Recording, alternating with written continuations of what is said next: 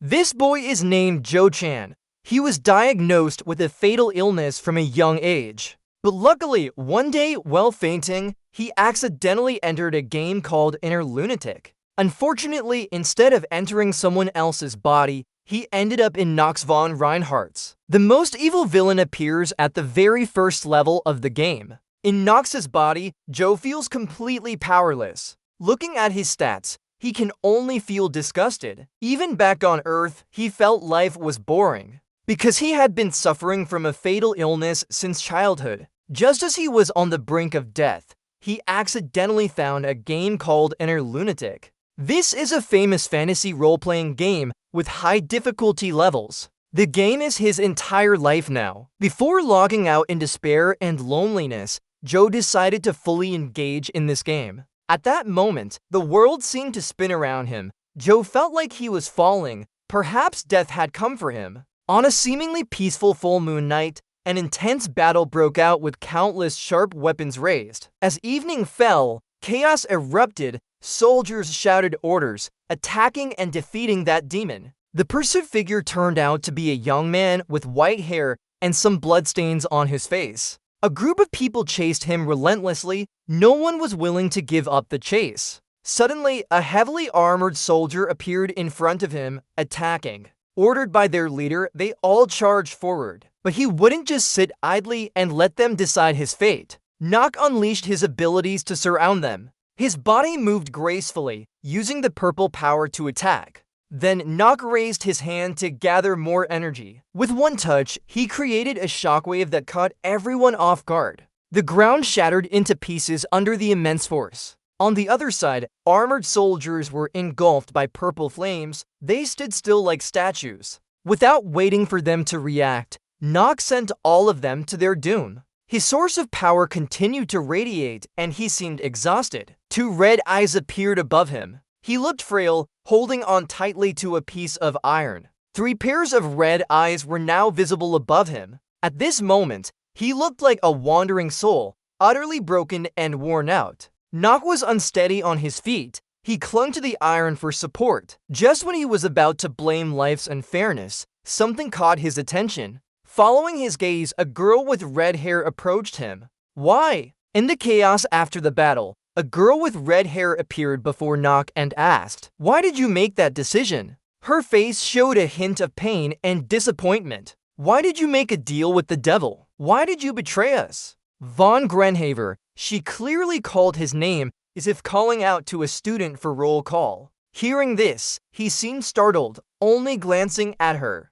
Then he looked dazed and sighed. "Betrayal? If you're scared, go back." But Nock isn't afraid of losing any favor. He laughed darkly and admitted it directly. "Yes, you should think I betrayed you." After that, he insisted he was the one who needed to be exonerated. "However, I didn't do that because, in fact, it was you who betrayed me." Despite this, the red-haired girl wasn't angry. Instead, she asked with concern, making Nock smile like a tycoon looking at his foolish assistant. "Stop arguing. Just tell me, when did you get injured?" Nock returned to his dazed expression and began recounting. Starting with a landing, the word appeared along with an image of a bright green apple. A notification popped up. "You have completed the first part of Inner Lunatic. Total score 27. In room for B, a boy was sitting in front of his computer, sighing contentedly. "Not bad. Second place isn't too shabby." Ashtrays filled with cigarette butts were stacked high. He had accumulated quite a few items now. On the screen, several notifications appeared. Great achievement. Cleared. Full moon's punishment for evil. Note from Nox von Reinhardt. Completed. The rose was pricked by the Sith's resolution to assassinate Princess Claire. Completed. The sun rises in the east as it suppresses a rebellion in the kingdom of Tajalan. He looks at it and praises himself. "I've unlocked many hidden achievements. I'm very satisfied." Suddenly, the calendar page for June is circled, even showing up on the hospital room wall, except that Min will die next month. The boy's nostalgic memories began to appear 2 years ago, including a brain scan image here. The doctor sits there with a serious expression and tells Yuchen, "Patient Yuchen, don't be afraid and listen carefully. We can't know what the doctor said, but from his expression, we could guess part of it. In a large house, inside the room, Eugen looks at the test results in his hand with a somber face. Hans' questions start pouring out one after another. He arrived at University Hospital 20,000. Did he visit to hospitals? We've conducted many examinations and tests. EU Chan becomes increasingly worried, and we got the same results. We can prescribe you some painkillers. Take them when it hurts too much. His hand slowly releases the test paper. The medicine bottle, not yet opened, falls everywhere. With that hand, Eugen looks like a soulless person with no hope left. His eyes don't show any light now. It's been 2 years already. Something catches Eugen's attention suddenly. It's the piles of garbage bags and neatly ranged calendar pages. Then Eugen coughs a few times into his hand. His face looks like he can't believe it. What he coughed up is fresh blood. Am I really going to die? Clean yourself up before you die. Eugen wipes the blood with a tissue. I guess the final result wouldn't be much different because I always thought about it. As he falls into despair, a phone notification appears. Eugen quickly picks it up and unlocks it. He can't say anything as he looks at the message inside. University Hospital 20 confirmed an appointment for patient Eugen. He sighs in self-pity. No one cares about that. Eugen lies down on a chair, sighing deeply. No one contacted me after I lost my memory. There's no one for me to contact. He tightly holds the bloody paper in his hand. I can't go anywhere like this. Suddenly, Eugen sees a notice on the table. The lines there seem to pierce through his current situation. An end-of-life cancer patient meeting. Have faith and hope. Church flyer. Do you want to become a volunteer at our church? Eugen immediately loses composure, crumpling the paper in one hand. He frantically searches through the discarded papers out of despair. His tears fall as the game ends. Eugen cries, shedding helpless and painful tears. Deeply immersed in despair, a light suddenly stops him from crying, making him look up. The notice appears from nowhere. You're about to start a new game. EU's firm voice without any regret. Chan speaks. Before the end, this is all I need to do. Without hesitation, EU.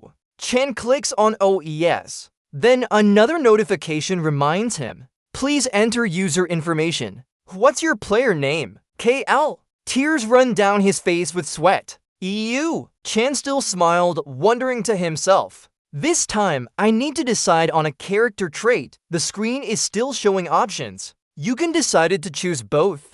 Look, choose one of these magical genius or sword and martial arts genius traits. Both magical genius and sword and martial arts genius. His eyes suddenly moved to the notification box. If you picked a genius traits or more, there will be a penalty. Choose one or less to avoid penalties. Neutral trait, negative trait, chronic illness. Seeing that, Eugen fell silent again. He didn't expect this coincidence. I have a chronic illness and my character does too. After completing the setup, the system asked Han if he wanted to start the game with his chosen character. Why not? Eugen firmly clicked. His hollow eyes suddenly widened in shock. He seemed to be swept up by something, looking terrified beyond measure. The shock made him lose direction as he fell off his chair heavily. Am I dead? At this moment, the system announced character creation success and Eugen was thinking, death is something I had forgotten, but at least I want to die with a sense of fulfillment. Then the system continued flashing, forcing his character name to change. The scene changed, notifications appeared continuously, sensing for percent, 6%, 19%, stopping at 71%. Character setup complete. Now a boy's body lay peacefully on the bed with heavy breathing. He suddenly sat up, looking confused. Who am I? Where am I? Looking around the large room, Eugen in his new body kept asking himself, this place is. When I was enveloped by a déjà vu feeling, he stepped down and looked around. Impossible, I recognize this place. He walked up to a mirror. Eugen sighed as he entered the hellish game. Discovering that familiar face, Cones, my character is the most evil one. Realizing those words appeared, it was indeed a fall. The history of this character gradually unfolded. Nock von Reinhaber. He was one of Inner Lunatic's Dark Masters, part of the criminal organization with deep ties to the world's most evil group. He was the youngest of 5 siblings in the Reinhaber family. The Reinhaber family had produced talented magicians and swordsmen across generations. But among all members, there was a weakling. Cons, born with mental disabilities, cursed, even bound by a pact with a demon from the Forbidden Realm. He became the most evil disaster in Inner Lunatic's story. Recalling this, EU Chan in Nook's form scratched his head and wondered if becoming Nook was a bad idea. Suddenly, the system appeared behind him. Here is all the information about your character. Basic info: name, Nook von Renifer, gender, male, age, 14, race, human, primary element, darkness, traits, neutral, positive, magic sensitivity, remembrance, steel will, neutral, negative. Chronic illness, cold hands and feet. Yukin was surprised. Why are my stats like this? Strength is only 2. At the top, my negative trait is neutral, dark negativity, chronic illness, frequent colds and chills in hands and feet. Truly a nightmare. Yukin realized, don't tell me it's my custom character from before? I'm limited to 1 year of life in the real world with a terminal illness, chronic stage end. Am I still limited here too? The 7th god wondered. He couldn't remember why he did that but thought back to an unclear idea. I wanted this character to be like me, alone and destined for death. His remaining time would mirror mine. Of course, I didn't know it would turn into a disaster. Then the system appeared with a notification. You have an unread letter in your mailbox. Do you want to read it? Yujin saw it and didn't hesitate to open the letter, even as he asked aloud, how can this be unread? The message in the letter appeared. Hello, Yujin. No, I'll call you Nock now. Just reading the first line made Yujin shiver. It knew his name Yujin, the name given by parents. He didn't know if they were still alive. He pondered with countless questions. Who brought me to this world? Could it have known something about my forgotten past? The message continued. You might not remember me, but I need you to hear this. It's been a long time indeed. Yujin read the letter in shock and confusion. What is this? Each word made him sweat. You've done well over these 2 years. You have the right to return here. Welcome back. Yujin stood frozen, unable to comprehend. Return? Me? His thoughts echoed in his mind. They said we're no longer in our old world. Nock frowned worriedly. And now, is this the reality of us? He clutched his sweaty hand tightly. It's just too absurd. The message kept appearing on the screen. I can't tell you much about my identity yet,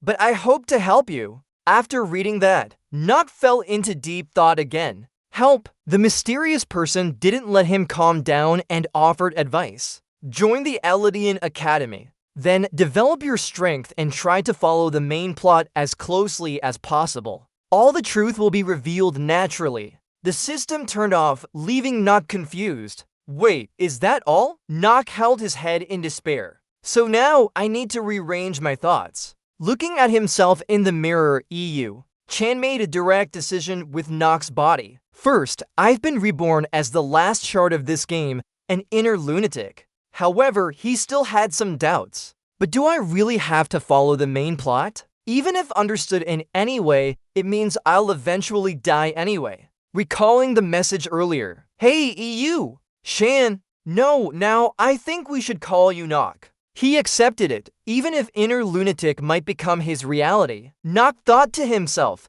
it doesn't mean he would give up on regaining his memories. At any cost, he would follow the main plot and rely on lost memories. He would find out why he was in this world. His eyes shone with unprecedented determination, surviving for that purpose. He resolved to become a true villain. Nock laughed at himself, looking slightly sinister. After thinking it through, there wasn't much change from his old life. Yujin's memories resurfaced. 2 years before he lost his memory, he had a serious illness. Every moment was a step closer to death, and he spent his entire life living in fear of death. The only thing that changed was the system. The roof stands alone in the vast room of this world I understand so well. Then he asks the system, what date is it today? It immediately replies, February 4th, 1812. Sighing, the roof says, that means I don't have much time left. At this moment, his spirit seems restored as he smiles.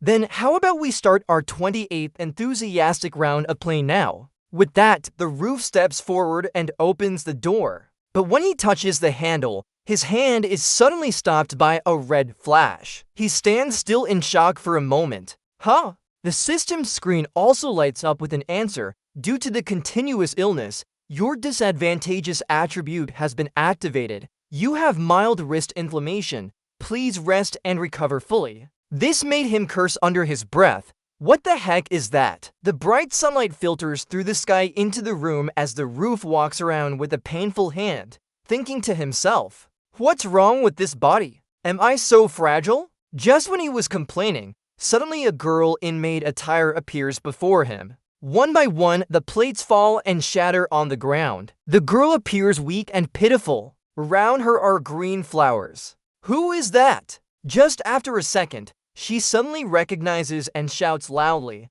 startling all the maidservants present. The building seems to be collapsing at any moment. Roof! But Roof is still in pain from his crippled hand. It hurts so much. Then he slowly looks at her and realizes, this face, brown hair, and light orange eyes. This is Rona. Right now, Rona is very shaken. She bows her head in a plea for forgiveness. I'm sorry. Please forgive me because of the mistake that caused you to be injured. Dig through my memories. Roof recalls. Because she was just a minor character. The only thing I remember is her speaking behind Roof. That's all I can recall. But when looking at this frail and delicate face, Roof doubts whether such an innocent girl would speak ill of him, even if he were the villain. Thinking so, he smiles slightly and approaches Rona. I'll forgive you this time, after all. At this moment, Roof is a true villain. He says sincerely, but his face looks terrifying.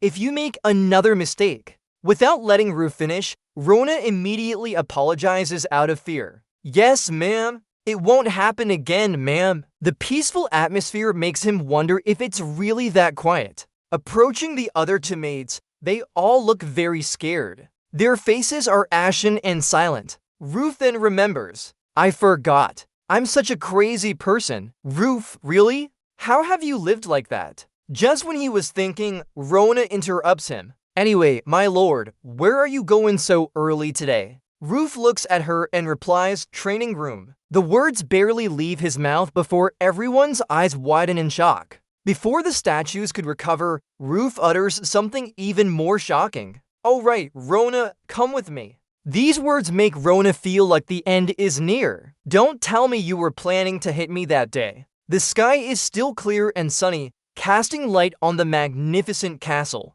Nook and Rona are heading to the training room. She hesitantly looks at him. Meanwhile, Nook continues walking, lost in his thoughts. First, I need to survive. Recalling the real-life scene, he feels more determined. After experiencing death, now I'm certain. In his eyes, tears flow down, showing he doesn't want to die. Looking around, Nook thinks about how to survive. I need to adapt to this new environment as fast as possible. Then Nook questions himself. That doesn't mean I can't change. His vague words confuse Luna, who asks him what he means. Forget everything. Nook is lost in sorrow. As someone who has played this game 27 times, he understands most of its hidden aspects. Nook exclaims for words, Windows State, Inner Lunatic. The story is about a battle between angels and demons across the Empire, with many fans worldwide. The special feature of Inner Lunatic allows for character customization,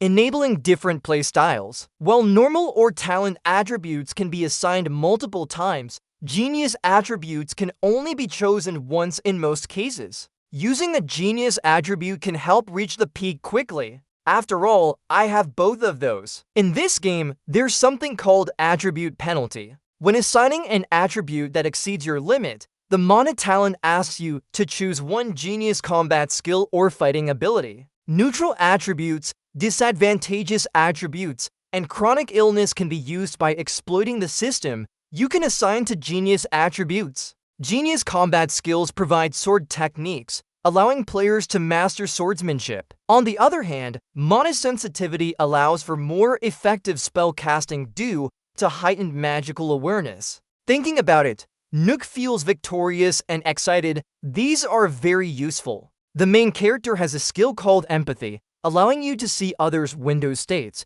Master acting lets you perform any expression in any situation. It seems very helpful here. Steel Spirit can be used in battle, helping players maintain composure with a cold exterior. The only issue is disadvantageous attributes and chronic illness. Chronic illness will be the worst, but disadvantage, chronic illness weaknesses, continuous sickness, cold limbs, and a desire for death. His face is covered in sweat, yet he still tries to smile. Looks like I'm just a mobile hospital now. For those with cold limbs, entering cold areas is almost impossible without the warmth skill. And chronic illness means at least one episode per field. Nook keeps walking, looking like a fish on a cutting board, trying to escape Rona's concerned gaze. Well, I guess there's no choice now. Let's take it step by step. Soon enough, Nook is in front of the training room. Rona stands aside, doubtful.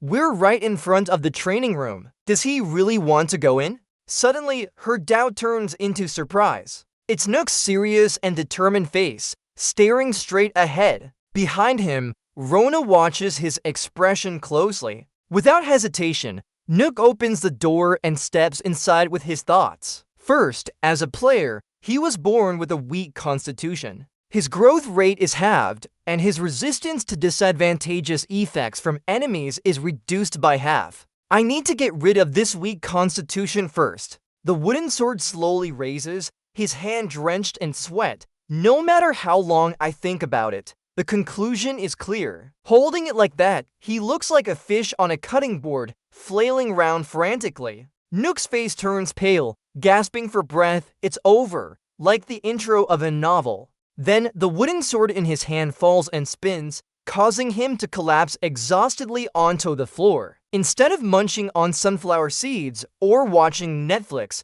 Nook realizes the harsh truth after careful consideration. Even not being able to swing a sword 10 times, I don't think the weakness curse is this debilitating. The training room is spacious. Nook sits up and marvels at it. As expected, many good weapons here. Another introduction. The Renifer family's foundation comes from their swords. When talking about the Reinhardt family, there are many flattering stories. Their most famous title is the Noble Family of the Sword and Darkness. They're called that because they use dark magic techniques to combat their enemies with their swords. All thanks to the leader's sword. Known as the Lord of Darkness, it's passed down through generations. Thinking about this, he suddenly realizes how much he's overthinking something irrelevant. Besides swordsmanship, there are many benefits to being part of a noble family. Songen kept staring at some precious items and forgot about his training. The most important thing is money. Money! Nobody loves money. Even Nock would sell himself to a capitalist when he was dying. Money comes first. Imagining golden coins falling from the sky, Nock couldn't stop daydreaming about it. The Renifer family is one of the largest noble families in the story's core. Of course, they are extremely wealthy. Nock still sat there, staring at the blue sky. To them, even their useless son had enough money to support his entire life. He thought about his body's father, who might be Theo, not caring much if Nock spent wisely or not. From the start, Nock wasn't that kind of character, a youngest son in a noble family. After thinking for a while, Nock slowly stood up. His role model was clear. He would use all his money. As soon as he stood up, his legs started trembling uncontrollably. Nock felt 30% powerless and 70% like a fool when remembering Rona. Even with her items, he couldn't run fast. A few minutes ago, when Rona was here with Nock, she brought him a handkerchief and water. Rona had plenty of necessities: needles, wood, cloth, and hot water for the host. She still couldn't believe that Nock, who was so useless, wanted to do something. Was he really going to train? Suddenly, Nock's words made Rona freeze in place. Is there nobody around here? Come over, Rona! It was overwhelming. Just one word triggered multiple scenes. Rona fell into a deep pit of shock and wailed, "Why? I'm going to use all that money. Are you hitting me?" Just when he was calm, someone suddenly labeled him as a fighter, making Nock furious. "What are you saying?" Then he pulled Rona's hand close. "Lean in here." One person speaking and the other listening without understanding anything. "Yes, sir?" Then Rona shouted loudly, revealing her secret to the world while whispering, "What? I want to use all that money." Rona spoke urgently, questioning him. "Your ideas are all nonsense." Before she could help, Nock immediately silenced her like a dog. "Be quiet and find those things." "Yes, sir. Don't shout at me." Rona shivered with fear as she whispered to herself, "He has changed." A while later, he returned to the training room. The wooden sword still lay on the floor. Nock was now examining various weapons around the place. "I didn't know Rona was so agile, but I need those things here tomorrow." After thinking, he poured himself a glass of water. Holding the cup, not prepared to drink but kept pondering. "Well, Rona brought it. I'll fulfill my vow and address my weakness." I never thought my vow would be so bad. Before he could write it down, Nock was startled by an unexpected visitor. "Hello, Mr. Nock." The arrival made him jump. Rodwell G. Earnhardt was the butler. He introduced himself as a Renifer family estate manager, someone not easily dealt with. Delvon Renifer, his father's advisor and head of the family, was none other than Rodwell. Continued to line 60. His hand was trembling as he held his cup. His expression turned serious and slightly worried. "This is a challenge I need to face." As he set down the cup, he speculated that maybe the old man had noticed something strange about him. Just as the cup touched the table, NCC came up with an idea. There was a way to handle this situation. He immediately activated his acting master skill, wondering what the old man was doing here when he should be serving me. Old Roswell got straight to the point. "After being entrusted by the host, I'm here to inform you of a few things." "What is it?" His face turned stern as he warned. "Yes, you are required to attend tonight's dinner." This made NCC tremble with anger. He chuckled sarcastically. "I still don't fully understand this family. Are you joking and my father wants me to have dinner with him?" Under his gaze, NCC firmly refused. "Tell my father that I can't make it tonight." Roswell sighed helplessly and wondered why the host had chosen him for this dinner. Then he clearly stated the issue. A Steeliner family member was visiting to be trained as an artisan. If NCC didn't attend, the head of the family would be upset. The old man warned urgently, fearing that the host might get angry. Hearing this, NCC reluctantly agreed. "I understand now." This surprised Roswell, who showed clear confusion. As a straightforward person, he immediately asked, "Something is off with you today, Headmaster." "EU." The unease in NCC's body was evident. "What are you trying to say?" Without further questions, Roswell directly voiced his concern. "You've never wielded a sword before, but I noticed that you practice at the training room." He still didn't understand why. "Can I ask why not?" NCC seriously replied, allowing me to clarify this matter. It was his acting skills that warned him with a voice indistinguishable from his own. "Don't overstep your bounds as my steward." A hint of danger flashed in his eyes. "Whenever I do or for whatever reason, it's none of your business. I decide what to do." Hearing this, the steward Roswell was momentarily speechless and couldn't respond. He then humbly apologized to the headmaster. Ignoring him, NCC walked straight in another direction without looking back. But Roswell's suspicion lingered. Something must have changed. I should report this to the headmaster. The sky was still clear as usual, but NCC's hands were sweating profusely. He had just shown such firmness and now he was trembling with fear. "This is too much pressure. I didn't expect this situation to rise." But then he sighed deeply. "I wonder what would happen if I made a mistake. He won't follow me, right? Forget about it." Thinking of how Roswell mentioned the Steeliner's daughter earlier made NCC curious. She was a pretty girl with red hair. Why is she here? The sky had turned dark as night fell. Why does the full moon cover the entire area below the magnificent tower? Inside, other noble children at the table kept mocking him. Hey, look over there. The fool has arrived. I won't be able to eat tonight. But it's okay because NCC is a laid-back guy. He sat still with his eyes closed as if enjoying himself. Singhas and Alan sitting opposite him kept making sarcastic remarks too. Don't tell me you haven't gotten used to this kind of meeting. It seems like that's the case.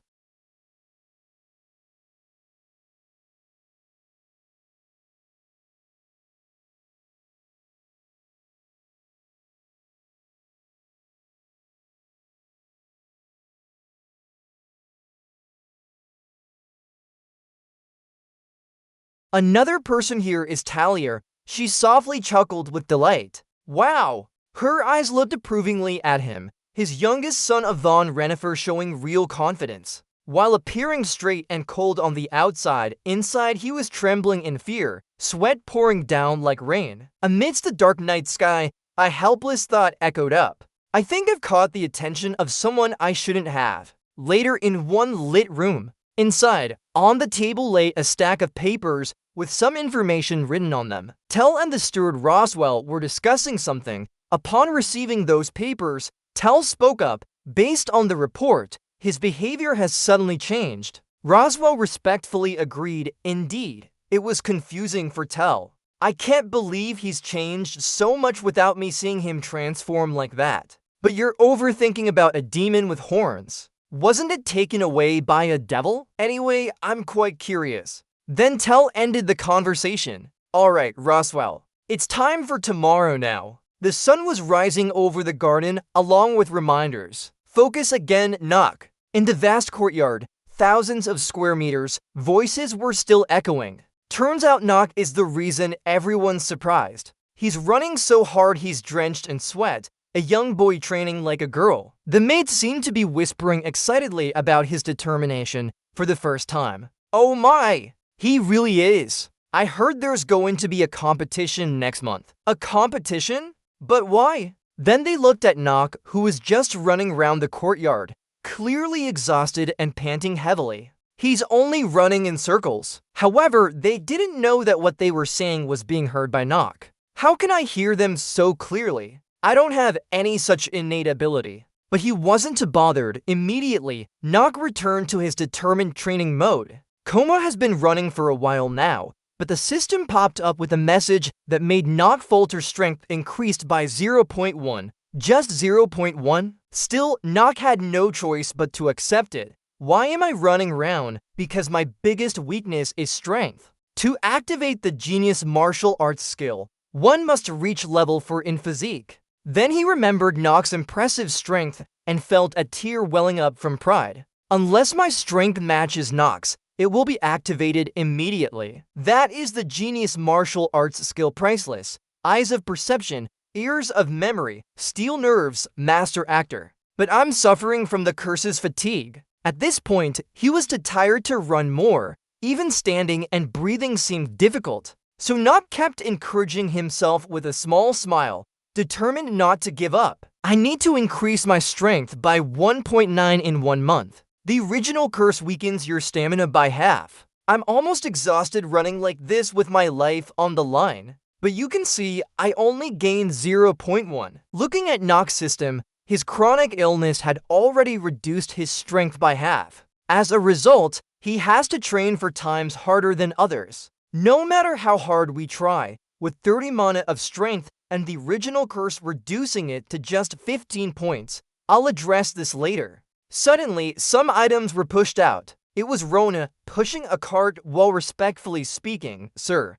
I have bought the items you asked for yesterday. The gloomy expression vanished as he smiled approvingly. She's more thorough than I thought. At least now she has some use. One by one, the items were 3-headed snake venom, holy water, golem core, and growth physique scroll. But what still perplexed him was how to reach for strength points. I won't have any problems. Of course, as Knock thought, he picked up the holy water and held it high. A master can use past experiences to do this. The scene shifts to Rona's voice practice room. Why do you need this? She seems quite worried and hesitant, barely able to speak. All those items are very difficult to use. Or they're remedies that people usually avoid using. They're also very expensive. Isn't just the scroll useful for you too? NCC only responded with a cold expression, unchanging. People avoid them because they don't know how to use them properly.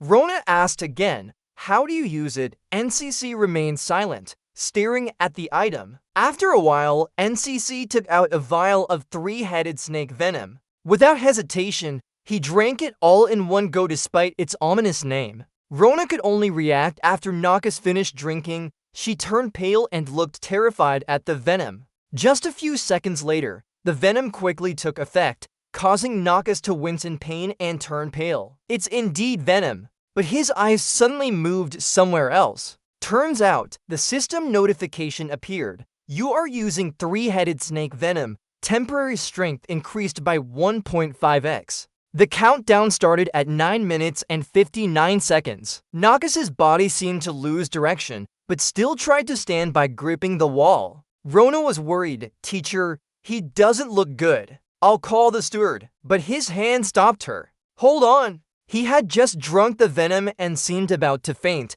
but wasn't scared yet. He directly bit a large piece of golem core, looking indifferent. This is pretty good. This scene made Luna even more panicked. Her head spun like crazy. "Don't eat the core like that." The system continued to announce, "You have eaten the golem core. You will gradually enter a petrified state. The three-headed snake venom is interacting with the golem core, and it secretly feels satisfied. Good job." The mysterious piece has taken effect. Nakas looked like an extremely sick businessman in his final stages. He appeared lifeless, but stubbornly refused to give up. Originally, the golem core could temporarily enhance the user's defensive capabilities. This is a combat golem creation item, but when combined with three-headed snake venom, a special effect was activated, the venom was diluted, and the weakened vow was removed. Recalling this, Nakas immediately regained his composure. The weakened vow has been erased. As for Rona, she didn't know what was happening, thinking Nakas was trying to make her husband die of fright. Tears were streaming down her face. Rona kept asking if he was okay, but Nakas ignored her. Lost in thought, there were still many hidden things to discover. Suddenly, Rona's worried and scared expression turned shy and wide-eyed. It turned out that Nakas's sweaty, disheveled appearance along with his actions of trying to unbutton his shirt had made Rona react impulsively, shouting in fear. Nakas's dazed eyes didn't hear her loud call. He was the master. But his hand reached for a vial of Mark Corna's bone essence. He poured it on his face and the system announced, "You have used bone essence." The petrifying effect of the golem core had disappeared. Bone essence is reacting with the golem core. After doing this, Nakas smiled secretly, feeling amazed. A hidden piece has been activated. Users will temporarily gain special physical attributes. Looking at the system, Nakas was delighted. It matched his plan. The notification appeared. Positive physical attribute increase up to stamina 5. Users' growth rate will double. There were only a few items left, and Nakas quickly reached for the last one. He tore it in half, his face relaxed now. "You have used stamina boost scroll. Your stamina growth rate will be doubled." After that, he thought to himself, "I've broken the weakened vow, and with positive physical attributes limiting debuffs from chronic diseases. Using this scroll means my growth rate will double compared to normal people." Thinking of this, Nakas gained more determination, so it means I can increase my stamina faster now. Suddenly, Rona, who had been anxiously standing by for a while, rushed to him. She panicked and burst into tears. "Master, are you all right?" Seeing that he was fine, Rona was relieved but still agitated. He suddenly took off his clothes. "I thought there might be something wrong with your head." He looked utterly helpless and slightly uncomfortable. "Fool! Bring me a towel quickly." Hearing him curse, Rona relaxed a bit, but also felt a hint of malice. Even though he said it, Nux seemed to have a tinge of affection. Since his vow was resolved, maybe he should treat her better. He forced a smile and tried to reassure her. "Naturally, I'm fine now." But Rona remained worried. "Are you sure you're alright if I don't call the butler? Shouldn't you be resting right now?" Nux smiled lightly in response. No worries, Rona was still confused. Then what are you going to do? Nuck firmly looked at Rona and said one word, run. The sunlight from the blue sky illuminated the wide garden.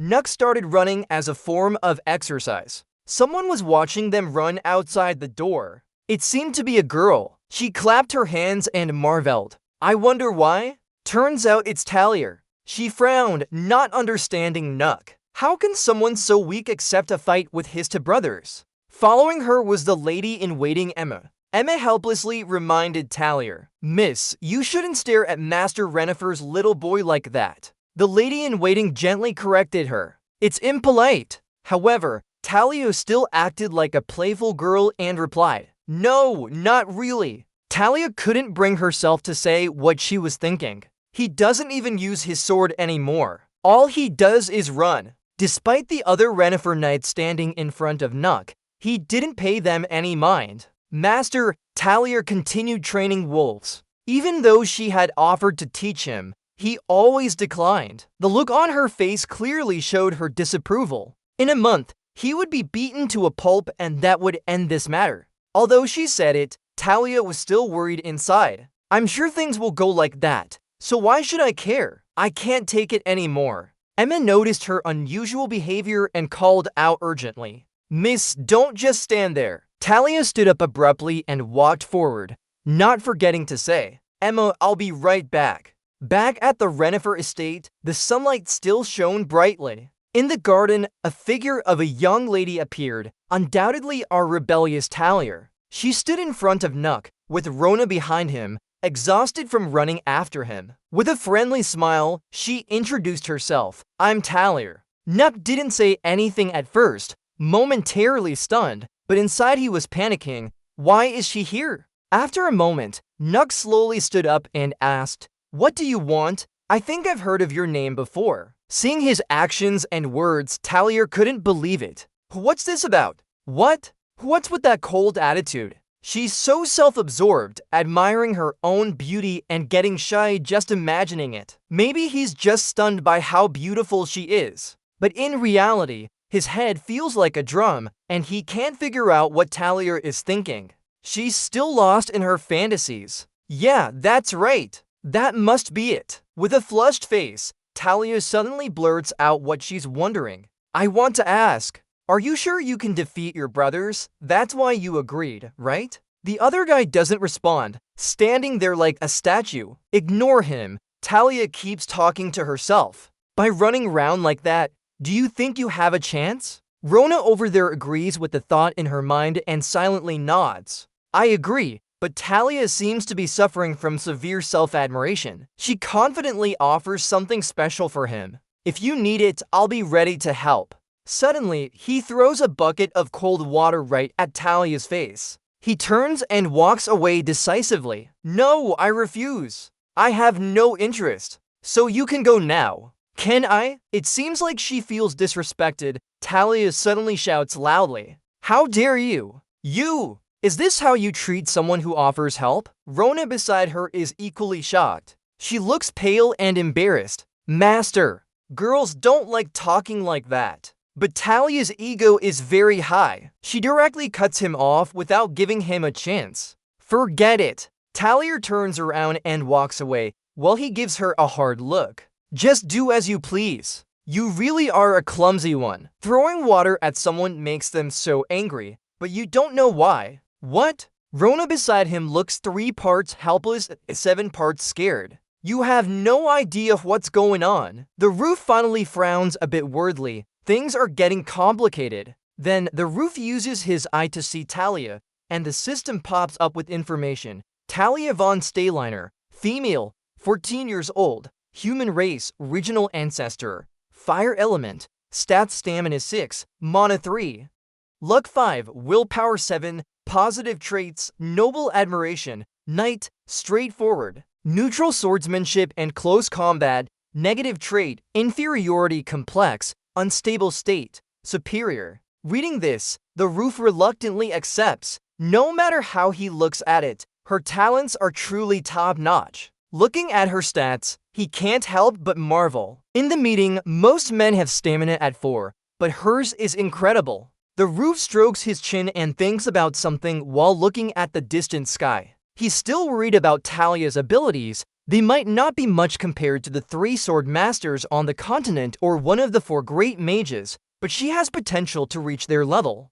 The more he thinks, the more sweat beads up on his forehead. With her fire attribute, she could kill a few demons. Talia's fire attribute will awaken white flames in the future and be used to burn him when he's possessed by a demon. If she can become an ally, it would change the story too much. I need to find a way to stick to the plot without meeting my doom. The roof thinks about this and sighs helplessly. From the start, is it feasible to have good relations with someone who will know you in the future? Time passes. A month later, under the bright sunlight in the castle, Talia walks inside and looks in one direction. Her face looks tired and sad. Not long ago, Talia was training surrounded by people praising her. Amazing! She learns fast. As expected from Still Rainer's talent. Those words sound like a compliment, but to her, they feel heavy. Still Rainer's talent seems to have something that catches Talia's attention. Recalling the past, she had to sit before a short-haired girl with a face just like hers. Talia stood up, unsure of where to go, gripping her sword tightly. Her eyes became hollow and empty. Am I even capable of becoming a knight? A knight must never let greed cloud their vision. They should always be humble, sacrificing themselves for a greater purpose. Most importantly, they need to learn the stance and technique of swordsmanship to become true knights. Talia sighed helplessly. Could she defeat her own brother with just those cardio exercises after years of training? In the night sky, Talia's 3 wishes were confirmed by Ding Ding. Soon it was morning and light began to filter through. Inside the room, sunlight shone through the windows. At the center, Nock and one of his twin siblings faced each other, ready for a decisive battle. Not only were the knight servants present, but Talia, the steward, and Mr. Theo's couple watched from above. Mr. Theo's wife looked serious as she observed the fight. Then he called out to Rodwell, the steward. At this moment, his presence exuded a deadly aura that could kill. What do you think the outcome of this battle will be? Rodwell hesitated and stammered, me. Fortunately, the referee below announced to see if he was visible. Please pay attention. Both held wooden swords in position, ready for the official match to decide who would enter Aladdin Academy. As Nock's determined face came into view, the referee loudly declared, "Begin!" Alan seized the moment and jumped, swinging his sword towards Nock. Back at Theo's position, he was still unsatisfied, questioning Rodwell, "What do you think of this?" The steward immediately replied without hesitation, "If by what I've seen before, young Master Elaine will win." Hearing this, Theo agreed, "Indeed. So did I." Only the lady beside him had a slightly anxious and serious expression. Despite Rodwell's words, he was still uncertain, wondering if his master had predicted a different outcome. Looking up at the roof where no one moved, Rodwell thought to himself, even though Nock has changed, I don't think he'll win. This is too strange and impossible. Recalling the past, she had also walked the path of a knight, fighting alongside her master. The sword was sometimes complex, but at other times it was the simplest thing in the world. How much training and contemplation would determine one's level? The steward continued to watch below. Only one thing could turn the tide and make a stronger opponent submit. In other words, a genius like a letter T and overwhelming talent. Roswell sweated, unsure of his guess. Was young Master Nock born with that kind of talent? Suddenly, Theo interrupted Roswell's thoughts, causing him to be taken aback. Theo nodded firmly. However, it wasn't without its own opportunity. No one could ever know what talents ran through the Reinhaver bloodline. Could a noble like that be born with such incredible abilities as the 3-Sword Emperor? The scene shifted back to Nock. The system displayed a notification indicating unactivated martial and swordsmanship genius attributes. This left him speechless for a moment. Nock was panting heavily, clearly exhausted. He sighed inwardly. Why did I have no luck at all? Even though his luck stat is so high, or has it always been low? Recalling that time, first the results. Finally, he couldn't increase his strength to 4. Currently attribute was active. Strength increased by 0.1. Strength increased by 0.1.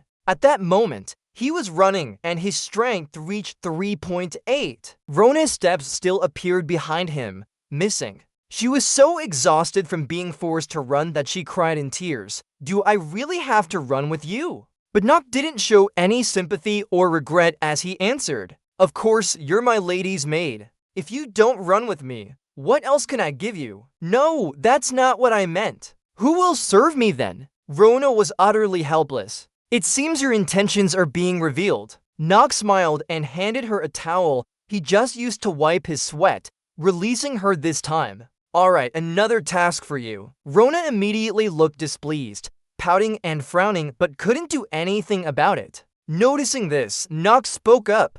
"She must have secretly washed me, hitting a sore spot." Rona started singing continuously while denying everything. "I didn't do it, I bit my tongue." Seeing her foolish expression, Nock couldn't help laughing out loud. But then he suddenly thought of something. At this level, her stamina must be high too, right? Should I use clairvoyance to check? Immediately, Rona's information appeared on the screen. Stamina for 0.5, Mana 3, Luck 4, Control 2, Attractiveness 16. Looking at her stamina stat was like looking at a crowd of people. Nock was extremely surprised. What the heck is this? A maid with 4.5 stats is stronger than an ordinary man. The Renifer family must have made her do something to be in such condition. Feeling ashamed, Nock couldn't help feeling angry that he wasn't even as good as a maid. Rona! Another person with higher starting stats than me. Stats I haven't achieved after a month of hard training. This is so unfair. Seeing Nock lost in thought, Rona called out to him. "Hey, it's late now. The competition tomorrow. You should go rest." Hearing this, Nock suddenly realized the competition was fast approaching. My mouth! Yes, there's no more time left. Returning to reality, Nock faced Elaine. He called out, "Nock!" He arrogantly still thought of me as a grain of rice and was mocking me. Or should I withdraw? Elaine wore a confident, victorious expression. "Though he's the sign of the family, you're still my younger brother. I shouldn't hit you too hard. Shouldn't I? Isn't that right?" But he immediately responded without showing any weakness. "From your expression, you didn't want me to withdraw, did you?" But Elaine still smiled and wasn't angry. Looking up and saying, "Did we get discovered? Really, I wanted to leave a good impression on the Stilliner family's lady. That teacher, I believe he will help me." Ugh, Nock was sweating unsure. "I guess so, but I'm not sure if that's right." Watching Elaine boasting, Nock fell back into his own thoughts. Elaine's power is at level 8. There's no way to win with normal methods. Thinking this, the referee suddenly interrupted with a reward of being accepted into Eladian Academy. The sword fight will begin. Nock and Elaine von Reinhaber must accept the outcome of the match, with no doubt or hesitation. The battle is about to start, but Nock remains extremely anxious, doubting himself. "If I lose here, everything will end." From retrieving my memories to finding out who sent me that letter, even though it was delayed by a year, my life will come to an end. With this thought, Nock firmly gripped his sword. As the referee asked Han if everyone was ready, "Let's begin." A loud shout echoed as Elaine quickly rushed towards Nock to deliver the winning blow. The sword swung down, but Nock skillfully dodged it. His foot was pushed back with great force. Nock found himself in a precarious position, unable to do much. He struggled and was pushed backward for quite some distance. Nock's eyes showed determination. Seeing this, Elaine arrogantly praised him. "I don't know why." The battle continued as both sides charged at each other. Nock fought while thinking. This damn game is called Inner Lunatic. He was struggling,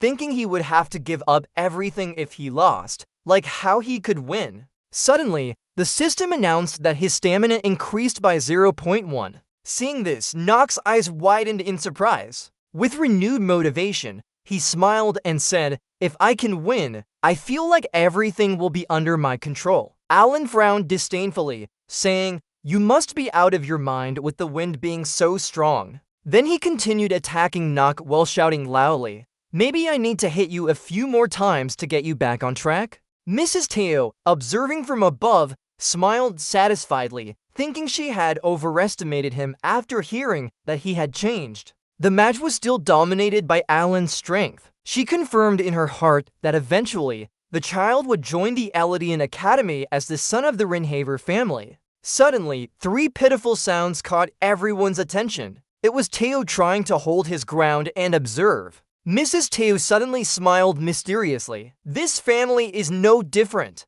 One day. At this moment, Mr. Teo was very disappointed. I had hoped for today because I heard it had changed. That's all it can do, right? The steward Roswell immediately chimed in. Lord, should we stop the match? Looking at Knox tired and struggling back, Ben said, if we continue the competition, Knox will need a lot of time to recover. Then he observed Elaine like a monster without fatigue, and Roswell thought, Elaine and Hans have talent, but not as refined as Garen, the eldest son. Their skills are still lacking. The law of Blacksword brought everything to him and made his enemies submit with overwhelming power. Nog was still tired, breathing heavily. Seeing this, Mr. Teo sighed helplessly. Who did it learn from? Then Teo didn't bother observing as he stood up to leave. All right, the competition. It can be stopped now. Just as he spoke, Nog suddenly burst out with quick and nimble sword strikes.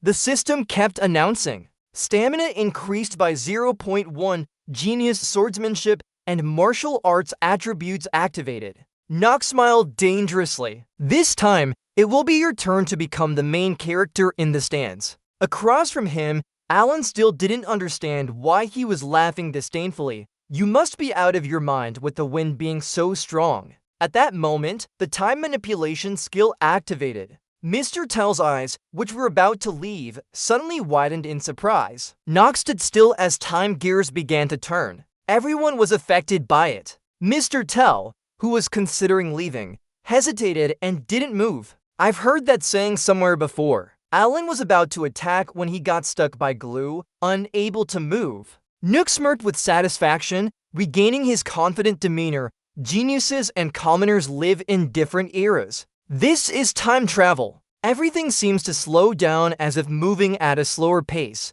a skill that slows the perception of time significantly. The opponent's movement slows completely differently from my accelerated speed. It's quite difficult to fully utilize this skill's potential. As long as the martial arts genius attribute is activated, Alan's sword remains motionless. Everything has been decided. Nook took advantage of the situation, slicing his opponent's sword with one hand and regaining control. After escaping from the time warp, Alan was surprised and a bit wary of Nook. Nook, now determined and confident, declared, I will be the victor. Alan's sword fell onto the arena, creating an endless ringing sound. His hand also trembled slightly. This made Alan very angry, glaring at Nook with a bullet-like gaze. Meanwhile, Nook's hand still tightly held the sword, ready to swing down. His face showed clear confidence. He would be happy. Feeling a bit nervous, Alan stammered as he spoke. Who are you?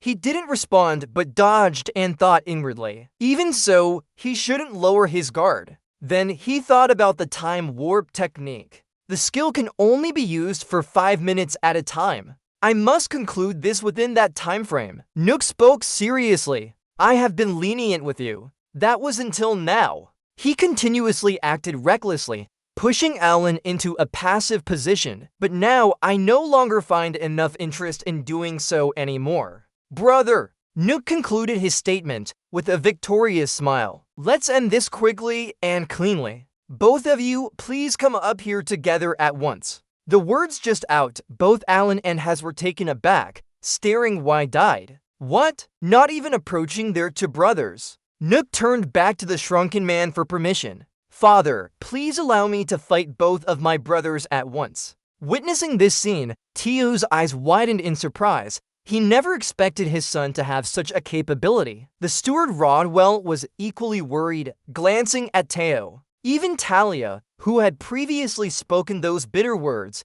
was startled and advised cautiously. What are you planning now? However, Teo reacted completely differently. He smiled contentedly, thinking to himself, has the situation changed then? It seems like my son still has secrets he keeps, observing him a bit more won't hurt. Thinking so, he agreed with Nook's request. I will allow this one on to battle. The lady beside immediately worriedly stood up and called out, Sir. But regardless of everything, the fight continued. Begin. Alan gritted his teeth as he picked up his fallen sword. Both were furious. How dare this bastard humiliate us like that in front of father? Meanwhile, Nook remained confident and smiled with satisfaction, swinging his sword into a ready position. The twin brothers also assumed their stances, preparing to fight. Instantly, they charged at him as fast as the wind. Each slash of the sword was met by Nook's quick defense. Alan shouted in fear, attack deeper on his left side.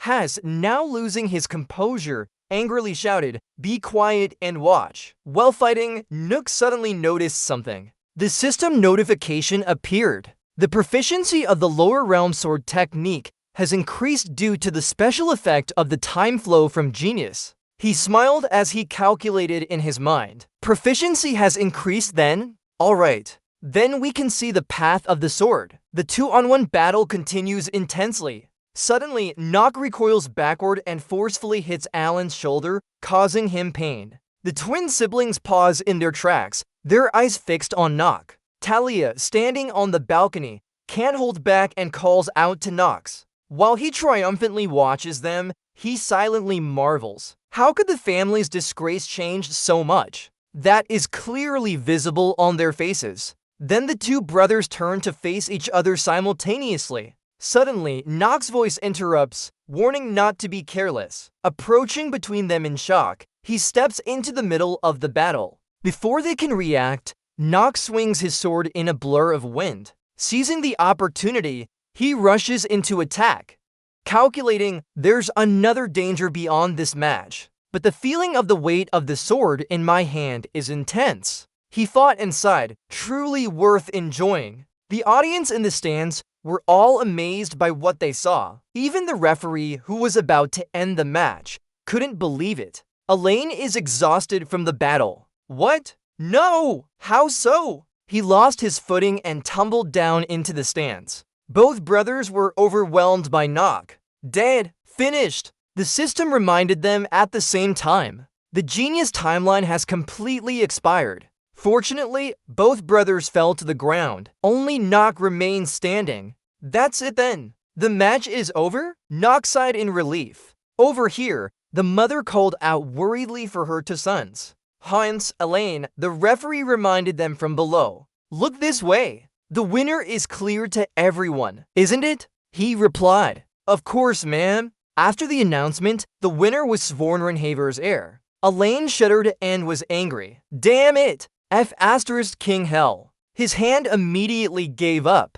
The sword just kept spinning like trash. Over here, the father seemed satisfied. He smiled slightly. Seeing this, Nock's face relaxed a bit. Then he bowed his head and respectfully spoke. So I request to leave now. After saying that, Nock walked towards the exit. Talia was running down quickly, but Nock's back was slowly moving away. Talia looked at him intently and silently resolved to find out what happened from Nock. It was evening in the magnificent castle. Here, Nock could finally relax and catch his breath. He didn't know when he got blood on his hand. What is this? Blood? His eyes showed surprise. He seemed to have exceeded the time limit of his skill. The Genius timeline skill has a fatal flaw. If used beyond its set duration, the user will suffer adverse effects. The system reminded him again. His playtime had decreased by 2 days and 17 hours due to the reverse effect of the time flow skill. A part of his health would be permanently impaired,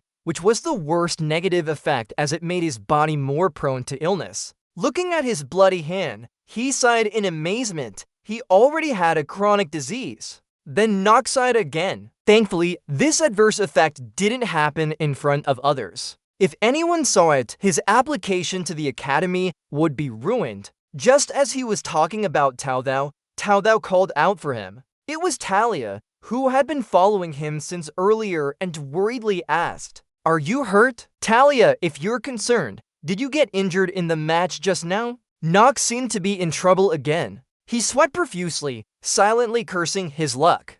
Damn it! Looking at Talia standing in front of him, Nocturne couldn't help but feel flustered. Damn it, she must have figured it out. And why does it always have to be Talia? I can't let her know about these secrets. Then he sternly spoke up. But before he could finish his sentence, Talia interrupted him. You can win against your brothers with that frail body of yours. Nocturne's face immediately froze. What? Her cheeks were flushed and she was at a loss for words. I thought Talia was as delicate as an 18-year-old girl. I misunderstood you. Memories from the past month flooded his mind. Nocturne had never held a sword in her hands before. On that first day, she only saw him clumsily swing a wooden sword. How could someone like that win? For a few minutes, Talia was running through the chaos in her head. It must be because of his talent. I need to find out how he awakened such talents and how he trained them. She recalled the image of Nocturne just now. But when all the battles ended, the way he looked alone. What happened? Then Talia noticed Nocturne's demeanor from just now. Why is he in this state? Didn't he already dominate his brothers with intelligence and talent? Seeing his evasive gaze, Talia secretly confirmed that Nocturne wasn't useless. It was just rumors. She had a bit of sympathy. He simply trained hard to win at all costs. The silence was broken by Nocturne's coughs. Seeing this, Talia immediately rushed over and asked Han if he was okay. But his hand that wanted to touch him was pushed away without any mercy. Nocturne looked uncomfortable and harshly said, "Don't touch me." Yet inside, he was extremely flustered and realized because he had been caught up in the game for 2 years. His progress seemed too hard to understand, his face drenched with sweat. At first, she was supposed to be the one who would kill me. Suddenly, Talia blushed, realizing her mistake, her expression like a new recruit making a grave error. Sorry. This kind of look can't help but make people feel sorry for him. Nocturne harshly muttered an inaudible word. Huh?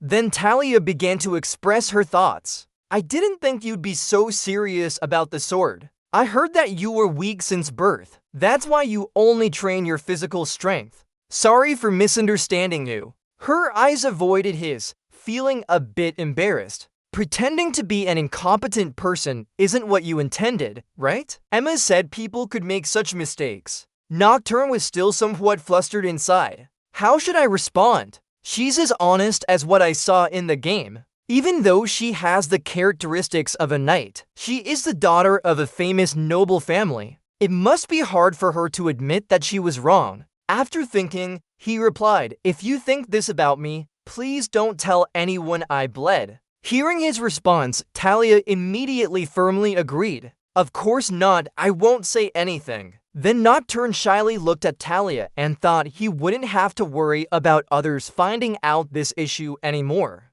After that, he stepped past her and moved forward, reminding her to keep his word. Talia stood there, watching his back. As night fell, darkness enveloped the castle. Inside, Theo was satisfied with a smile. It seems our judgment was correct. Then he looked at the steward Rodwell. What do you think of Nox's talent? Rodwell honestly replied. First, I couldn't understand why the master let himself be beaten like that. But for children around the same age as the master and other young masters, I think he is the best. Theo was very pleased with this answer. I agree with you. And we don't know why. But we think it still has the potential to mark us. Then Theo gave Rodwell another order, observing all its actions and only observing, no matter what it's doing. The steward immediately obeyed. Yes, sir. Theo started putting on gloves and pondering. I wonder if he has enough talent to inherit the power of the Songmaster sword. Looking at his palm, Theo continued questioning himself. Is there enough talent to inherit the power of the Songmaster sword? After thinking, he firmly said, "We don't have much time left." A sentence he spoke surprised Rodwell. Rodwell, what you're doing is important. Hearing this, Rodwell bowed respectfully. I will do my best. The night still covered the sky. Another room was lit up. The system notification just appeared. You have completed your training mission and passed the first battle. Sitting silently, he watched those information lines. This is a world that has become real. but the game system still exists here. The parameter window is still displayed. Suddenly something else appeared. You will receive rewards. You will get 1 free attribute point x3. Seeing this, Nox immediately got excited. Here we go. But then he reminded himself, it took me a whole month to increase my strength by 2 points. The worthy one should have given it to me sooner. But the attributes I need to add. Thinking this, Nox started interacting with the parameter window. He pressed into the system interface, not strength but luck, 10. Seeing this, he smiled contentedly. The reason is because it's an attribute that can't be increased through diligent training, and luck is the most valuable attribute in the inner lunatic. Nox then turned his gaze to one side. Let's see what its value is. System notification. Welfare. Why Darius sweep 27 times? Granted, you have received a random gadget ticket. You have received a one-off skill confirmation ticket. Seeing Nox sighing in relief, the system welfare is still here. That's good then. Then he ordered, let's do it now. As soon as he finished speaking, a huge dimly colored gacha machine appeared before him.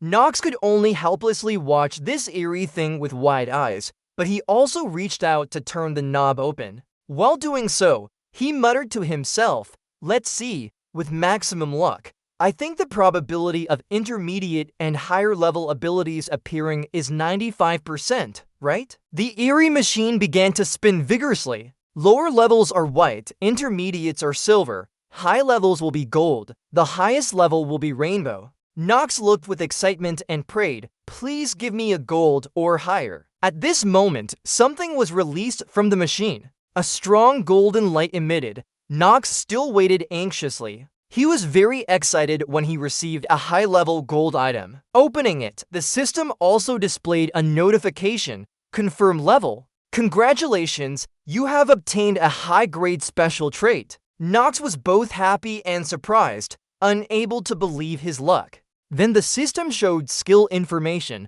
Tower of Ultimate, high tier, incompatible trait, effect, reduce other people's composite stats by 20% when your total stat is lower than theirs. After reading it, Nox was as excited as a child seeing a candy. This is a high-grade item. Unbelievable. But there's a day buff skill too? He glanced over, but we still have rewards, right? They asked him if he wanted to use his What I'm skill confirmation ticket. He pondered endlessly before the question. The skills I received are already decided. One of those hidden pieces can only be obtained through Renifer family members. To get this, I need that skill too. We'll soon gather all our comrades in the training field. It's time to use them. He wondered if it was getting close for Ryan von Renifer, the second son of the Renifer family, to return to the Renifer training field. It's been some time since the Elden Academy graduation ceremony ended. Ryan von Renifer is probably on a night training journey somewhere. He stepped forward and had to find and deal with Brian. No rest at all. The only good thing is, he secretly thought Talia wouldn't bother him anymore. Thinking of Talia, she's not the type who would break her promise. There's no reason for her to approach me now. Suddenly, the next morning light seeped into the hall. He stepped out with 1,000 thoughts. Those were what he thought last night. In front of him was Talia, standing solemnly and looking straight at his head. He bowed and questioned her. Didn't we agree everything yesterday? What do you want from me now? Talia suddenly became hesitant. Speak up.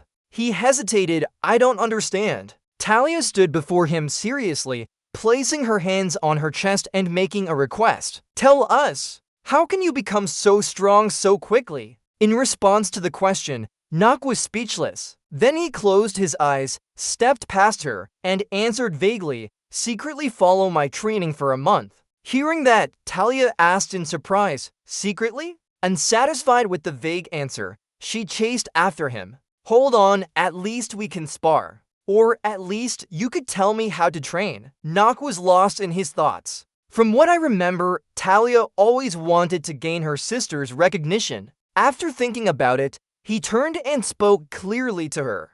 Do you know? Before asking me such things, consider your own training methods. Seriously, Nox thinks she should think about what talent she possesses. Hearing this, Talia's face froze as if just enlightened. Meanwhile, Nock was dejectedly thinking, and I've never comforted anyone before. What do I say now? Voo! He said to her one last thing. Don't compare yourself with anyone. Then he turned and walked away like a ghost chasing him. Talia couldn't respond to any of his words. She frowned sadly as if on the verge of tears. He just left then. The clear blue sky shone down on the castle. Nock couldn't help but sigh after escaping that situation. She's not going to keep chasing me, right? Earlier, servants and courtesans along with the steward Roswell and Mr. Tell were waiting for him. Nook was still lost in thought. No need. Let her see I received a hidden piece when she could have killed me. Mr. Tell, with a serious expression, observed him. The bright sunlight shone here. It's the Renifer training field. There are strong horses grazing here. Nook thought to himself, known for creating the best war horses on the continent. Steward Rodwell respectfully said to Mr. Tell, "Greetings, Chief of Clan. You called me?" Tell replied, "You're all here then." Looking at the three sons in front of him, Tell solemnly declared, "I know everyone knows why I've called you here. From now on, you will choose a war horse that will be with you for life."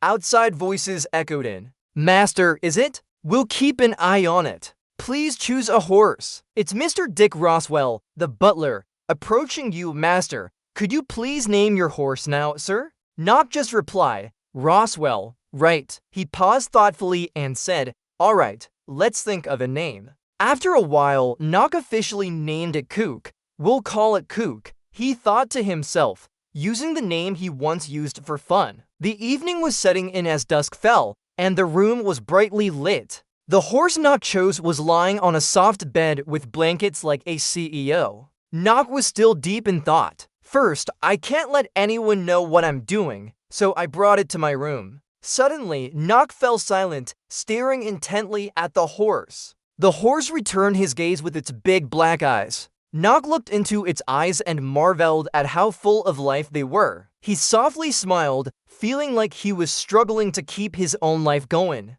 "I guess you're the same, fighting to extend your life by a little bit." Then Nock turned his gaze towards Runna and called out, "I know you're there if you don't answer me now." Runna was caught off guard and tripped, falling to the floor. Here. She scratched her head sheepishly. "How did you know I was here?" Nock folded his arms and replied, "I saw it with my own eyes. Why do you keep falling like that?" Then he pointed at the horse on the bed. "Take care of it for me." Runna couldn't help but comment, "A horse in a bed." She pouted unhappily. "I'm the one who has to clean this up, right?" Nevertheless, Nock smiled gently. "It's an ill horse.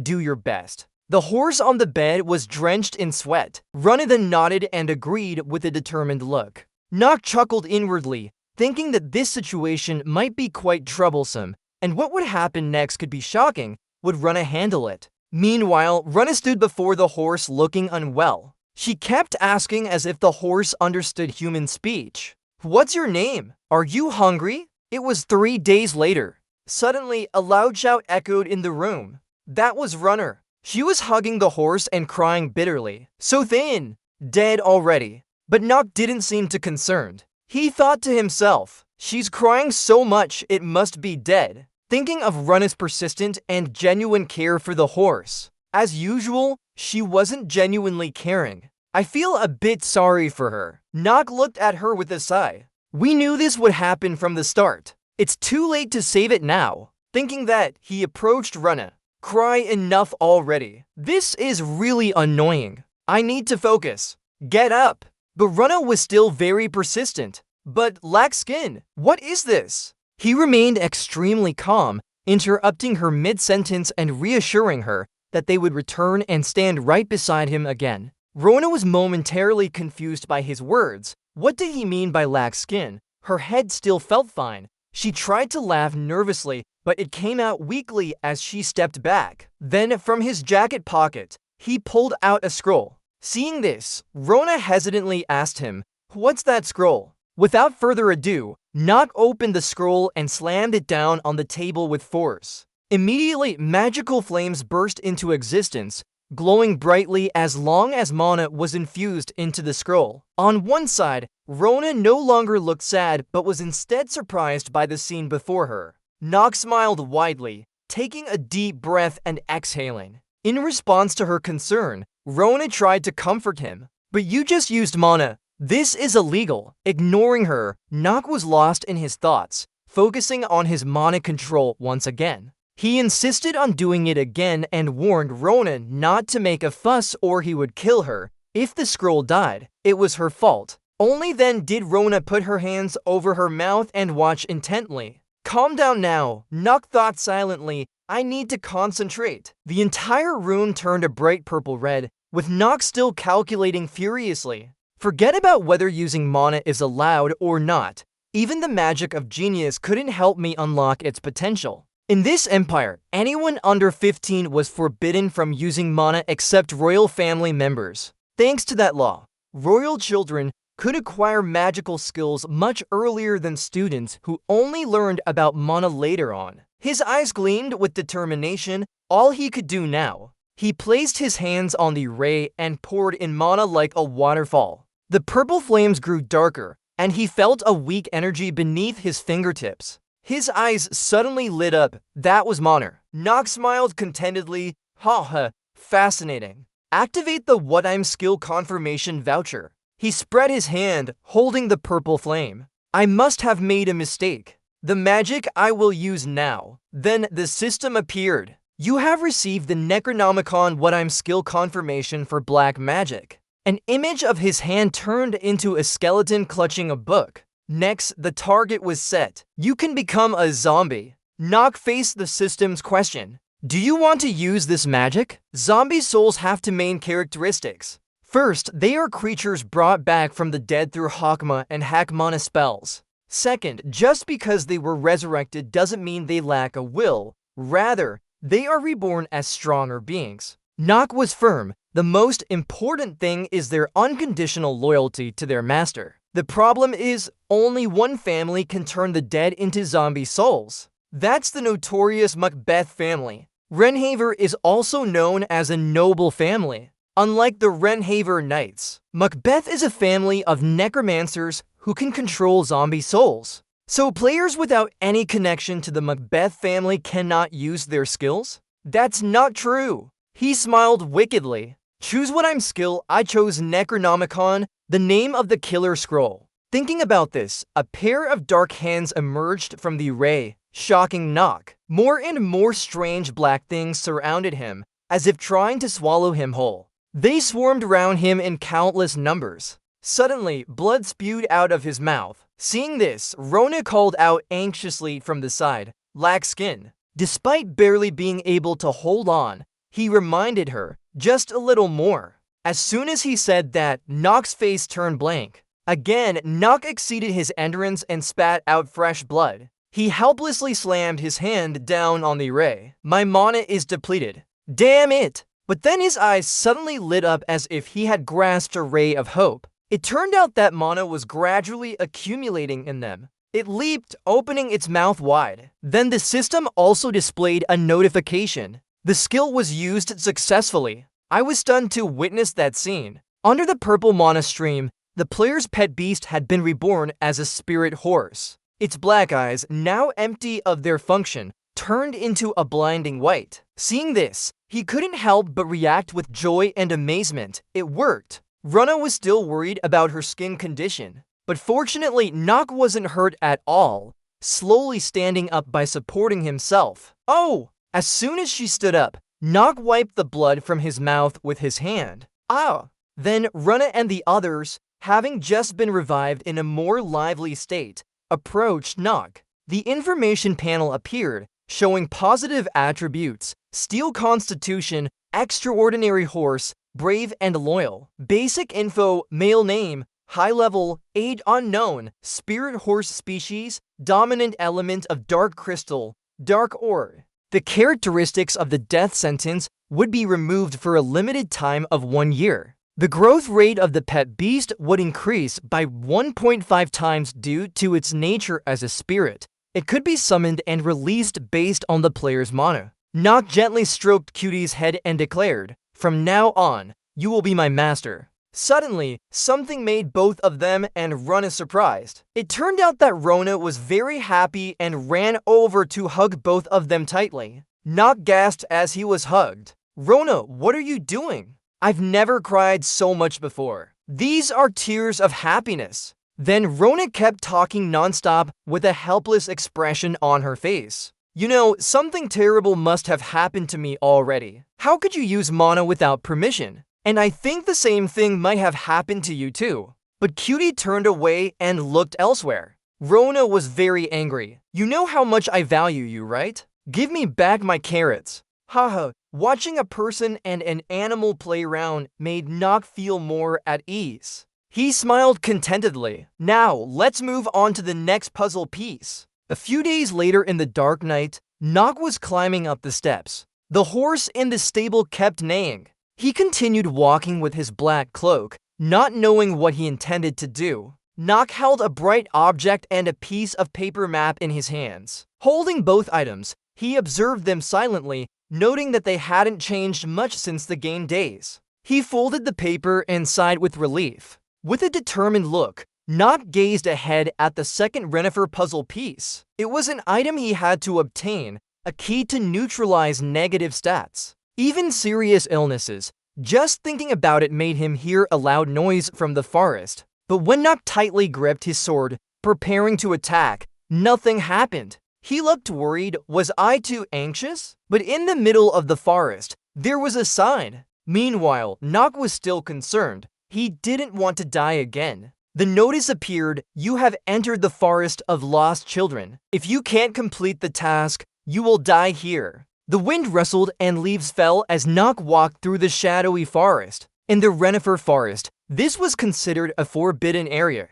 Because of the darkness and fog, even skilled navigators would struggle to find their way out. This place is where anyone can become a lost child. That's the meaning behind its name. However, Nock looked in another direction, thinking further. In the game, this name had another meaning too. An image of a moon appeared in his mind as he thought, if one were a strong adult to defeat the monsters, they wouldn't receive any treasures from here. Lines 59 and 60 are repeated. Please provide unique content for line 60 or remove it. An image of a moon appeared in his mind as he thought, if one were a strong adult to defeat the monsters, they wouldn't receive any treasures from here. The whole group was strategizing, and the system would increase the difficulty significantly for adults to defeat the monsters. I wonder how many times I can find a way to beat them. That's why this forest's difficulty is at least. Nock laughed and said, 2.5 stars of course,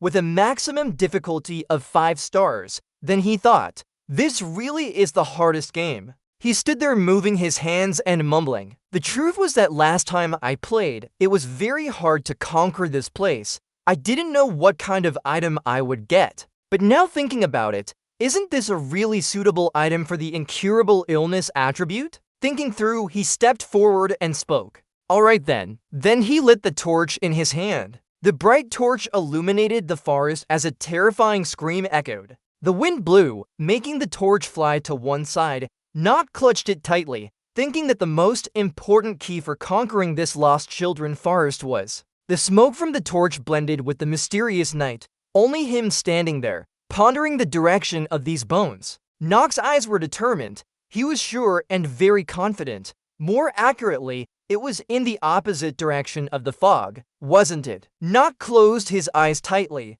thinking before proceeding. He suddenly noticed something different and immediately gripped his sword. Nock turned around and shouted, "How long are you hiding for? Come out now." His question was met with silence from the forest. He sighed in disgust, still planning to hide? Nock drew his sword. He swung it powerfully at the bushes. Back to Talia's scene. I can't believe my beautiful appearance is useless. She sat before the mirror, angry and confused. Suddenly, a voice echoed, Melody. It turned out to be Emma, Talia's maid, approaching with a pleading expression. I beg you, mistress, could you stop following young Master Nox?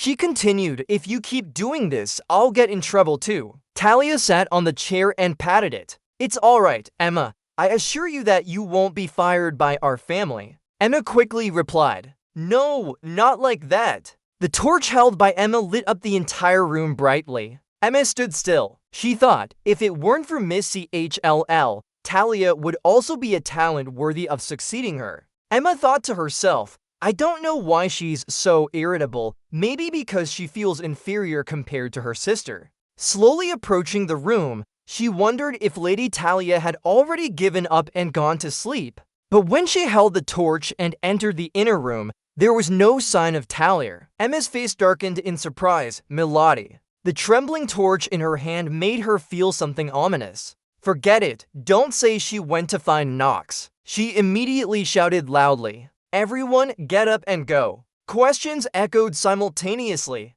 "What's going on?" Back to Knox in the forest. It turned out that the one following him was none other than Talia, shyly blushing and placing her hands on her head from behind the bushes. Surprised, he shouted, "Talia." She stood up, blushing nervously, saying, "Hello, Knock, why are you here?" She stammered, "No." Suddenly, Knock noticed something strange. He immediately shouted at Talia to retreat, who was also surprised and shouted, "Knox." From the thick bushes, a sharp-clawed foot slowly emerged. The white tail swayed continuously. A wolf with fierce eyes and drooling mouth. Knock recognized it in his mind. Sam Wolf. This forest is the territory of the Sam Wolves, right? Talia clung to Knock's side out of fear. "Now I only have one knife with me." The wolf just walked past them, observing their situation. Its eyes didn't leave them as it bared its teeth.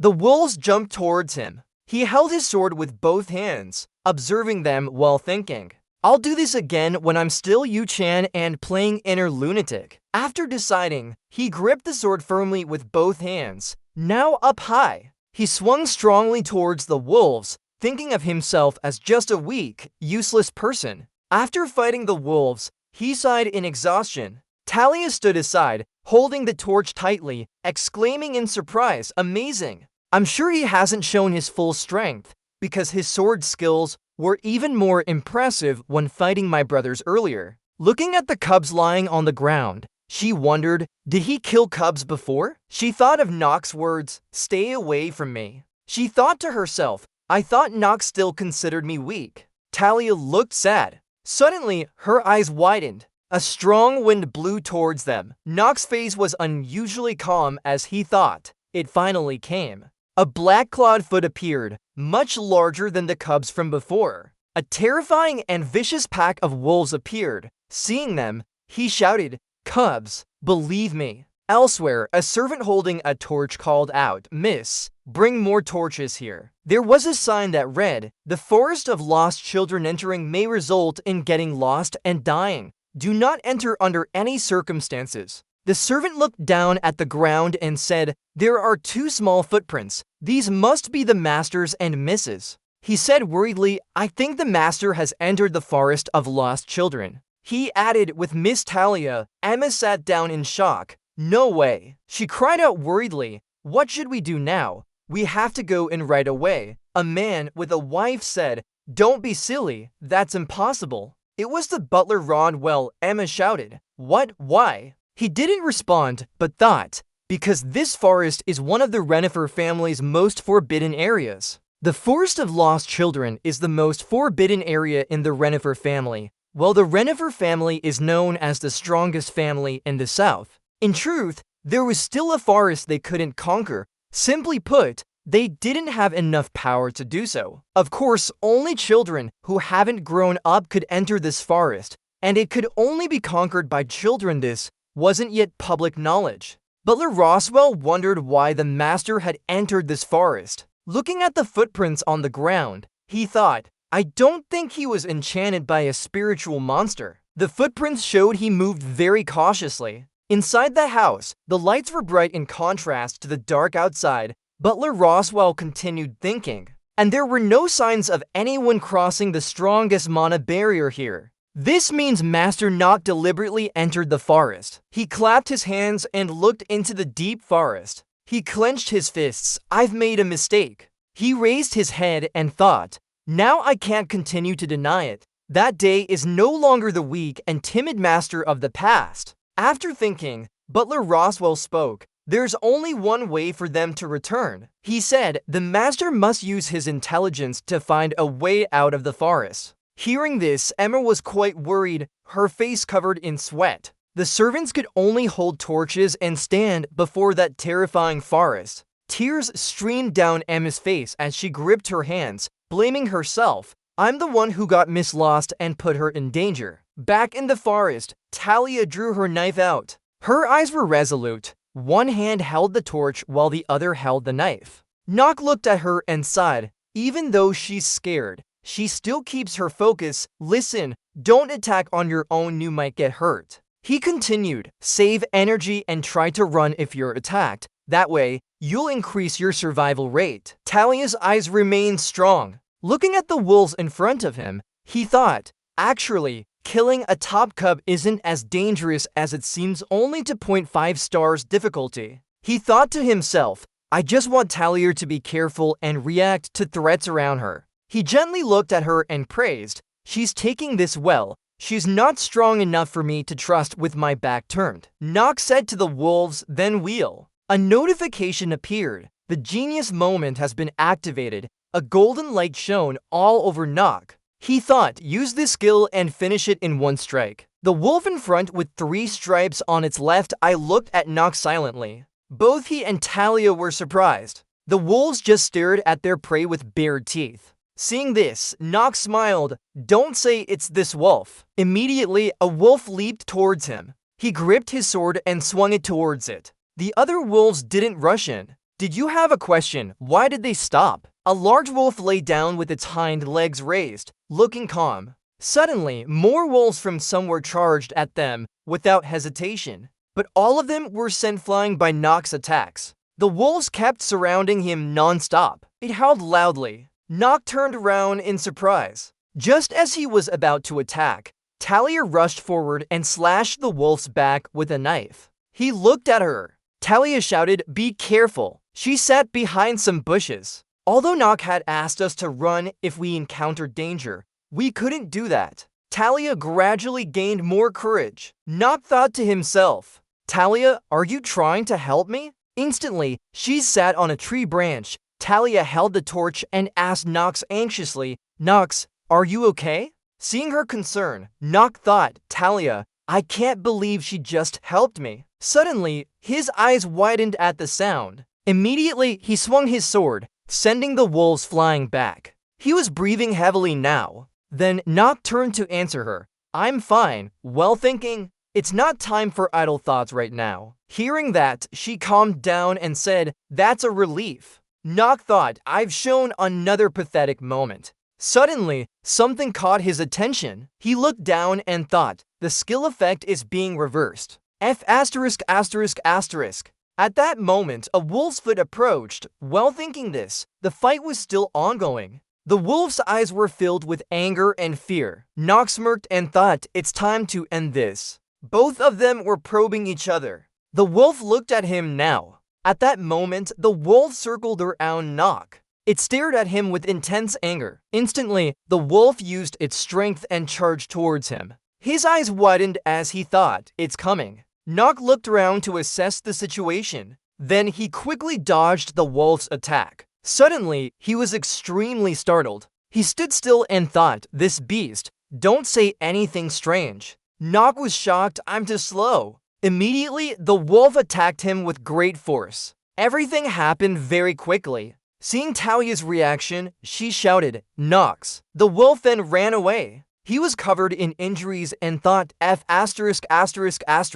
Nock gritted his teeth and said, this is really a 2.5 star difficulty. It's incredibly strong. Then he limped into the forest. He imagined the wolf and thought, this clever wolf is smarter than in the game. After that, Nock assumed a fighting stance and calmed himself down. I don't need to be too careless. Looking around, he thought, I should have recognized its control over other creatures right away. Who would have guessed it could even use terrain to fight? Suddenly, there was rustling from the leaves. Instantly, the wolf attacked Lin from behind. Seeing this, Lin told himself, from now on, I need to always be in a defensive position. Then he swung his sword and retaliated. The wolf dodged his attack. Nock was sweating heavily. The wolf looked at him with an extremely fierce expression. It then roared loudly. Seeing this, Nock thought it was waiting for a weakness to appear. He tightly gripped the sword and thought as he widened his stance, when I swing the sword wide. After that, he clenched his teeth and shouted loudly, lowering his pressure. Suddenly, his face turned pale as he thought about counteracting skills. Then, the wolfhound roared and charged straight at him. Instead of barking, he thought to himself, I didn't anticipate this. It's a game I've broken countless times before. So I must have been too arrogant, thinking I could do anything. He glared fiercely and continued thinking, what an idiotic decision. Then he clenched his jaw tightly. At that moment, he was extremely angry. Then he thrust the sword directly into the wolfhound's eyes. He thought to himself, a dagger would do. He turned his gaze towards Talia and thought, if I can exploit its weaknesses, they might also use its weaknesses against it. Nock looked at Talia and silently thought, the one who caused this change wasn't me. Then Nock drew his sword out. After that, Talia shouted his name, Nox. Then she stabbed the wolfhound with a fatal blow. The wolfhound howled in extreme pain. It continued to howl incessantly. Nock's hand was trembling violently. He had successfully killed the wolfhound. Talia then shouted his name, Nox, calling out for him. Suddenly, she saw something. From afar, several more wolfhounds began to approach. Then they ran into the forest in a panic. At that moment, Talia jumped down from the tree. She approached Nock and asked him, Nox, are you okay? He replied, yeah. He wiped his wound with a cloth and said, I'm still alive, just fine. As he spoke, he suddenly stopped. He saw the tear-stained face and thought, I was going to say thank you, but would an enemy kill me in the future? He then said, don't worry about it. There were scratches from the wolfhound on his body. Hearing this, Talia cried loudly, I knew it, before, you got hurt. Are you really okay? Upon hearing that, Nock replied, it's just a minor scratch, but Talia was still worried and said, but anyway, he assured her, I'm fine. She stopped crying and said, at least no other parts were injured. Suddenly, there was a spider on her shoulder. Her face turned dark. There's a sound. Nock thought, are there still monsters? She hugged him tightly out of fear. Seeing this, he said Talia. Talia was terrified and said to her, over there, there's a spider. Her eyes were filled with fear as she saw the spider. The spider was getting closer to her. Seeing this, she became even more scared and clung tighter to Nock. Seeing this, he helplessly thought, Talia, when will she let go of me? He looked at her and smiled. Are you afraid of spiders? Nock gently kicked the spider away and said, if there's something like a spider that scares you, how could you follow me into the forest?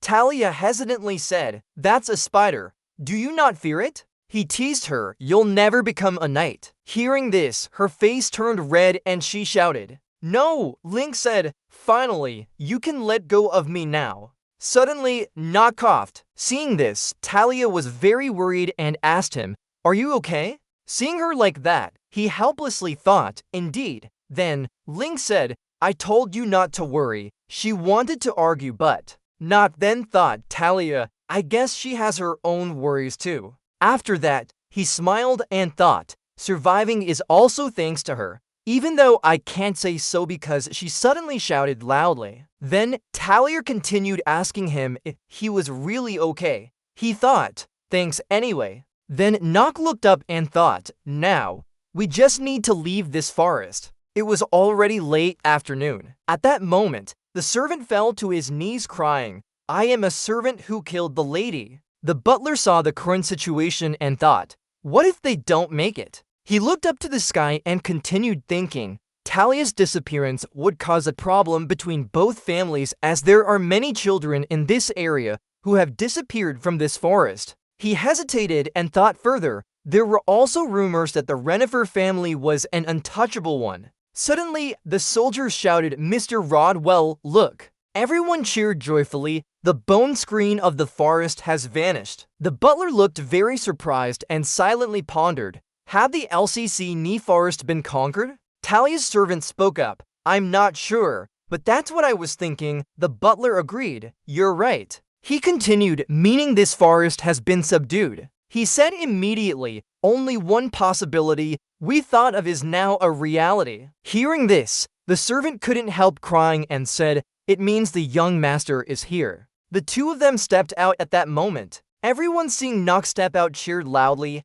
The young master is coming. People talked excitedly when he returned. They couldn't believe this forest was conquered on that day. "It's unbelievable. We could come out without anything happening on that day." The butler thought, "I can't stop being happy now. It's certain now." He looked at the roof and continued thinking, the status of the descendants in the Renifer family will face a huge change. Nock looked around and asked, "Why are everyone gathered here?" Talia's servant sobbed and called out, "Miss." Talia's servant hugged her and said happily, "We were worried about you so much." The butler looked at him calmly and said, "Everyone in the family was very concerned about her disappearance, miss." Hearing this, Nock said, "I can't believe the family is worried about a useless person like me. Our dark family name will disappear now." Talia comforted the servant. "Don't cry anymore, servant." The servant then tightly held onto Talia. She stood up and told Talia,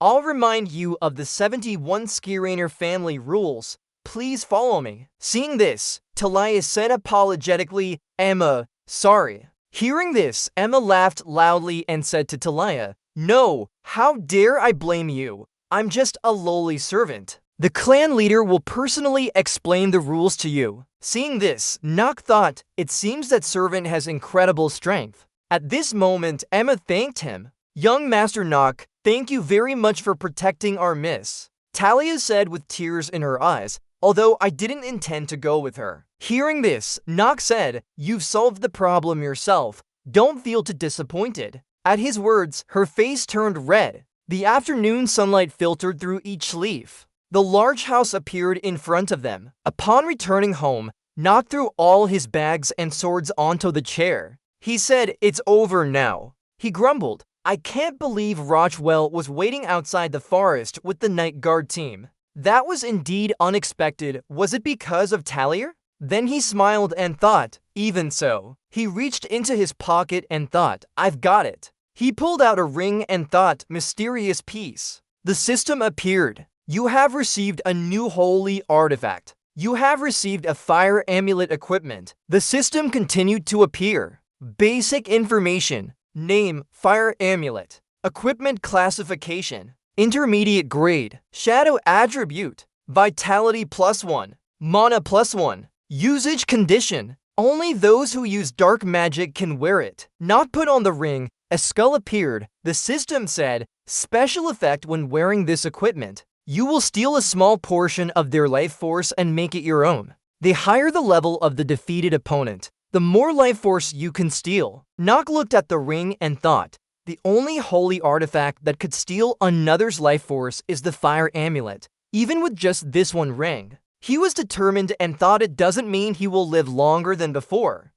Nock looks at the ring and thinks that a human's life cannot be prolonged forever. At this moment, he continues to think about how losing only a small portion of his vitality might not be easy to overcome such a serious illness. Wearing the ring now, Nock thinks as long as he can struggle and develop, the system appears, "You have equipped the Huckfire ring." At this moment, he looks at the ring and thinks that it's still better than living a hopeless life on the brink of death. He thinks he can definitely feel his vitality and mana gradually increasing. Then Nock turns around and calls out, "Rona, I know you're in there, so come out for a bit." The door opens now. Rona looks out and hesitantly asks, "Master, can you see through objects or something?" He replies to her, "Maybe that's the case." Hearing this, she shouts, "Eek, eek, eek, eek." So does that mean you can also see my naked body? Upon hearing this, Nock slaps her head and says,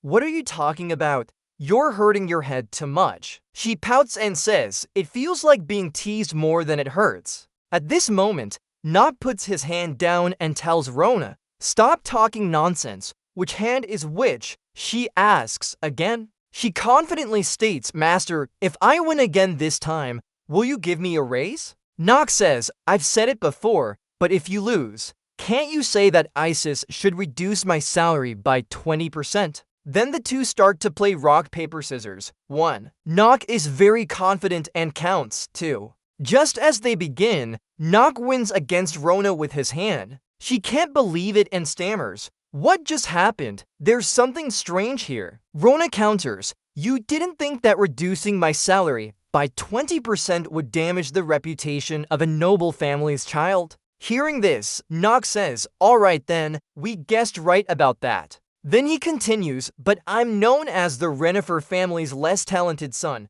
That's what people say." He smiles and says, "So I decided not to care about losing things like honor anymore." Rona cries and pleads, "I'm sorry." Suddenly, the system appears, triggering the effect of the continuous illness trait. You have received the second-level wrist bone water. The system then shows you have contracted a cold at level 1. Seeing this, Nock thinks about these disadvantageous traits that are killing him. Then he tells Rona, "Rona, I won't deduct your salary anymore. Instead, bring me a handkerchief and some cold ice here." Hearing this, Nock asks, "Master, today's the second day isn't going well." Thinking to himself, for now, he will be satisfied with this ring. He needs to rest a bit. Suddenly, Nock thinks his injuries are getting worse. According to the rule 1+1a, that must be EU. The remaining 2 pieces of the Huckfire ring in the mansion have been 6 months since I got them. Nock closes his eyes and mulls over. Unfortunately, there hasn't been any opportunity to use them yet. A sign on the wall reads, "Nock von Reinhardtfer has been punished." He opens one eye while keeping the other closed. He mutters something. As he opens the door, he mumbles to himself, "It's not like I'm in trouble here. I even cleared out a whole forest of lookouts too. I can't believe they're punishing me when they should be rewarding me. Life is just cruel." Nock turns to Rona for her opinion. "Does it make sense?" Rona hears the response. "Yes, but I'm a servant of the family. If I say anything bad about the master, my salary will be reduced immediately." As he walks, he calmly requests, with a composed face, "I swear I won't let you get a pay cut if you lean towards me." She follows behind, grumbling, "The master is too strict. Why? Can't he understand my feelings?" Sitting on the chair with some thoughts, "Even so, I've tried to adapt to this life and become a useful citizen while observing their growth process." He thinks carefully, it can't continue like this anymore. His lifespan is decreasing. Even now, it's still dropping. The system informs him that due to his serious illness, the number of days left for you to live is 147 days. He clenches his hand in anger and shivers at this life-enthusiastic system that works harder than he does. "Thank you for explaining it so thoroughly." He slammed his hand on the chair in protest. "I can't take it anymore. We need to go seek permission from Father before going out." When he called Rona, she opened the door and answered, "Just boiled some warm water for a bath." Suddenly, there was a knock at the main entrance. Knock, knock. A butler named Roswell entered and politely greeted him. "Sir, this is Roswell, the butler, informing you that the master has ordered your call." He raised his eyebrows in surprise at what he heard. The scene shifts to a battlefield filled with dead soldiers amidst a sea of blood and swords. Flashback to the past, holding an extremely brave sword. During the purge night, red clouds covered the sky as Hmong warriors flew round. They looked fierce, ready to devour their prey. They growled as they moved, following a valiant warrior who swung his sword and eliminated them all. His hand tightly gripped the still bloody sword. His eyes sharpened as he assessed the situation. Then, he launched attacks that sent Hmong warriors flying. Sitting on the chair, he closed his eyes, reminiscing about the past when monsters invaded those who were captured and during the purge night. His eyes opened wide. It felt like a nightmare. He sat in the chair in the room, deep in thought. Someday, one of our sons might learn to use the song-singing sword. Weighing his options tiredly, relying too much on intuition isn't wise. It's better to focus on someone truly talented. Eventually, I'll have to kill myself. Outside, someone called him. Sir, the master is almost here. Roswell entered and reported back. He replied softly, it's too late. He ordered bring it to me immediately wherever you find it. Thinking to himself, LCC Forest was a place even I couldn't completely destroy. This kid NCC did it. We should consider rewarding him more. He continued thinking that the reason for the delayed reward is due to strong opposition from the vassals of our family. His eyes stared at the comprehensive report. This made him ponder. The vassals don't believe a child like NCC could change things so drastically. They started investigating whether NCC really cleared the forest or not.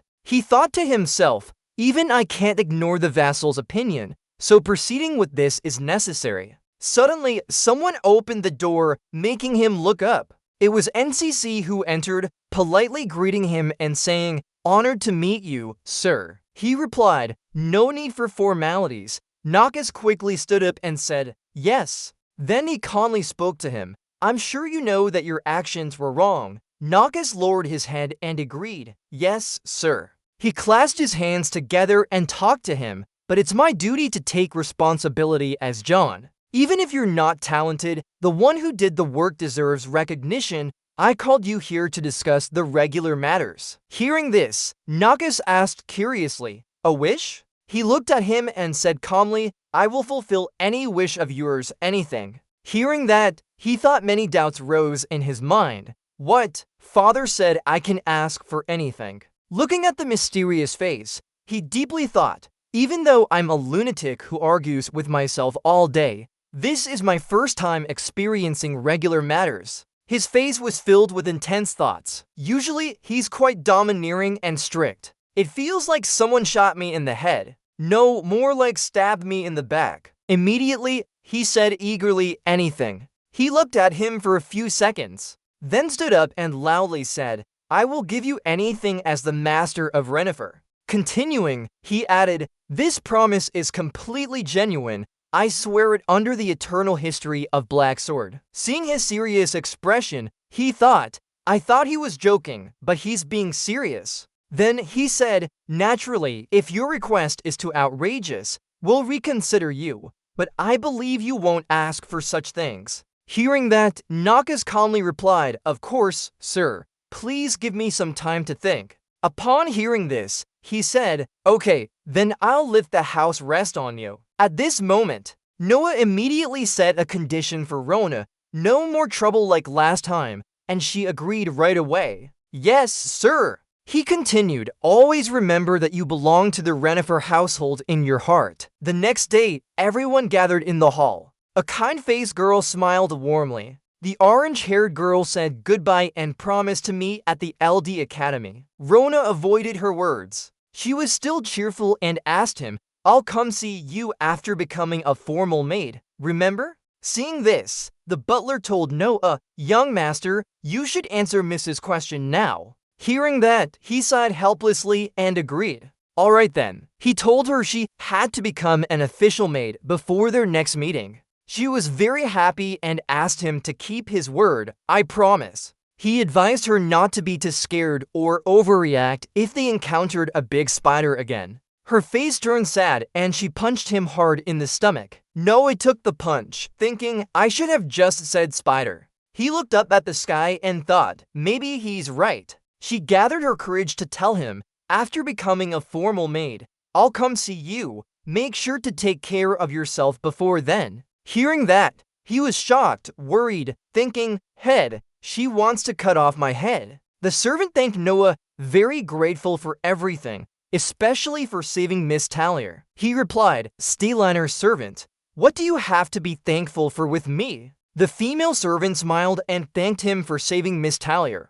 His face showed no emotion. Then he sighed and said, I didn't even intend to save her in the first place. He hinted, forget it, don't bother me anymore. Looking out, he thought, another one has left. Why? Noah watched the falling leaves, feeling a mix of emotions as he thought, I'm getting used to this strange life, even if I can't understand why. He rubbed his stomach and continued thinking but felt quite happy. Suddenly, the system appeared with a message, due to an incurable illness, you have 146 days left to live. His face showed shock. Looking at the sky, he thought, 146 days, no more time for carefree living. A few days later, Rona entered and said, by the way, sir, you need to find a new maid and attendant. Hearing that, he started thinking, maid, I forgot about that. The butler entered and greeted him with good morning. Young master asked, what's wrong with Roswell? He pointed behind and said, the Eldon Academy has sent a trainee servant to serve you. From now on, she will be your attendant. Let me introduce her. She politely greeted him and introduced herself. Nice to meet you. Sir, my name is DGT Dr. Lovelier. I'll start as your exclusive maid from today. Hearing that, he introduced himself too. I'm Nock von Zynifer, DGT Zelovelier. His eyes were fixed on Vovelia with great interest. She is. The system quickly showed a series of information about her. Name, intelligence, gender, class, philia, female, 15 years old, human race, main element, earth talent, advantages, cherished talents. Neutral, focused, disadvantages, two-faced. Poor thing, like a machine, master liar, spy, endurance, 8, mana, 5, luck, 1, ichiba, charm, 22. The system continued with the message, passive skill, excellent housekeeping, active skill, current situation, player is currently following Thelvon Reinhardt's orders. Then it showed his current situation, player is currently following Thelvon Reinhardt's orders. I will do my best to support you. They won't let me leave this place easily. According to von Renifer, one of the biggest villains and a powerful factor in the world, while questioning how he achieved his current position. Many asked if he reached that position only with his sword skills. He was indeed skilled at that. However, the main reason he could rise to be the head of the Renifer family was his suspicion and doubt of everything and everyone around him. This time, I have high hopes for you. Yes, sir. I heard you lost your lovely inheritance position. If this time you do well, the Renifer family will not hesitate to support you in that succession. I will support the young master with all my heart, or I will closely monitor him and report everything to you. Don't forget, who is your master? From this moment on, I won't hesitate anymore. Some spies might want to confirm if the person inside this body is Nock. Being possessed by a demon isn't rare among inner lunatics, and Nock has been possessed by Ban countless times in the main storyline. Well, as long as he doesn't find out the truth about me. But the problem is Digichi. Even though Digichi Zelovlia isn't overly concerned with the main story, it would be a waste to leave her aside like this. Originally, she was destined to become the heir and successor of the Lovlia family, but her parents were killed by her uncle's hand, and then she lost her position as the next in line for succession. What happened after that is obvious. In the end, she became a servant serving the Renifer family to escape her family's surveillance. On the outside, she wears a cheerful mask and always smiles. But pros: genius support, neutral, honest, cons, two-faced, suffering, mechanical work, good at lying because of herself. Spy, her mind is too broken and rotten now. A character on the brink before completely collapsing mentally. And so her final decision will be before the first part of the main story begins. She committed suicide. What should I do? Should I make a change to the storyline? Saving someone destined to die, is that a right decision? Even though doing so would be like putting myself in danger. The next day, from now on, we will hunt monsters in our forest territory. Of course, the two of you will follow and support us. What? Hunting monsters in the territory? I'll ask for leave due to illness. Do you understand, ma'am? DGT, can't you agree with everything? It's normal for a servant to be afraid of hunting monsters. After all, it's an unreasonable request. Answer immediately, right? Rona, I know you've used up your vacation days. You won't get sick leave today either. How can a day be like that? Have you forgotten? I'm an incompetent and useless one. If you don't follow my instructions, I'll cut your salary. I'll be lenient with those just starting out. What about cutting the salary in half? Sir, do you want me to bring a bow or sword? Young master, should I inform Lord Roswell that he will leave the mansion before we prepare? Right now! The priority now is to increase my lifespan. Now we can go anywhere we want. Young master, wait for me. A few days later, the young forest gradually transformed into a normal school after being processed. The fierce wolf dog howled fearfully as chickens screamed. Noct moved swiftly, his face expressionless and coldly attacked. Noct swung his swords powerfully and decisively. The fierce wolf dog from before could only whimper now, emitting soft whimpers. The strike just now brought some spoils to Noct. You've stolen a small portion of the silver wolf's vitality. After defeating the monster, Noct finally had time to sigh in relief. This victory also helped Noct. It extended your life by 2 hours. He wondered if he had eliminated all the wolves in this area. Noct's eyes briefly swept over. The bodies of the wolf dogs lay motionless on the grass. Since I also gained 2 hours of life from just this hunt, the other wolves would suffer the same fate. They died on the grass. The blood was still fresh. Noct happily mumbled to himself. This could be considered quite a successful hunt, right? DJG observed from the side with a smile, asking Noct after nearly an hour of hunting, "Aren't you tired yet?" Hearing this question, Noct cursed in his mind. Damn it. Dirty Rags thought that without activating the genius time slot, he had spent quite some time to go hunting. He took a vial from the maid's hand and briefly thought that meant only 1 hour had passed. I'm tired already since then, Noct complained inwardly, holding the vial in his hand, knowing that balance would never be fair. But this is more than expected compared to usual hunts, where he can't go hunting like this every time. Noct's mind was still filled with thoughts, but the biggest threat was the limited number of monsters in this area. While DJG remained calm, Rona panicked seeing the scattered wolf bodies, her face pale. Noct wanted to collapse, his plan for a wonderful life at risk. Noct sighed, not having enough monster numbers was a huge problem. Facing the discouraged master, DJG forced a smile and comforted him, unable to believe he thought monster numbers were an issue. If others heard this, they would think you've become some strange person. Rona exclaimed, "Sir, what are you saying?" Noct suddenly noticed something. His eyes widened. Inside the forest, a strange light appeared. But Noct quickly looked away and told the maids, "There's no way now. Let's return to the palace."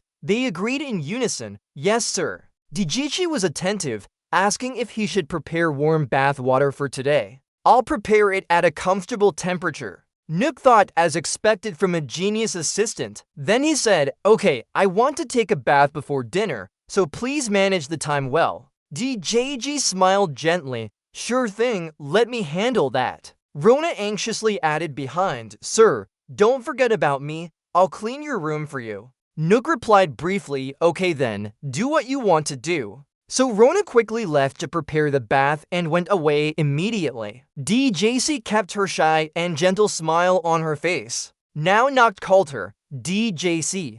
She responded, "Yes, Sir Noct." His face fell slightly with a sad expression. "I have a question for you." Hearing this, DJC suddenly clutched her dress tightly. Her whole body stiffened. Noct looked at her slowly and asked, "Who do you serve?" Suddenly receiving such an unexpected question, DJC froze momentarily. What now? At that moment, Noct's strength was replenished. The genius support attribute, positive genius support, neutral focused, negative dual. Poor girl. Noct looked at his system and thought, even if a great sword is beautiful, I can't use it. Thinking this, he stared at DJG again, an idea flashing in his mind.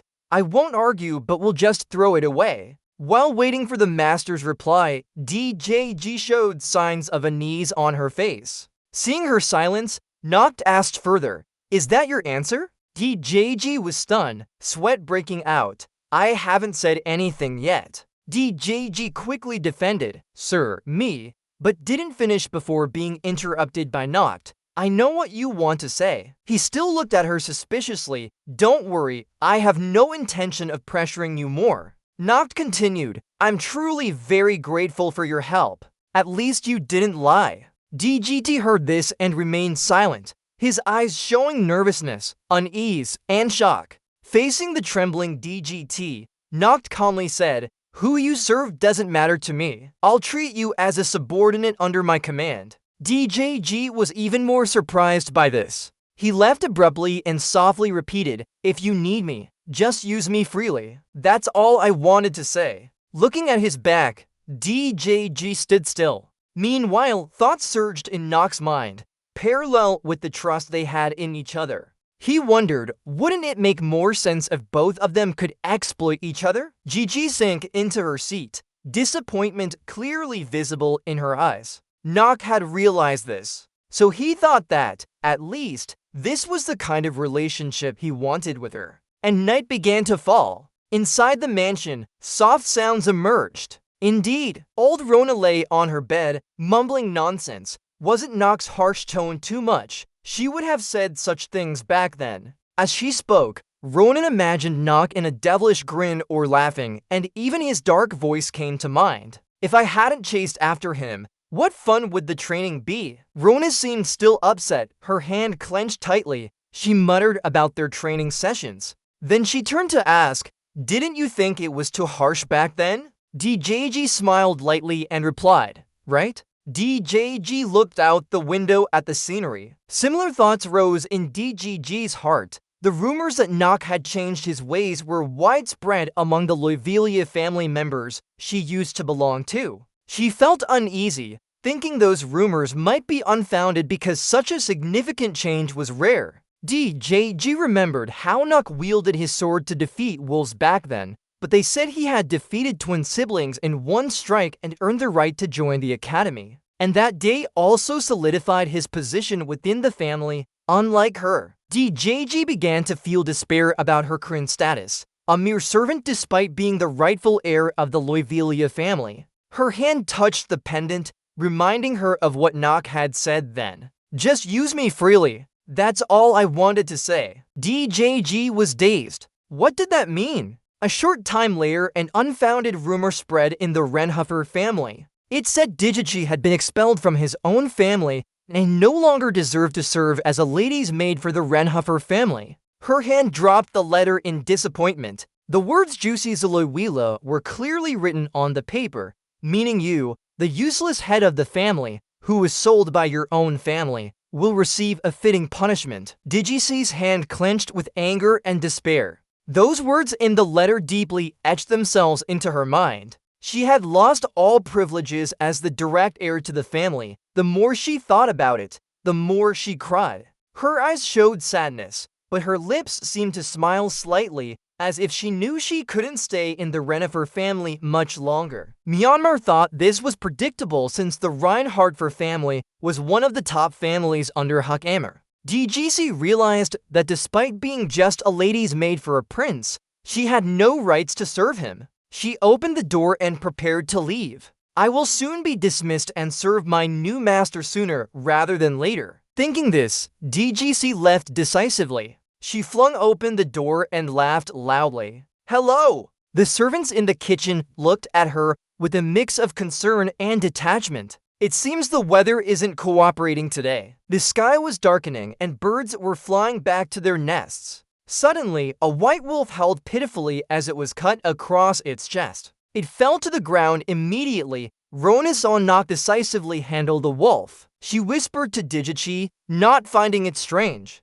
She felt no joy on his face when he killed the wolf. The master seems more exhausted today. Rona couldn't believe her eyes because he was so different from before. Back then, there was still a bit of humanity in him. Now, only questions mark his face, but back then, there were some signs. DGT pondered over everything that had happened, causing Noct's demeanor to change dramatically. Line 57 is repeated from line 32 for consistency. Line 58 is repeated from line 40 for consistency. Line 59 is repeated from line 41 for consistency. DGT was curious about everything that had changed Nock. Really? Of course, she's worried about you a lot. This makes me feel a bit uncomfortable. Rock's sword is covered in wolf blood. This can't be avoided. He closed his eyes and plunged the sword into the ground, splattering more blood on his clothes. I wonder what he's waiting for. It looks like he might be disappointed soon. That thing is about to appear now. Is it going to show up today too? According to Rock in the Young Forest, a mysterious monster will appear when the number of monsters in the forest drops to around 20%, and that's the boss. He retracted his sword. He had dealt with many white wolves, hoping to speed things up. I was thinking about killing it because that would boost my stats. But I guess it won't work now. Suddenly, there was noise and rustling from nearby bushes, making the leaves tremble. This caught Rock's attention as he prepared to leave. He didn't have time to look before a huge figure suddenly rushed past him, vanishing without a trace. This exceeded Rock's expectations. The monster moved faster than the wind. Its speed was in another league entirely. The more it excited Rock. He immediately concluded that this must be how a hidden boss behaves. Without any rest, Rock had to fight a giant bee, the Wind King's special forces. Damn, this one is really annoying. With his superior skills, he easily dodged the monster's attacks, but it wasn't an easy target. While fighting fiercely, one of his mates called out to Rock, "Master." DJG's face showed clear shock. She couldn't believe what was happening. She really didn't dare imagine that she had blocked a monster attack for Rock. But he didn't think her actions were noble because he always believed in his own abilities. Even without DGT's help, it would be an attack I could easily dodge or block. Why did she save me? Rock stood still for 5 seconds, unable to process everything that happened so quickly. Regardless of what happens, he recognized DJG's bravery in the face of a monster. I wonder how many people would rush to attack a suddenly appearing monster. When she fell down, he didn't know what was going through his mind. His words and thoughts were completely disconnected. I'll make good use of this. All for her sake. Rock's face showed clear anger. His gritted teeth seemed to want to crush the monster. The system immediately activated. The genius time limit skill was triggered. While she sat crying on the floor, her parents didn't understand why and just stood there talking. "Oh Gigi darling, why are you still falling? Why is she falling again?" Double sings, mumbling, "Right, no day has passed where her knee wound fully healed." DJG looked at their back from the past. Worry had been surrounding her for a long time. That's what my parents told me, that my wounds would never be completely healed. To this day, it still makes her feel uneasy. However, it applies not only to my knee wound, but also to the one in my heart. I wonder if that was a prediction for my future. Suddenly, Rock asked DJC who she served. "You just said something weird," making her feel awkward. "Who do you serve?" A man's figure appeared in DJC's mind. It turned out to be her father, smiling brightly. The painful memories resurfaced again. A man who mercilessly slaughtered his family just to take over the patriarchal position. DJ Chia today will belong to me. Her current false thoughts. Who should I serve? Another man appeared with ambiguous words. Who do you serve? If needed, just use me freely, because I'll be using you too. Meanwhile, Rock and Rona were extremely worried about DGC's condition. The system notifications to Rock. You've defeated the monster. You will receive a special reward.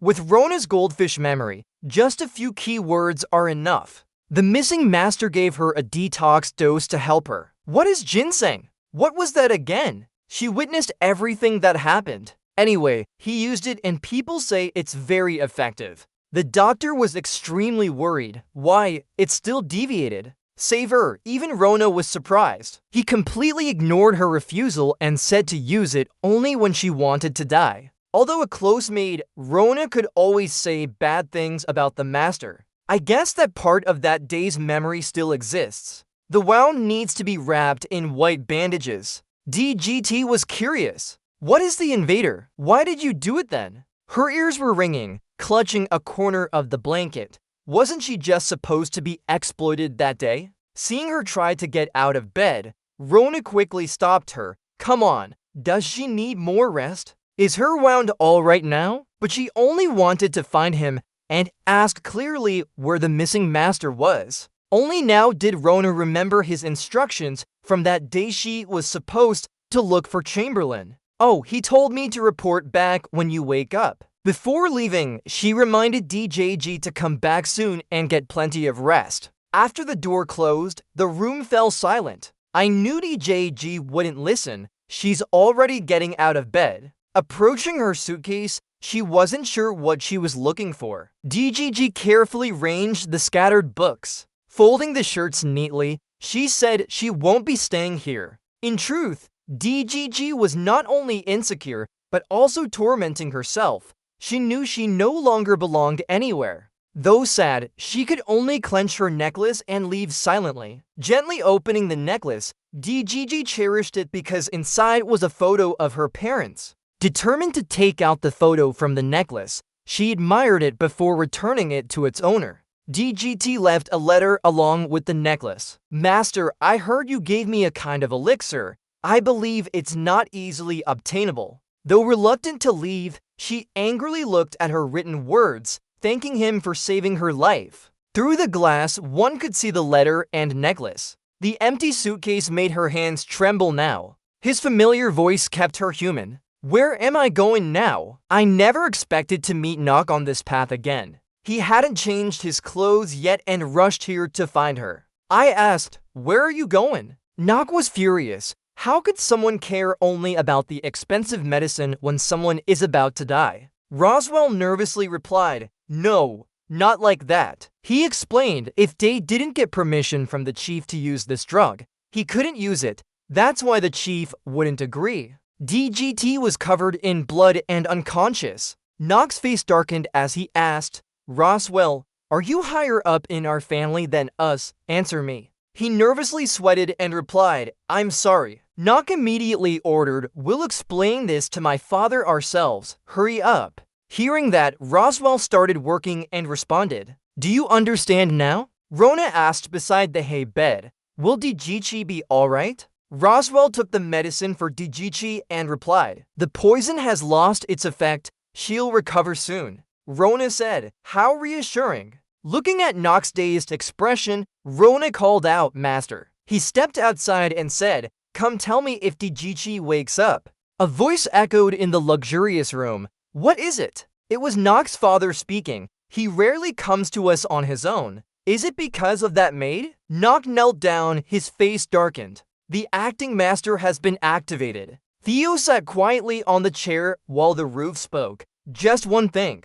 He knelt down on the ground, remembering someone had promised to fulfill a wish of his, and agreed. Yes. The roof's eyes grew determined as he said, Digiti Gelophilia, I want you to give her to the girl who was expelled from our family clan. Theo lowered his face in thought. The roof silently pondered that an effect like a butterfly would affect the main story later, but what about the spy for Theo? That issue is no longer important now. The roof recalled today's scene, realizing some things when he saw her trying to save him today. He remembered the previous conversation where she didn't clearly answer his question. The roof thought of DGG kneeling and realized it was shown through her actions. Theo replied, if that's what you want, it will be done. As soon as he stood up, his legs were about to turn around, but he spoke again to his father, the village elder. This unworthy son has one more thing to present. Theo agreed, go on. He said, even if you are my father.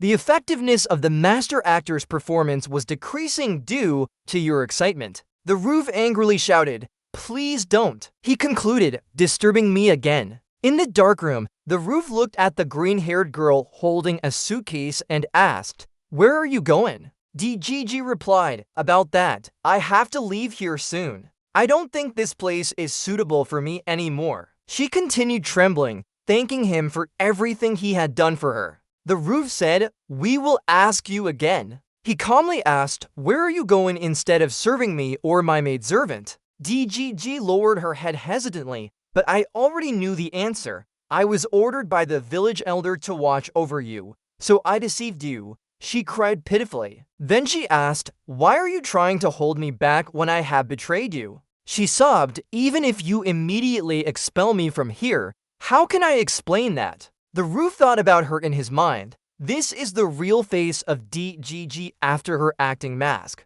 This side of her character shows a more genuine person, a person who chooses not to give up and struggles to overcome difficulties no matter how dark or hard it might be. He softly said, "People often lie to each other at first." DGG cried out, "But I made such a serious mistake with you." He replied, "That's exactly why." The roof continued, "After causing such trouble, do you want to leave without making amends? Who said you could leave like this?" DGG responded, "Sorry." The roof gestured towards her and said, "DGG, you will stay here. I don't care what your father thinks, but we don't need the lovely family name in yours anymore." Then he moved closer to her, placing his hand on his chest, saying, "All we need is your talent." Hearing this, DGG softly replied, "Missing something." He walked past her and said, "So I want you to stay here. Help me by standing by my side until you redeem yourself for the mistakes you've made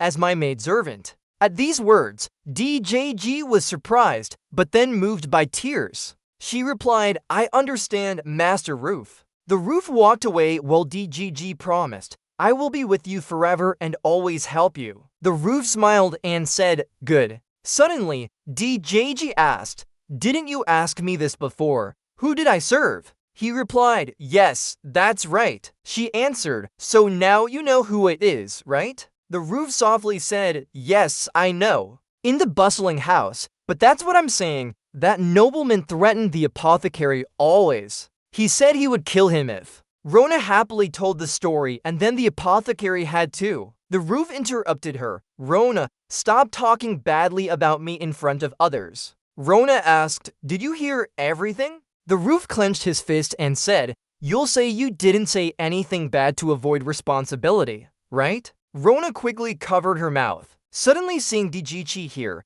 she asked, "DGG, are you feeling better? Don't overwork yourself. Let me do the laundry." Then she rushed to grab the clothes and said, "I'll go wash them now." The roof sighed, "Why does she always cause trouble?" He looked at DGG and asked, "DGG, you know that in 2 months, you will join me at the Elden Academy, right?" She replied, "Yes, I knew and have prepared some essentials." The roof was surprised. "Prepared," DGT said, "essential items for books, first aid supplies, clothes, and a spare uniform for long trips." Thinking this over, the roof thought to himself, "Seeing her like that, it feels better because we no longer need to pretend or engage in meaningless social niceties. I feel more relaxed when she is like this." DJG seems to have noticed something. Vovelia looks at DJG's relaxed posture and thinks that even if we're cornered, we won't betray each other, no matter what. Closing his eyes, Vovelia smiles contentedly.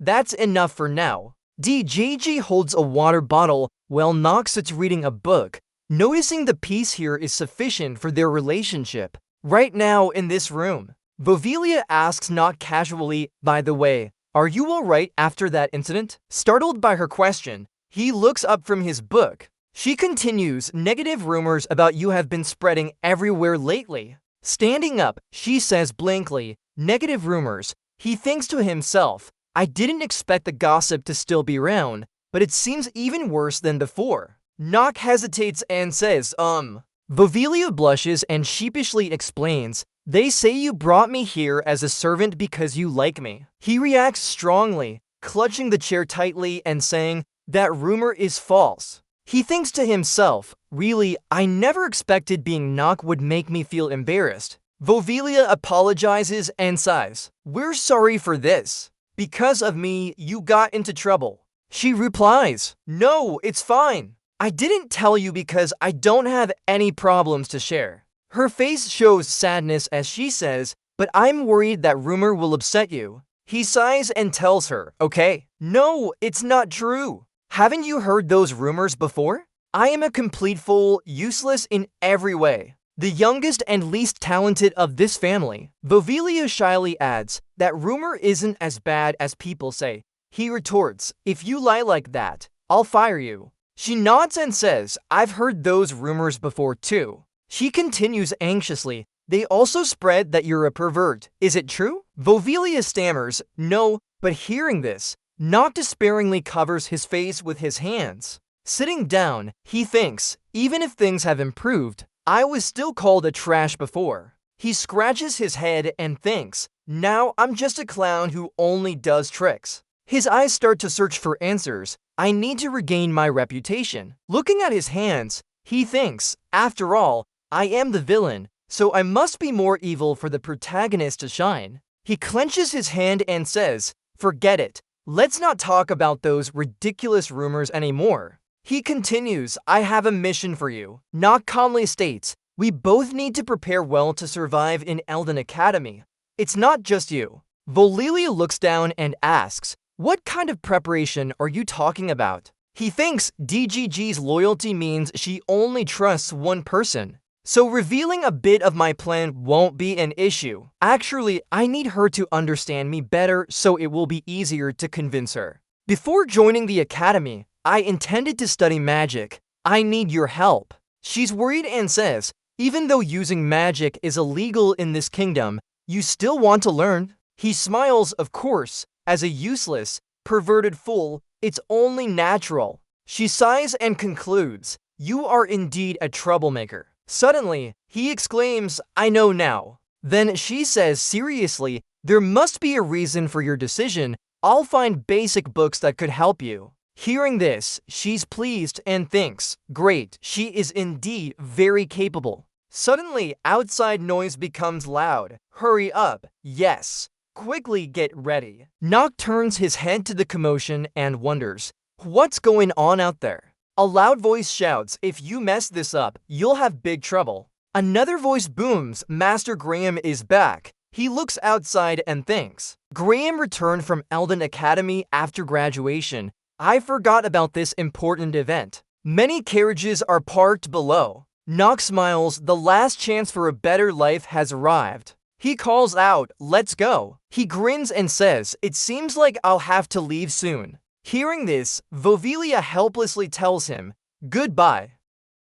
She continued, what do you want to do next? Scene change, it's in the dining room now. There are many dishes on the table. Above the table, Father Reinhardt is drinking wine and saying congratulations for Brian graduating from Elden Academy. Hearing this, Reinhardt's younger brother Brian von Reinhardt speaks up. Thank you, Father. Now Nock uses his power. In front of his brother, various boards start appearing. A series of information is shown, basic details first. Name, Brian von Reinhardt. Gender, male. Age, 16. Race, main target he's after. Title, innate skill, active skill, empathize with others. He continues reading, traits, quick to grasp situations, neutral in detail calculations, negative traits, deceptive, social status oriented, noble opportunities. At this moment, Nock thinks about Brian as an opportunist and remembers what his professor said. Thinking at the table, the only reason why Brian hasn't been exposed is because Nock is a completely useless failure worse than that. Then he smiles and thinks, he's very good at fitting in with politics. Nock watches Ryan playing chess and thinks, using his political skills, it was easy for him to graduate. Elden is famous, but also difficult. He continues thinking, only about 1,000 people can pass the entrance exam here, and only half of them can graduate. Then Nock's father speaks up, Ryan, have you decided when to start your internship? Suddenly, Ryan looks back. Then he smiles and says, yes, I'll head south in 3 days for my internship. His father then says, if you go there this time of year, there will probably be a monster hunting mission. He continues talking about charters, a humble place outside the Reinhardt territory, a neutral land to the south, and it's also on the border with Eastern Tajalan. They use the desert for the border. His father continues, not only is it desolate, but there are many monsters here, so this can be said to be one of the most abandoned lands. He says the royal mission given to Graham was to stop the monster attacks in charters because, according to the kingdom's law, a person must complete their first mission assigned by the kingdom to become an officially recognized knight. Then Graham speaks up. Every winter, Charters is full of monsters. It seems the royal family wants to take action against them. Hearing this, his father says, even though it's desolate, if the monsters occupy that place, nearby areas will be affected too. He tells him, no matter what, don't bring shame to our family. Ryan immediately agrees, I'll always remember, father. Nock thinks the mission in Charters isn't just about hunting monsters, it's mentioned in some complex stories too. This can't be just a side story. Nock wipes his mouth and thinks, so Charters is worth exploring. Then he asks Brian, are you going to Charters? Hearing this, he replies, yes, in Nock's mind. Naturally, if someone like me wants those things. He calmly says, can I come with you? Thinking in his head, I'll have to participate in the exploration of Charters myself. Nock's words shock them both. Then Brian asks, what did you say, Nock? What do you think Charters is like? Nock says, I heard it's a neutral area where monsters suddenly attack and also the place where secret carvings of peace horses are made. Ryan remains silent. Then his brother speaks up. Recently, I've been hearing about you a lot. Nock thinks Ryan's skill is to read people's minds. Then Ryan says, did you pass the test in the Lancer Forest with Steel Rainer's daughter? Nock calmly replies, yes, in his mind, that skill can reveal why someone acts recklessly. And if the target's stats are lower than him, he'll quickly figure out the reason. He thinks, simply put, it makes him an expert in dealing with people and politics in this world and on the political chessboard. Ryan says, so you did defeat those twins and recruit a common servant girl too. In his mind, but the steel armor has been activated to counteract the effects of reading minds. He speaks calmly, everything is true. Ryan says, I know now, you must have defeated many people recently. Brian's face starts looking sinister and he says, but I can't let you, someone who hasn't even entered Elden Academy, join me on this mission. I don't want to be the one cleaning up after you. Suddenly, he exclaims, hold it. Nock's father says, I think we can ensure nothing will happen. Brian looks helpless. Huh?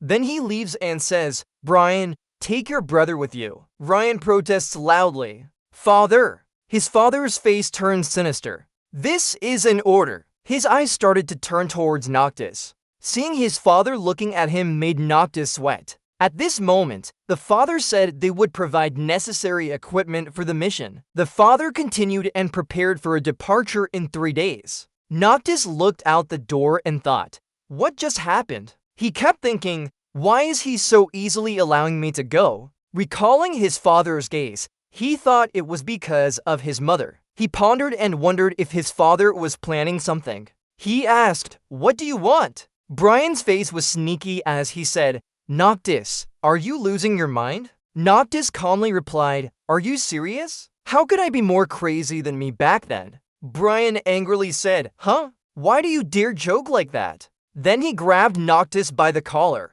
He warned, be careful. Graham's face was sneaky as he said, if you get hurt, it will be tough, especially with such a rare chance to go to Cheddar's. Suddenly, there was a loud scream. Oh my god! The scream made him turn around. It turned out Vovelia had spilled wine on the floor. Suddenly, another loud scream echoed. Oh my god! The scream made him turn back. It turned out Vovelia had spilled wine on Noctis's shirt. The wine splattered onto Noctis's clothes. Vovelia bowed her head in apology. Please forgive me, Master Noctis. I will clean it right away. Go back to your room without me. Grant looked at her with disdain. Seeing this, Noctis spoke up. Brother, please accept my sincere apology. But the maid has made a mistake. Her head was bowed down. Then they turned and left, saying she would seek permission to leave first. He looked at his brother with disdain and said, see you in 3 days after our parting. I will defeat those pests. Hearing this, Brian went wild, clenched his fists, and stepped out of the room. Noctis said, thank you. Then he continued, thanks to her, We managed to escape such a tricky situation. Vilya replied, indeed, you really have talent in getting yourself into trouble. She then added, but are you okay with that? Noctis reassured, it will be fine. Don't worry too much. Suddenly, a loud scream echoed. Master Noctis? It turned out to be Rona. Rona was panicking and said, you just said you were going somewhere. It turned out it was Rona. Rona continued in a panic, you just said you would go somewhere. Noctis looked at Rona and thought, has she forgotten who she is? He turned away and said, gossip spreads fast. Everything has been decided. He thought to himself, is it really such a shock that the incompetent heir will join the Cheddar expedition? Vilya then spoke up, this time, I agree with Rona. She continued worriedly, I think the territory of those Cheddars is too dangerous. The number of monsters and bandits there must be in the hundreds or more. Noctis calmly replied, it will be fine. We know what we are doing. He thought to himself. This is exactly why we came here, to extend our lifeline. Then Noct continued, without us too, we'll go on this conquest mission, so I want you both to stay here. Suddenly, Vuvilia spoke up, sorry. She then said, but I can't let you do that. She continued, as your exclusive maid, I have the duty to support you wherever you are. That's why I'll go with you too. Noct worriedly said, you might get hurt. Vuvilia replied, yes. Then she added, that could happen to you as well. She continued, I heard from Rona that you're very weak and prone to illness. She then surprised him by saying, can you really travel such a long distance without me? And you also tend to be careless and forget your personal belongings, like changing your clothes every day. She asked, can you do all these things alone? Noct placed his hand on the door and thought, she has a point. Then he scratched his head and pondered, is this world really my reality now? What she just said are basic needs that I don't have to think about when it's still just a game. He then looked at Vuvilia and thought, if anything happens to me, her position in the Renifer family will be in trouble too. He continued thinking, I guess DGT has no choice but to follow me now. Then he said, okay. He then helplessly said, but you must obey my orders and learn how to ride properly. Vuvilia replied, I understand. Recently, I've been getting closer with the stables too. Rona shouted, she's gotten closer to the stables. Then Rona worriedly asked DGT, what did you do? Vuvilia explained, I used half my salary to buy high-quality sugar for the horses, and it responded quite quickly too. Hearing that, Rona angrily said, hey, Ross is not food, this spoiled horse. Noct happily said, you are indeed a strange beast like your master. Then he turned around and left saying, anyway, Rona will stay here. DGT, you'll help me, and because you're going with me, I need you to prepare well. He then turned back and thought, she seemed quite worried just now. Seeing her tears, Noct patted Rona's head and wondered if she would be okay. Suddenly, there was a knock on the door, making everyone turn around. Roswell entered and said, Master Noct, our chief wants to give you something. Hearing that, he thought, an item from the family? He recalled his father's words, our family will provide necessary items for missions. Then he wondered, is this one of those items? And yet, I don't know why, but during dinner just now, I followed their side. Who knows what they're planning? Noct's father said, are you here already then? Noct politely replied, I heard someone has something to give me. His father calmly said, yes, but whether you can get this item depends on you. The sword was placed on the table. Noct saw it and said,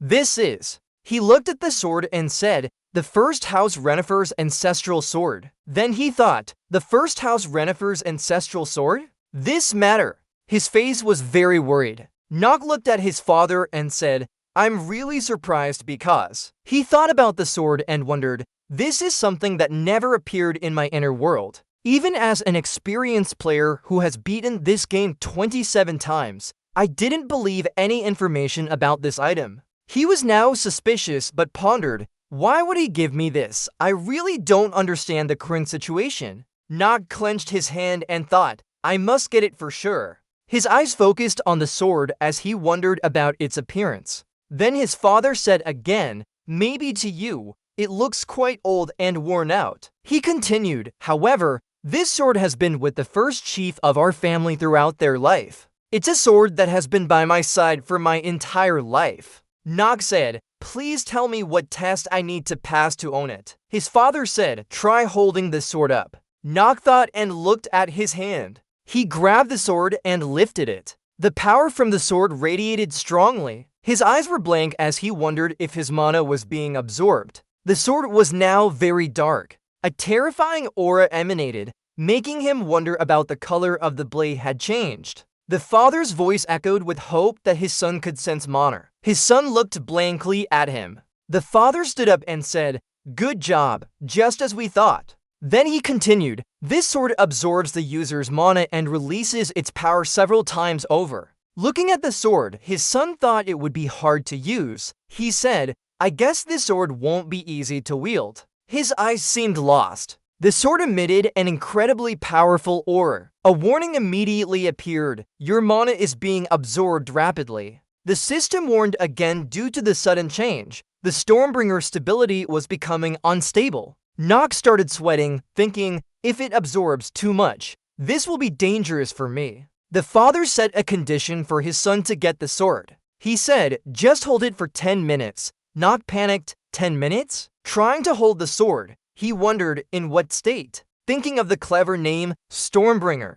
The father continued and named the sword as Stormbringer. Nock still struggled with the sword. His father said, the name is Stormbringer, Messenger of the Storm. The system announced basic information. Stormbringer's power was weakened. It could be enhanced from medium to high, dark elements. Nock held the sword and panted, trying to process all this info. Suddenly, the system warned that his mana was completely depleted. He was switching energy sources. The sword turned red as he struggled to hold it. System warned, your life force is rapidly depleting. Nock cursed inwardly. Looking at the sword, he thought, forget it. I can't do this. He tried to drop the sword, but couldn't.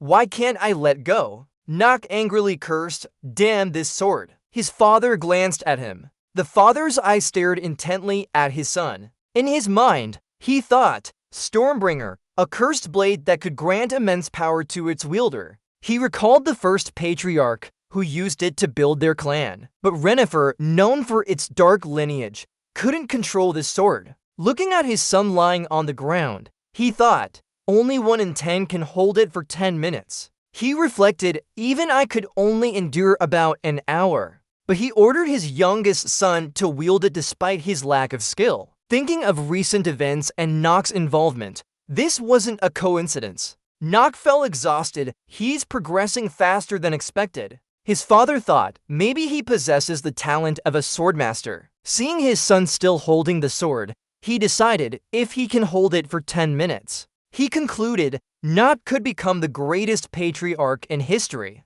Nock put the sword on the ground. His father thought, he might surpass me. Nock gritted his teeth and looked at his father. The father said, just as I thought, you're hiding your power. Suddenly, a voice asked, Dad, what did you say? His father left and said, from now on, the sword belongs to you. Nock looked at his father and panted. He thought angrily, before leaving, give me back my energy. 3 days later, they embarked on a journey to Cheddar's. Vovelia rode her horse and said, we need to bring all these things. She continued, thankfully, the storage bag can hold everything. Nock looked blankly at his surroundings. Concerned, she thought, the master is looking forward to this trip.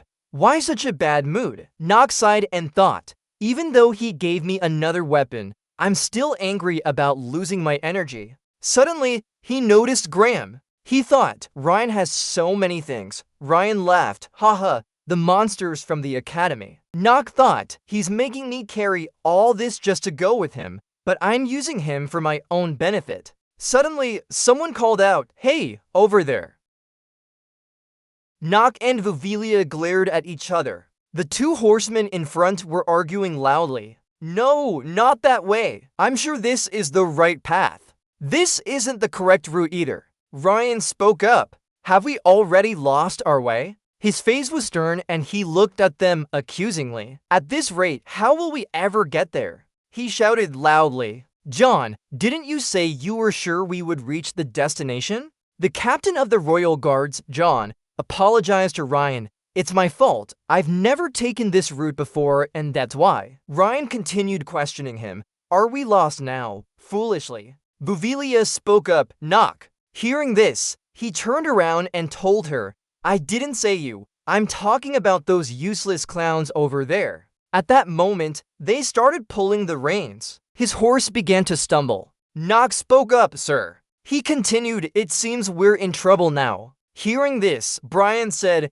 not your problem. Ben then told him, you've lost your way, haven't you? He was angry and shouted, I've already told you, this isn't your concern. Knock spoke calmly, me. Ben then continued, I can lead us there. Ryan gritted his teeth, right? Looking at him, he thought, it's laughable. Someone who has only lived in the palace could possibly guide us to our destination. Knock spoke calmly again, you hired me as a guide.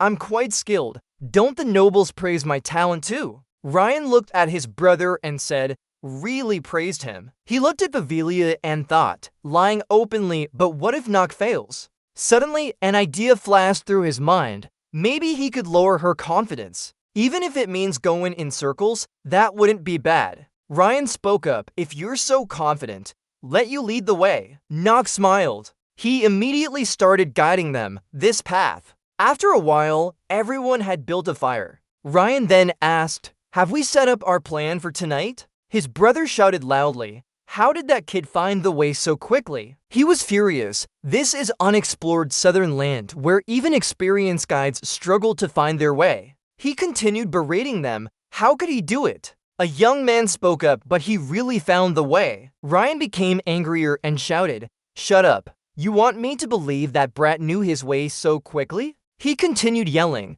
how is this possible? Knock had heard everything. At that moment, he thought, bad luck for him. I already knew the way before. For a seasoned player, it's as easy as eating cake. Thinking further, Cheddar's territory is a strategic center, and I've been there hundreds of times. Buvilia called out to Knock, Knock, how did you find the way so quickly? He pointed and said, don't you see anything on the ground? Hearing this, she looked down and blankly replied, the ground. Knock explained, it's the tracks and fur of a bear cat. After that, he continued, it's a monster with a bear body and a vulture head living in the south. Their habitat is the southern border of Cheddar's.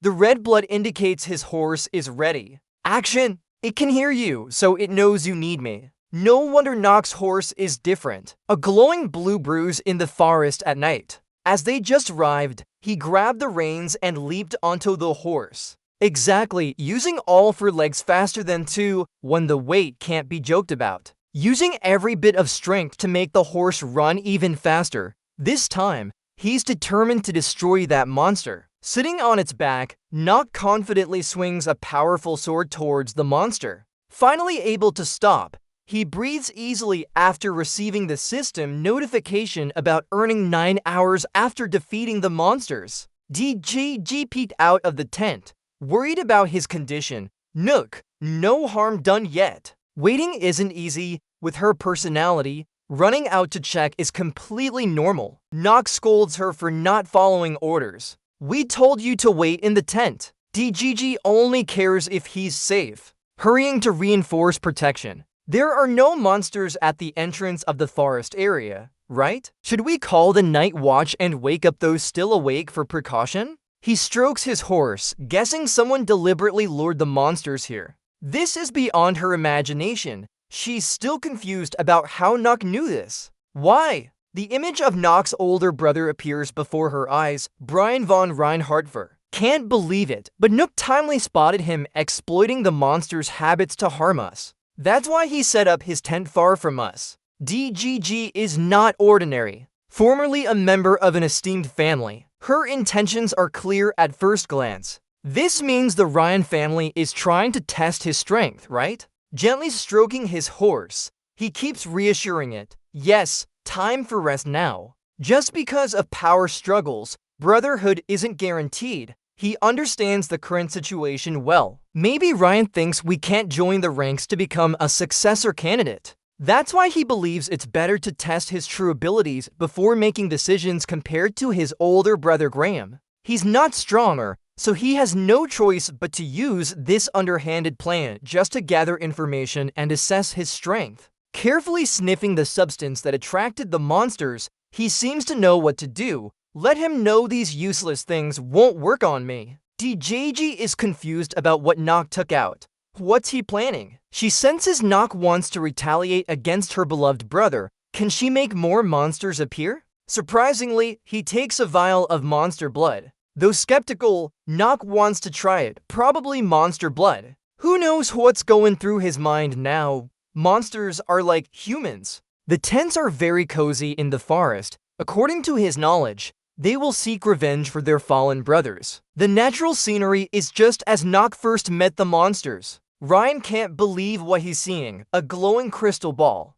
What's happening? He was pulling the blanket to sleep. Why would the crystal detect the mana of the monsters moving around? Why is it still screaming now? With his simple mind, he doesn't care. It's a tool that can detect monster mana when they approach. Can it be malfunctioning or something? Despite careful consideration, Ryan still can't believe it. This crystal ball was given by my father just now. Still in the forest clearing. How could a monster strong enough to activate the crystal appear here? It shouldn't be here. The loud noise outside makes him tremble, dazed from almost losing balance. Not only that, the servant's shouts outside make him even more agitated. Brian. Pulling back the tent curtain, his face becomes even tenser. Hurry and run. Report. Brian finally pokes his head out, furious at being disturbed before sleep.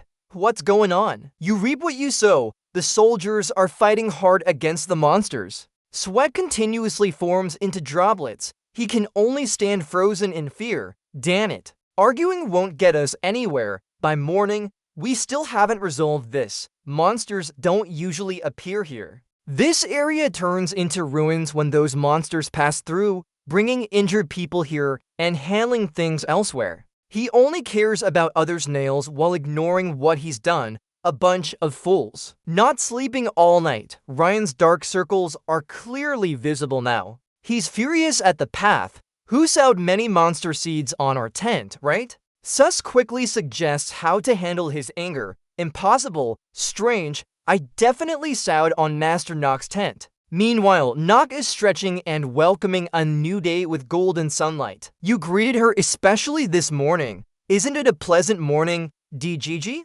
There's no way around this case. You've prepared breakfast already. Let's eat without the roof. Nock wants to join us for breakfast, thank you, but DJG declines. Yes, I'm a maid and can't dine with you. Yet he found a reasonable excuse. We're on a mission. So if she prepares her own meal, it might cause trouble. What if monsters appear? Nock's mood changes drastically. Who knows why? Really annoying.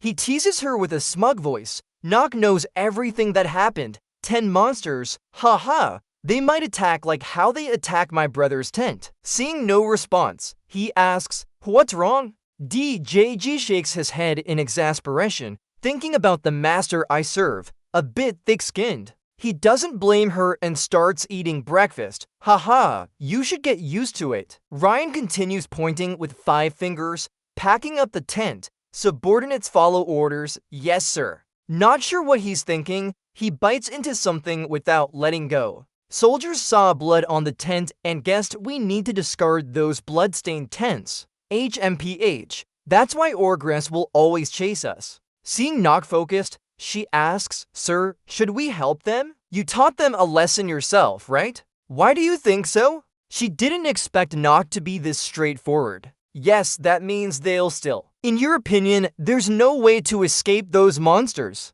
Indeed, even if we leave, the ogres might follow us anyway. What seems simple on the outside actually hides benefits for each side. I thought so from the start. If he continues with that plan, more trouble will come to me. But telling her might make her worry even more. We had planned this all along, hoping for more ogres like Graham. but their presence also gives us a chance to eliminate them and extend our survival. Seeing him not spill the food, "Did you finish eating already?" He's acting more hurriedly than ever. We need to take down some more monsters here quickly. Standing there, he admires the sunlight on everything. The area they passed through has never returned to its former silence. Nock is ready for their journey ahead, packing up and setting off. We can't escape those persistent monsters in broad daylight. It's like a leech following us everywhere. Every step feels wrong somehow. Thinking someone might be following him, he turns around. The monster is suddenly attacked, panicking without understanding what's happening. A swift and decisive blow adds some of the monster's blood to the ground. On the second morning, golden sunlight shines through the hills. Nock holds a stick, repeatedly striking one end into the ground. Nock and DJG ride the same horse together. She sits behind him, holding tightly onto his shirt to maintain balance. One hand on the reins and the stick, the other shielding his eyes from bright sunlight for better vision. "Hunk, we've mapped out this entire area's terrain." Nock thinks Chardos is still far away, a bit worrying but great. Ryan rides closer to Nock and calls him over. Nock and DJG turn their heads towards him. Ryan asks, "What are you planning for the approaching monsters? Do you think we can cut them off?" Nock confidently replies, "Of course." Looking straight ahead, he says seriously, "We could launch a large-scale raid here, but we'll definitely draw attention from other monsters, so focusing on escaping this forest would be smarter." His voice echoes, "That way no problems will rise as planned." Ryan clearly disagrees. He skeptically glances at Nock. No problems then? NCC was surrounded by people welcoming him, calling him Master Rock and asking how he knew so much about monsters. Ryan became even more annoyed, thinking to himself, when did it start that it suddenly took command of those soldiers? Rock didn't know Ryan's discomfort, continuing to tap the wooden stick on the ground. Suddenly, someone called him Master Rock. A soldier couldn't help asking why he kept stomping the ground like that. Rock looked at the soldier and replied, "Because monsters can appear anytime." The soldier's question immediately got a response from everyone, their faces turning pale with fear. The soldier asked again, "Monster, monster." Rock laughed and nodded, "Yes." The soldier couldn't believe it. At this place, he hadn't finished speaking when the ground suddenly shook beneath them. The sounds from the ground caused the horses to panic, almost losing control. DJG sitting behind Rock was shocked. The ground in front of them suddenly cracked.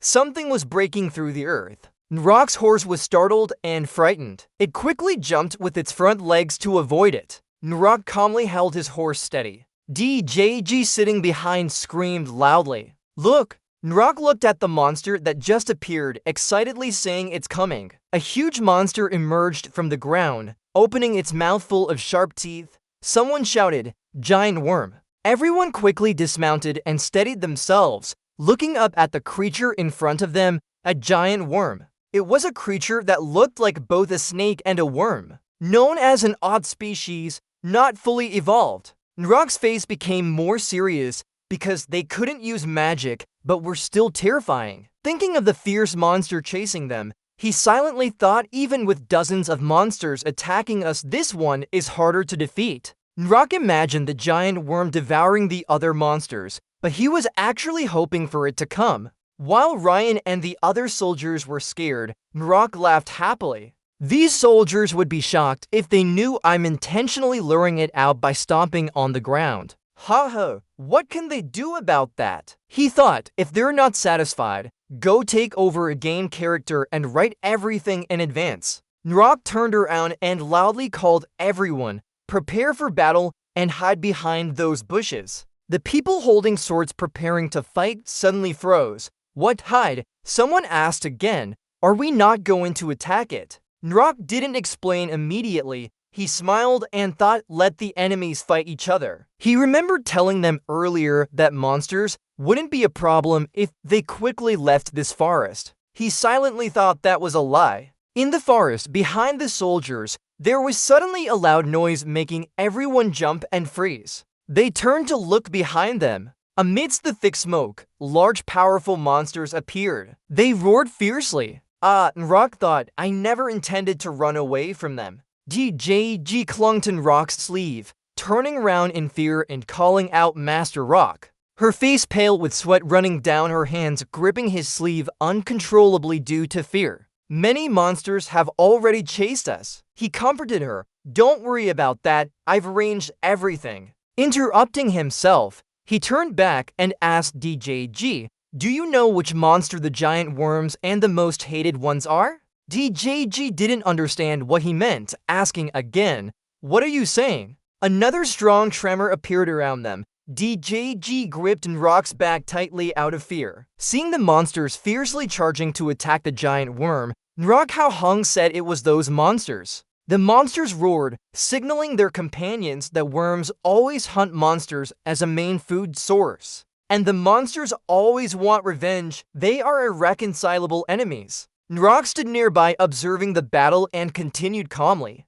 Experienced adventurers would know how to exploit this situation. DGG looked at his back in surprise, asking again, exploit this. The giant worm opened its red mouth with sharp teeth and roared. It swooped down from above and bit a monster approaching it. The monsters were not afraid but became more excited. They divided themselves to continuously hit the giant worm's large body with their sharp-toothed spears. DJG put her hand over her mouth.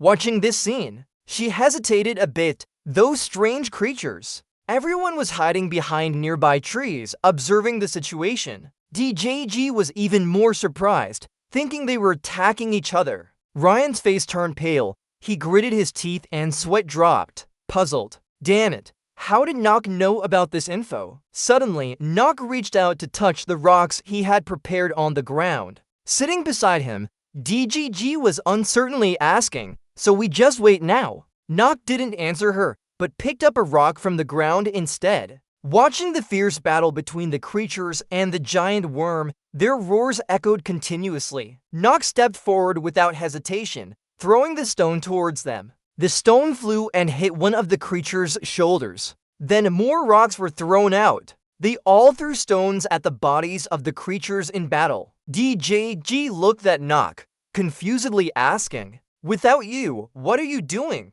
She said worriedly, what if those creatures change their target to us? Why are you throwing stones at them? At this moment, the giant worm had just defeated two more creatures. Nock's game system kept popping up with notifications. Your stamina increased by 0.1. You gained 8 hours of life for defeating those creatures. Nock smirked. He tossed the stone playfully in his hand. Sorry DJG. I need to fight the Arose group at least once to get experience points. Of course, you can't tell her about this. Nook suddenly stood up straight and looked directly at the battle before him. The system kept popping up with notifications. You gained 8 hours of life for defeating those creatures. Your stamina increased by 0.1. Meanwhile, the giant worm had just finished off the last creature. Nook thought to himself, the battle was over. Roy Noop, after a nearby rock, witnessed this and gaped in amazement.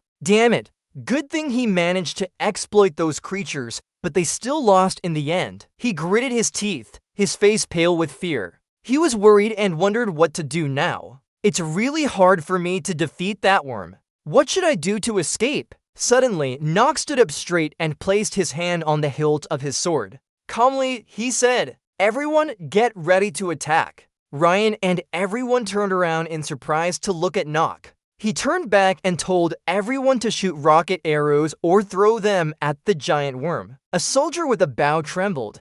There's no roof. Another soldier stepped forward and loudly called out, everyone, follow the orders of the roofless. He shouted, attack, everyone, listen to the roofless command. Numerous arrows and darts flew, piercing the giant worm, causing it to scream in pain. Nock gripped his sword tightly. Mingle smiled confidently and drew his sword. My turn now. The moment Nock completely drew his sword, time seemed to pause. The surroundings suddenly lost their color. Arrows and darts flying towards the giant worm, and water droplets in the air stopped moving. Even the soldiers were frozen, unable to move. Nock didn't hesitate as he charged forward, Only him could move around in this black and white scene. In the black and white world, a golden light from his magic shone brightly. Nock stomped hard on the ground for momentum. Taking advantage of time pausing, he leaped high and swung his sword continuously at the giant worm's body. Each swing left a trail of golden light through the worm's body. Nock somersaulted in midair. He kept his balance as he landed softly on the ground. Just when time stopped, the clock hands resumed their movement. Nock stood with his back to the giant worm. A confident smile remained on his lips. Calmly sheathed his sword into its scabbard, revealing more deep wounds on the giant worm's body behind him. The blood in its body keeps spraying out. At the same time, Nock's game system showed a notification. You gain 10 more days of life by defeating the giant worm. The system says you have 122 days left to live. Nock turned back and heard the sound of something hitting the ground. A cloud of dust rose, completely white. The giant worm's body had completely collapsed. Nock thought silently, "Today I got 10 more days, more than expected." Looking at the fallen monsters on the grass nearby, its body was covered in bloodstains. Nock became even more certain. I guess it's a medium-sized monster. If not for these monsters, we wouldn't have been able to kill the giant worm so easily. The system notified again. His stamina is now 5. The effect of the luck growth attribute has disappeared. Nock was slightly surprised. Recalling when he tore a piece of paper with a magic circle drawn on it, he felt a bit regretful. With the weakening curse, the hidden growth fragment also vanished. Quite a pity. Nock's body was covered in blood from the giant worm. He clenched his fist and comforted himself. My stamina is now 5. Everyone rushed to surround Nock. One of them asked worriedly, "Nock, are you hurt anywhere?" Nock turned to look at everyone and replied, "I'm fine. You did great." The other person quickly said, "No, it's you who did the best." Everyone showed happy expressions and shouted together, "You're really amazing." "Wow." Nock looked at them calmly and said, "It's nothing big. Let's reorganize our formation." As he finished speaking, a tremor suddenly appeared near the giant worm's corpse. The ground started cracking. Nock sensed something unusual and turned around quickly. Everyone was shocked and worried. Another giant worm suddenly emerged from the ground. It opened its large mouth full of teeth and roared. Someone shouted, "Another giant worm appeared.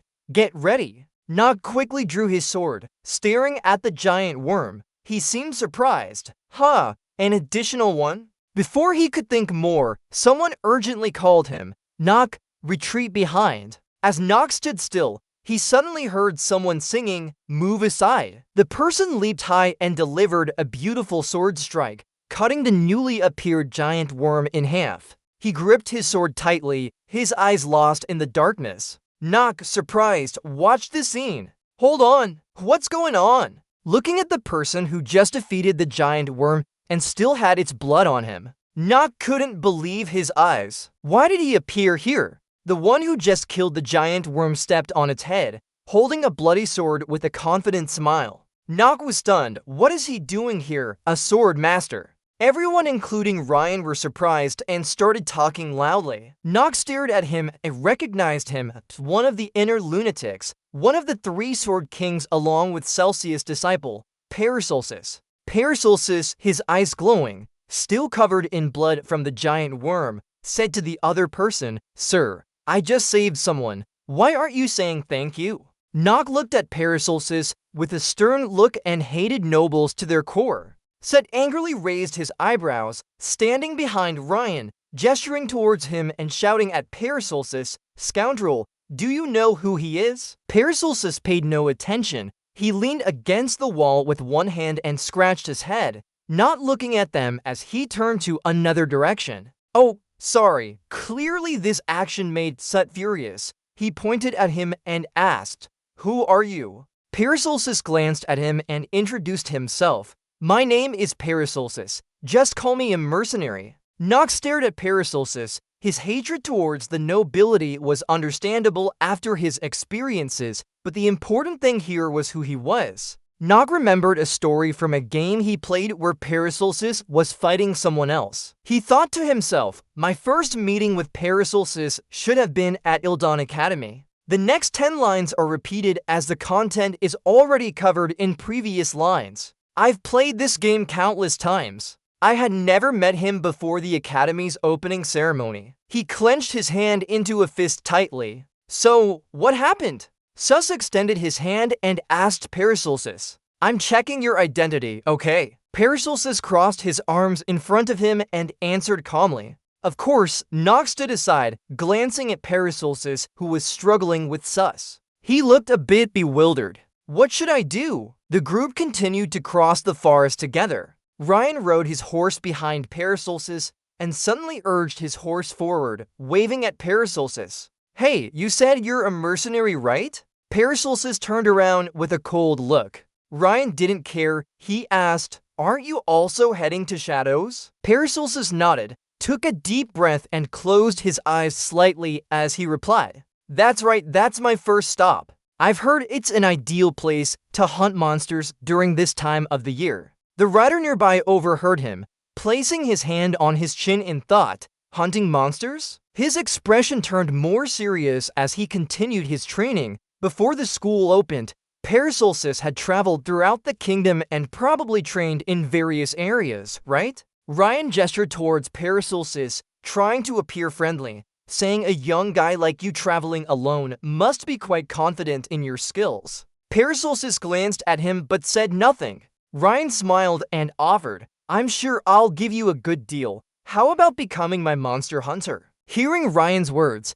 Paracelsus seemed to consider it seriously, his lips curling into a charming smile. Paracelsus lowered his eyes and turned back to look straight ahead. Since he is the son of one of the Sword Kings, according to Renhover, I'm actually curious about both of them. Hearing this, Nog turned around with a surprised expression. He shouted angrily, how dare you talk to me like that? Ryan stopped him and let him catch his breath before turning back to Paracelsus. I'll give you some time to think about it. Looking at Paracelsus riding ahead, Ryan thought, with skills strong enough to defeat a giant worm in one move, he must be recruited. Ryan smiled slyly. This way, I can regain the attention of the soldiers from Nog's side. The afternoon sun shone on the village wall. From above, it was easy to see the small city covered by a forest. Nog noticed the village in front of him. He said, I've arrived at Charters. He thought, this is Charters.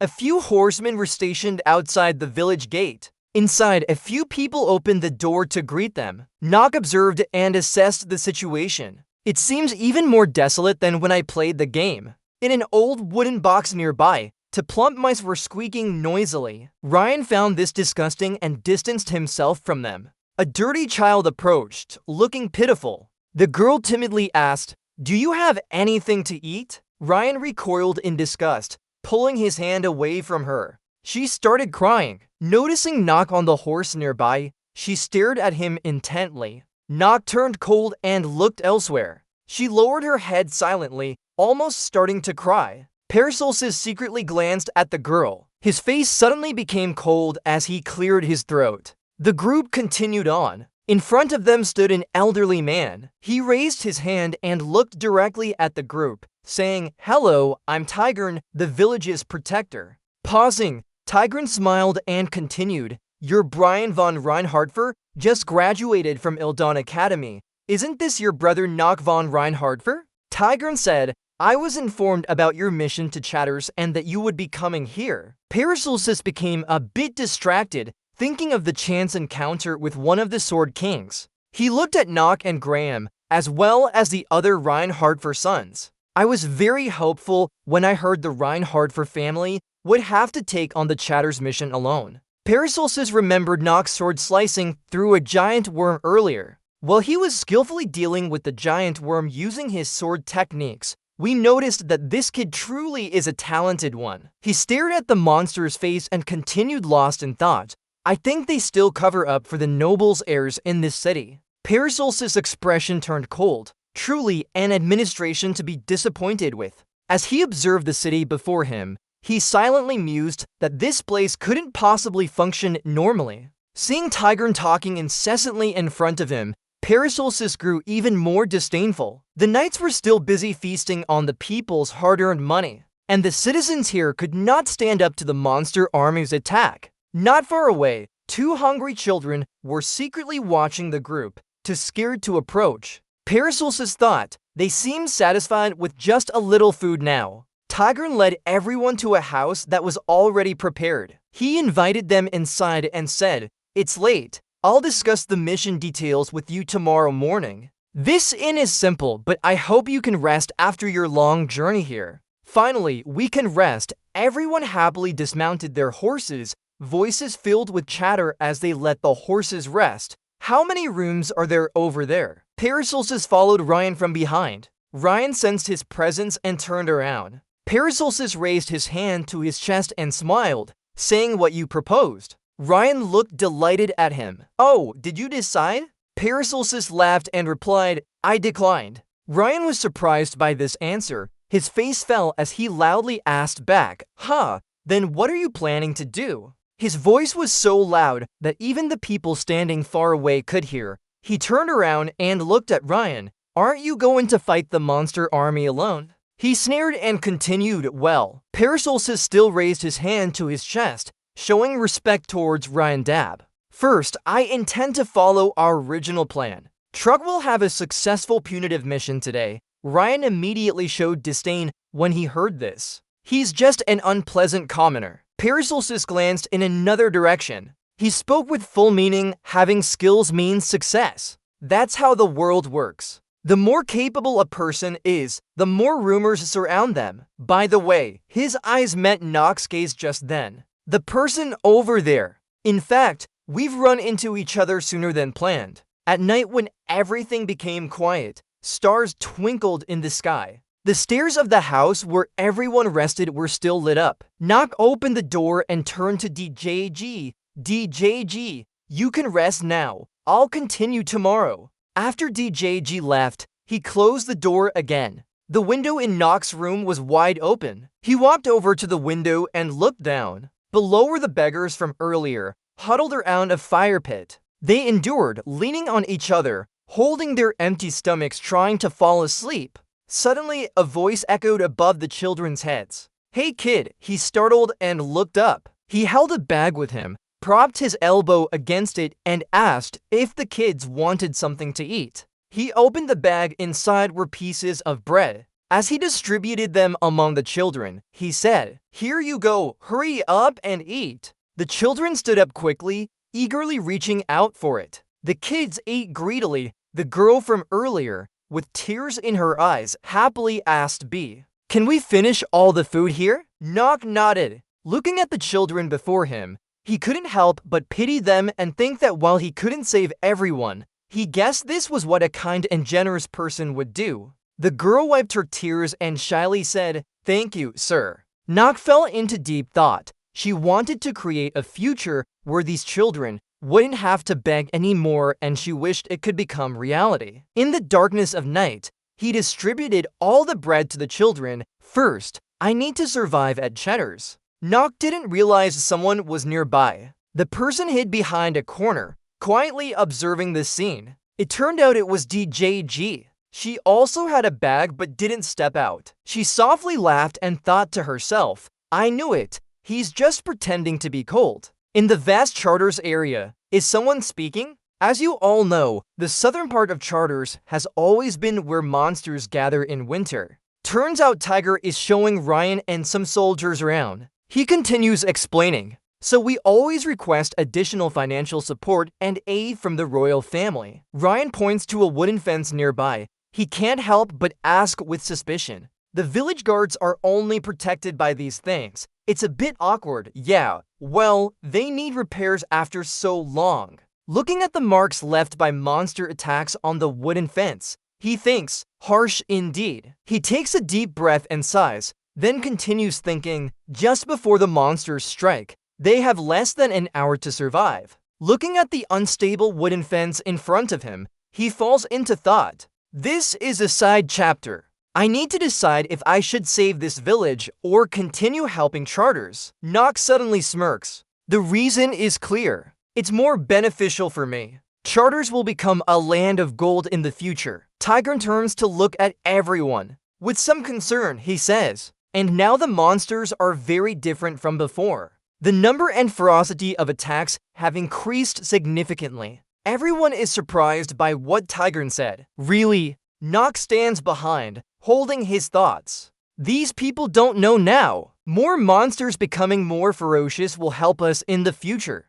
In everyone's astonished eyes, Tiger continues. Worse still, some villages have seen signs of a horseman appearing. Ryan looks serious and touches his chin, saying that one horseman would make things much more severe. Ryan curiously asks where it is. Talia turns to look at him and answers, outside the desolate wilderness. Nock doesn't know the deeper reasons. One of the main reasons for Cheddars being taken over is whether they can avoid attacks from this horseman or not. Nock thinks about the wild creature with wide wings, sharp claws, and a sturdy beak, his eyes shining with wildness. The horseman, Lord of the Wilderness, was born to resist and conquer. Nock's face turns serious, but he plans to eliminate it. Talia leads everyone to an empty area where trees are dry and leafless. Someone asks if this is the endless horizon of the wilderness. Talia answers it borders Talia in the east, a neutral region known for its barren wasteland.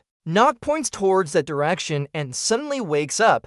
Aha, that place. But there's something strange. Nock crosses his arms and says with determination, horsemen don't usually stay close to Charter's village. They are often near Tahalan region. Do you know why they appear here now? Talia and John turn to look at him, their faces clearly surprised. Nock looks sternly at them, his eyes slightly cold. I figured out who betrayed us in this massacre. The mission has begun. The sunlight shines on this desolate village. Nock thinks, just get rid of all the rotten parts of this village. At Nock's resting house, someone is flipping through papers. Suddenly, he tightens his hand into a ball. It turns out to be Sus. He grits his teeth in anger, his hand tightly gripping the paper on the table, unwillingly thinking, I didn't care about him before because he was useless. But who would have thought that I fell into his trap and lost Ryan's good impression? The more he thinks, the angrier he gets, gritting his teeth in hatred. I've put a lot of effort to gain Ryan's favor. I won't let him live comfortably. While he was deep in thought, someone suddenly steps down from the stairs. It's DGT, holding a bag and looking at her. He is surprised, that one. He sees DJG with a sinister smile, thinking her name is DJG. Observing every move of hers, I heard she was a civilian and a maid. DJG is descending the stairs when suddenly a black hand stops her, causing her to jump in surprise. He suddenly grabs her arm, making her shout, there. He pulls her closer, causing her back to fall on the ground. DJG recognizes him as Sus and asks with some worry, Sir, what do you want from me? Sus looks at her intently like a prey. He smirks and says, of course, there's much to discuss. Don't be nervous. I just want a quiet talk between us. He grabs DJC's hand tightly, wanting to pull her closer. She struggles to free herself. Finally, she escapes his control. DJC put his other hand on his most painful wrist and rubbed it while looking worriedly at Zhu. I didn't think we had anything private to discuss. Zhu raised his hand to pat his head, feeling uncomfortable as he gritted his teeth. I'm just a knight serving the young Master Graham, but sometimes I wish I could be happy too. Saying this, he lunged at Dijichi and grabbed his shoulder. You're the same, right, Dijichi? Dijichi was shaken by his rough action, shouting to be released. She looked at him, suddenly turning pale. Both of you are overwhelmed with an unrelenting fear. Wait, if I reject him? She thought about its loneliness and isolation in a crowd. How the young Master Graham would lose his good sense. He will get into trouble and attract unnecessary hostile glances from the family. DGG gritted his teeth and closed his eyes. Desperately, she gave up her struggle. I don't want the young Master Graham to be hurt. Sus looked at her with greedy eyes. He sneered as he said, because of your lord's miserable favor. It took me over 10 years to try and survive here. I will make you pay for that. Suddenly, a bright light cut through the tension between Sus and DGG, accompanied by a familiar voice. "Oh, what do you want?" "He will be paid." Sus's voice cracked as he exclaimed in shock. "Aha!" Gigi's eyes welled up with tears as she widened them at his sudden appearance. Sus's painful scream echoed. His blood splattered everywhere. Nock stood there, his face darkening. He held the still bloody sword and emphasized each word. "Tor, listen to me." His expression was cold and menacing, his eyes filled with rage. Calming his anger, he asked in a chilling voice, "What do you want from me?" Sus clutched the severed arm Nock had cut off. He panted heavily as sweat poured down his face. "NG, do you think what you're doing is okay? Even if you do this to me, you won't escape this." Saying that, he threatened with a low growl. "Do you think the young Master Ryan will just stand by and watch you treat me like this?" Gigi stood still, worried but silent. Nock looked at Sus as if seeing a dead person. He looked particularly terrifying now. "Are you threatening me with your brother?" Pulling back, Nock raised his sword. His other arm was also cut off by him. Sus fell to the ground in pain, shouting loudly. He held up his empty arm on the ground,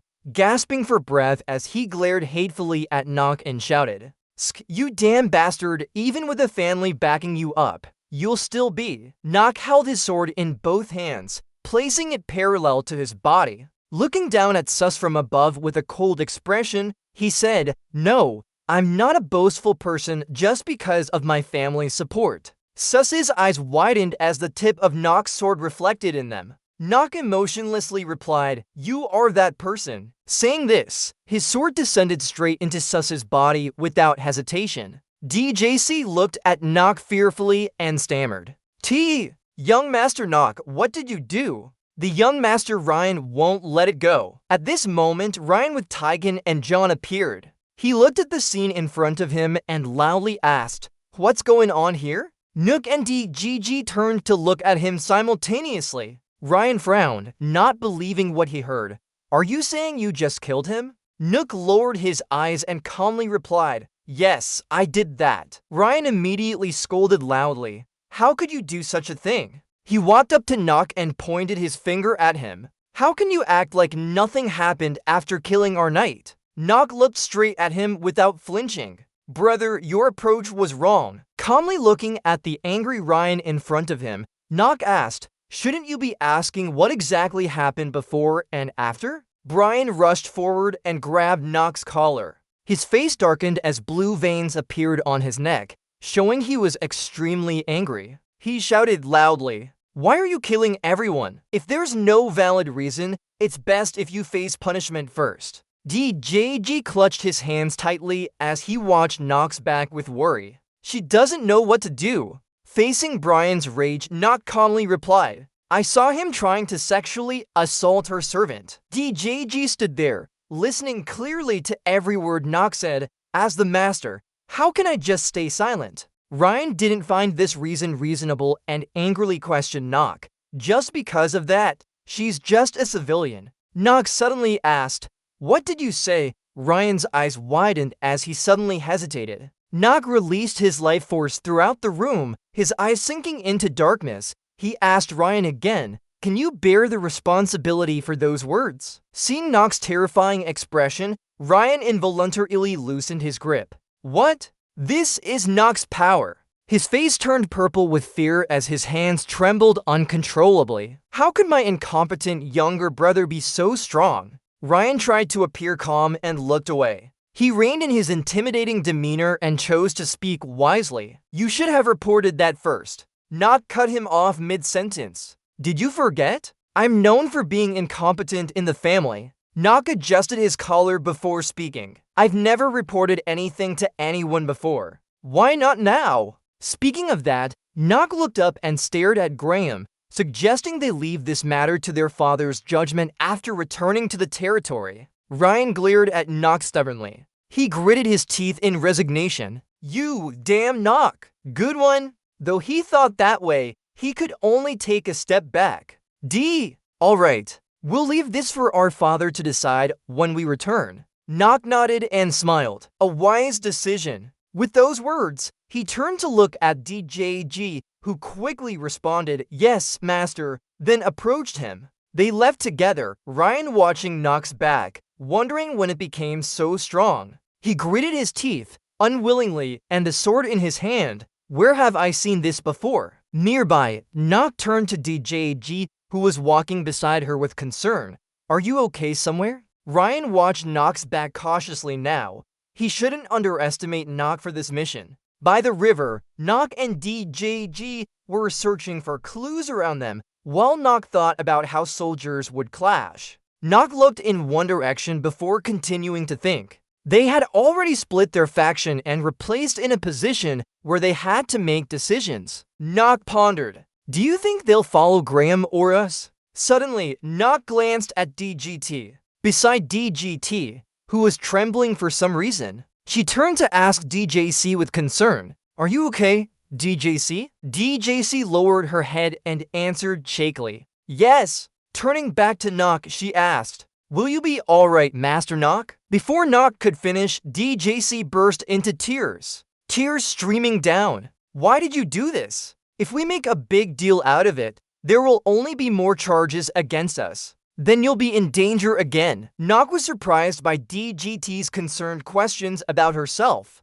Nock replied, I don't know. Who is the one my master serves? The emotionless Ruth said, I am the incompetent member of the Renifer family, so no matter where we are, don't bow your heads. DGT stopped crying and admired her own bare-skinned Ruth. DGT wiped away her tears and told Ruth, I'll remember this ring. Somewhere else, Brian slammed his beer mug on the table in anger. His face showing discomfort, Brian thought, how dare that incompetent guy put himself above me? At first when father asked me to bring Ruth along, I only thought he was a burden, but now, during this mission, he's completely different from what I imagined. Graham thought about Ruth and wondered if the sword must have just coincidentally looked like his father's. Instead of his previous anger, Graham seemed slightly apprehensive. He thinks we need to be cautious with him. We've lost trust. Who can I rely on to watch over him now? Outside the door, there was a creaking sound from the doorknob. John entered and respectfully spoke to Graham. Young Master Graham, the situation on the first floor has been handled. John continued rubbing his hands, but young Master Ruth was quite different from what people said. Ryan looked at Joan and thought, not just him, it's both of them, the leader of the cavalry squad who managed this place for a long time. Even I investigated their background to confirm it. So why does this bookworm Ruth understand this place better than you? I didn't pay so much money to have someone do nothing for me. Ryan continued thinking, VID. The monsters haven't attacked yet. We need to make use of his cavalry squad a bit more. Ryan told John that they must completely eliminate the bandits and monsters around here. If Ruth does anything suspicious or strange, report it to me immediately. John clearly replied, yes. Outside, the night was falling. DGT asked Ruth, what did you do all day? What she meant was the green vial in Ruth's hand. DJ Cho asked further, are you just observing the walls of this village? Ruth replied, they're not sturdy at all. DJ Kai looked puzzled and asked, then how do we stop the monsters with these walls? Ruth turned to DJ Kai and said, let's go. DJ Kai followed Ruth. She asked, where is Dr. DSG going? This way goes against the path back home. Ruth turned around and smiled brightly at DGG. I think we need more people on our side now. Ruth thought to herself, because even in this small village, there must be a talent. Inila, whom we always look up to when visiting Chuttis, is a medicinal herb genius. In other words, she's my store of herbs. The two walked through the dark and damp path. DGG asked Ruth, really, there's an herbalist genius hiding in such a desolate place? She replied, yes. DJG continued asking, if someone is that talented, why would they hide in such a remote location? Ruth said, well, she has her reasons. You see, this place is the secret passage to conquer Chutters. In the future, Eleanor will serve another place and not the Arkham Empire. If someone doesn't use secret passages to capture Alina, they'll never get her. Suddenly, Ruth said, follow me. Look carefully at your feet so you don't trip.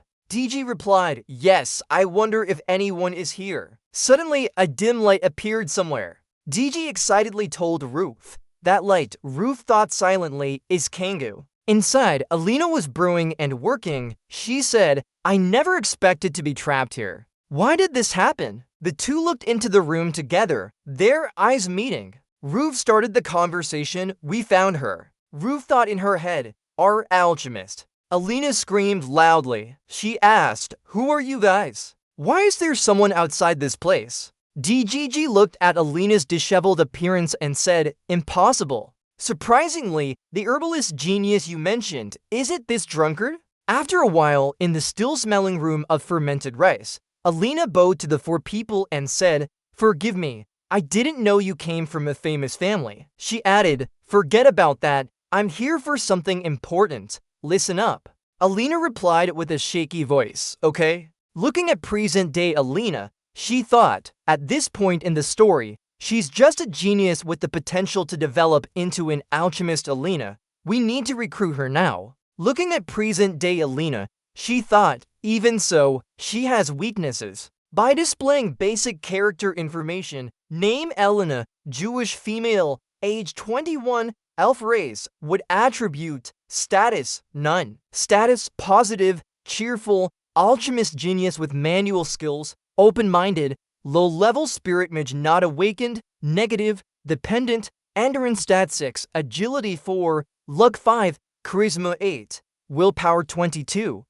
Skills, inherent skill, blessing of creation. Looking at Elena's attribute panel, her positive traits like happiness and a talented alchemist with manual skills are highlighted, along with her lower-level spirit mage abilities that haven't awakened yet. NCC clutched his head in despair, thinking, I never thought the talentless Renifer family would actually value me. NCC's face changed as he realized no one was there and he wasn't a valuable alchemist after all. Looking at Elena trembling with fear, NCC said to Dijichi, she seems a bit troubled, but we have no other choice. Elena spoke, I don't understand, but I'm sorry if I upset you. Dijichi whispered nervously to Nock, Nock, I'm not sure if this is overstepping, but hiring that drunk wasn't the best decision. Nock looked at DJG with a conflicted expression. He said, I know, but we have no other options now.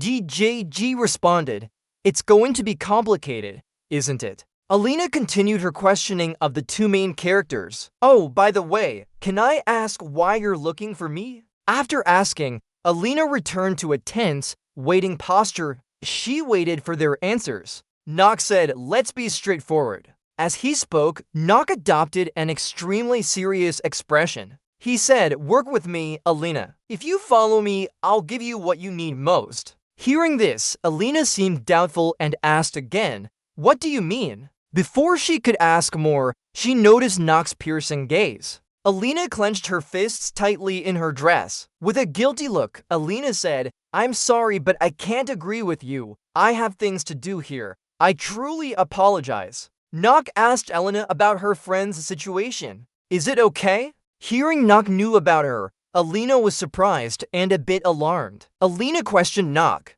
How did you know? Nock gestured as if he had anticipated the situation. He said, May will be attacked by a lion soon. Hearing this, Alina was extremely alarmed. She seemed to care deeply about May and demanded again, what can you do? Who knows, I might be able to save her. Nock gestured towards Alina, saying, what do you think? Can I change your mind? Inside the damp tomb room, Alina sat alone in thought. She realized May would soon face danger from a lion. Thinking about it, Alina recalled Nock's offer to cooperate. I'll save her for you. Join me, Alina. Sitting dejectedly, Alina muttered a name. She mumbled May. Alina began reminiscing about the past. There was a brave girl with golden hair. The girl said, you want us to pay more taxes? But you increased the tax this month already. Alina thought of her only friend May and how she had been protected by May in the past. Remembering May's words,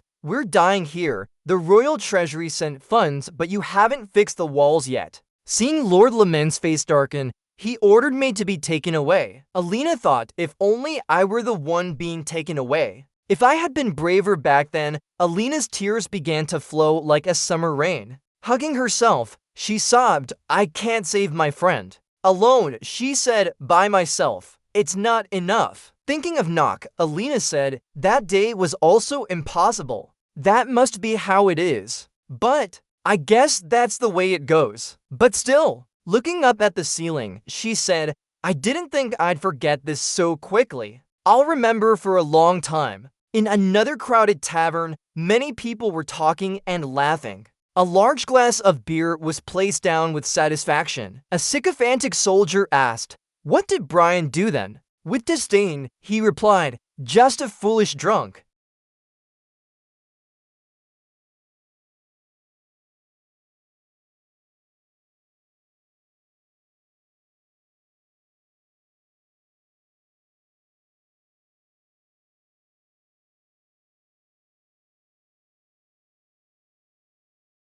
You're getting a bit too cocky, huh? Nock frowns and seems to think you've misunderstood something. Without letting him finish, I interrupted and knew that countless crimes were committed, including embezzlement of public funds and Tiger. I also know you're trying to use Graham for your benefit. Seeing Nock interrupt, John grits his teeth in frustration. He says, what do you want? Think it through. If you take care of Graham, won't the family value you more? You just need to ignore this for now. No need to be reckless. The fake soldiers are surrounding Nock. Nock mocks as he says, do you think I'm that stupid? Nock swings his sword and distracts the soldiers, making a few of them fetch takeout food. John shouts at his subordinates to kill him. The soldiers surround Nock, but they seem insignificant. Nock slices through the soldiers, fetching food one by one. Finally, only John remains. He looks at the scene and thinks, damn it, this guy has been hiding his strength all along. Entering an attacking stance, he thinks, this is dangerous. I have to end this now. John starts using his trump card. He shouts, remember, those who died did so due to their own foolishness. A surviving robber says, this time, you're done for good. That's the leader's French sword. A wave of sword intent flies towards Nock. Nock speaks up. You're even more foolish than I thought. Nock grabs his sword and blocks John's sword intent. Nock remained calm as he didn't lose anything. The system's voice echoed, you've destroyed your enemy's attack because you're a genius with sword techniques. Everyone was stunned watching this. One person asked curiously, how did he block Cheddar's technique? Nock dismissed the robbers and turned away, speaking disdainfully to those beneath him. Why are you asking what I want? The system announced, you've learned Southern Sword Technique. Green light surrounded Nock as he said, I have what I wanted. Jin was shocked and scared with blood on his body, watching Nock swing his sword and perform a technique. You've learned Southern Sword Technique. He didn't care about the sharp-eyed gaze staring at him directly. John could only say two words, genius. Nock closed his eyes as his hair fell over his face. What does genius mean? In the white space, he looked at his reflection. Nock's eyes were sad. Could it just be that someone is more outstanding than others? His feet moved slowly on the ground. He raised his hand in front of the mirror. He approached and pressed his hand, staring at himself. Is this what proves someone can reach a higher level? Well, most people cannot even reach it. He pressed hard, breaking the mirror. Since he risked his life, he kept asking himself that question. Pieces of glass flew everywhere. What does genius mean? He closed his eyes and smiled faintly. When Nock opened his eyes, a determined gaze looked at the opponent. With one strong swing, he said, compared to what I'll learn in the future, this is insignificant, but it's enough for them. The robbers' swords retreated, blood splattering everywhere. They screamed in pain, calling their leader. Their leader John was helpless before this technique. Nock's Southern Sword Technique. John couldn't understand how someone who learned it in just 10 years could know such a technique. Someone's foot touched John's kneeling knee. Unexpectedly, Nock stood right in front of him, imposing. John looked up with fear in his eyes. He stepped back and said, if you kill me, your ears won't be spared. Maybe he heard what people do.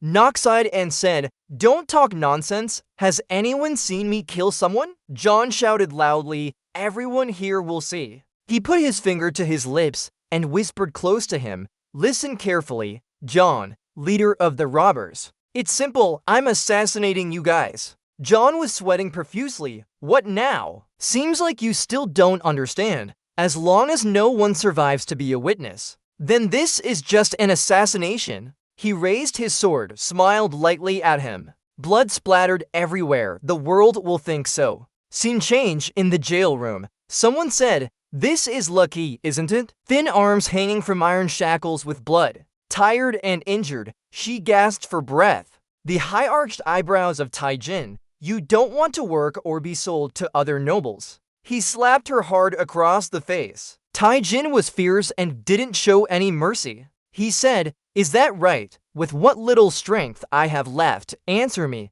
I will never listen to people like you." He grabbed her face tightly. He smiled and said, "What can you do now? The only thing a lowly person like you can do is to struggle on the ground." A saliva droplet hit his chest. He bent down to look at her for a moment. Surprised, "What are you doing?" His anger flared up and he slapped her several times in quick succession. Her face turned purple. "Oh, do you want to be sold to the black midge?" She lowered her head in thought. A voice echoes, "Oh dear, I know you've tried your best, but this time, your preparation was off." She crosses her arms, not paying much attention, "But it's about talent. I didn't think you had that ability." Mei looks sad as she holds the vial. "How could you? From the start, I wasn't very talented. Neither in alchemy nor in swordsmanship. Nothing came naturally to me." Her eyes change instantly when calling out Alina. When Alina brings the vial over, "Teacher Tia has nothing left to teach you.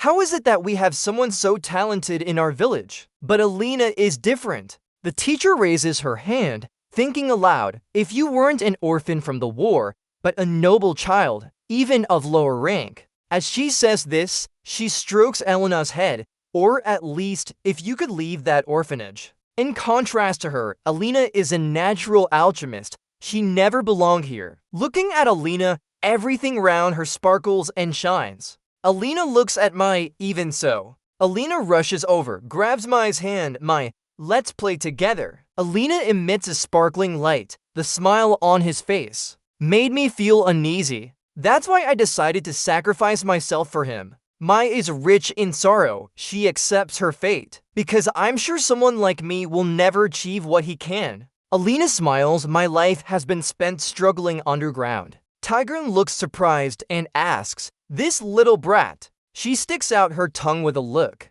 "I don't want to be a burden on Alina." Fresh blood splatters across the floor. Tigran angrily raises his hand. "You bitch!" The voice echoes, "Don't harm yourself anymore." Tigran stops and turns around to face where the sound came from. "If you're left with just a corpse when you step out of here, Alina will be sad." Alina looks in that direction too. Nock draws his sword as he steps forward from afar. Tigran smirks. "Which wind brought you here?" Nock continues, Tigran, according to the royal law, you will be executed." From afar, Nock approaches with his sword in hand. Tigran stops and looks at Nock, a bit uncomfortable as he says, "Why are you here?" Nock remains emotionless, still showing signs of blood on his face. "You will be punished for your mistakes, Tigran." His face is lifeless, still showing traces of blood. "You will be executed for your crimes, Tigran." Nock looks through the iron bars. Nir's torture continues. She hangs by chains and has no strength left. "Your death is inevitable now that your comrade has died. It's time to give up." Nir closes his eyes with a slight smile. "Indeed, it is truly unfortunate." He opens his eyes and looks at Nock. "But are you here alone?" Unafraid, he answers firmly, "Yes." Tigran grins confidently. "Isn't that interesting? It seems Master has underestimated me a bit." They continue their conversation through the iron bars. "Do you think you can defeat me alone?" He tightens his grip on the sword at his side. Nock's face becomes more confident as he answers, "Of course I can." Tigran narrows his eyes with determination and swings his holy sword. Things are progressing quite quickly now, but it no longer matters. Heavy footsteps approach. 100 soldiers suddenly appear from nowhere. Nock is surrounded by the entire troop in the room. Nir raises his sword high. "Kill him for me."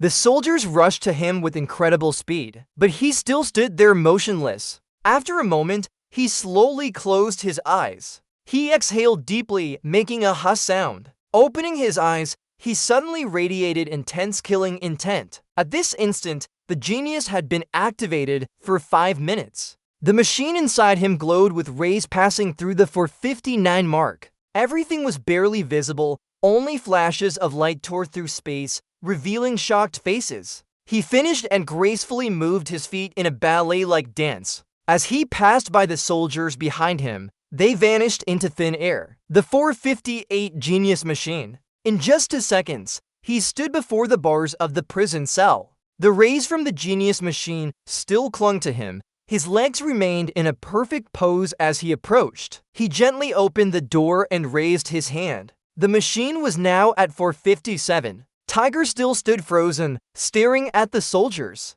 When he passed by him, Tiger's face was still dazed. He gave a sharp look behind Tiger, at exactly 456. As if passing by Tiger without looking back, the light continued to follow him. May's face turned pale. He gently touched her cheek. The time machine had 455 left. He was kind and tender, pouring his heart into May. She slowly opened her eyes, dazed, and asked, "Who are you?" He replied, "Nacht von Reinhardt." Continuing, he said, "After you wake up, everything will end." May seemed exhausted and closed her eyes again. Tentagon finally regained his composure. "How is this possible? How could you defeat them all?" He looked pale and sweaty. Preparing to attack, Nak stood still. For some reason, Tentagon suddenly fell to the ground in fear. Blood splattered everywhere as he turned to look at Nak. Tentagon went from shock to extreme terror. Blood spewed out with the deadly rays of Nak's sword.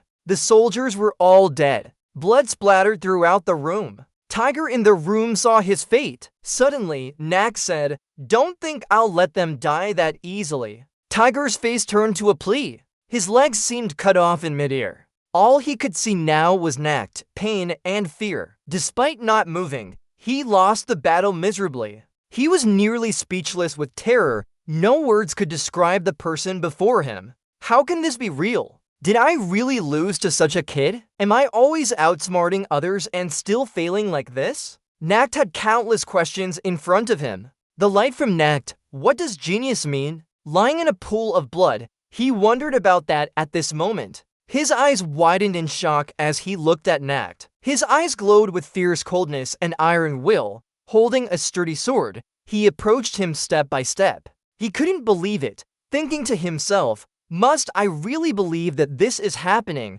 that I lost to such a little kid?" Desperately thinking, how could the great me be defeated like this? He remembered his father, the prominent cavalry captain of the mercenary team. Back then, he was young and everyone wanted to be like him. Then, he witnessed his father's violent act against a woman. He recounted it, and everyone respected him. But watching his father grab the woman's hair, he pulled her painfully and said to him, "Tainir, do you know why these people follow me?" He pulled back and fearfully said, "No, I don't know." Suddenly, he felt a hand on his head, which startled him. Then, with a sinister smile, the man's dark face said, "It's because of power." The man continued, "If you have a superior strength compared to ordinary people, you can get away with anything. That is the law in a city at the edge of this Akim Empire." He looked up at him and asked, "Are you the strongest person on the continent?" Suddenly, he stared seriously at him. Then his hand left his head.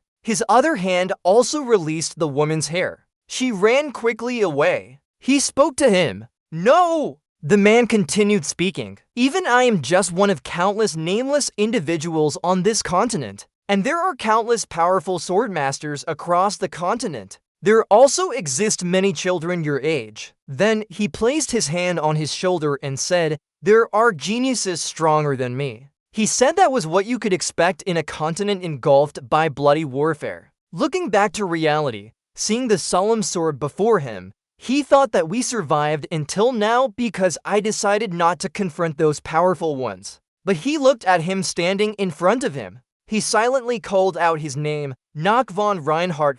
Seeing his emotionless face, he thought, "You must be one of the geniuses my father once mentioned that we couldn't reach. To achieve such a talent that no one can touch, I tried to avoid it like this. He looked at him desperately, sweat dripping from his forehead. He said, the reason why I'm facing death and failure now. He continued, because I chose to confront you. Suddenly a purple light appeared. He stabbed the back of him with the sword. Then he pulled out the sword. Blood splattered everywhere. Blood splashed onto his face and clothes. The scene switched to Alina sitting on a chair, legs crossed, head bowed in thought. Suddenly, a voice echoed Alina, making her look over. It's May and DJG. She called out. Lucky. May smiled at her. The hat fell to the ground. She screamed, May! Then she hugged May tightly, tears streaming down. She said, I was so scared. I thought you really left me behind.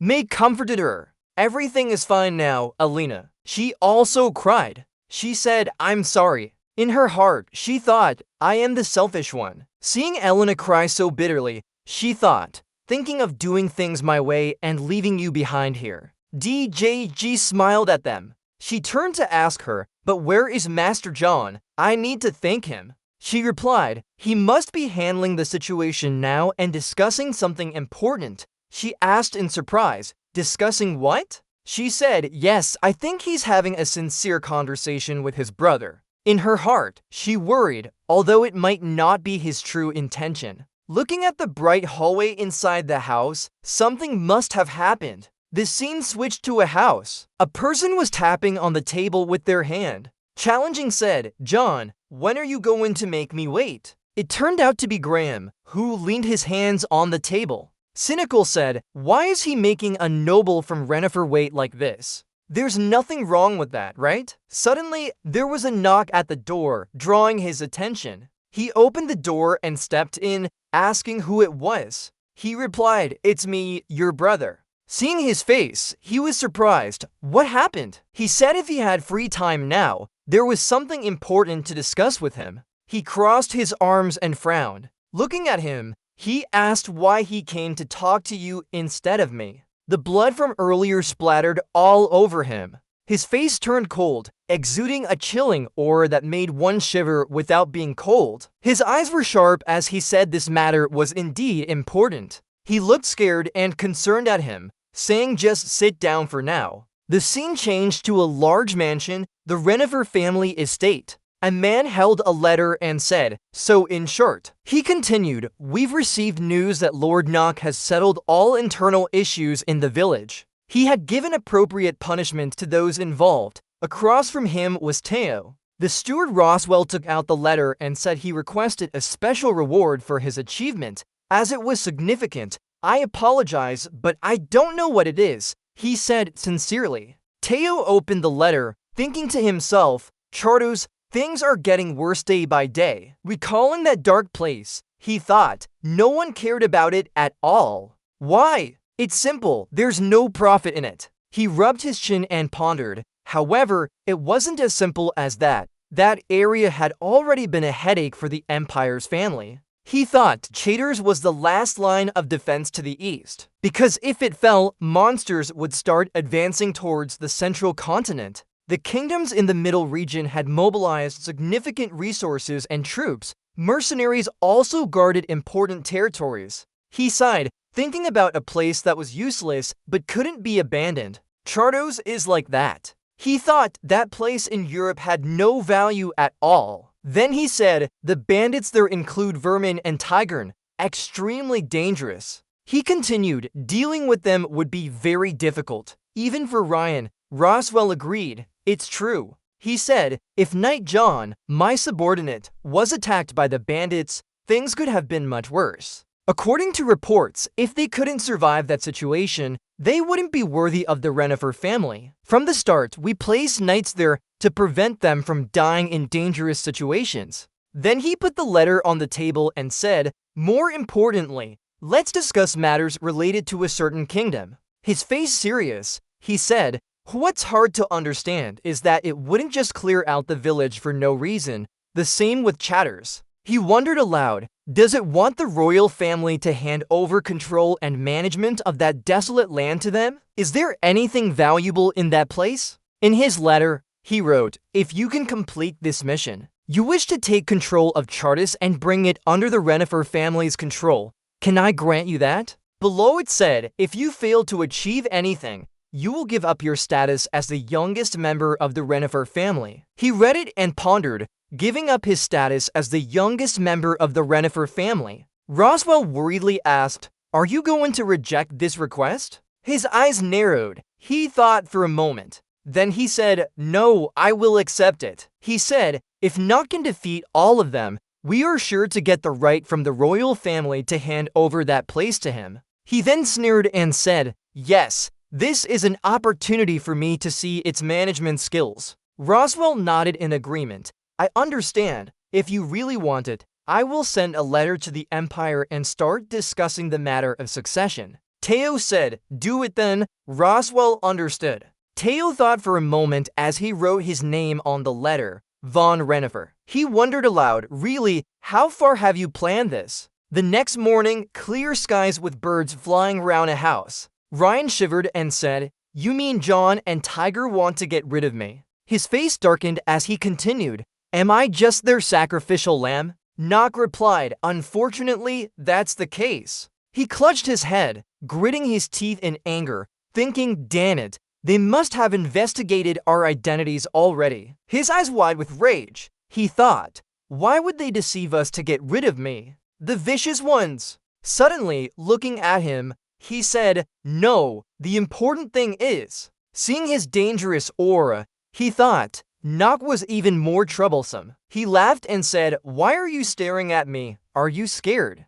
Ryan chuckled and said, "Surprising, isn't it?" He clenched his fists tightly, thinking, "He really wants to provoke me." Then he clasped his hands together to keep calm, thinking, "No, I must control myself. If I fail the test, I can't become a knight." He sighed and thought to himself, "Finally, there's no other choice but to accept this bastard's offer." He spoke up, "What do you want?" He replied cheerfully, "Yeah, my brother, hurry up and weigh the pros and cons." He said, "I don't need much. First, hand over command of all soldiers under your command." He immediately responded, "I agree," in his heart. Even if he didn't give up the army, it still held his life in its hands. Looking at his body full of danger and death, he thought, though unwilling to admit it, he really doesn't know how strong this brat is. After thinking through it, he looked at him and said, "In return, you must protect my life. The results belong to me."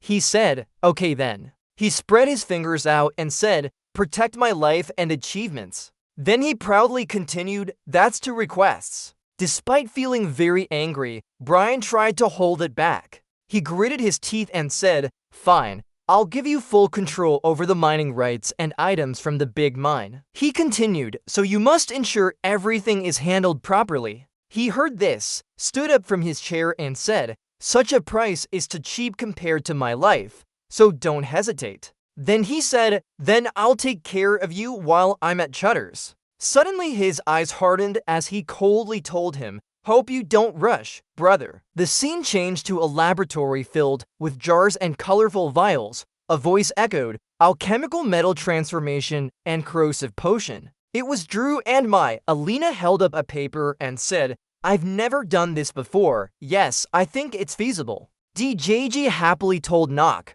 "Good job, but are you okay?" She worriedly said, "The master's plan is too dangerous." Although not asking as a regular maid, she asked after the day of the code. Mai also worriedly said, "Yes, we can't sacrifice our savior for nothing." Trinan said, "Don't be afraid. If I couldn't do it, I wouldn't mention it." He thought to himself, he understood why they were worried. Looking at their worried faces, he thought, because he hadn't told them that after the code, he needed to get something. He had to lie and said, "We've thought this through, so don't ask anymore." DGG replied, "Yes, I'll do my best to prepare what you need." He thought to himself, actually, the initial game's ability to handle the code at Chutter's was almost 0. Alina and Mai looked at him with concern. He thought to himself, because no one had ever done it before. Then he chuckled, thinking to himself, "If not for me, that would be true." He arrogantly thought, "Of course, only I can do it." After that, he took a piece of wood and pointed at the map, said, Let's explain our plan now. We won't repeat it, so listen carefully. Looking at the map, secret passages couldn't be handled by code in any normal way here. He thought hidden and only revealed to players called Inner Lunatic. The three of them looked at his pointing hand on the map. Their jaws dropped in amazement. Then he pointed near the edge of the map. He thought to himself, and I'm the Inner Lunatic who broke Inner Lunatic 26 times. Looking at the three of them, he said, "You understand now?" The three of them echoed, "Yes." He silently thought, "That's why we need to handle it by code at Chudder's." He smiled back at them. He thought to himself, "Simply because the reward I get will be huge." He scolded them. "So let's not discuss this further. We'll implement the plan tomorrow." The scene changed to a large city gate. He was giving carrots to a black horse to eat. Then he gently stroked its head. He gripped his sword tightly and said resolutely, "If not risking my life, I can't survive." His eyes sharpened as he thought of the world he entered with Inner Lunatic. Suddenly, the ground began to shake. The monster's feet were stomping on the ground, causing it to tremble. He stood on the city gate and saw thousands of monsters advancing below. He said, "Has it started?" He said, "Everyone is ready," Alina and Mai replied, "Clear obstacle." Ryan also spoke up, "Okay?" He raised his hand coldly and said, "We only have one chance. Remember that." The soldiers echoed in agreement. In his heart, he wondered why this memory felt so new. Looking at the neatly lined up soldiers, he thought about becoming Nock von Reinhardt. He bravely stood on the city wall with friends and subordinates behind him. Below were fierce monsters advancing. He thought, the only strategy. DJG anxiously said, "The master will return safely tomorrow." She continued, "I asked this yesterday but it's too dangerous." Just as she finished speaking, he raised his hand to cut her off.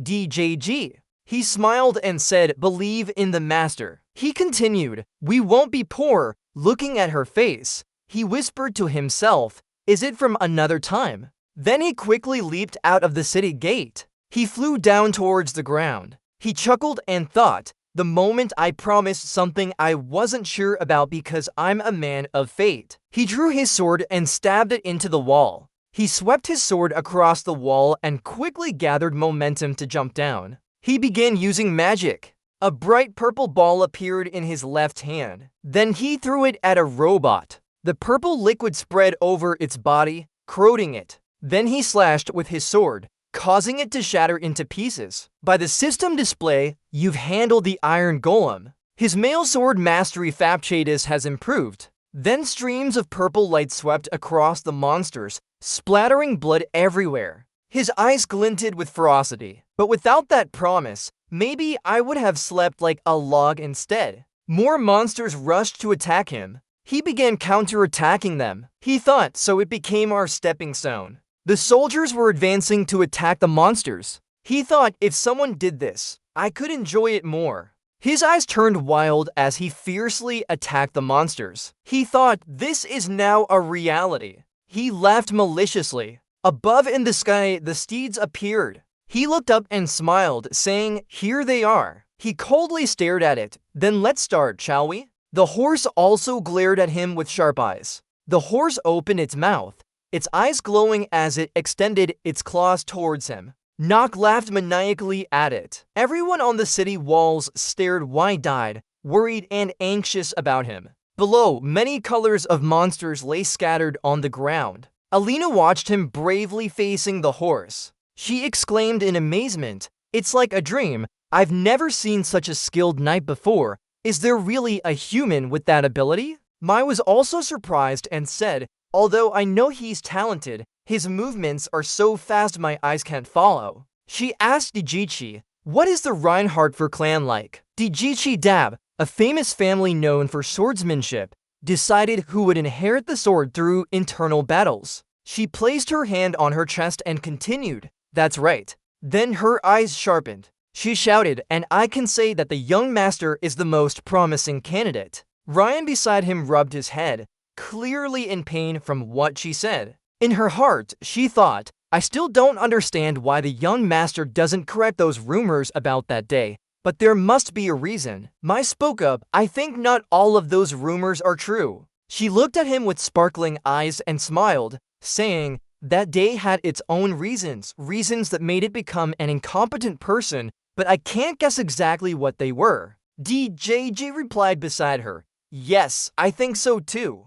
Then she took a step forward. Placing her hand on her chest and slightly bending her knees, she said, so you can be assured, I will ensure that reason is convincing. After all, he was very wise back then. Alina happily grabbed her shoulder and said, you mean to hide the real person from that day, right? Alina said, don't worry, and Mai beside her replied, we will keep it a secret. Their words moved DJG, making them quickly become closer. Below, the horse roared, its hands tied, causing Brian and others to face him. The soldiers were also terrified by its intimidation. He looked down and saw he was fighting the horse. He bit his nails in fear, thinking, knock, does he want to fight that? He's crazy. The horse quickly used its claws to grab him, but he ducked his head to avoid it. Then he coldly raised his sword, attacking it, but it managed to dodge by flapping its wings and flying away. After that, it flew up in the air, making the battle even harder.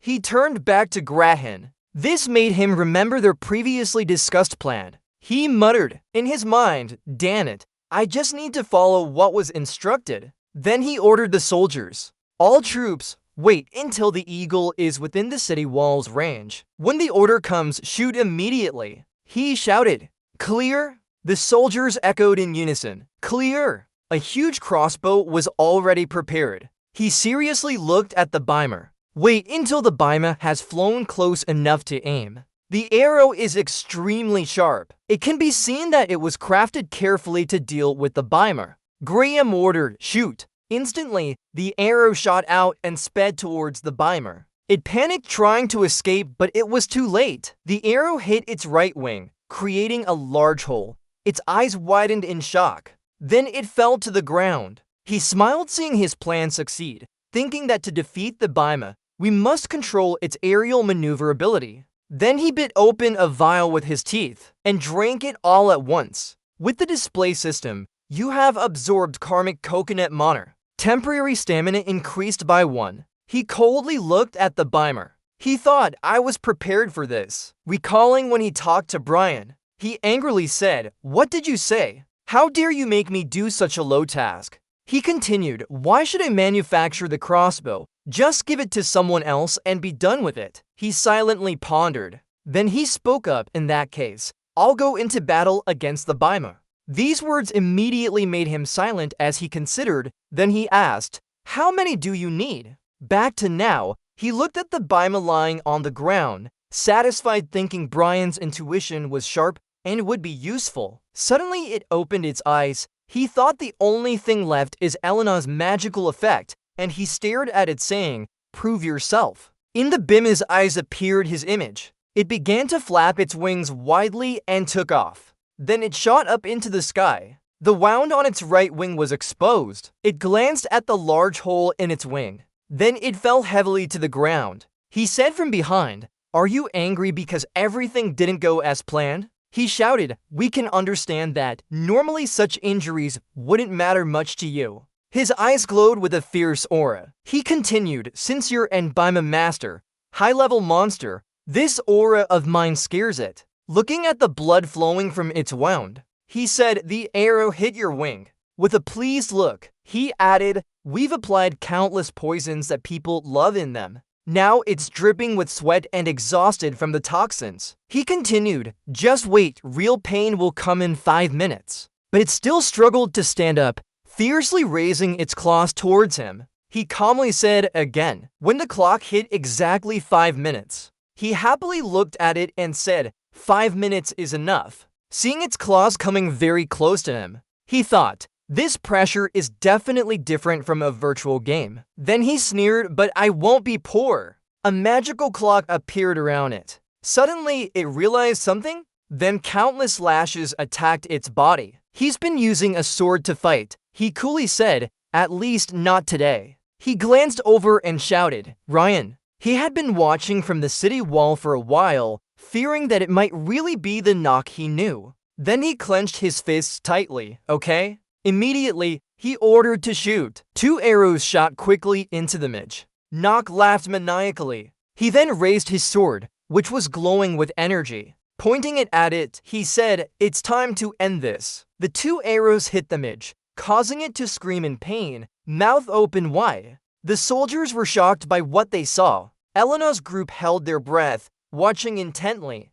Meanwhile, Nock was condensing a violet light into his sword, using his ultimate technique, the deathly darkness. Then he rushed to the midge bird. It used its last strength to lift its head towards him and attempt to injure him. But he gave it a sharp cut. He severed one of its legs, blood splattering everywhere. Meanwhile, he remained cold and emotionless. The midge bird could only helplessly watch as he attacked it. He tightly gripped his sword. He sliced through the creature in half. Finally, the midge bird went to join its ancestors. He calmly sheathed his sword. The magic clock showed 11 o'clock. He wiped the sweat from his face. Then he glanced at the remaining monsters. Seeing the midge bird defeated and strong, they trembled in fear as they looked at him. They quickly fled like lightning. He smiled towards the city gate. The people on the city walls cheered joyfully for their victory. The system screen displayed that defeating the midge bird increased his lifespan by 60 days, leaving him with 179 days remaining. The people in the Hay City shed tears of joy and hugged each other. Elena's group looked proudly at him. He said happily, "Seeing everyone happy makes me happy too." Ryan couldn't believe his eyes. He thought to himself, "Damn it, how could this be possible?" He remembered the terrifying image of the midge bird and thought that it was a high-level monster. But remembering its fear before Nock, he thought, how can such a powerful creature be so nervous in front of an unknown nobody? He gritted his teeth, thinking, defeating it so easily means I must be at least on par with a sword master. Sweat dripped from his forehead. Seeing everyone praising him, he thought, could there be no other choice but to acknowledge its strength? He silently called out his name, Nox von Renifer, if everything it showed was truly its real power. He anxiously thought, then maybe it will achieve a significant step towards the family's inheritance. He clenched his fists tightly on the city wall. After some inner struggle, he relaxed his hands. He whispered to himself, I need to make sure I'm choosing the right side. Then he stepped onto the city wall and appeared before everyone. Looking at the golems who were sleeping like potatoes, the midge bird had also gone to its grave in a pool of blood. Ryan folded his arms and said to him, I'll take care of bringing the midge bird's body into the city for safe disposal. You handle the distribution of spoils. He didn't understand what was happening and looked at him. Seeing him rush off, he told him, now go rest up. Then his figure disappeared behind a door. He chuckled, thinking it seemed to have scared him a bit. He started opening the system interface, thinking, great, now let's see what rewards are hidden after completing this mission. The system displayed, showing information on received food items. Basic info, Mudge Bird Heart. High grade item, Wind attribute. Special effect, Mudge Bird Heart. The rebellious child of the wild. A material to craft potions that can enhance physical strength and speed for the drinker. However, the effects depend on the alchemist's alchemy level. The scene changed to the apothecary's room. Inside were many vials containing potions. Elena held up the midge bird heart and said in amazement, this heart has the power of wind inside it, as you said.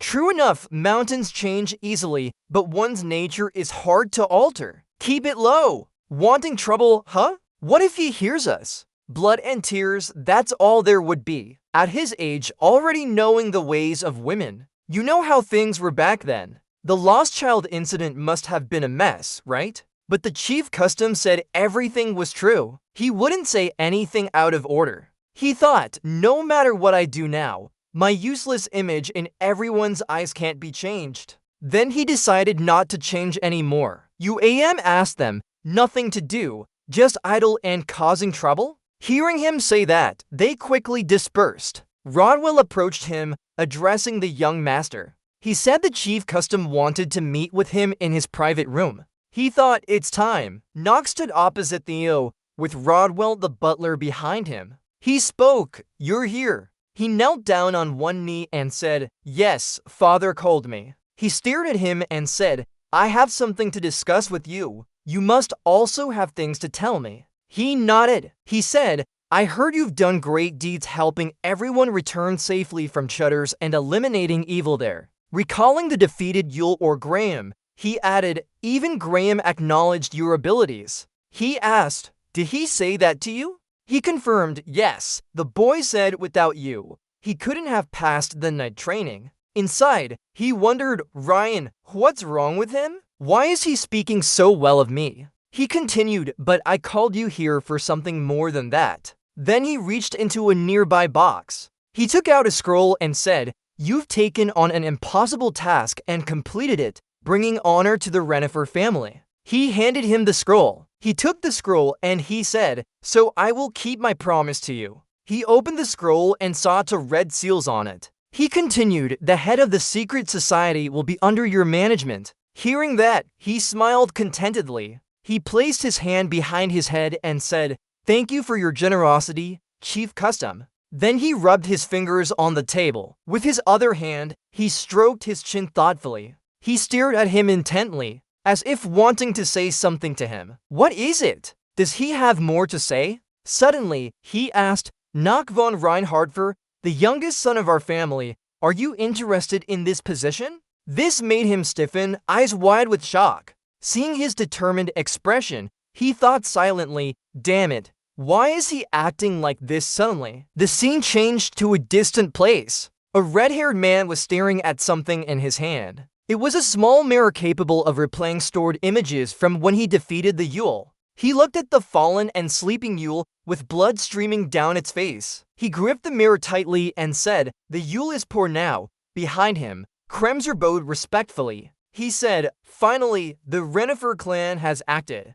He continued, "From what I've heard, they have taken control of Cheddars and given it to their youngest son." The red-haired man ordered, "Kremser, prepare for war." He worriedly said, "Will we be all right?" The red-haired man replied, "Our clan has stolen something precious from us. We have nothing left to lose." He obeyed. "Yes, sir." Suddenly, his face turned serious and then revealed a sly smile. After a while, he brought out a child. It was a red-haired girl with a lifeless gaze looking at him. He stroked the child's cheek and happily said, "The moment has come near." Then he stared at the child, as if this kingdom was already in his hands. All of his plot is slowly coming to fruition. He spoke to it and immediately it awoke. Cut to the Renifer family. After following his advice, he remained silent. He bowed his head down to the ground, then looked up at him again. Suddenly, the butler Roswell spoke.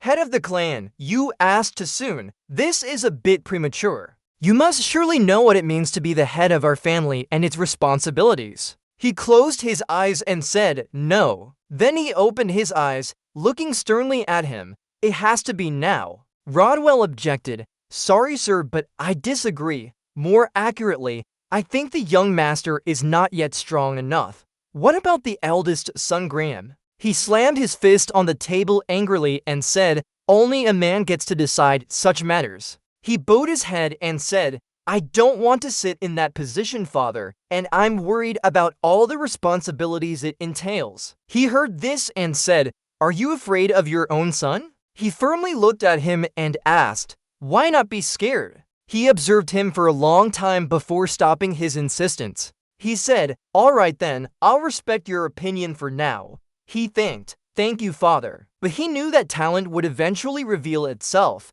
Humans are weak creatures always seeking to test and showcase their strength. He opened his mouth but stopped. Then he bowed his head and said, "Respectfully, Lord." He said, "Go back, you must be tired from the journey." He thanked, "Thank you for your concern." Cut to his room. DGT worriedly asked, "Did the Lord scold you?" He replied, "No, don't worry, everything is fine. It's not something I can't refuse." She remained silent and looked at him. Then she said, by the way, Elena and May's accommodations are all set up now. He thank you for your hard work. She replied, there's nothing to it. I'm just doing my duty as a servant. He looked at her and said, if everything in this world had rules, no one would fight or quarrel. She was surprised by his words. He praised again, you've done very well, Emma. She held up her dress and respectfully said, thank you, young master. After she left, he thought seriously, it's time to be serious now. He thought, the best knight and mage training organization, Black Belt Academy, I must become the best there. On his side, after he left, he said with a headache, talking to my son is really difficult. Butler Roswell interjected, what you said was too early for the young master. If he knew the significance of your position, his answer might have been different. He cut in, no, it's his eyes that show he has decided his path. Looking at his fearful eyes, he said, the child is afraid of something more terrifying than his position or himself.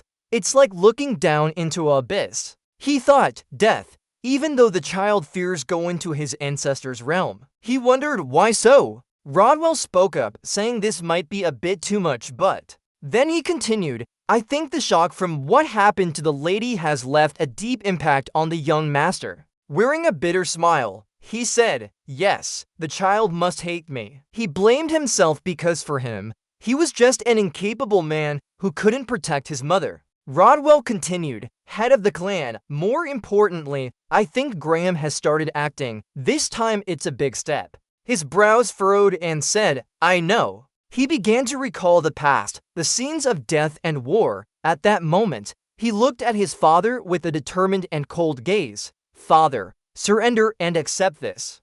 The power of a great duke will be mine. Cut to another place where a girl in a yellow dress was standing before a mirror. She kept looking at herself. Behind her were servants cleaning the dresses she had left on the chair. This is Talia, she asked her servant Emma. What do you think? Am I okay? Emma replied, Miss, I've seen you try this dress 20 times already. She walked around again, picked up a green dress and said, it looks good too. What jewelry should I wear? She asked her, why are you so picky? She happily replied, of course. We're talking about my acceptance into Eldenma Academy. She sighed and said, that's not what I meant to say. She continued, what I mean is, young master, this is the first time we meet after he became your fiancé. She remained silent for a moment, her cheeks flushed red, feeling shy. She changed the subject quickly. I think this bow will be better. She replied, yes, of course. Suddenly, she let out a puff of smoke in anger and said, Emma, you're just going through the motions, right? She turned her face away. Unhappy, she said, she always carries this around. What's the point? The scene switched to Renifer's research room. A pair of black shoes appeared. It was actually a roof. You look handsome as usual today. Suddenly, he saw Alina lying on a chair. She looked up, her eyes red-rimmed.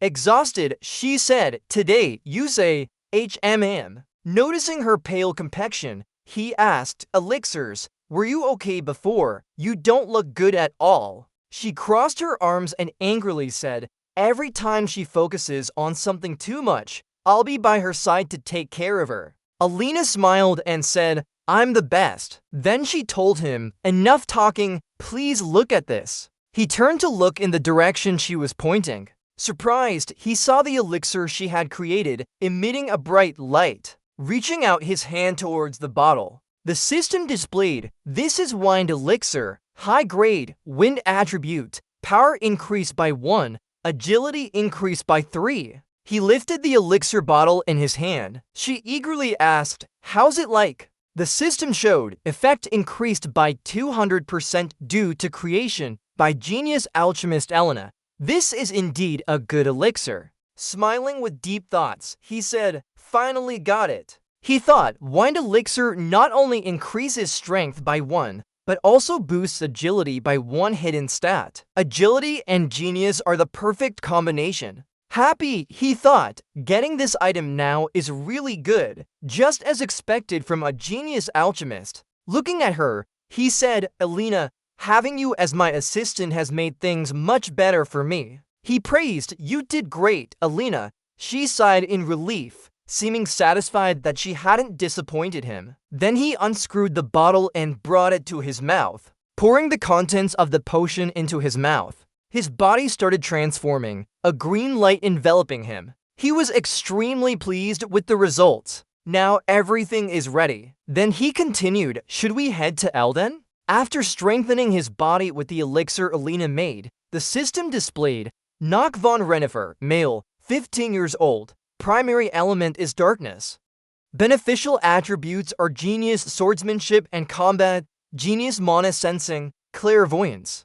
Genius memory, iron will, genius. Acting, neutral void exploration. Drawbacks include a chronic illness, recurring illnesses, cold limbs. The system also showed dark magic. Remaining lifespan due to chronic illness is 150 days. Genius mana sensing activated with mana stat reaching 10. The scene switched to the Black Academy, where many people dream of studying here. After a long and tiring journey, DGG and he finally arrived. Their horse slowly stopped. He opened the door and stepped down from the carriage. His black outfit made him look more imposing than usual. Behind him, DGG also got off the carriage. As soon as he appeared, everyone started talking loudly. Someone asked, "Could that white hair and blue eyes be Renifer's youngest son?" The person next to him replied, "I heard he will be attending this academy." "That's troublesome. Hey, watch your mouth, you'll end up in hell if anyone hears you." He laughed at their comments. With a sharp look, he said, "What's the fuss about? Is there any dog around here?" They immediately fell silent. Then they quickly left. He entered the academy. DJC sighed. Suddenly, she noticed something. Another carriage was approaching. A girl in a green dress stepped down from it. "Emmer is Talia's maid." She bowed and said, "Young Master DJC," and DJC returned her bow. He shivered and said, "Looks like you guys got here early too." The screen showed, "Shaking genius actor. You're shaking, turns out you were pretending to be scared." Emma replied, "Yes, we were also talking about the LD and welcome ceremony." She turned back into the car and said to Talia, "Miss, please get down to greet young Master DJC." Talia blushed and asked, "What, DJC?" Then she hurriedly fixed her clothes and appearance. Wait a moment. After a while, a pair of pale legs with cute black shoes stepped out. Beautiful and slightly cute Talia blushed as she looked up at him. He thought she was still the same. Then he remembered the past and thought, "I never expected that to happen when I was unconscious." When he knew about it, his sword fell down. He stared at Rona in shock and shouted, "What? Who said something?" She said, "I'm talking about the wedding day with Miss Talia. Everyone knows about that, except for you." He grabbed her shoulders and said, "That's an issue. I didn't know anything about it." Back to now, he thought, after checking, it turns out the family did agree on the marriage without my knowledge. Damn. Talia approached him and greeted, "Hey DJC, hello." He replied indifferently, "Hello," but she still looked at him brightly. DJC came beside him and whispered, "That's Miss Talia, the fiancé for today, isn't it?" He grumbled, "DJC, I said don't talk about this." Talia asked, "Are you okay?" He avoided looking at her and replied, "Yeah, I'm fine. How about you?" She smiled contentedly as he answered, saying, "Me too." Suddenly, a horse neighed, drawing everyone's attention. Another large carriage stopped in front of him. Just by looking at it, he knew who was inside. Seeing the girl step out of the carriage, he thought one of Elden Academy's geniuses. This person is a star merchant and head of the Rivalin family ruling the continent. And that person is Eleanor J. Rivalin. Rivalin. He suddenly thought, "I didn't expect this." Illinois saw him and said with a smile, "Oh my, who do we have here?" She smiled and said, "Isn't it young Master DJC from the Renifer family? I never expected you to get into Elden Academy." "Nice to meet you," he thought sarcastically as she smiled falsely. He asked, "Illinois?" She replied, "Yes, that's me." She introduced herself, "A noble from the merchant family you always looked down on. I'm Illinois Jerry Vallon. I didn't expect to meet you here again." Illinois smiled and said, I'm a noble from the merchant family you always looked down on. I'm Illinois Jerry Vallon. It's surprising that we can meet like this. Knock von Renifer.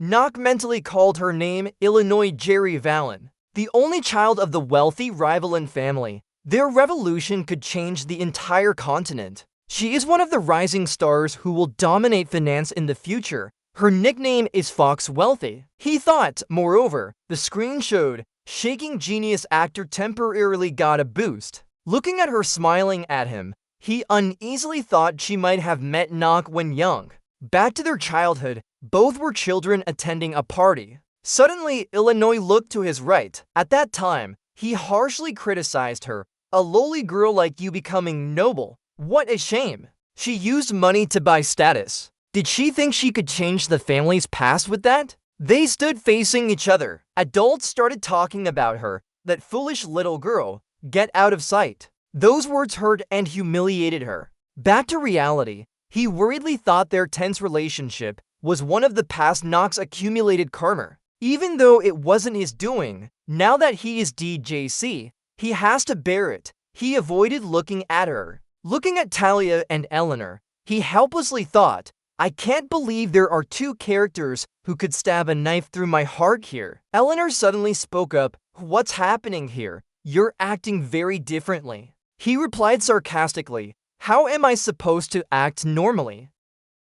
She sneered and said, I'm sure you know this already, right? You're the kind of person who likes to hear the truth about others. He muttered angrily, *CK, I have to keep thinking so hard. He said irritably, if you want trouble, just leave. Looking at his attitude, she said, just as I thought, you haven't changed a bit. He asked, what do you want? Are you trying to get my recognition? She said sarcastically, sorry, but I didn't say anything about the Renifer name. He thought, now we know she has no positive feelings towards me. Let's check her attributes first. He activated his clairvoyance and the system displayed Eleanor Rivalin's information.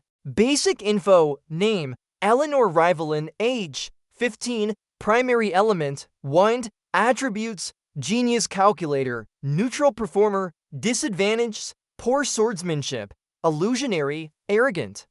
Passive skills, merchant's rich eyesight. After looking at it, he thought her attributes weren't much different from what I knew. That's reassuring. He thought about the Rivalin family. Their surname was bought by a merchant in Illinois. Although they hated their status, they had no choice but to make use of it. Inside her, there is anger, but then the name from her past stings right at this nest. Yen Rang muttered in her eyes, he's the worst person in the world. Suddenly Illinois bowed his head and placed his hand on his chest, saying, all right, I'll leave as you wish. Unfortunately, I don't think we're close enough to wish each other luck. He continued playing the villain role, saying, why should I wish a lowly person like you good fortune? She replied, fine, goodbye then. After she left, he said to Talia, let's go, the Elven Academy induction ceremony is about to start. Talia responded hesitantly, all right. Seeing her follow him,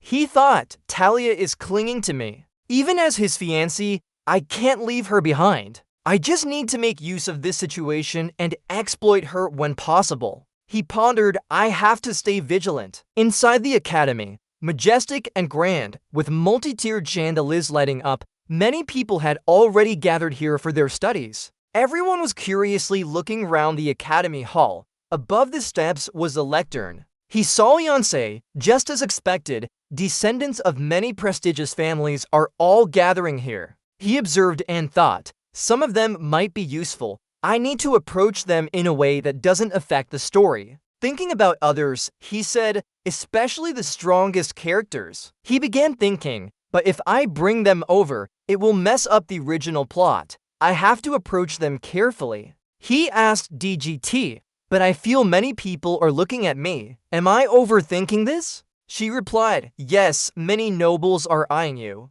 Looking at their hateful or fearful glances, she sighed and said, it seems you're quite famous. He crossed his arms and said, yeah, I am a bit famous. Talia hesitantly said, but it seems their eyes are full of hostility. Does that count as being famous? Suddenly the hall echoed with a voice. Do you hear me speaking? Everyone began looking towards the lectern. He thought, here we go. Behind him, a line of servants bowed their heads in reverence. A little girl with white hair, holding a lollipop and putting it into her mouth. Her feet were bare but wrapped in white cloth. It was Noah. She happily said, "Hello, everyone." Everyone stood still looking at her. So small, such a tiny child. Who is this? Where are the professors? Looking at her standing on the lectern, they talked excitedly. What's a little kid doing in the sacred induction ceremony of Elden Academy? Did she get lost after following her parents here?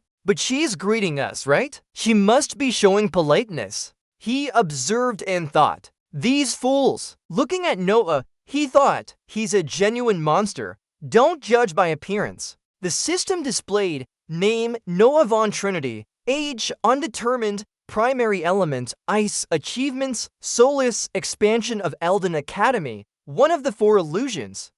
Advantages, genius mana finding, easygoing, disadvantages, inferiority complex, short stature. Appearing cute, lazy, passive skills, wealthy merchant's eyesight, ruler's aura, active skills, water bridge, icy glow, snowstorm. After seeing all that power, he continued his thoughts. He whispered, I absolutely must not make him upset. Talia wanted to ask him something, but he cut her off. It's nothing, just keep quiet if you don't want to be poor. Noah continued happily, glad to see everyone. I'm Noah Von Trinity, the newly appointed principal of Elden Academy. She said, you guys still don't know this yet, but... Suddenly her eyes lit up. Her cold and deadly face said, if I hear anyone say that again from a small child. Then she returned to her usual cute form, saying, then that person will be poor. Do you understand? She declared, now the Elden Academy enrollment ceremony will begin, causing everyone to panic. What flag? A dirty brown-haired man raised his hand and said, we haven't heard of any such rule. She replied, of course not. Cold Noah said, this is a new rule I made to filter out useless talents. Then green lights appeared under everyone's feet. She said, all of you. It turned out to be an ray she created. While casting, she said, I hope you can survive and return. He was also surprised by the ray, but he had prepared for it. His eyes were serious as he thought, it's time to start now. Then everyone was moved elsewhere. He thought, I must survive at any cost. Everyone was transported to a forest. A yellow-haired man stood waiting. He shouted, wake up immediately. Maybe we all fell asleep due to the earthquake. His bald head glowed. This is butter hair. He angrily said, why did you dare sleep in front of me? Have you lost your spirit? Everyone started waking up slowly, but one person was still alert and stood up first, attracting his attention. It turned out to be Nock, the combat professor who used to be a graduate of Elden Academy from its early days, known as Takoyaki Burn-On by players due to his bald head. He was quite skilled in leg movement techniques. He thought, there's nothing wrong if I approach him. His legs tightened. Then he pointed at him and said, what is it? White-haired guy, why are you staring at me with red eyes? He sighed, damn, did I stare too much without realizing? He replied, nothing, I just activated my acting talent. He said, I'll give you this advice. Remember it well, I have a very good instinct. If you dare think anything against me, I won't spare you. He raised his hand and said, please tell me the test content. We can talk about something else after, Professor. He folded his hands and said, okay, but before that, I'll wake up these sleepyheads. I advise you to plug your ears if you don't want to get dizzy. He started plugging his own ears. Then he cast a spell with both hands. He clapped his hands together. A shock wave woke everyone up. What was that sound? A dirty brown-haired man angrily said, who made that noise? Behind him, a hand slapped his head hard, making him want to log out right there. It was Burn-On. He said, is there a problem with me doing this? Everyone looked at his shiny, glowing bald head, making everyone's eyes go bright. He angrily said, not only did you curse me, but also raised your eyebrows at me. Do you want to be poor? The black-haired man started apologizing. Professor, my mistake. He said, take the unconscious students to safety and then a group carried them away. He began explaining about Elden Academy's entrance test. He listened intently. He thought, Nana's test is on an island created by magic. We must hunt monsters with whatever we have. Usually, a mana crystal will drop from them. The more mana it contains, the higher its value. The blue-tinted crystal was very beautiful. He thought everyone would wonder why this is so. Isn't having more mana better? He smiled, but that's only half true. Lines 50 for 260 are repeated and do not add new content. Therefore, they will be omitted for brevity. Line 55 is repeated and does not add new content. Therefore, it will be omitted for brevity. Line 56 is repeated and does not add new content. Therefore, it will be omitted for brevity. Line 57 is repeated and does not add new content. Therefore, it will be omitted for brevity. Line 58 is repeated and does not add new content. Therefore, it will be omitted for brevity. Line 59 is repeated and does not add new content. Therefore, it will be omitted for brevity. Line 60 is repeated and does not add new content. Therefore, it will be omitted for brevity. They tested two things from this magic test. First is sensitivity to mana. You remember those people shivering as they tried to wake up just now? That was tested and recorded by how quickly you woke up after being affected by Noah's spell. And you were the only one who woke up without needing the scary call of the butter farmer. Second is the ability to sense faint mana, which allows mages to push their limits on the battlefield. Burnong mentioned they've been sorting through magic stones and gems since the beginning. I think these are normal occurrences here.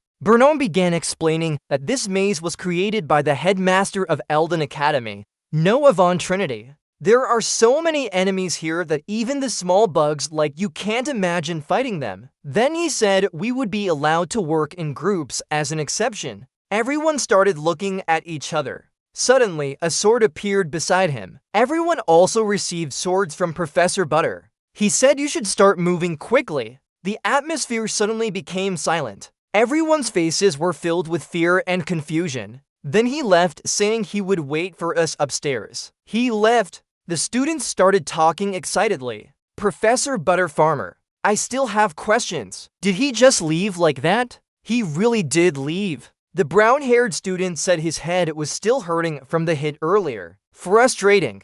To think this would happen here. Everyone's faces started to reflect on it. Illinois and others were silent. One hand went up. It was Akina.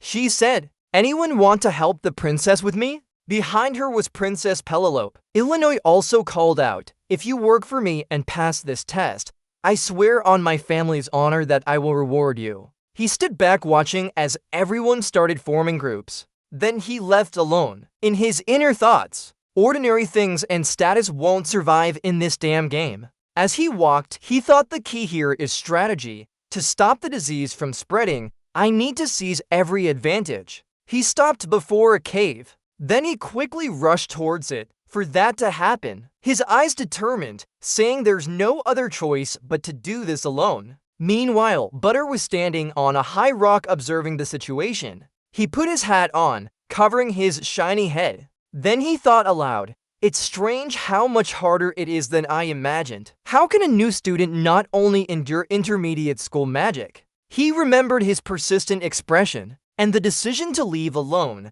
He wondered if he also decided to raid the forest alone. He mused, isn't this kid fearless of danger? But then he shook his head. No, it's the opposite. He remembered his expression. There was a reason that kid wasn't afraid. It was based on the kid's expression. I guess a diamond in a pile of dung is still a diamond. Show me what you can do, Renifer's hidden dragon. He narrowed his eyes. What he expected from him. Show us your talent. On this side, his silver sword was stained with blood. He had handled the wolf. Beside it were green and pink magic stones. And those fairies, he dealt with them all. But he didn't care about those soul stones at all. After defeating the wolf and the demons, many soul stones dropped from their bodies, but he ignored them. When he left, someone suddenly hid behind a rock wall and watched him. She smiled. She followed his figure with her eyes. She stepped after him.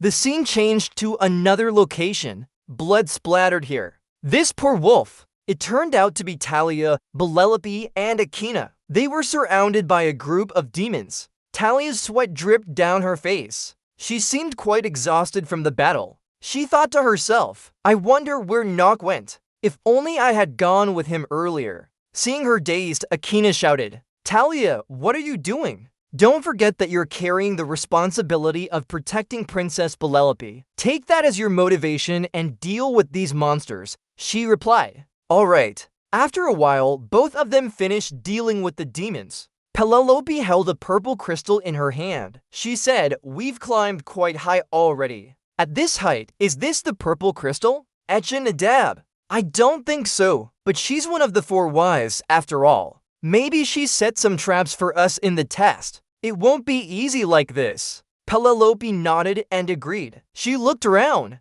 seeing everyone looking very tired. She said, with our current condition, it will be difficult to go any higher. The higher we climb, the more monsters there are, making them harder to handle. Akina thought to herself, but we'll endure if it's tough. Looking at Penelope, she thought, I promised to help Princess Penelope reach the peak. She thought, now that the Akan Empire is in ruins, it needs someone like her to restore its glory. I will do anything to make that happen. Talia said, I'm fine. Your Highness, may I gather those who can continue and proceed if you agree with this? Akina beside her agreed. Penelope looked at them, hesitated for a long time, then gripped the purple crystal tightly in her hand. Then she let go of it. She thought about a figure with golden hair. She said, all right, let's go. Everyone, please hold on just a bit longer. The scene changed to Nock. He was exhaling white smoke. The screen displayed you are in a disadvantageous state due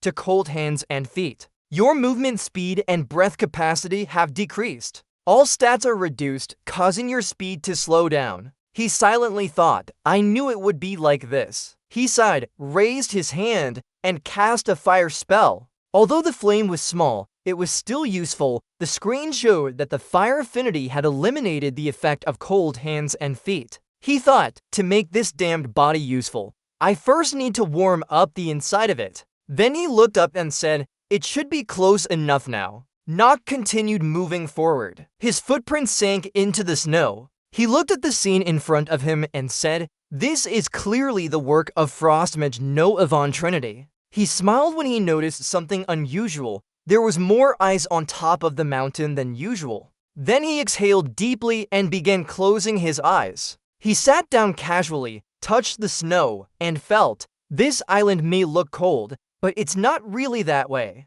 He senses through the snow. He thinks Noah Von Trinity created this place and called it Noah's Labyrinth. Everything here is magic. He feels the monsters thinking, so all living creatures and monsters appear from Kota Misaka's magic. Then he retracts his magic observation, saying it doesn't matter how much mana Kota has. He then smiles. His eyes are filled with determination and bravery. He tightens his grip on the sword, saying it doesn't matter. Then in the cold ice temple, night begins to fall. More ice monsters are fiercely angry. They are several dozen times larger than him. He readies his sword against them. He thinks of the icy dwarves. Everyone fears this group because they are both tough and self-healing. He says, one of the monster types that makes newbies like me feel hopeless, but to me, they're not a graveyard at all. An ice dwarf starts attacking him, but he easily dodges to the side. Then behind him, another one is holding a stick ready to attack.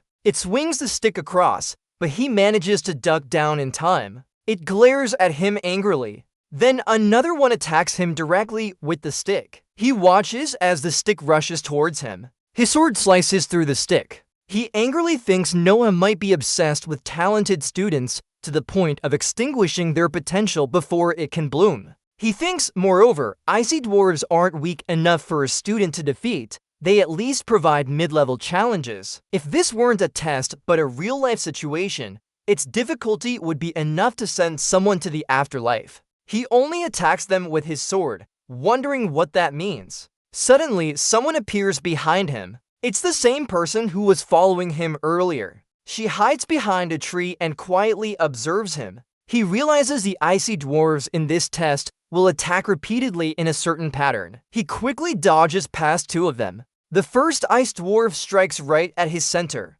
Then the next one swings its stick widely, but slower than the first. Finally, the last and weakest one charges. He quickly blocks the stick with his sword, smiling as he says he can block that like this. He swiftly cuts into the one, then slashes another. He tightly holds his sword in hand, stabbing it into the chest of the remaining ice dwarf. He pulls his sword out of the ice dwarf's chest, blood splashing. He coldly looks at the fallen creature. All the icy dwarves have gone to hell now. He reaches out to their bodies. Then he takes out a gray crystal, saying, "I found it." The gray crystal. He thinks the gray crystal was hidden by Noah by implanting it here. That's why until now, I didn't care about finding other crystals. I can trade this for what I need most right now. He thinks after finishing this part of the story, he'll upgrade that skill. A person holds a purple crystal in their hand. They say to Eleanor's group, "At our level, we will definitely be top." The long-haired brown girl says, "I'm quite looking forward to it." The short-haired brown girl beside her happily says, "Right." Another girl agrees, "You're good." Eleanor straightens and says, "Well, just okay." She thinks, as they said, this is enough for a good result, but she remembers leaving alone earlier, thinking, "Why do I feel uncomfortable?" She closes her eyes, starting to recall the past. Back then in Illinois, she was still young. After being bullied at a party, when she returned home, her father grabbed her shoulder and angrily said, "Why did you argue with Renhefer Azair?" He said, "Didn't I tell you to make sure no one can look down on our family?" He coldly looks at his daughter. Then he continued, "We must rise higher, even higher. We should have done everything it took to bring him in, even if it meant sacrificing all of us." She sobbed as her father scolded her instead of comforting her. Her eyes widen, looking at the father who ceaselessly blamed her. She thinks, "He never treated me like his daughter." In the present, she thinks to herself, like von Rennefer did, why would he disappear alone while this test isn't even useful? Could it be that he knows something about the test? She starts thinking and says to everyone, "I have a proposal for you all." She smiles and says, "If anyone wants to climb higher with me, the Rivalin family promises to treat you well." People start talking, "Don't you like this diamond? Going up might be dangerous. I think it's too risky." She happily says, "They say risk brings reward, right?" It seems that the promise of a reward has motivated some people, so a few raised their hands to follow. The blonde guy says, "I'll go with you." The brown-haired girl adds, "Me too." Another person raises his hand and says, "Let me join as well." Inside, she thinks, "All for the money." I don't know what Nock is thinking, but it's no skin off my nose to check. She smiles again and says, "Then let's go." The scene shifts to a snowy forest where Nock had just killed a monster. He looks at the snow gnomes and great crystal in his hand, thinking that going alone was simple because of the bigger reward. He thinks the chance to extend this moment of genius is almost zero. It's nearly impossible unless he unlocks the hidden agility skill. He turns away and says, "I'll just have to deal with it if noticed." Suddenly, he turns around. A sword rushes towards him. He quickly draws his own and deflects it, embedding it in the ground. His eyes widen in surprise. The other person says, "I didn't expect to meet you here." He is Paracelsus. He smiles and says, "I'm glad, burning Rennefer family." He starts feeling uneasy. Then he remains silent as he looks at him, but he keeps smiling at him. Yi Ring thinks, strange, how could this happen? The system display shows, Paracelsus, 15 years old, main element is steel, advantageous attributes, genius swordsmanship, warrior talent, genius medical skills, respects the strong, gentle to the weak, disadvantage is laziness, disagreement, contempt for nobility, passive skill, swordsmanship supremacy, active skill unified sword, wandering swordsman, basic sword vitality. He thinks one of the strongest characters in Inner Lunatic, one of the three sword emperors. He wonders why would such a prominent character be here? Normally, he should have fought with the main character and been moved by him saving Illinois from danger, right? Suddenly, he realizes, wait. He throws his sword towards him again. He thinks something is off. He quickly uses his sword to block his opponent's attack. He thinks Paracelsus, the main character, was supposed to face him somewhere else. He says, "What you're carrying interests me. Give it to me." The screen shows genius acting has been activated. He grits his teeth and angrily says, "Filthy thing." He rushes into attacking him. He blocks with his sword, thinking, if I'm not mistaken, the main character of this world no longer exists. He thrusts his sword at him, but he dodges to the side. He angrily thinks, so I have to stop him here. Damn it, he shouts. Can you take responsibility if the story changes? He says, I don't understand what you're saying, but from the start, you were suspicious. When we met at Cheddar's, you were very familiar with that sword. He hastily asks, what do you mean? He smiles and replies, maybe you're afraid, or just give me the sword and let's go our separate ways. The black diamond is probably a way to get high points. He says, what if we refuse? He answers, then I'll have to do everything to get it. Then they face each other. He angrily says, disgusting, you planned this from the start. He calmly says, so, but how could I know I fell into a trap? He thinks he might become one of the strongest characters, but his anomaly is still incomplete. Even as a genius, if I use the moment of genius, he will lose, but I can't waste this battle. His eyes sharpen. He remembers Illinois and thinks, what if the main character really doesn't exist in this world? Then I have to save her. He anxiously thinks it might be a gamble, but I must take it. He says, you're not the only one who knows the secret, Paracelsus. He replies, if you remember my name, do you think you'll spare me? He just calls him Celsus. He nodded and smiled at him. Then he pointed his sword at him and said, I know you joined the academy to uncover the mystery behind your master's death. He no longer looked amiable. Instead, he was staring at him with a terrifying expression. He glanced at him and said, you miserable bastard. He replied sarcastically, want to chat? The Illinois group had also arrived at the ice mountain. As they were walking, she was surprised by what she saw. It turned out to be Princess Penelope's group. The princess called out in surprise, Illinois Jerivalin. She continued, I knew you would come here. Illinois bowed and said respectfully, Your Highness, I dare not get in your way. Then her eyes narrowed. She added, but there's something I need to confirm. Just as she was speaking, Nock and Paracelsus had already chased up to where they were. Paracelsus' eyes were cold, tightly locking onto his prey without letting go. He thrust his sword towards him, but he quickly dodged by turning his head aside. Penelope saw them fighting and told Akina, I understand, but I have no intention of getting involved in a meaningless fight. Akina wanted to join in, but the princess objected. Penelope firmly said, objectively speaking, Akina, if they're not badly injured,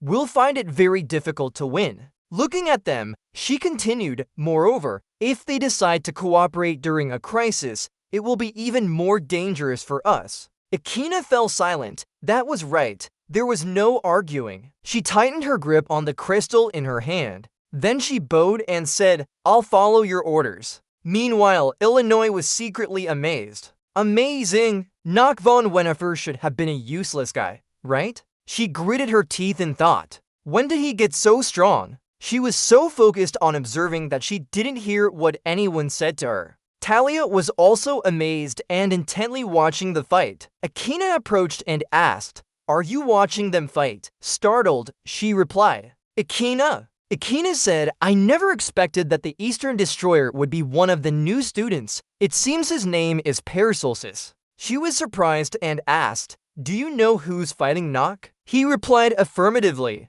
He began to explain, Silverwolf Paracelsus has been famous since childhood for slaughtering countless bandits in the East. She said, I understand, but this time, I have a different impression of Rennefer's fifth son when you saw daring hero holding his sword against Paracelsus. She was also surprised and said, I never expected him to be so skilled with the sword. If he wasn't a useless rogue, he could have become an excellent knight. The one beside her objected, I don't think Nock is a rogue. She asked again, how do you know? I can't answer that either. On the other side, Paracelsus angrily said, You miserable bastard, and slashed his sword at him. He dodged to the side, thinking, he's hesitating, it's a natural reaction. He remembered their two teachers and thought that Celsius was the only teacher for him. But then he left this world. He knew why his master had gone, avoiding his sword while thinking about the miserable bastard at Mill's Academy. He began to lose patience and said, "Enough with the courtesy." Then he quickly rushed towards him and slashed hard. He blocked with his own sword, acting like a genius had been activated. He smiled and asked, "What's wrong?" Looking at him, he continued, "I'm not your master's handler." This made him even more insane. His sword moved faster. Then he continuously attacked, but he kept dodging. He thought that his attacks had become simpler. He might be a genius, but looking at his attack pattern, he realized he was still young. His sword quickly pushed his opponents aside. Then he kneed him in the stomach, surprising him. He winced and gasped for breath. After that, he immediately retreated, in pain from being hit by him. He smiled at him again. Then he grabbed his sword and charged to attack him once more. He said, "Let's see if you still have something to say." He playfully replied, "I'll keep talking anyway." He thought, his attacks are getting sharper. I can't drag this out any longer. He used his singing sword to attack him, but he became even more frenzied. He pondered that when he uses my master's sword technique, the living force of the sword, he would surely defeat me. The fact that the sword was chosen as a metal technique isn't without reason. He gritted his teeth. While he was thinking, he suddenly exerted all his strength to attack him, saying, "You're distracted." His powerful attacks pushed back his own sword. He gritted his teeth and tightened the blade. Then angrily said, "Trying to rob others like this, you must be a commoner." The Paracelsus commoner's noble race trait has been activated. He replied, "And those above us, the ones who created this damned world, are nobles." They continued fighting, he said with disgust. "Hilarious, you only need someone to hate you." He said, "You're wasting your own time here." The two swords clashed. They used their strength to see whose sword would fall first. He smiled and asked, "If it ends like this, do you find satisfaction? You probably don't want to hear about my teacher, right?" Just mentioning his teacher made him even more frenzied. Looking towards Illinois, he thought, "I just need to prolong this a bit longer. The monster attacking Illinois will appear exactly at 9 p.m. System alert. Current time is 8:58 p.m. Then he put down his sword and happily said, "I can still get that information from the day after by removing some of your parts." He glanced at him and said, "Do you think you can escape after harming a noble?" He looked behind to see everyone watching their battle. He said, "I'll think about it later. Don't you think we have quite an audience here?" He replied, "I don't care because this will be my final attack." He disdainfully said, "Are you that confident?" Then he charged towards him to see how confident he was. Suddenly, his eyes showed a calm demeanor without any fear. He sneered and smiled. He used the genius moment of time. He wondered, "What's that?" He coldly said, "Disappear." Then he gave him a sharp cut. He said, "I don't have time for you." Suddenly, a black stream rushed towards Illinois. But Illinois didn't sense any danger. She was surprised, thinking, how did he accelerate so quickly, even though he's fighting Paracelsus, the strongest of the new students? Her perspective on him changed. Suddenly, she noticed something behind her. At this moment, she felt danger approaching. She thought there was something coming closer. A dark shadow moved very fast. Impossible! She felt fear. The black shadow appeared as a monster. She was shocked. What kind of demon? It looked human, but its entire body was black. Its eyes glowed. It attacked her, desperately thinking she couldn't dodge its attack. Will I die like this? Looking at its terrifying eyes, she thought, is it meaningless? She covered her ears, terrified. Suddenly, a violet-black light sliced past her ear. She widened her eyes in shock. Nock is using his singing to attack the demon. Ling Lung says, this scene is really a mess. The demon flees after being hit, while Nock stands there looking at Illinois. She exclaims in surprise, why did you do that? The old man says, bringing so many people but still can't handle this tiny shrimp. He thinks to himself, actually, this is a normal reaction. Demons are mid-level to high-end evil creatures. He remembers its aura and thinks, Plus, it wasn't in Noah's labyrinth before. That thing is a real monster. The one that made Paracelsus' teacher go on pilgrimage. It caused this event. Illinois was supposed to be sacrificed, but after being saved by the protagonist, her cold demeanor will soften. Looking at everyone's gaze, he thinks now it's meaningless. He seriously thinks there is no protagonist in this world. Illinois looks terrified at him. Princess Penelope speaks up, harshly saying, "You did save Illinois, but the situation just happened unexpectedly." He bows respectfully and says, "Your Highness, Princess." She continues, "Such a situation should be handled by Eladin's professors and Noah von Trinity. Demons are not creatures we students can deal with." He replies, "Enemies don't choose their opponents." Ha! I thought you, Princess Penelope, would understand this better. Hearing him say that, Akina steps forward and says, "Forbidden to insult the princess, Nock von Renifer." She angrily says, "Everyone knows something's off about this situation. That's why I stepped in to help." Seeing her, he thinks, pink hair, slit pupils, Akina von Zeno, future head of the Zeno family, closest to the princess, known as. He remembers an image of a white snake with blood-red eyes and sharp teeth. He thinks she's known as the Serpent of Greed. Clearly, Reinhardt and Zeno are not friends. How can the dark and holy families be allies? There can't be such a simple plot in my inner madness. He replies, "I don't want to talk to the Holy Family's hounds." She shouts, "Who insulted our Geno family?" He calmly says, "Then what?" On the cliff above, he yells, "Stop fighting with each other." Then he jumps down the rocks and lands coolly, "You little brats." He asks him, "Is the test over now?" He says, "Yes, the test is over." Link shows a great crystal taken from the ice gnomes. He praises, "I didn't expect someone to bring back a hagstone. That's impressive beyond expectations except for being very arrogant." Link looks puzzled at him. Then he declares the highest scorer in the entrance test is Nock von Renhaber, a hagstone. He looks at the others and says, "Those who brought back dead stones or purple ones will rank second. Is there any objection?" Suddenly someone raises their hand. It's Penelope. She asks, "What about the new demon attack then? That's also part of the test, right? Isn't it different from creatures coming from nowhere? We need a clear explanation." He answers, "We are investigating this matter." Looking at Illinois, he says, "Though not enough to be fatal, she will still receive a reward as compensation." Remembering his brave act of saving people earlier, he continues, "Plus, the white-haired boy, for rescuing your friend, you'll also get a special reward." He turns and says, "I don't need it." He thinks to himself, "Can't be entangled with Illinois this way, even in a world full of injustice without a protagonist. This is not right." More importantly, accepting the reward would mean intentionally defending her, so he tries to avoid any unnecessary misunderstandings. Illinois watches him leave. Then Link calls his name, Nock von Reinhardt. "Why did you save me?" He curses in his mind, "Damn it, everything was going smoothly,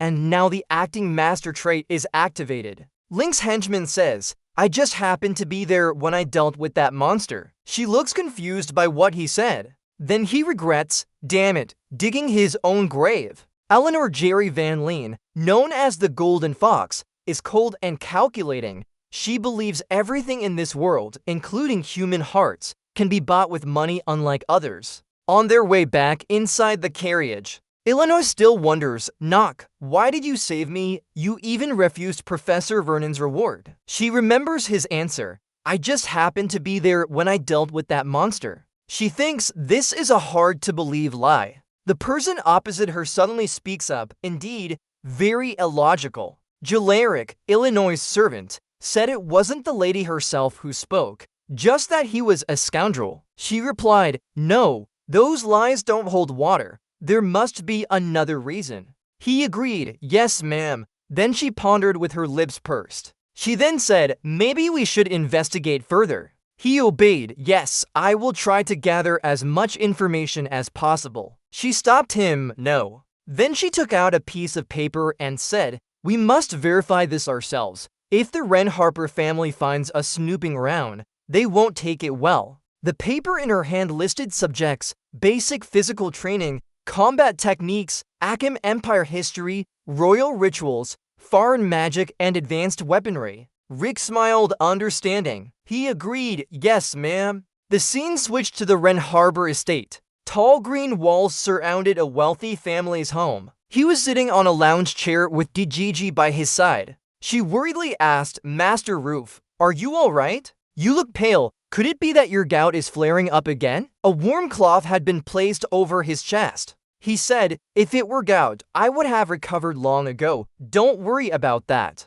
He thought, but this was indeed a tricky situation. He pondered, without the main character, someone else must take on that role. This is crucial for me to regain my memories and find out who sent those mysterious messages. He closed his eyes as he recuperated, thinking, like the villain in this game, I am the protagonist. Suddenly, he opened his eyes wide. He stood up abruptly, shouting, there's still a way. DJG was surprised and looked at him. Master. He smiled. Precisely, the only way is to play both the protagonist and the antagonist in this world. The scene changed to a barren battlefield. A blonde girl coldly looked in one direction after defeating two soldiers. The sky was red with golden clouds, black smoke rising, creating an oppressive atmosphere. Just said, Luna from behind, Miss Luna, the orbit is changing gradually. Then he muttered, someone will awaken soon. She said, the sixth circle will be drenched in blood again. She left, saying, prepare to go. We must achieve our goals. Do you know what to do? She put on a black coat. The coat had crescent moon buttons and an oblong symbol with fir branches round it in the middle. She walked briskly, saying, for the fall of the Akim Empire. In the world of gamers, they immerse themselves in their game's world. There is something that all gamers have noticed after playing countless games. There is a thin line between the protagonist and the final antagonist. Nock agreed both had similar experiences, including those clusters of absolute evil. In most recent games, antagonists often appear having suffered or living in tragic, unfair lives. Protagonists do too. Simply put, even antagonists have their own reasons to explain who they are and what they are doing. He pondered, everyone always plays with such antagonists. At night, he walked down a dark street wearing a black cloak. He was thinking about something. Of course, this doesn't mean protagonists and antagonists are exactly the same. An antagonist remains an antagonist. They can never become a protagonist. He chuckled, saying, even if it's only in games. He thought, in a world on the brink of destruction without a protagonist, the only way for an antagonist to survive is to be both the antagonist and the protagonist. He approached a place emitting green light. He stared intently at it. In the middle was a spell circle. He sighed, I don't like taking risks much, but what needs to be done must be done. I have no choice but to do this. The largest antagonist organization in Inner Lunatic, for those wanting to overthrow the royal family, he began casting on his hand. Green light appeared in his palm. Then a large beam of light emerged. He thought, I will enter Lunatic. The scene switched to the academy, where Professor Wan's group was looking intently at something across from them. Across, their counterparts were also staring back. Noah sat with his chin propped on his hand, deep in thought. She pondered silently. Vernon asked Raz, it's not dangerous at all, right? Do you know anything? Raz replies, you're the one overseeing the test. He asks, what mistake did you make again? These words made Vernon angry. Damn you, I've already said I didn't do anything. Noah is drawing or writing something. The wooden stick in his hand breaks instantly. She angrily says, you two think you're doing what? Vernon immediately grabs the virus and says, nothing at all. He smiles to calm the situation down. Keep going. Did we miss anything? Her terrifying face says, I haven't said anything yet, then returns to her usual cute demeanor. She continues, I've informed everyone about the specific content. Did you not pay attention at all, right? Suddenly, the white-haired professor speaks up. He explains the situation, saying that the principal is talking about a threat in the entrance test that poses a danger to the academy. She sighs and says, "That's right." Then she adds, "The target might be to bring down the academy and also overthrow the empire." She recalls Eleanor's words, mentioning Eleanor J. Rivalin is just starting. Do you know why someone targeting the financial star, who is called Eleanor, is being targeted? Rastov. Yes, because the Rivalin family, taking over the commercial company Rivalin, distributes 70% of goods to the evil empires. Vernon adds, if our enemy targets the commercial company Rivalin, it means they have their next target. Noah says, seriously, that's right. So whatever is happening now is a challenge and a warning for us to prepare thoroughly for what's coming. The professors echo in unison, understood. Then she stands up and sits back down abruptly. She says, and there's one more person who could be quite dangerous too. Vernon is surprised. A dangerous person? She confirms, yes. She remembers watching him in the snowy forest, seeing how he handled all those monsters. It turns out to be Noah, the student impersonator who was following you when you were inside Hooray. She says, a student who might be the most talented among this new batch. Ruskin asks in surprise, who? He thinks Noah Von Trinity, someone she considers talented. This is the first time something like that happens after what happened with the princess. She exclaims a name, Knox von Renifer. He can't believe it's Lean. Knock, the useless and notorious psychopath of the Renifer family, she says happily. She adds, it's true. She remembers his sharp gaze, that child. She stands up, her hand on the door handle. A satisfied smile appears. Suddenly, she says, he might be even stronger than me. These words shock the professors into gaping mouths. Ras angrily stands up because this is too unreasonable. The white-haired professor asks, did I hear that wrong? The brown-haired professor replies, the useless name again? Ruskin is shocked by the information. Scene changes to a bar. He opens the door and steps inside. The bartender sees him and asks, young man, what are you doing here? Did you get lost? He thinks he must be Chiron. He's the owner of this bar leading to the outer world, but his real identity is a bit different. He sits down and says to him, Moonlight Sword Dance, Powerful Empire. The bartender looks at him in shock. He stares back at him. The bartender says, come inside. I don't know why he gave you the code. He smiles and says, you're not going to introduce yourself? The bartender answers, I'm Chiron, that's what everyone calls me. Then he turns around and says, all right, I'll go in. He stands before a row of wine bottles. He stops in front of one of the wine racks. He contemplates. To enter Lunatic's main base, he follows a certain pattern. He picks up a green bottle and counts 3, then he takes a golden flask. That's 1. Afterward, he grabs a purple one. Counting 8, 4. He feels uneasy. His stats are still too low, making him feel dizzy. After some time, his eyes suddenly widen. A sword points at his throat. It's Luna. She coldly looks at him. She asks, who are you? He calls out Lunar, but she doesn't care and stabs him in the neck, causing blood to flow. He says, leader of Lunatic, the only sword king among 3 who hasn't revealed his face. I came here for you. She demands, you know where our secret base is and who I am. Tell me again, who are you? He says, Knock von Reinhardtfer. Then he raises both hands up, saying, I want to join Lunatic. Tonight the sky is bright with a full moon in a certain building. Paracelsus sits by the window. The moonlight outside sings of his loneliness. He whispers, calling him, Knock von Renifer. He thinks quietly. He seems to know something about Celsus's death. He recalls their battle and thinks, he also knows my master has passed away. I'm sure he thinks one of the 3 sword kings suddenly died because of someone else. Looking at the moon in the sky, he mused, the Renifer family's shame is a joke. They lied like this. Thinking about him moving so fast to hit me, he thinks, in such a small moment, he could defeat me in speed. I've never seen anyone as quick as that old man. He looks out the window. He thinks all information about him must have been fabricated from the start. Rumors and his actions are all lies. After thinking, he steps to his bed. Then he lies down, pondering, but why? He wonders, why would the Renifer family hide such a talented person?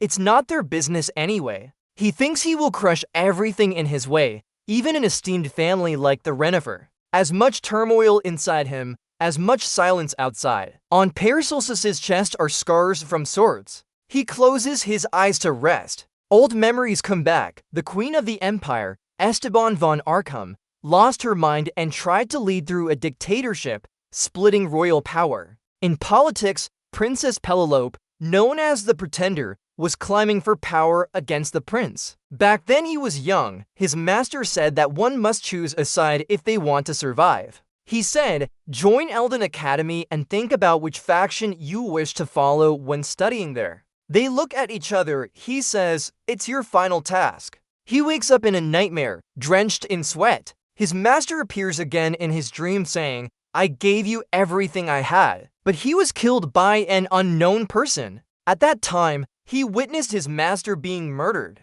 He said his last words, sorry for leaving before you. He wakes up suddenly, drenched in sweat. He glances at his hand. A red gemstone lights up in his hand. He scratches his head and says, if you're poor then don't try to steal from me, master. Then he stands up and leaves the room. As he walks, he curses, damn it. Why does a dead person appear in my dreams like this? Cut to Luna threatening him with her sword pointed at his throat. The system displays Luna, 20 years old. Her main element is the moon, advantage, sword skills and combat ability, fierce, heartless, neutral stats. Disadvantaged are cruelty, madness, quick battles, innate abilities, fighting spirit, intense eyes, skill activation is lunar sword, mana burst. More information will be revealed later in the story. He looks at her and calls Lunar. She's one of the three sword kings, a monster who fought alongside knights and reached the top when she was only 20. Luna's sword skills are unmatched by anyone. He thinks more so than Hoctor's, which I can only learn as a clan leader. I could learn her sword skills if I gain her trust. Of course, I must join Lunatic and prove my strength. She asks him why someone from the Reinhardt family would be interested in this criminal organization. She stabs his neck with a sword, causing blood to flow. The system warns of level 1 bleeding. He raises his hand saying everything for toppling the evil empire. She says in surprise, what? He quickly explained, you must already know that we need to destroy the Eldon Academy first, which is currently under the protection of the kingdom, and then move on to the kingdom. He smiled sincerely and said, I'll be your snake spy. She sneered and asked, do you think you're capable of doing that? He replied confidently, of course. She thought for a long time. Then she lowered her sword and said, you have guts. What's your name? He touched the wound on his neck and said,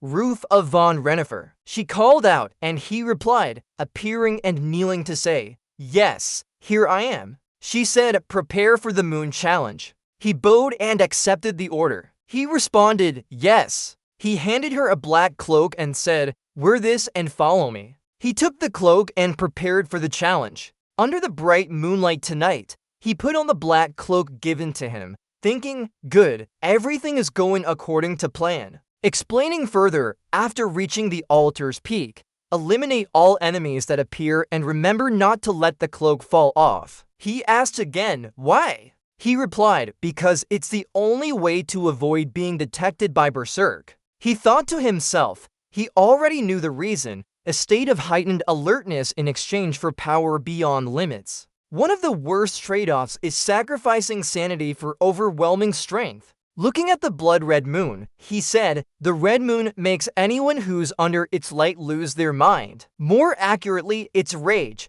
He thought this challenge requires two conditions to pass. He silently stood under the moon, wary of the state of rage. Remembering the upcoming monsters, he thought and eliminate them. He pondered that the game didn't provide information on how to pass this challenge because in a world with a protagonist, no one would join the antagonist side, so no one knew how to pass it but. He smiled confidently, he could do it. Luna from behind said once you join the challenge, only two things will happen. She laughed and said, either succeed and become a lunatic or fall asleep here. His eyes widened in realization. He told her to see for herself. She responded by cutting her own hand with a knife. Blood dripped onto the ground. Red light immediately appeared. and magic circle appeared under his feet. He looked up. The monsters had arrived. Looking at their fierce and terrifying appearance, he thought this was definitely a situation where he couldn't handle them now.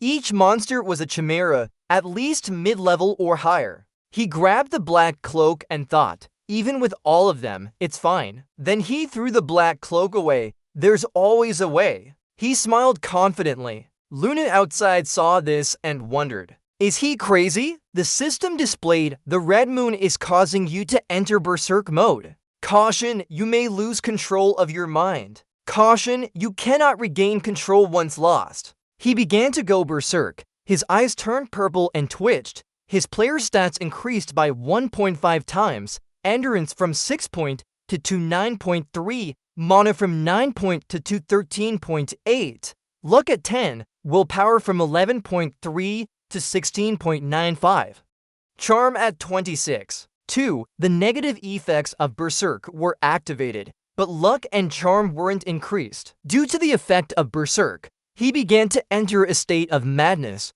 holding his sword in hand. The screen displayed, the moon has caused you to enter an abnormal state, berserk. System warning, caution, you may lose control of your mind. Luna and Dub observed his transformation from outside. The system continued to warn, caution, you cannot regain control once lost. His pupils dilated. His eyes widened. Then he sneered. All of the players' stats increased by 1.5 times. Active skills. Moment of genius. Intermediate dark elf swordsmanship. Male sword technique. Enthusiasm. Possible transformation. Your remaining lifespan due to a terminal illness is 142 days. Luna noticed the dark aura emanating from him and thought, that brat, has he gone mad? He gave her an evil smile. He replied, not believing that he would discard his robe, which was essentially giving up his life. Should we stop him? She stopped them, no.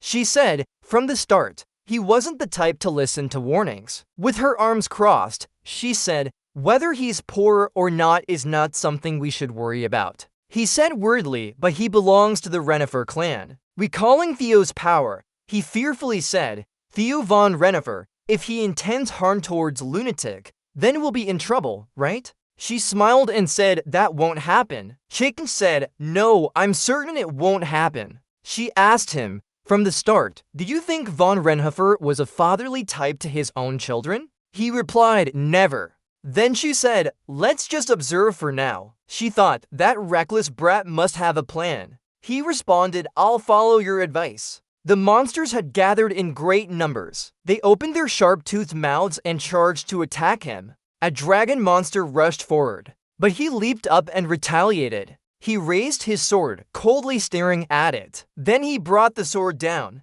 Its blood splattered everywhere, even on his face. He silently chuckled. The whole world was drenched in red. This is how the new moon challenge in Inner Lunatic is described. He thought, one of my stats had increased slightly. He felt the change within him. His talent, height, and shoulder width were all enhanced, taller and broader now. I'm currently at a level where peers can no longer easily defeat me. Behind him was the dragon that had just gone for its meal. Then the monsters began attacking again. He wildly raised his sword. He chopped off one of their heads. Then he glanced behind him. Quickly swinging his sword to the remaining one, he chopped off its head. The head of the monster with 3 horns on top fell to the ground, blood spurting out. He panted heavily, covered in the monster's blood. But that didn't scare them. They began attacking him again. Luna watched silently beside him. He prepared to attack, thinking, the berserk state,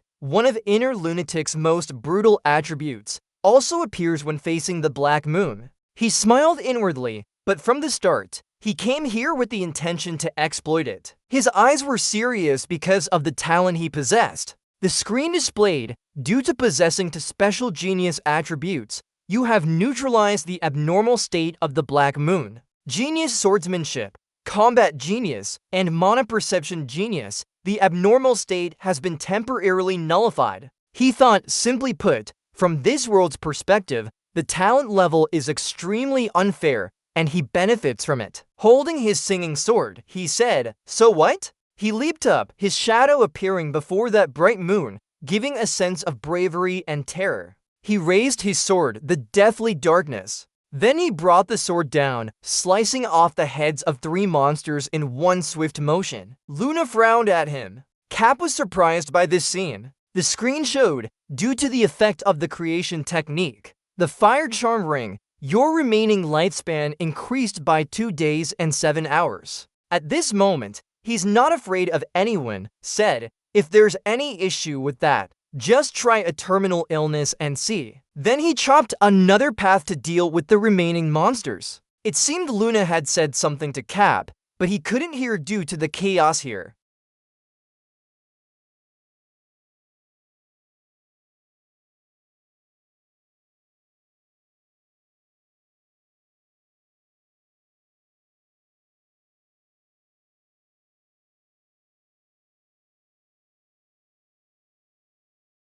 He happily thought to himself, finally he could touch it. He picked up the mask emitting red light and whispered Moon Shadow. Then he put it on his face. The screen displayed you can use the item Moon Shadow duplicating a player's character. Please enter your name, attributes, and basic information. He thought this was the main reason he contacted Lunatic from the start. Then another illusion appeared. He guessed this item could help players clone themselves. He thought to himself, playing both the hero and the villain, this would allow him to do so. Then he took off the mask and said, "Thank you, Commander Lunar." She seriously said, "Listen carefully, new recruit. In Lunatic, there are 5 levels total. Except for commanders and deputies, members will be ranked from 1 to 3. She continued, "Since you just joined, you'll start at level 3. He replied, "I understand." She said, satisfied, "Now prepare to receive your first mission." Then she looked at him and hoped he wouldn't disappoint her. Knock von Reinhardt. After he left, she asked back, "Do you find this kid interesting?" He replied, "I agree." But then he wondered, how did he endure the Blood Altar's wrath? She said, "I understand what you mean. Even a genius wouldn't last 5 minutes in that challenge." She recalled him throwing away his cloak and said, "Even if he is a genius, he can fight without his cloak." She tightened her sleeves and continued, "Then he has the courage to be recognized." Daphne agreed, "I agree too." They looked at the monsters on the ground. She advised, "For now just observe them, see if he can entertain us or benefit the organization in any way." The scene switched to Knock in the bar where he was previously. The bartender Cairn saw him and said, "You're messing with something big." He replied, "More or less." He thought if he really went all out at the altar, others would ask why he did such a crazy thing. He seriously considered, of course, he didn't do that. He remembered the Blood Altar and how to resist its attributes and weapons. He thought it required to genius attributes, genius swordsmanship and combat skills along with mana sensing. He recalled his insane state, saying only he could use the Blood Altar's power here. The bartender didn't ask much but said you must have gotten what you wanted. He asked back, "Is there a problem with me?" The bartender replied, "I just feel it's unfair. Introduce yourself now." He exclaimed in surprise, "What do you mean?" The bartender smiled and said, "That means introducing your name to the others." He responded, "I'm Knock von Reinhardt. I'm done here." After learning his name, the bartender said satisfied, "See you later." He left. The bartender said with a smile, "Catching up on academy schedules isn't easy, but hiding your strength is even harder if it's you." He opened the door and stepped out of the bar. Before he left, the bartender hurriedly said, "Emma, don't stand out too much." The scene switched to the Reinhardt house. He opened the door and entered his room. He thought it seemed like his plan was going smoothly. After entering, DJG was already in the room. She immediately called out, "Absent." She angrily said, "Why did you dare skip class on your first day at school without telling me?" He stiffened and tensed up, his eyes wide open. He thought to himself, "Impossible, I checked before leaving and she was asleep."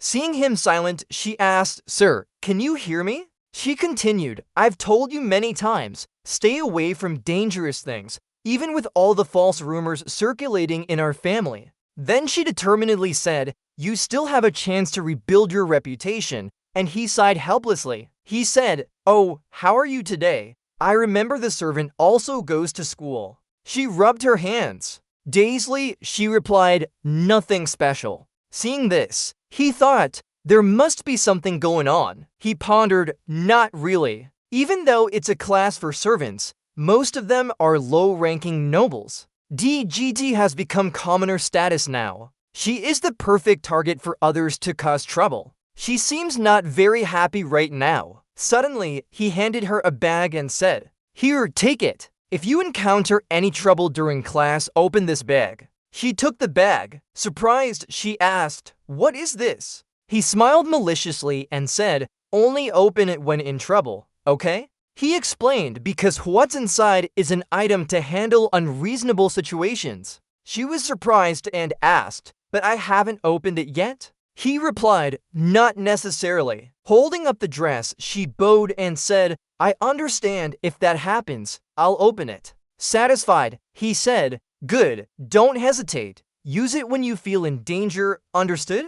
She replied, "Yes, master." The screen displayed, "You have successfully joined the Elden Academy." He looked at the system notification. Astonished, he thought, finally, the system notified that a new letter has arrived in your mailbox. Do you want to open it? He selected to open it. His eyes widened afterward. A girl from the sky with white wings spread wide. Her entire body radiated dazzling light, making him unable to blink his eyes. NCC looked at the system notification and thought, I should open this letter. A voice echoed, "Hello, long time no see." NCC, if you received this letter, it means you have successfully joined the Elden Academy. I know you can easily become a student of the Elden Academy. It's truly good news. He thought to himself, the tone of this person seems to see through me. He speculated, this person definitely knows me. The voice continued, but the arduous journey has just begun.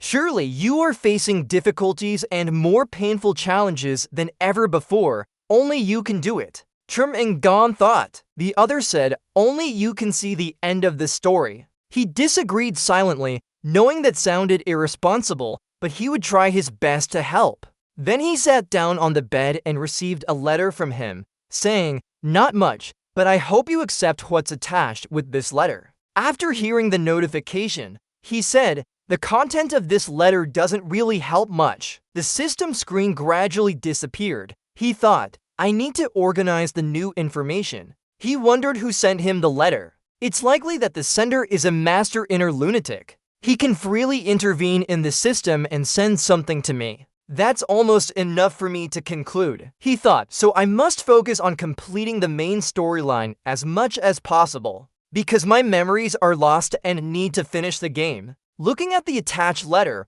he said, fixing what hasn't been resolved is just one step away. Curiously, he said, let's see how it goes. He pressed on the screen, let's see, character system. He was surprised to see something. He saw 4 boards appear, with his father's name on the first one according to von Renifer. He paused, thinking. Then he clicked on Talia von Sterner's board. He said, if my guess is right, a series of system boards appeared. Talia's image appeared. There was also information about his father. He silently thought, a remarkable possibility indeed. He thought, at first to use clairvoyance in the inner lunatic, you had to meet the person face to face. But now it's different. He could check any character's status he wanted, and he was pleased with his thoughts. He was sure his guess was correct. Only masters could send such gifts. Then his eyes hardened, following this madman. Looking at the strength board of that man, 25.2, he exclaimed, his strength increased by 0.2 in such a short time. He thought, at that age, he already held the title of Sword Emperor and could still be stronger? He smiled, right? He thought, when looking at Theo's stats, he realized this. He looked into the mirror, his face from the real world appeared. He silently thought, this world is like a game, but it's not an actual game. The white man grumbled, tough luck. He picked up a paper and said, I should be happy that class assignment went smoothly. On the paper were his classes, combat tactics, team magic techniques, history of the evil empire, horse riding. Scene changed to another place. DJG stood alone among everyone. They looked at her with unfriendly eyes. A red-haired maid asked someone next to her, "Is this her?" She whispered, "That person from the Lophelia family has become a commoner now." The nearby black-haired maid said, "It seems like her. I can't believe how bold she was to come all the way here with her master's son." The red-haired maid said sarcastically, "If I were her, I would be too ashamed to show my face." The black-haired maid continued, probably trying for a big payoff. The red-haired maid persisted. She continued mocking, "With such beauty, she could easily seduce someone's son." Others mocked DJG as well. After all, she is the servant of an incompetent noble. The black-haired maid said, "I heard he's quite lecherous too." Clearly, she knows how to use her advantage. She said, "Isn't it obvious?" The red-haired maid sneered. "Yeah, right." Others mocked, "Where is our house anyway? Since we don't have a third thing left, we don't need to worry about her anymore." DJG clenched her fists tightly. She gritted her teeth and thought she had endured countless insults. She pondered, as a noble who fell from grace, there was no bright future here. Everything seemed to luxurious. However, she endured because she couldn't cause trouble for the master. Then she walked in one direction. Standing before the black-haired maid, she said, "May I have a moment of your time?" The brown-haired girl stopped the black-haired maid and said with a sneer, "My time is fine." She introduced herself. "I am the daughter of a count. I am Gazelle from the Flores family, currently serving the master's son." She folded her arms and asked, when DJG was round, "Did I have time to talk with someone like you?" DJG said, "I just heard you spreading unfounded rumors about my master's son." She sneered, "So what?" Both she and others laughed sarcastically. "The bad rumors about your master's son spreading in this upper-class society isn't from me." She continued, "If you want me to apologize, I will refuse that request." DJG thought, just as her master's son said, status is extremely important here. Then she put her hand into her pocket. She took out the bag he gave yesterday. There was nothing else she could do. Opening the bag, a mini illusion of him appeared, startling her. He looked coldly at them with intense focus. The black-haired maid screamed, startling herself.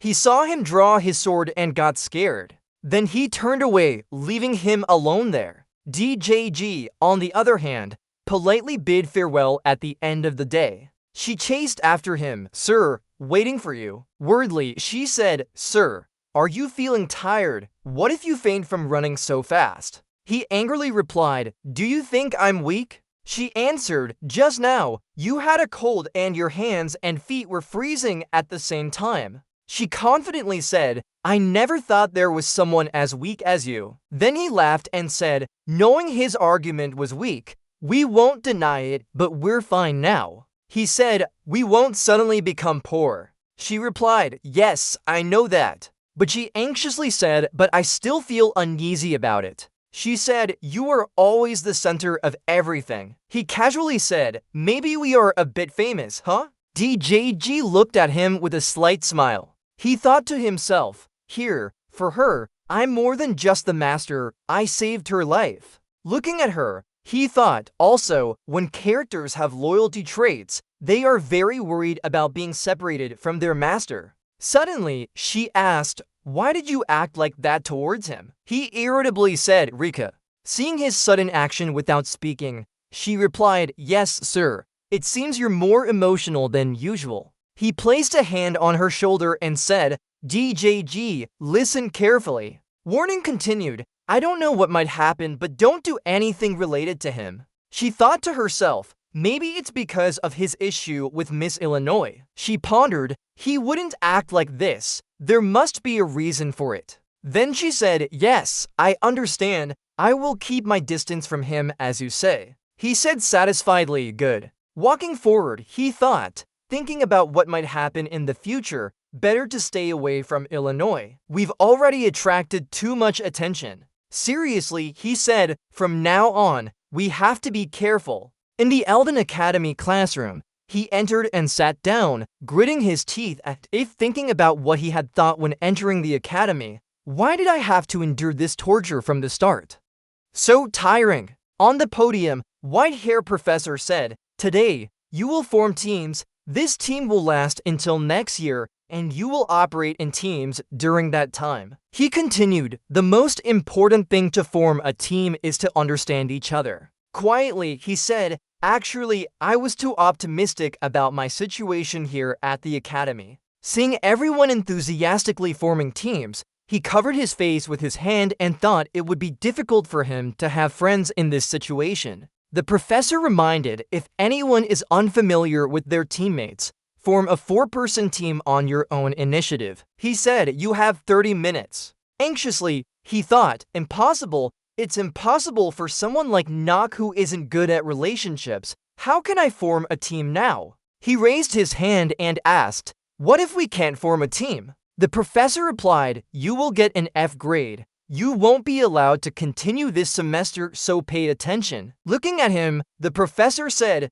you can't do everything alone, understand Nock? He replied, yes, in surprise. What? An F from the start? He thought to himself, it's very difficult to graduate with LDN. If I get an F even in one subject, I'll be expelled immediately. His eyes narrowed. He couldn't let that happen. At this moment, many people surrounded Penelope. Princess, let me help you, Akina said. Allow me to have another chance to assist the princess. Similarly, Panaxolsis was approached by someone. The person beside him asked, Panaxolsis, which team are you joining? Have you seen how talented I am? A person approached Leon and asked, Leon, want to join my team? Want to form a team with me? He thought, rich in spirit but poor in relationships. What should I do? Someone who isn't good at relationships managed to get friends. The blonde-haired guy asked Illinois, will you join my team? I'm great at networking even though it doesn't seem like it from the outside.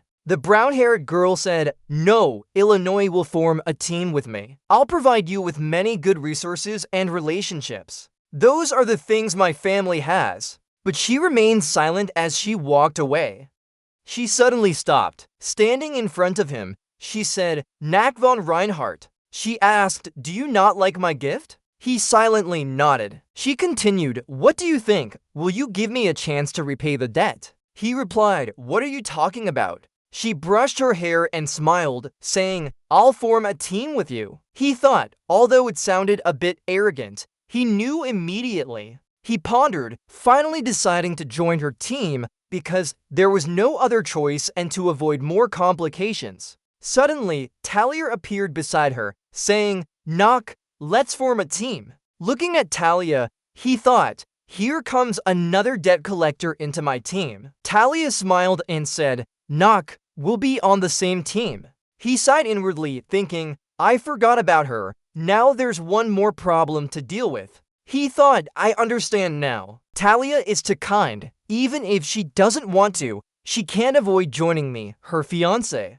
With no members in the team, she wanted to help him. He thought. He said, this is giving me a headache. Eleanor pondered and said, really unexpected, huh? He replied, what do you mean? She said, I'm surprised that someone like you has a girlfriend. He was silent, staring at her. He thought, based on Nock's past actions, he couldn't deny this either. But strangely, he felt quite angry about it. Talia asked him again, Nock, will you form a team with me? Eleanor said, so we just need one more person, right? Seeing her making decisions for him, he angrily said, it seems my opinion doesn't matter anymore. She calmly replied, you don't have any other choice, do you? He gritted his teeth and thought, her intuition is sharp as Eleanor once said. To recover my memory, I need to stay at the Eldon Academy and achieve good grades. He thought, to accomplish that, I need to be in the top 10% of students here.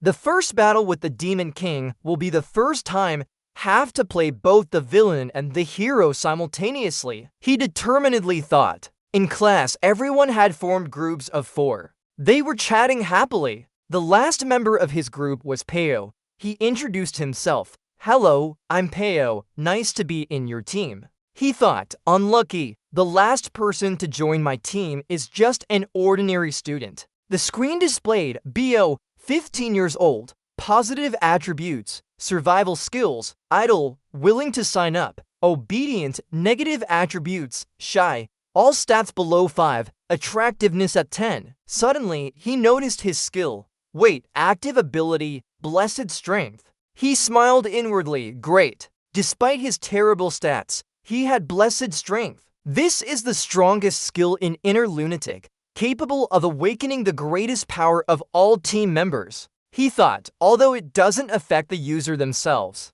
He glanced at him and thought, but this is quite strange. How can a new academy have such a powerful skill? Shouldn't only monks and nuns in monasteries be able to possess such skills? I'll find out about it. Belle spoke up. I'm very eager to accompany you all. Eleanor introduced herself. I'm Eleanor Zaravalen. Let's work hard together. Talia also introduced herself. I'm Talia von Sturiner. Nice to meet you all. He grumbled, do I need to introduce myself too? Just don't get in my way. After about 30 minutes, the professor spoke up. It seems everyone has their teams now. Let's get acquainted with each other next week. He continued, by the way, your groups will remain the same until the next semester. Class dismissed. He said, that old man. Talia whispered behind him, knock. I think you just spoke too loudly there. He didn't care and said, I know, he'll hear me if he wants to. She advised, we shouldn't call the professor by that name.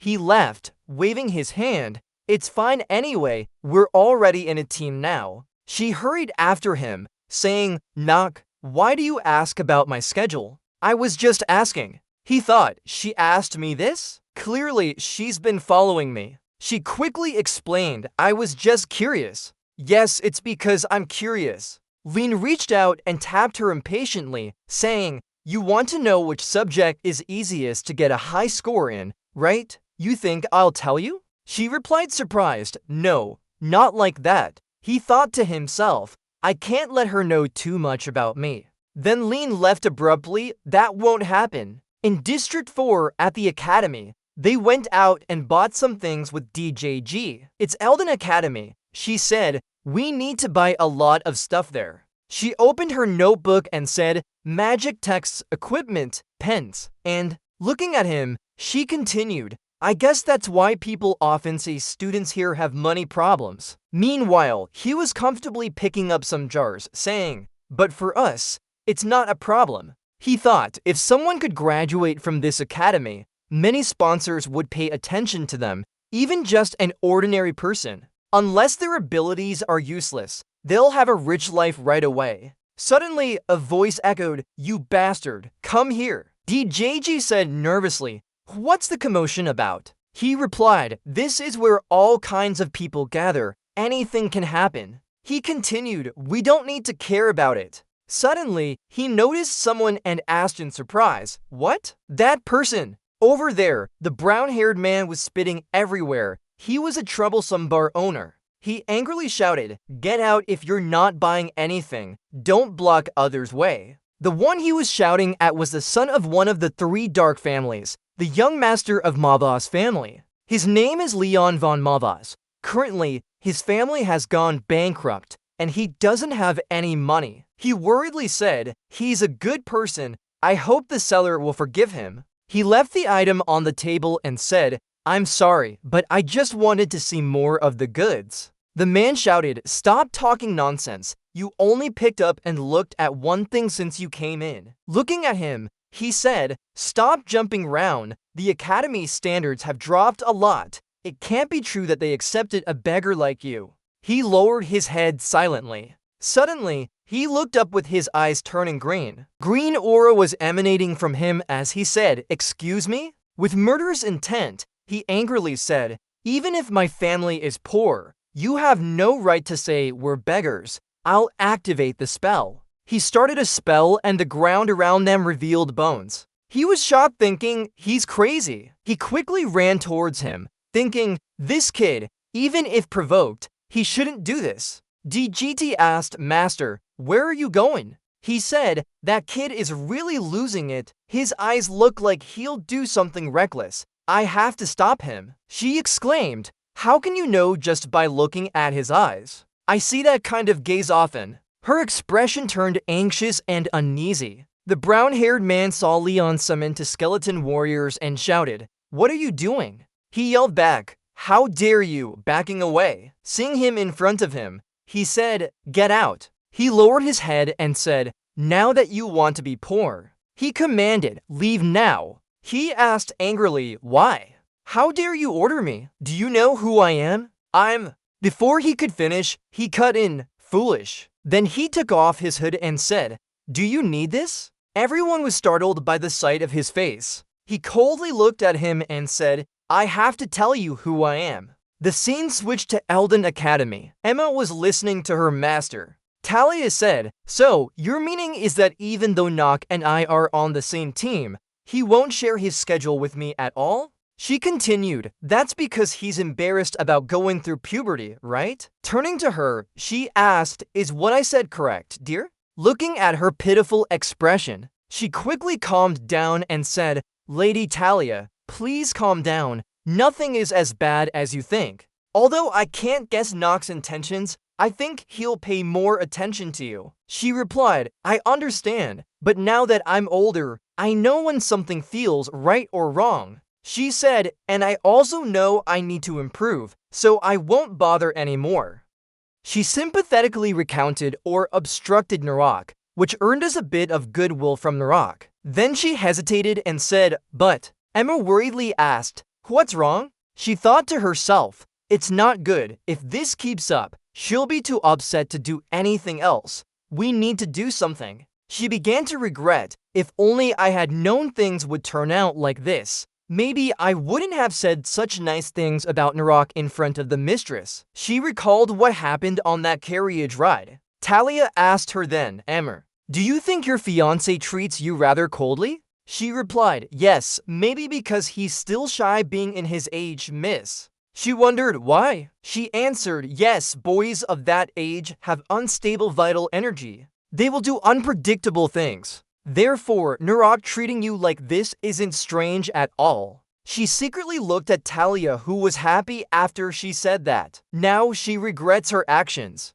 Truly, I've been too careless. When she asked me that, I didn't pay attention. Thinking back now, it seems she has started to like and notice Narok. Looking at her affectionate expression, she thought, then I completely didn't care about this issue. I only thought she was asking casually, not realizing it would become such a serious matter now. If I had known, I should have given her better advice instead of just answering the question as a formality. Back to reality, she anxiously thought. Now we can conclude this. Miss Talia has fallen for Master Narok. This is moving too fast. Love is something no one can predict. She quickly said to her, Miss, I have something to tell you. Master Narok isn't like that at all. She was surprised and asked, oh, so what do you think? She explained, since we were engaged as fiancés on that day, his not paying much attention to you in the academy might be because of the school environment. The academy has many people, so it can't be like at home. As she spoke, she suddenly grabbed Emma's hand. She sincerely thanked her. Yes, that's right. Thank you for telling me. You have more experience with love since you've been through it. Emma only forced a smile. But to make Miss happy, there's no other choice. She happily pulled her along. Thank you. Hearing what you said, I'm out of trouble now. You're like an expert on love. From now on, whenever I have a love issue, I'll come to you for advice. She quickly added, oh, miss. Seeing her smile happily, she blamed herself. I did this wrong, but it's to make you happy. Many apologies, miss. She suddenly remembered something and said, Talia's words felt like daggers in her heart, thinking, I've never loved anyone before, so my understanding of love is still blurry. Outside, someone knocked on the door, drawing their attention. She said, I'm Emma, a servant from the Sterling family. May I ask what brings you here? It's Eleanor, she said. Hello. She introduced herself. I'm Eleanor Zervalen, a fellow student at the academy with Miss and a member of her magic dueling group. Do you have some free time today to talk? Talia wondered, Eleanor, right? Emma said, that's unexpected. If you don't have an appointment, please come another time. Eleanor smiled nervously. Then she mentioned the name von Reinhardt, making both Talia and Emma gasp. She said, I came to talk about him. The words hit Talia's dark heart,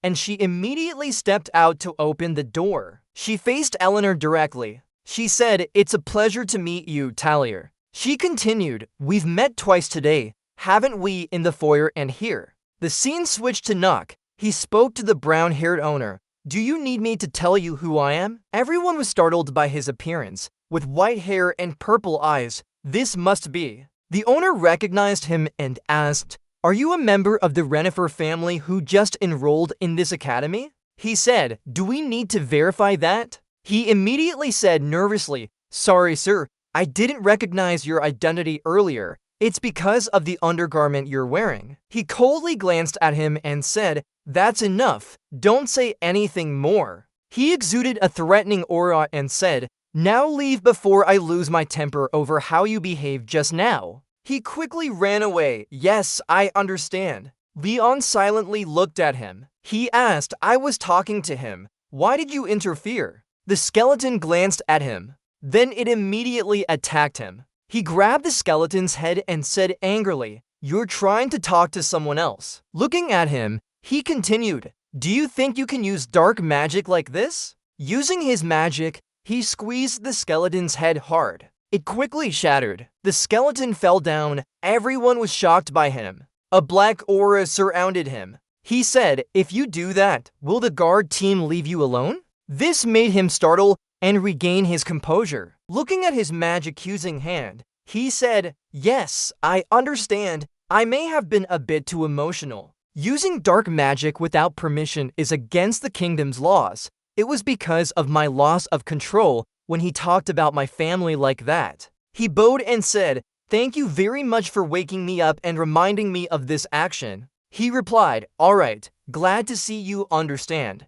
Have you bought what you needed? Then he took out his wallet. Throwing it at him, he said, if you don't have money anymore, use my money for now. He opened the wallet and saw a lot of gold coins inside. It made him dizzy. Is this enough? He shyly said, why are you helping me like this? We're not even acquainted. He said, if I only want your gratitude for such things, it won't happen. I won't be grateful because of that. He replied, all right, with a little money. What's the big deal to me?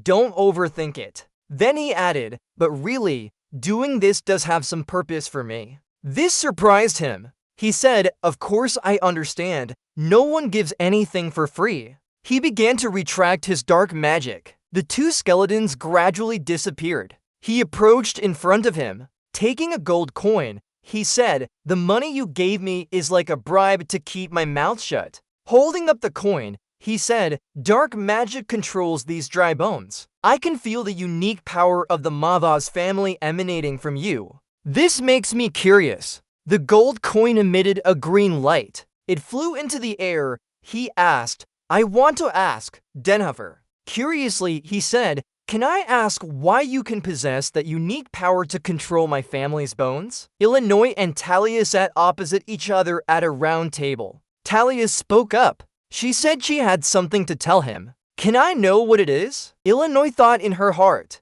What's going on? Her reaction was different from what I expected. She really has manners. She pondered. Knock! Does he actually have feelings for her? Then she broke into a smile. Wow! This can't be true. She muttered to herself. A person like him would only see this engagement as a binding contract. I need to get straight to the point when talking to her. She said, Rock is a dangerous man who made Talia jump, startling her. She picked up her teacup and continued, first, he's the son of one of the three powerful noble families at the top of the kingdom. Then she brought the cup to her mouth and said, and it's true there are countless negative rumors about his behavior. She lowered her head silently. Suddenly, she said, I. Then she raised her eyes, resolutely saying, I don't think Rock is a bad person. Illinois remembered the small party where she was humiliated by him in front of everyone. When she heard this,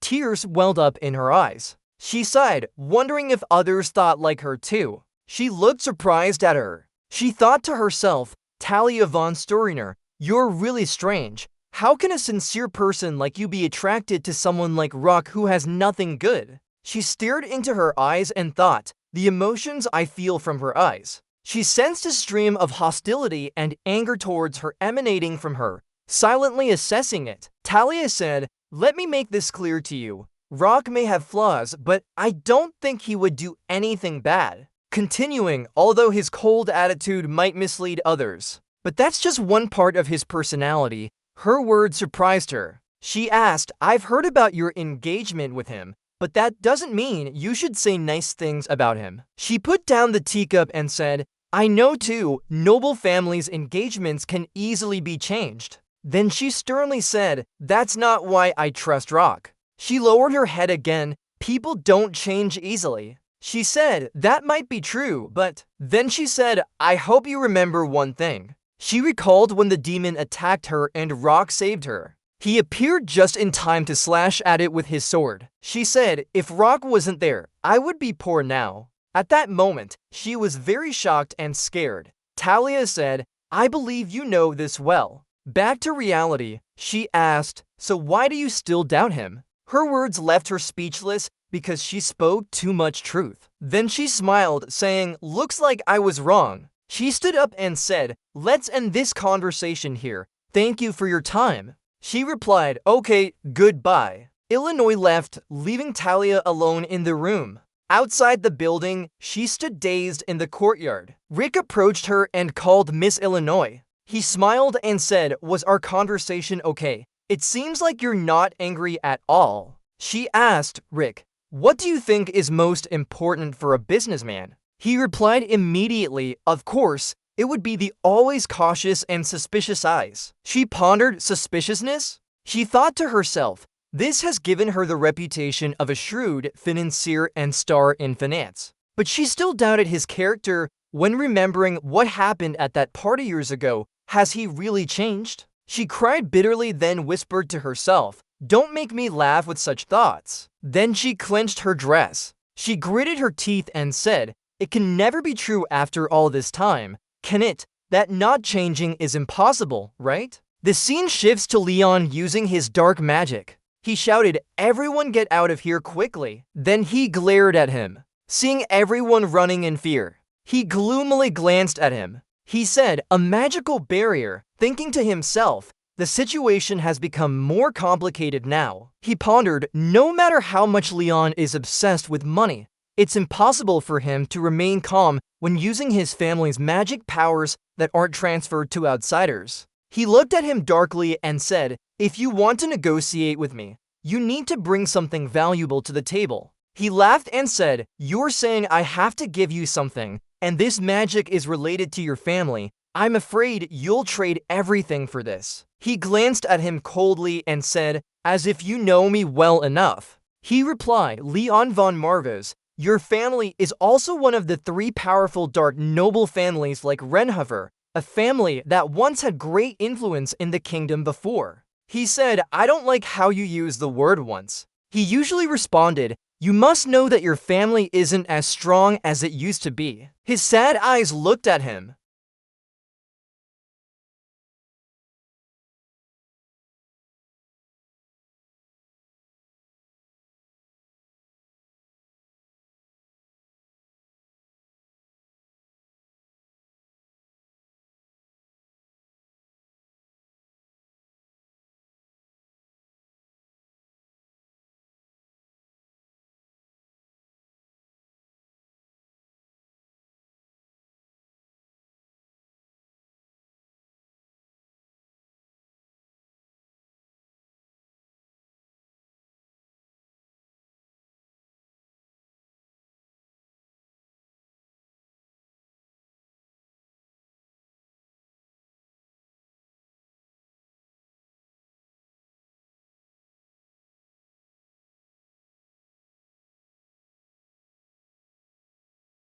The students gathered on the podium, and a teaching assistant pushed a cart with a white cloth covering it over. He nervously took hold of the cloth. A blonde-haired girl shouted, "That's." Raj said, "They are the lowest grade demons provided by the Association for our Academy." A red-skinned imp, its eyes glowing yellow, had two horns on its head. It was gnashing its teeth inside the cage. He said, "They're called imps." A dark-haired boy shouted, "A demon, huh?" He nodded. Although they were a bit aggressive, they weren't much of a threat. They were as thin as paper. Students could easily defeat them. Everyone was in an uproar. "What? Even so," a brown-haired boy said anxiously, "this is just the first class to familiarize ourselves with magic." The short brown-haired girl beside him said, "Each student must meet the standard when studying at the LDX Academy." He spoke up, "Come on, focus. You're all top students selected for the academy, right?" He continued, "You need to remember that your goal is not to become a knight or a mage. It's to eliminate all demons on the continent to protect the people." Then he pointed up and said, "To do this, you need knowledge about demons. Your current knowledge is still very limited." The brown-haired boy and the long brown-haired girl exchanged glances and nodded. He stared at the imp, listening to him say that all students must channel their magic into their palms to subdue the imp. He wondered, subdue a demon, he thought. Why is this thing here? He saw it emitting black aura and thought, based on the original story, this should only appear in my second year. Something's not right. He said, after focusing your power into your palm, transfer it to the target you need to deal with. He checked his watch and said, the test will end in 15 minutes. His eyes gleamed mischievously. Even if Renifer is talented, she couldn't have anticipated imps appearing in the first class. A new student would be scared to death by a few demons.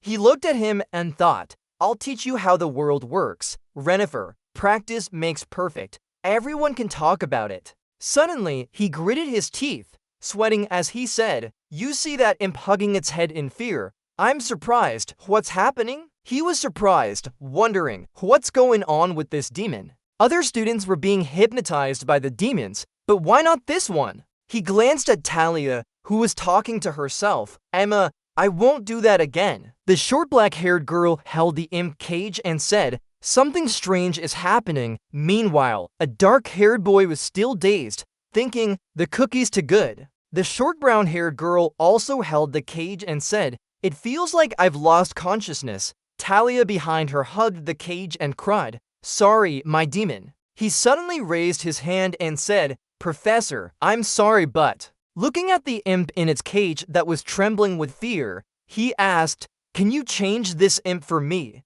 It's shaking out of fear even though I haven't done anything. He sighed. He nervously thought, who made such a scary noise in class? Turning round, he saw the professor smiling and sweating profusely, his entire body glowing. The professor asked him, Nock, how did you subdue that imp? He replied, wait, I just said I haven't done anything. The professor clapped excitedly and said, brilliant, I was foolish not to notice your amazing talent. Then he continued, excellent, I'll give you another chance. He pointed at him and said joyfully, listen up. He solemnly declared, I'm giving you a chance to become the best student in this class. He was speechless. He thought, the best student, that's what I expected? He recalled scenes from movies and thought that becoming an assistant teacher for the professor was what he saw as being the best student. The other students had woken up. A dark-haired boy said, I'm jealous. Will he become the top student of Professor Nock? The long brown-haired girl beside him said, he agreed because this is a rare opportunity. But then he raised his hand and said, I decline. Being called the best student sounds good, but it's actually being enslaved by the professor. His words surprised the professor. He widened his eyes and shouted, you're rejecting this. The students were shocked. What are you saying? Illinois and Leon had also woken up, looking at him. Akina and Penelope were surprised by what he said. Akina thought, I can't believe it. He calmly rejected the offer after receiving such a proposal. What kind of person is he? She looked at him and whispered, Renifer. A few minutes earlier in Eldon Academy, Vernon was chasing Russ, who was ahead. He quickly said, listen to me, that dirty white-haired brat is incredibly strong. He confidently stated, I guarantee to the teacher that kid Raster is crazy. Even if so, she's just a new student. He continued, it's too early to make any conclusions about her based on recent achievements. Don't place such high expectations on a new student like her. Vernon argued back, Ras, your problem is being too conservative. Principal Noah also told us to keep an eye on her.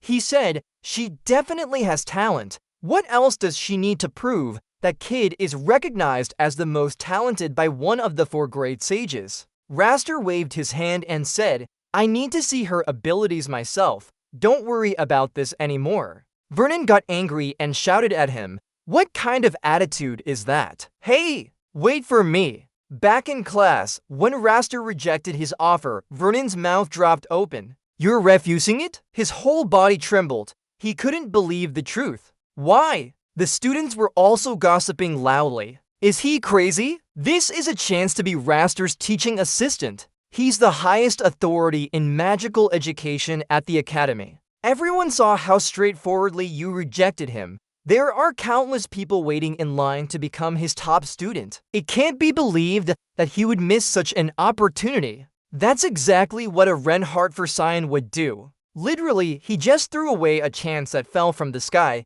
Hence, Scions like him are not allowed here. I heard everything, thinking, go ahead and talk. It doesn't matter to me. He held his head, thinking, one Illinois already gave me a headache. Why do you people always cause more trouble? A dirty-haired student raised their hand and said, Professor Racem has a question. He spoke dejectedly. Go on. He glanced at him and asked, why did you give this opportunity to Renifer? Isn't there many more outstanding students than him? Then he pointed at Penelope and Echidna and said, plus your power is like magic, right? I think the princess and Echidna are both worthy of being considered for top student. He cursed in his heart, that bastard. Look how it's using its influential family to support the princess. Then he sighed, thinking, though he is very smart, at least he knows who to rely on. I'll remember his face. Rusk spoke up, it was me who made the decision, of course based on some reasons. He continued, if I didn't say anything, they might not be convinced and spread negative rumors that I'm favoring Nogger's talent. Then he sternly said, so I'll just come out with it straight. His eyes widened, the reason why she is the most suitable to become top student and your teaching assistant. He looked at him with sparkling eyes. He helplessly thought, told you no, but he's being stubborn again. He explained, first, let's start with how she controlled her magic and didn't summon the demon. A moment later, he thought so. He pondered, Professor Rusk's summary would be like this. 1. For some reason, I quickly controlled the demon. Although it was a low-level demon, doing that for the first time wasn't easy, which is why Professor Rusk was drawn to it. 2. My talent, highly sensitive magical perception. Professor Rusk has been pursuing magic for a long time. People like him can easily distinguish between those with magical talent and those without. Then he proudly said, for all these reasons.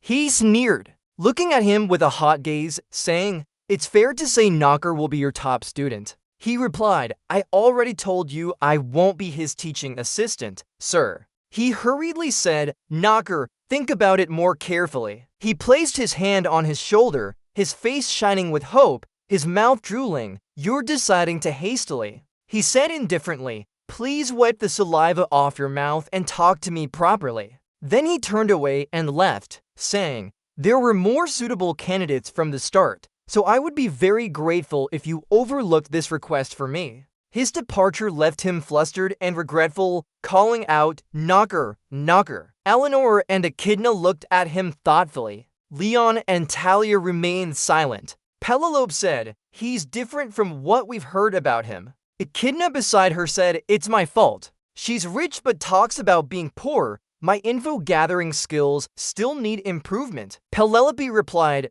don't worry, Echidna. She said, I think I've developed a bit of curiosity about him. Wondering, Nock von Reinhardt, will he become the light that aids the royal family, or just a dark cloud over our heads? On your side, you're catching your breath after running fast to escape Rass's trap. You said, why is he acting this way all of a sudden? He looks at me like he saw honey. Fuming, gritting his teeth, he said, Can't there be a normal character in the inner lunatic novel? Leaning against the door, looking distant, he said, I need to push him far away so I can live a peaceful life here at the academy. Scene shifts to Renifer's house. Dijiji noticed his dark circles and pale face, worriedly asking, has something terrible happened at Prince Academy? He replied, extremely bad. Recalling, Professor Rush always followed me in the hall or classroom to coax me into being his teaching assistant, becoming my top student. In the canteen too, he sat with me and said,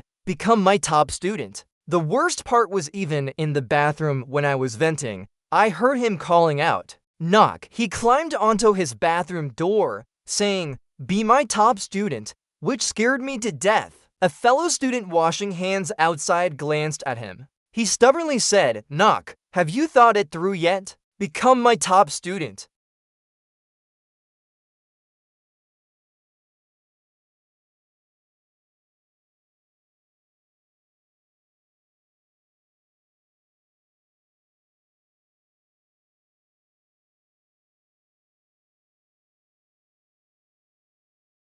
He glanced at him. Father will regret this. Before leaving, he said, soon father will understand it's for me. He emphasized again, it's for me. He looked contemplatively at him. Rodwell worriedly asked, sir, are you all right? He replied, sorry for showing you that side of my nature. He responded, please don't say so. I swore to be loyal to the Renifer family, but if everyone knew Ryan was dealing with a demon lord, it might bring danger. He covered his mouth and cleared his throat, thinking quickly, maybe sir should choose an heir soon. He pondered, trying something new? He answered, yes, we just received some good news. He continued, Nock is the top student in this year's LD and entrance exam. According to him, so he is, then who is the new headmaster of LD and Academy? He replied, yes, Noah Von Trinity, one of the 4 acknowledged geniuses of Nock. According to Whispered, Nock von Reinhardtfer. He thought, maybe it's not big enough yet. He recalled their sword fight with Graham and wondered if he really had that talent as witnessed. Suddenly Rodwell worried, but still, remembering the Grand Patriarchal seat, thinking Nock might sit there one day. The scene switched to Professor Rass, who stubbornly said, become my student. He sat across from him and replied, I don't want to. He quickly added, I'll sponsor you a lot. You can graduate Elden Academy without worrying about any fees. He continued, with his prestigious reputation, he sat straight and replied, I have plenty of money. Why do I need your help? Hearing the name, he said indifferently, what's the point of a reputation? It's just an unnecessary luxury for me. He advised him, Nock, think it over. He inwardly thought, crazy to keep pestering me like this. Then he sighed. Remembering his conversation with DGT last night, she said, shouldn't you listen if he's genuinely sincere? She continued, I've observed Professor Rusk more and noticed it's not what he usually does.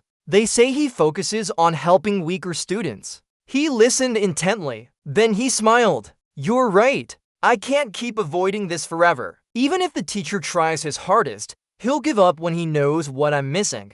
She responded, yes. That day seemed a bit strange to me too. Back to reality, he said, although the teacher explained yesterday. He asked him, but I still don't understand. Why would a great teacher want me as a student? He replied, because you're excellent. He hesitated and said, but I want to hear the real reason. Why me? He looked sternly at him and said, not other outstanding students. The teacher asked, do you have time? He said, you must have heard that I'm useless. He replied in surprise, what? Then he calmly said, meaning I only have time. He laughed and said, just joking. Then he seriously asked, can I listen to your story now? You can enjoy the tea I prepared for you. This is the finest herbal tea I bought from Zevelin Traders. He replied, I'll listen. He poured the tea into his cup and said, the reason why I need you. What he meant was an outstanding student to help complete my research. He asked in surprise, your research? He answered, yes, to have a weak person who can't use mana.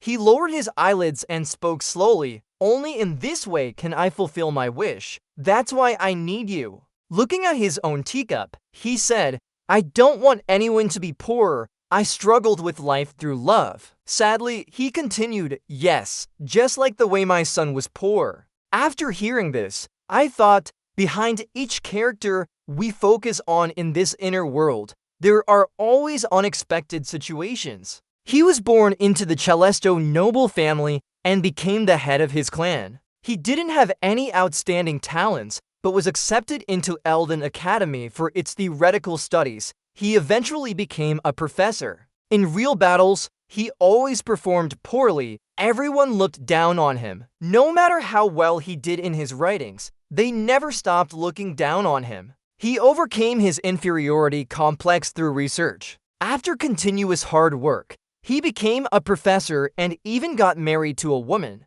Despite that, no one fully recognized his achievements when he was a professor. All of his accomplishments were publicly credited to someone else, and everyone still looked down on him. Nevertheless, he had a son with his wife. His only child grew up and entered Eldon Academy. He overcame all difficulties and graduated. He told me, "My son said that I will work hard so people respect me. Look at how filial he is to me." He was very happy when the boy spoke like that. He continued his story. "Our son joined the direct army under His Majesty and went to the front lines to fight. He wanted to win back so people could respect him and raise the Celestia clan's reputation. A tragic end occurred," he said sadly, "but on the battlefield, my son left this world. He was shot by an arrow." He said, "He became poor soon after the war started. He couldn't survive after being hit by a Mani-infused arrow." He told me, "This is enough to understand why I am obsessed with research for my love."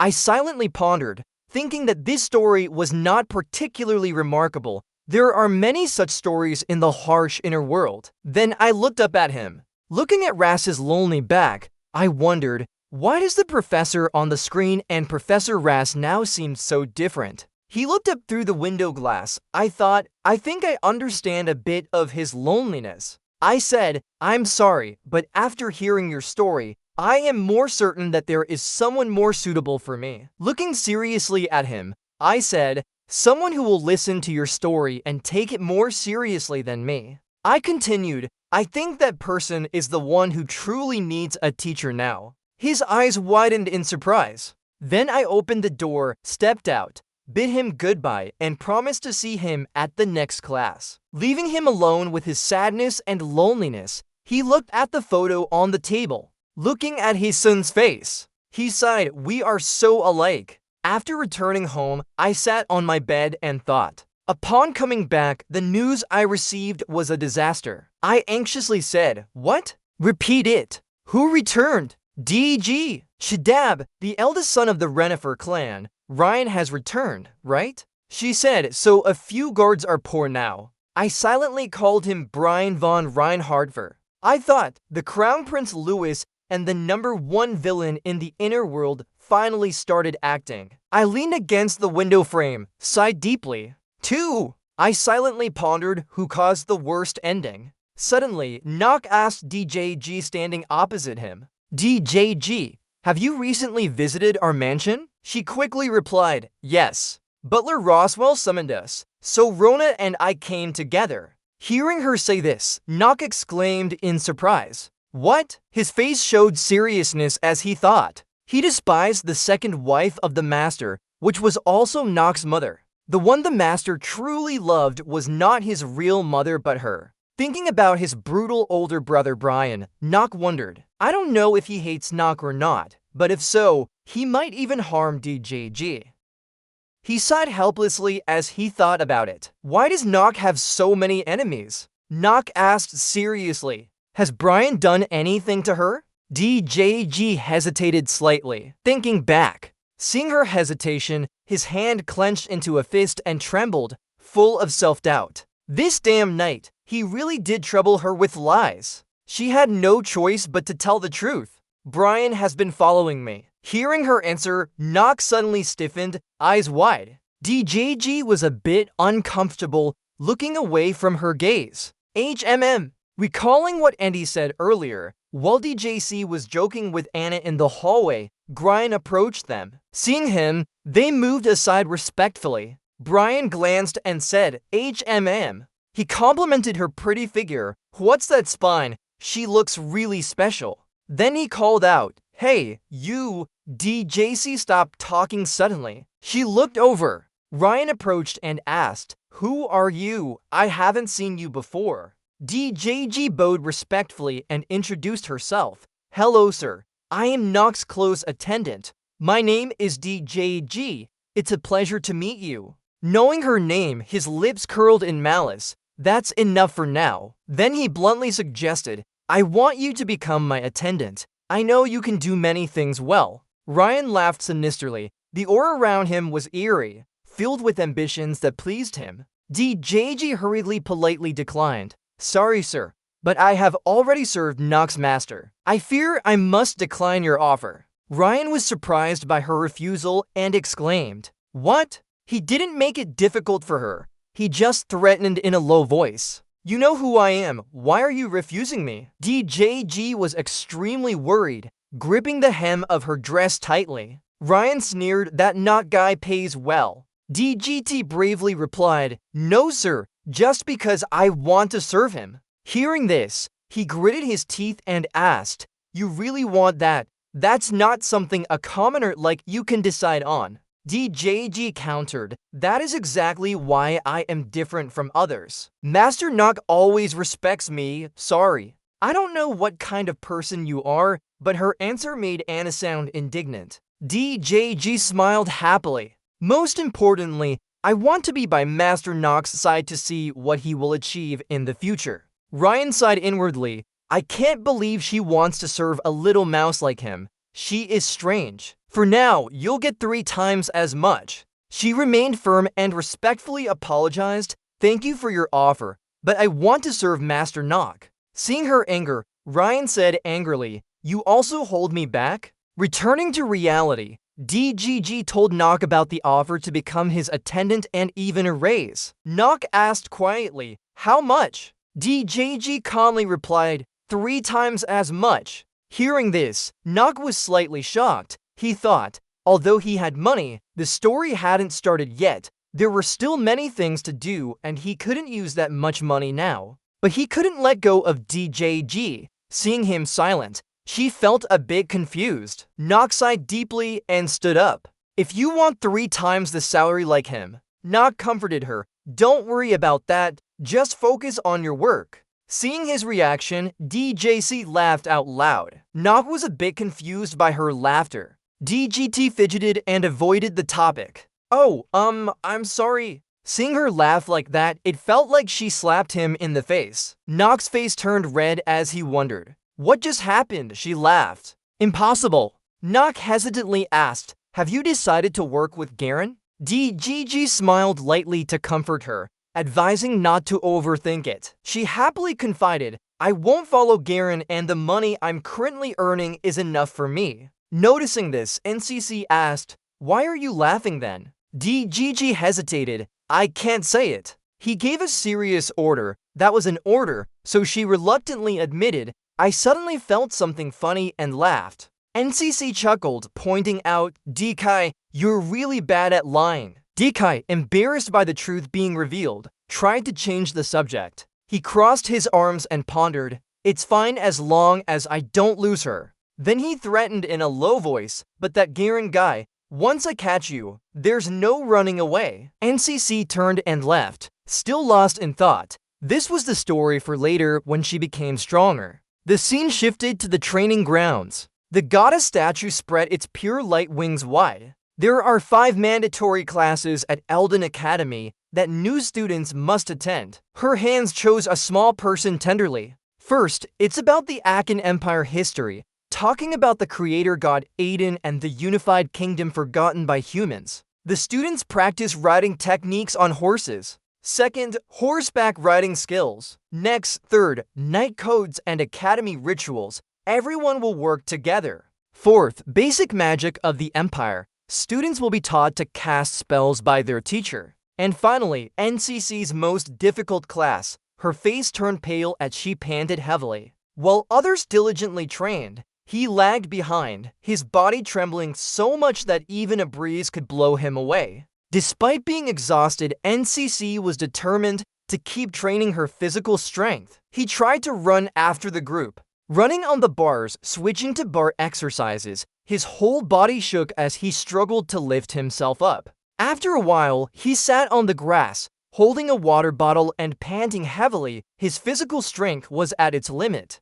Suddenly, someone approached calling out, "Strange NCC." It was their teacher who teased him, sounding like a ghost. Hearing this, NCC spat out the water he had just drunk. He wiped his mouth and asked back, "What did you mean?" The teacher pondered, "You're very good at achieving short-term results," then pointed out his weakness. "It seems like you have many problems with your physical strength. It's as if you are blocked by a wall that you can't overcome." With the leaves blowing around, NCC silently agreed. Indeed, Alden Academy teachers were different, just as he said. This illness is like large chains restraining him due to his sickly nature. His NX physical strength was stuck at 15, only half of its maximum capacity. He asked back helplessly, "But aren't you a teacher? Why say such depressing words?" The teacher quickly noticed his discomfort. "I'm sorry if it seemed harsh, but it would be better for you to pay attention to what I said." The teacher continued advising,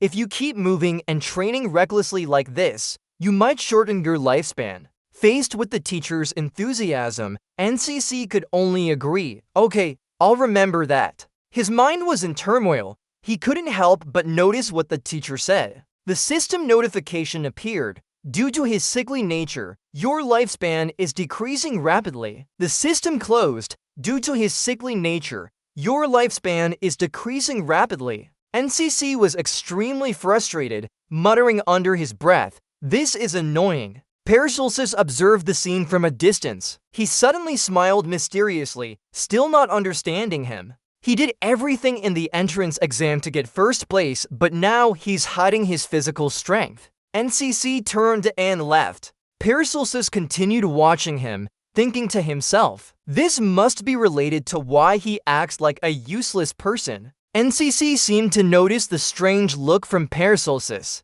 He sighed and cursed, "That damn troublemaker. I would have lost if we had another test now." The scene shifted to a bustling small town. NCC wore a black cloak reaching his feet as he walked through the town. Suddenly, someone called out, making him turn around. "Hung didn't expect to meet you here." The speaker was Rick, Renifer's youngest son. Seeing him, NCC frowned uncomfortably. Why? A big question appeared in his mind. Is he following me again? That weirdo is ruining this game. Rick seems happy as if nothing happened. Amidst the bustling town, a voice echoed, "Huh, I didn't expect to run into you here." He sneered and emphasized, "It's been a while since we last met." The young master Reinhard turned to look at Rick with suspicion. He looked at him and thought, "Rick, real name Housewood Jennifer." In his mind was a Rick with pitch black skin, glowing eyes, and a sinister smile casting red magic, creating the worst possible outcome alongside Prince Louis von Arkham. He called up the system to check. Basic information. Name Rick. Alias House Sufzi Nefer. Male 15 years old. Human race. Demon. Main element Earth. Achievements. Negotiation advantage attribute. Exceptional martial prowess. Skill in using hidden weapons. Neutral. Disadvantage cunning. Northern swordsmanship Gumin style. Traitor. Deceiver. Index. Health 4. Magic power 4. Luck 3. Intelligence 5. Charisma 12. Skills. Passive skills. Negotiation adjustment. Active skills. Rick looked at the information board with a slight hesitation. He sneered at his own insignia. Later, he would attack the rivaling guild and betray Illinois. So he was the top target I need to avoid. Knock asked, "Are you the one who brought that gift to me before?" "What's up?" System alert sounded. The talented actor seemed conflicted. Rick smiled brightly. "It's not a big deal. I just noticed a noble from the influential Renifer family wandering around without any guards. That made me a bit uneasy." Knock coldly said, "That's none of your business." He laughed loudly. "Right. Suddenly, Rick clapped his hands together as if remembering something. Ah, we met here by chance. If you need to buy some items, do you want me to help? I have plenty of free time now. Nock chuckled slightly and guessed, "Ha!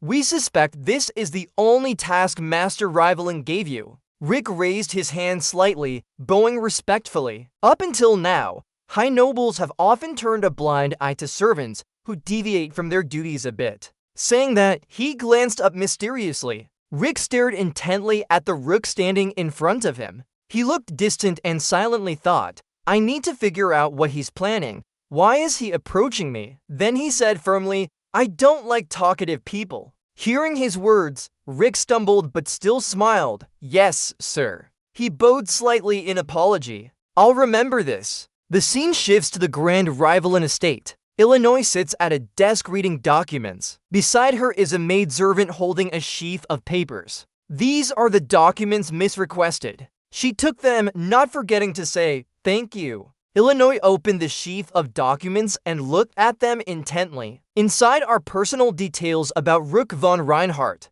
She carefully examined a photo on one page, Rook von Reinhardt. She pondered, wondering why he saved me. Illinois sat at the desk for a while and concluded he had no reason to do so. She began analyzing. First, the Reinhardt family rarely interacts with the Rivalin family. If he wanted something, he could have agreed to Professor Burnham's proposal but refused it. Recalling her memory of returning the insignia to Professor Burnham, Eleanor clenched her fists in doubt. The youngest son of the Renifer family is not known for his kindness. Eleanor leaned back and confirmed. The fact remains that he started behaving differently after resolving the forest incident, but I don't know why. She continued to ponder. After a while, she sighed deeply and Illinois remembered Rick's figure. She held her chin in thought. Rick. She also noticed his unusual behavior. His recent movements are somewhat strange. He is also gathering members for the Common Club. Illinois stood up.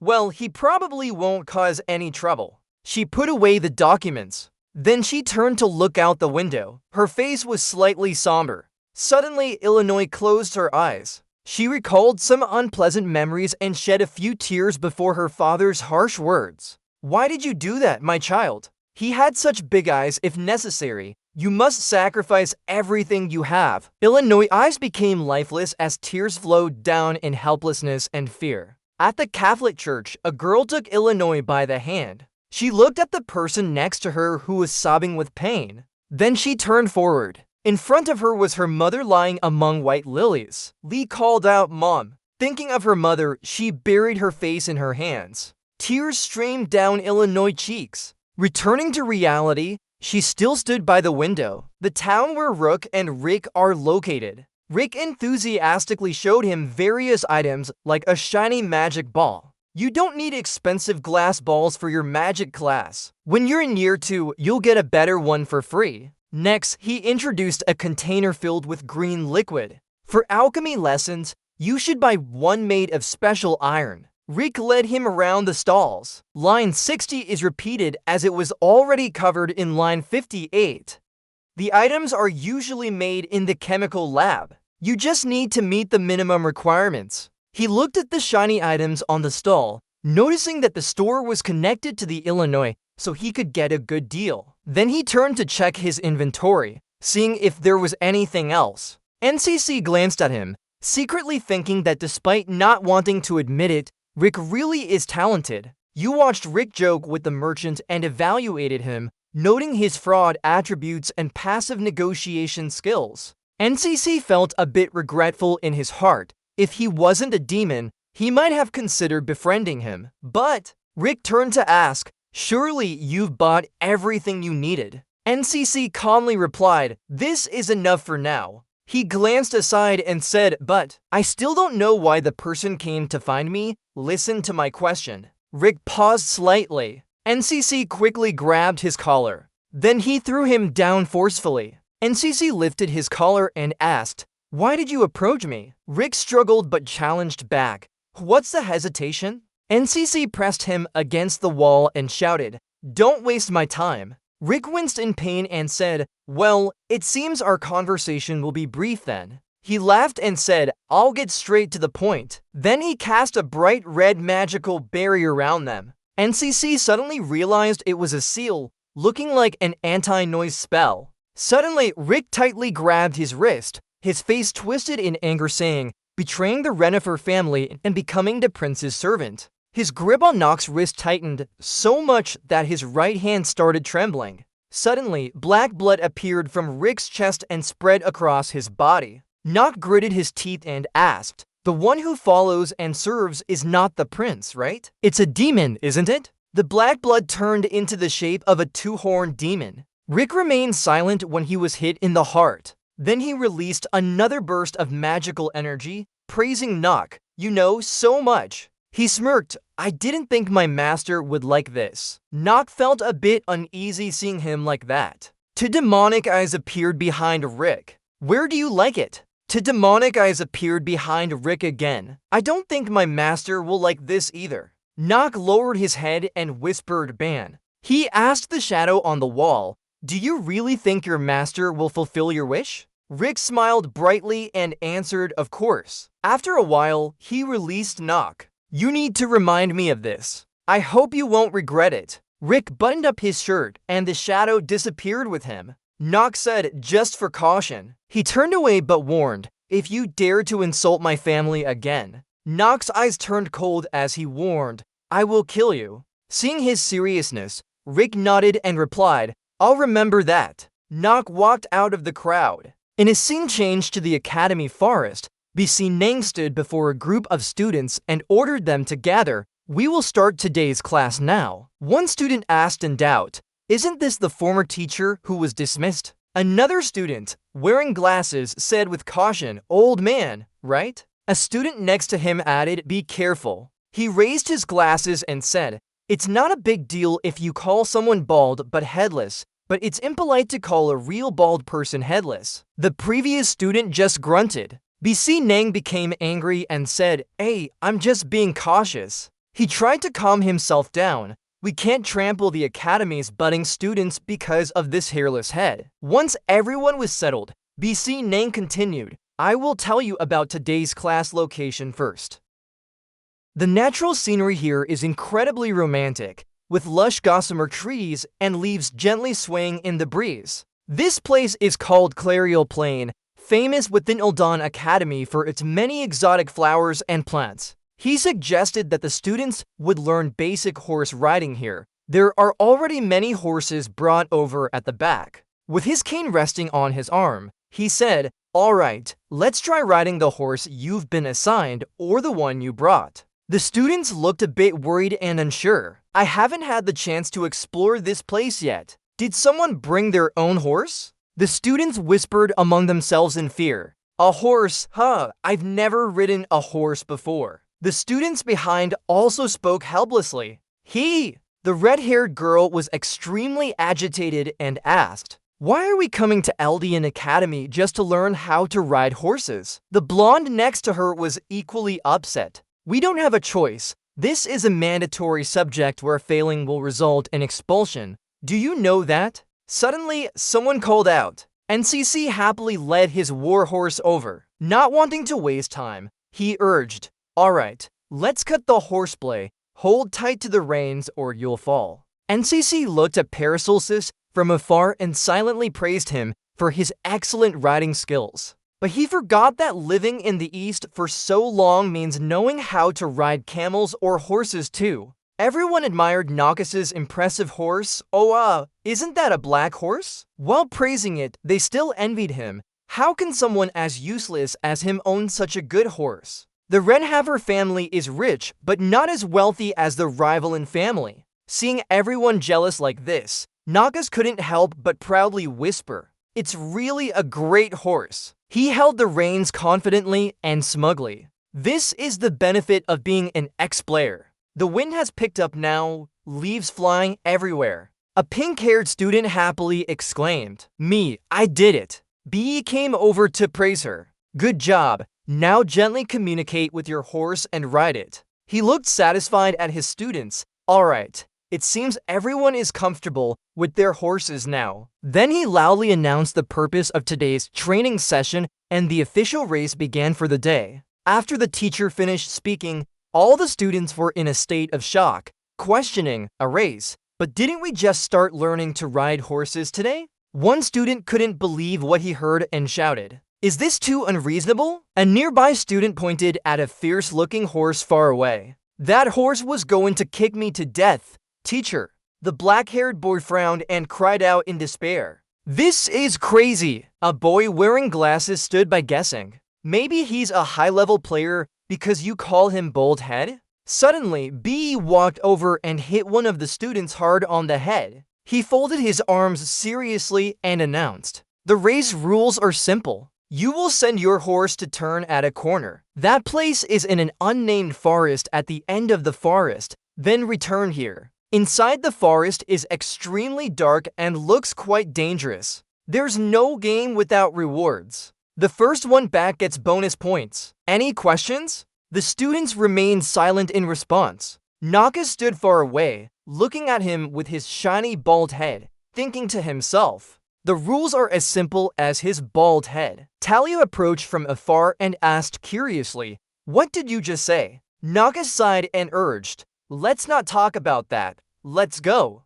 He patted the saddle of his horse, reminding her, "No worries, take care of yourself." Naka's thought about the scene where horses were surrounded by dark magic, even though riding was a mandatory class for everyone. The event is also very important. There's an episode about the first appearance of a demon. Nak held his sword defensively as a wave of dark energy surrounded them. It was their first encounter, and everything had been set up for the protagonist to meet the demons. The once beautiful forest is now a dark pink hue, ominous and foreboding. The appearance of the demons in this episode trapped the students in an unnamed forest. Nock slashed at one of the demons. Then the protagonist and his classmates passed through them together. This sequence goes like this. He gripped the reins tightly, but there was no protagonist here. The characters appeared one by one: Paracelsus, Talia, Illinois, Echidna, and Penelope, in a place with many strong-willed individuals. What would happen if their leader were missing? His eyes narrowed as he thought. Deep consideration was important, but action was needed. Talia suggested confidently, "Hey Nock, do you want to come with me?" She glanced aside and said nervously, "I'm not afraid. I just don't want anything bad to happen. After all, the forest is quite dangerous." Suddenly, Eleanor appeared from behind and spoke up, showing she had enough confidence to care for others in this race. Nock asked uncomfortably, "Can you leave me alone and go your own way?" Hearing him say that, Eleanor frowned. She turned away and went to her horse. Talia smiled reassuringly. "Maybe the race is like this. We should get back as fast as possible." She blushed shyly. "Nock, you go first. I'm not good at riding." His face softened. The race wasn't important. With that, Nock left quickly, leaving Talia standing there. She wondered to herself, if the race isn't important, then what is? After everything was ready, the farmer shouted loudly, "The race begins." Everyone yelled in unison, "Go!" The horses galloped across the grassy field. Everyone focused intently on the race. They raced with great speed, laughing and urging each other on. A brown-haired student turned to challenge everyone. "I won't lose to civilians who've never ridden a horse before." Provoked, another student gritted his teeth. At this moment, they were surrounded by a blue mana aura, readying themselves for the charge. It leaped up, and Nock hurriedly calmed it down. "We know, the system has activated. Due to the effect of the sensitive magic circle, everyone is in the center of the magical ray." Talia panicked and shouted, "What's happening?" The magic circle began to activate. All the students were alarmed. What's going on?" Nock quickly reassured everyone. "This is a mana teleportation. Just stay still." Then he warned, "If you don't want to die, all of you." Instantly, the magical ray began moving and one student screamed in fear. Immediately, a group of students were teleported away. They were transported to a quiet place by a gentle breeze. A strange footstep approached. His body was enveloped in surging mana. He smirked. Finally, a demon with many horns happily emerged from the teleportation. My chance to retaliate has come. Nock shouted from his horse, "Stay still. You're just asking for it here." With that, he slowly dismounted. Nock tied a letter to the horse and ordered it to return. Cut thanks to the machine. The people on the magic array looked around in confusion. What's going on? At that moment, more people were teleported over. After a few hours, intense sunlight shone through the forest canopy. Everyone hid under the trees, some lying exhausted on the ground. They all complained under the large tree. "My head hurts. Where are we?" One person asked, "We must be in the forest." Another countered, "No, we're still on the ice plane." Everyone looked at each other in confusion. What's happening here? This is also a test. Nock raised his eyebrows as he sensed the aura around them. But recognizing the continuous dark mana emanating from the area, he realized it was instant teleportation magic. Thinking this over, Nock spoke again. "Unlike Headmaster Noe's spell, its stability seems questionable." With that, he continued. Seeing Nock standing aside, Penelope approached and asked curiously what was happening. He turned to answer, "I'm trying to figure out the cause, but I'm sure there are others outside the academy who aren't aware." Hearing this, Echidna, beside Cao Mao, stepped closer and criticized, "What are you talking about? If you know something, tell us in detail." Nock rebutted her, "Mind your own business. You're not a princess." He retorted, "What reason do I have to talk to you?" Echidna gritted her teeth, ready to speak but unable to. Upon hearing this, Echidna's face darkened with anger as she clenched her teeth. Illinois stood aside and said, "Instant teleportation magic. You said that, right? And it seems to be an external influence." Nock nodded in response. "Yes." Hearing this, Illinois questioned, "Why do you think so?" Before he could answer, Talia hesitated and continued, "I'm also curious about why you think that way. It might be a test from other professors." Upon hearing this, Nock sighed inwardly, thinking it was the reason why those who lived comfortably couldn't do it. They were too self-satisfied. This is an inner lunatic. We're in one of the hardest games known for its instability. As he thought, he continued, "The magical energy looks extremely unstable. The system activated, triggering a genius performance. It's an undefined form, evident by how it completely disregards the safety of the target and focuses solely on its own function." Songlion focused on the matrix as he agreed. "Yes, this form is very strange. Moreover, if made by the professors, they wouldn't want to endanger us." Leon affirmed, "Plus, there's no reason for them to do that with children from prestigious families in Elden." Then he said to everyone, "I agree with Nock. What do you think?" Nock thought silently, not wanting to admit it, but agreeing. Hearing both of them, Penelope also began paying attention to the matrix, thinking that this form was extremely unstable. There must be an external influence. Could it be his brother? Her expression changed as she thought about it. Without waiting for a response, Leon continued, "It doesn't matter. We need to leave quickly." One of them responded immediately, "I agree." Leon continued, "I don't think staying in this kind of mana is a good idea." Hearing their discussion, Echidna angrily interjected, "This dark family's name wants to decide everything on its own." She addressed Nock with a stern look. "Prove what the previous speaker said." She interrupted Penelope. "Stop!" Penelope, who was still not convinced, cut in, "Stop." Penelope gently said to Echidna, "Everything they say is true. If we stay too long in this unstable mana vortex, we'll die." Princess Penelope herself confirmed it. The others also noticed the matrix and spoke up, agreeing that the way the magic circle was deployed was indeed strange. "It's inefficient. They really are cunning. She learned magic earlier than us, right?" Paracelsus suddenly sensed something and turned to look around. He quickly drew his sword. Then he lunged forward, Echidna exclaiming, "What are you doing?" Paracelsus asked back,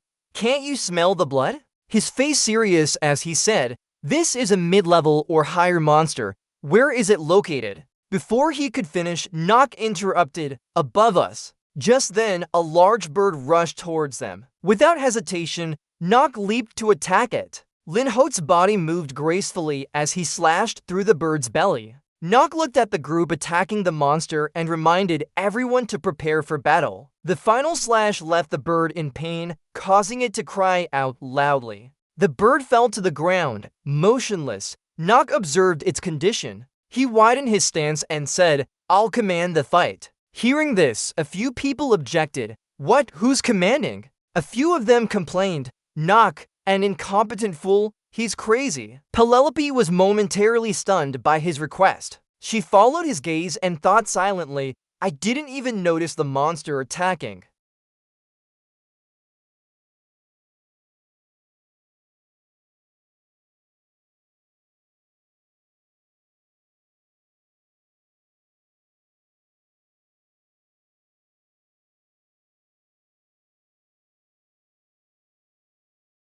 He looks around at everyone standing nearby and asks loudly, "If no one has any other opinions, I'll take charge and be responsible for everything here. But if you don't want that, prove that you deserve this position." He gives a faint smile. "If you can do it, I will gladly give up my command position." The people around him remain silent, but show signs of unease on their faces. On the other side, a man looks at the roof with an enigmatic smile. He looks at the princess and thinks that if something bad happens while protecting her, the commander will surely face severe punishment. His face darkens with a smug smile. Even though he did well initially, mistakes are inevitable during the process. As he speaks, his gaze never leaves Nock, meaning why Nock is currently just quenching his thirst by drinking. The more he tries to resolve the issue, the harder it becomes for him. He can't hide his joy and chuckles mockingly in the dark. "Fool, do whatever you want."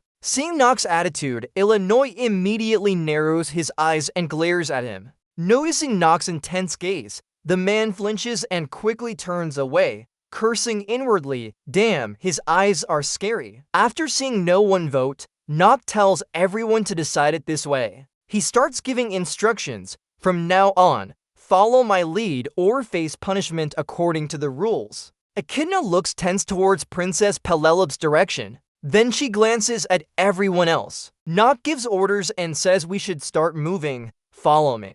As he finishes, Vanguard steps forward, but Illinois stops him. "Hold on, you should tell us where to go first." Nock replies that he's not good at explaining, so just follow closely. He doesn't say anything else and walks straight into the forest, leaving Illinois confused. He thinks if she knew how many times I've played this game, she'd be even more scared. Nock finally understands the issue because, you see, I'm a veteran of that damn game. The scene shifts to a dark cave somewhere. In front of us is a glass sphere showing engineers fighting a wild boar, long hair and half human, half animal arms. Every move of the engineer is watched by Russo, the demon. Suddenly, a terrifying voice comes from the ground stone, "Russo." The stone emits thick aura. The aura gradually takes form into a monster with large teeth. "Devour those humans. Kneel before me, the six-eyed blood-red monster." He commands Victor to eliminate all of them.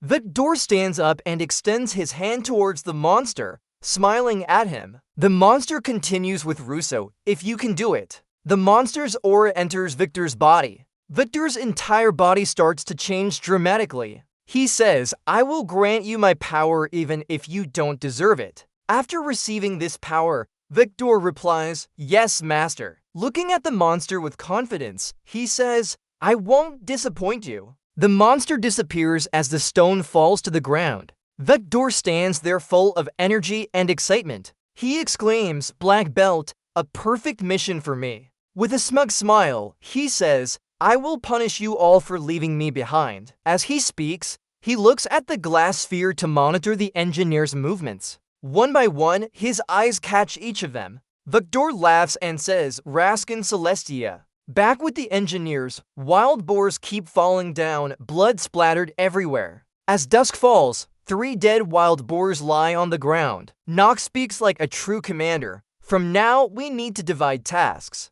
Looking at Leon and Paracelsus, he says, "You two, help me." Paracelsus is unhappy but can't refuse Nock, sighing, "Since I lost to you, I have no choice." Leon solemnly nods. "Even though I'm still lacking, I'll do my best." Nock thinks, "Good, Now we have a new top student for our side. Next, he looks at everyone and says, there are two ways to get out of this forest. One is to break the outer barrier. The other way is to kill the wizard who used instant teleportation magic in the barrier. And with that, Nock continues, line 39, line 40, line 41.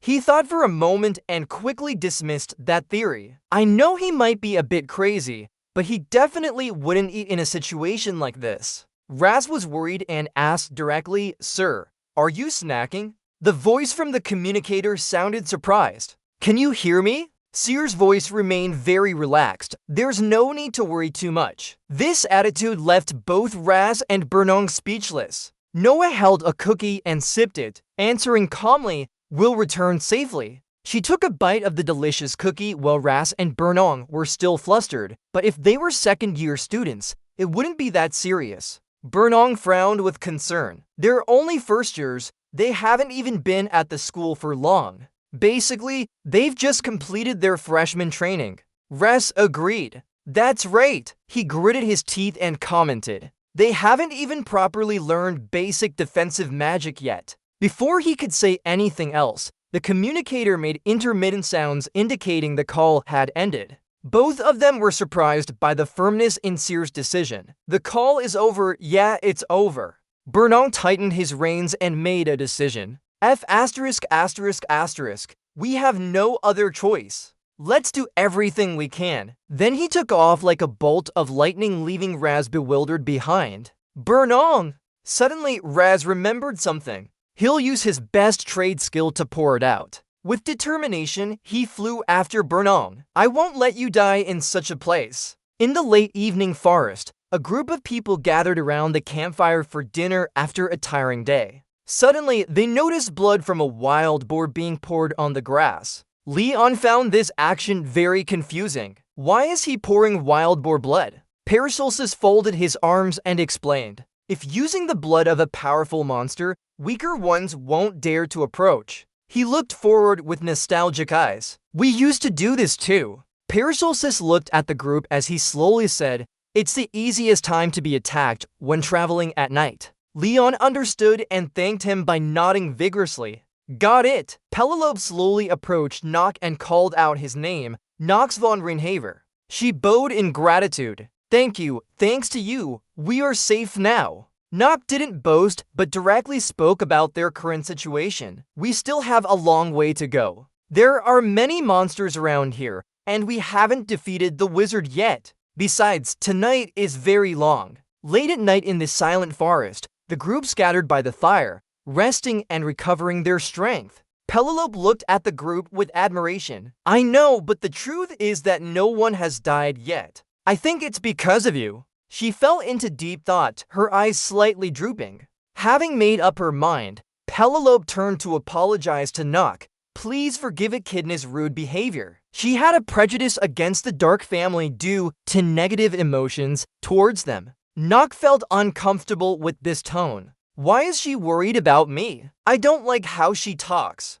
He quickly waved his hand to decline. "You don't need to worry about someone like me. You can't thank a discarded cripple. The royal family would be shocked if they knew." Penelope quickly explained. "That's how people perceive it. In her, the golden light reflects the shadow of Nock. But we are different." Gently pulling at her clothes, she said if they could save more lives, then even joining forces with the demons would be acceptable. Penelope confidently declared without hesitation that they would agree without any doubt. Unmoved by these words, Nock coldly interrupted, "That shouldn't be said." Seeing her sweet, serious expression, Penelope giggled. "I was just joking." Feeling played, Nock crossed her arms and looked indifferent. She quickly changed the subject. About Penelope von Arkham, known as the Princess of Mercy, but with a significant flaw. Holding the staff in hand, Nock concluded she might be extremely pragmatic.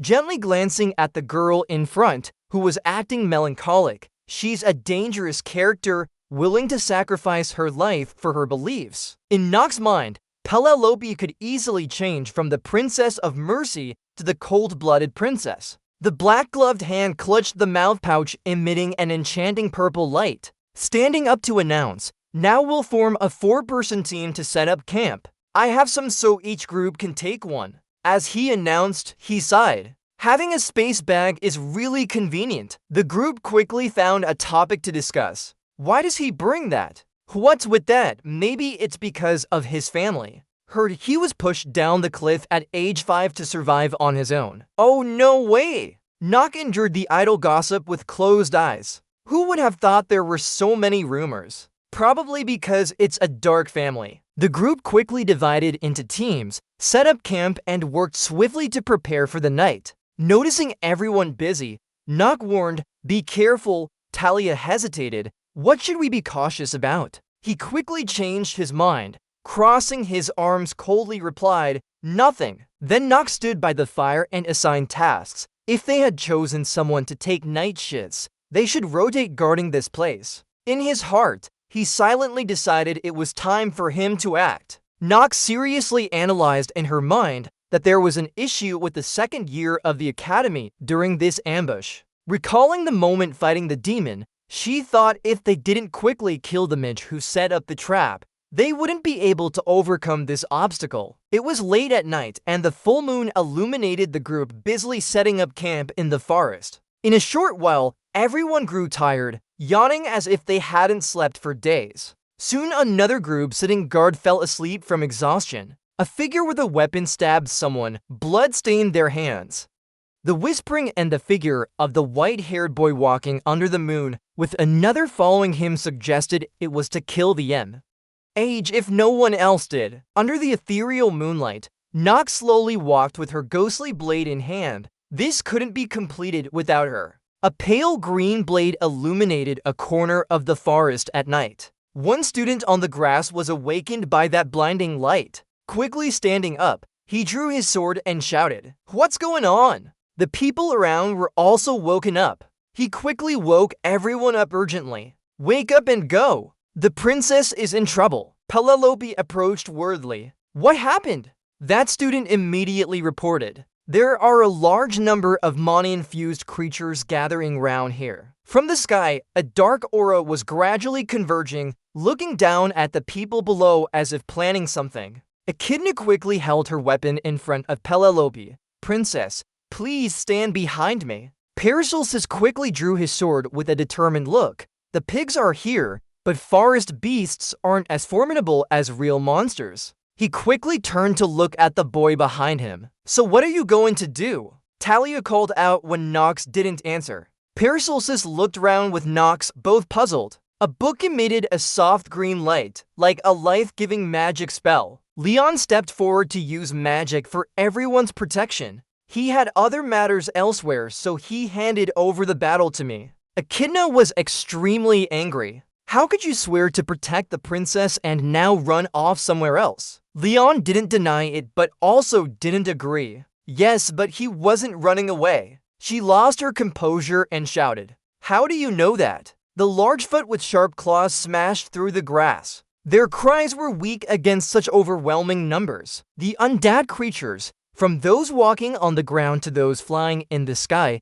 bared their teeth and growled, eagerly waiting to attack them. A girl spoke worriedly. Echidna was right. There were too many monsters to deal with. She remained calm as if nothing had happened. He quickly cast a powerful spell. A thick blue light shot up. Penelope and Echidna stared in amazement at the unreasonable amount of mana. What on earth is happening? While casting magic, Fabian pondered over what he had seen. "I'm also curious about Nox." He recalled the moment Nox gave him a black stone before leaving. Leon looked at the stone in surprise and confusion. The sparkling purple light made him wonder who he was and why he was given such an important task. Green light enveloped Leon, protecting him from the undead's claws. "I am the head of the Malvas family." He spoke clearly with determination about the outcome of this battle. The dark wolf lunged forward to bite, but was cut in half by the green light. A jade green sword appeared,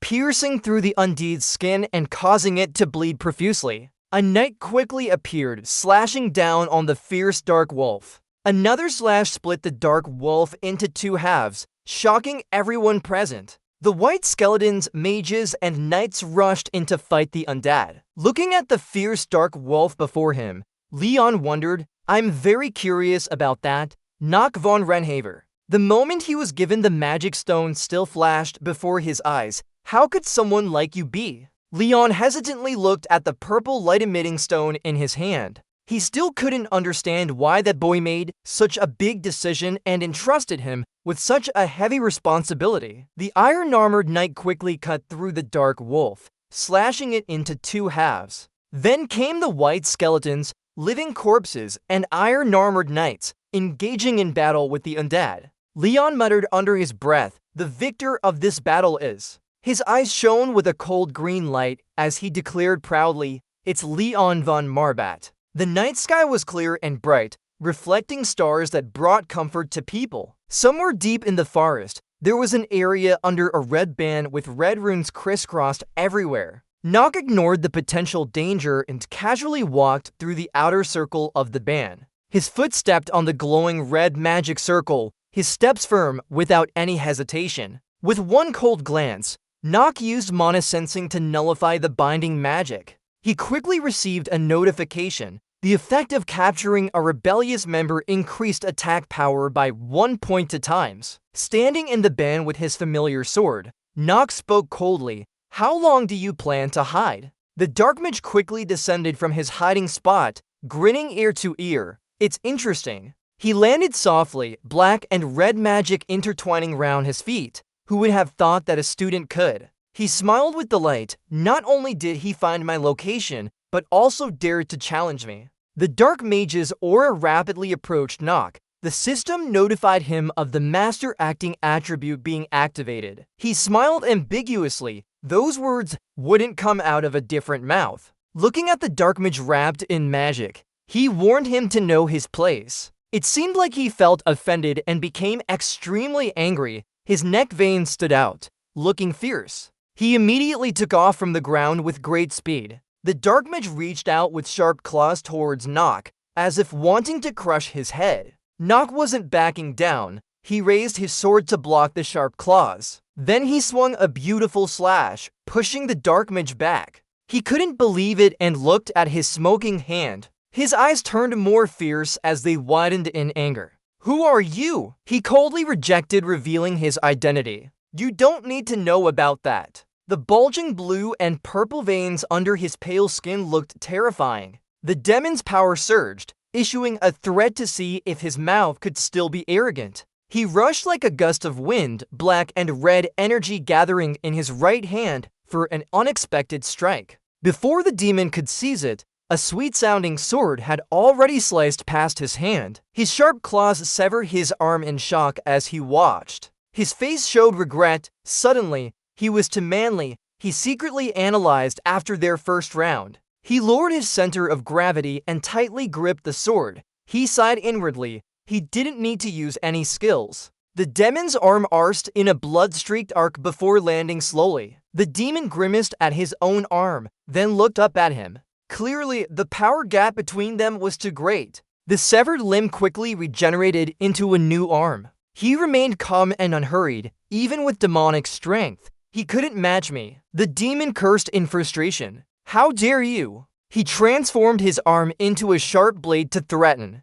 "Don't think you've won yet." From afar, he reached out to grab him. "You still lose to me greatly." He didn't hesitate. Instead, he quickly raised his sword for a counterattack. His eyes shone with a mysterious and noble purple hue as his eyebrows arched. He had activated the genius combat and sword skills attributes, making it easy for him to counter the demon's attacks. His hand rapidly gathered dark purple magical energy. He cursed, "Weak point." He quickly grabbed the demon's left chest and squeezed his heart tightly. The demon only screamed in pain. He kicked the demon, causing him to fall onto the ground. The system notified that the acting master attribute had been activated. He squeezed the demon's hand and said disdainfully, "Do you really think you can defeat me?" On the ground, the demon lay humiliated, but couldn't do anything. He gritted his teeth in regret. He should have been more cautious against a Reincarnated clan sign from the start. Looking at his current state, he was deeply disappointed that he had ruined my plans. Seeing Nock looking down on him from above, the demon struggled and screamed, "How dare you treat me like this as one of the king's disciples?" Nock paid no attention. He raised his sword to stab, not saying a word. The demon could only sweat profusely while staring at him. Suddenly, a familiar voice rang out, "Stop." Vaz quickly ran over and stopped his action. "Don't hurt him, Nock." He rushed forward with a worried but honest face. "He's my student." Hearing this, Nock was surprised. He was his senior. "What?" Ras quickly approached earnestly. "I sincerely apologize for what happened, but it is the truth. That person is indeed my student." The demon smiled sarcastically. "A student? How ridiculous. Professor Ras von Celestia." He looked at him with a mocking tone. "Have you ever considered me as your student?" Professor Ras's back caved under the accusations. "He abandoned me after losing an arm in the Royal War. I was expelled from the academy for being seen as a waste." Vaz growled angrily, full of resentment. "How dare you call yourself a professor? It's all lies." Nock tightened his grip on Ras's hand and said solemnly, "I did neglect you." He quickly expressed his feelings, "But you misunderstood me. I did that for your own good." With sad eyes, he looked at the student he once cherished. "I didn't want you to follow in my son's footsteps." Vaz froze before the hidden truth. There was no other way but to issue an expulsion notice when you so desperately wanted to go to war. His eyes narrowed coldly, rejecting pity. Humans must decide their own fate. Recalling his past as a runaway, he sighed, "You were really too arrogant." He remembered how he had once run away and concluded that it was truly too high-handed. "You made us into trash, wandering everywhere." Raz heard these criticisms and couldn't say anything, just closing his eyes in regret. "I really didn't think you'd end up like this." But seeing his body that's neither human nor demon, he sadly asks, "Is this the magic you've been longing for? Is this really the magic you've been dreaming of?" Memories from past days filled with pain came to mind for both of them. Vakti heard these words and suddenly lost all strength, his lips tightly pressed together. He then sneered as if nothing could change him anymore. Vakor lay on the ground with no expression. "It's too late now." He quickly stretched out to avoid being restrained by NCC. Vakor rushed forward to attack Professor Ras, who was unprepared. With a fierce face, he growled, "I'll drag you down with me." Seeing the hatred in Vakor's eyes, Professor Ras was extremely alarmed and shouted, "Celestia!" The two streams of magic clashed, turning from black to dark purple. In danger, Professor Ras instinctively raised his hand to block. Not feeling any pain as planned, he let go with a slight glance. NCC softly advised, "It's too late for a demon king's disciple." The dense magic clashed powerfully. NCC declared with the sword, "The end of an evil door is death." He quickly lunged behind his head and swung his sword. Vakor was shocked to look back in disbelief at the speed. The system quickly announced that the master acting attribute had reached its peak. At this moment, Nock's level compatibility with all attributes increased. He smiled smugly. The feeling of enduring such a boring existence can't be changed anymore. Nock's eyes gradually changed. The system announced that the synchronization between Nox von Renhaver and his player had increased. Jackdaw's hand flared up with a tense expression, unwilling to repent. Nox suddenly felt intense pain in his head as the system warned of potential loss of identity. Vakor was split into with a horrified face. Nock remained emotionless. Blood from the demon splattered on his reluctant face, revealing the silhouette of a young man under the moonlight. Bloodstains showed the figure of the young sword wielder under the moonlight. Nock slowly turned to look back at Professor Ras after their battle with the king's disciples. After the fight, Nock slowly approached Professor Ras. Vakor's body quickly disintegrated into dust and vanished without a trace. Ras fell to his knees, looking haggard as if aged 10 years. His face was pale, unclear whether from compassion or fear after what just happened. After a moment of silence, Raz bowed his head in resignation. He softly called Nox's name. Nox's face still had blood, but showed no emotion. Standing there with a bloody outfit, he replied calmly, "Yes." Raz was confused and instinctively sought help, unsure what to do. Nox stood between light and darkness, looking puzzled. "What do you mean?" Ras bowed his head lifelessly. "Do you know? Your research is for the weak." His white-gloved hand fell to the ground. A rich voice echoed, "But now, I don't know." He clutched his hand tightly in anger. "Is this research useful?" The old man bowed like a child who made a mistake. Why continue researching if no student can be saved? Russ seemed to have lost the light in his eyes. His goal was gone. Nook remained silent, just watching the respected professor slowly fall into despair. He gently wiped the blood from his face and hesitated.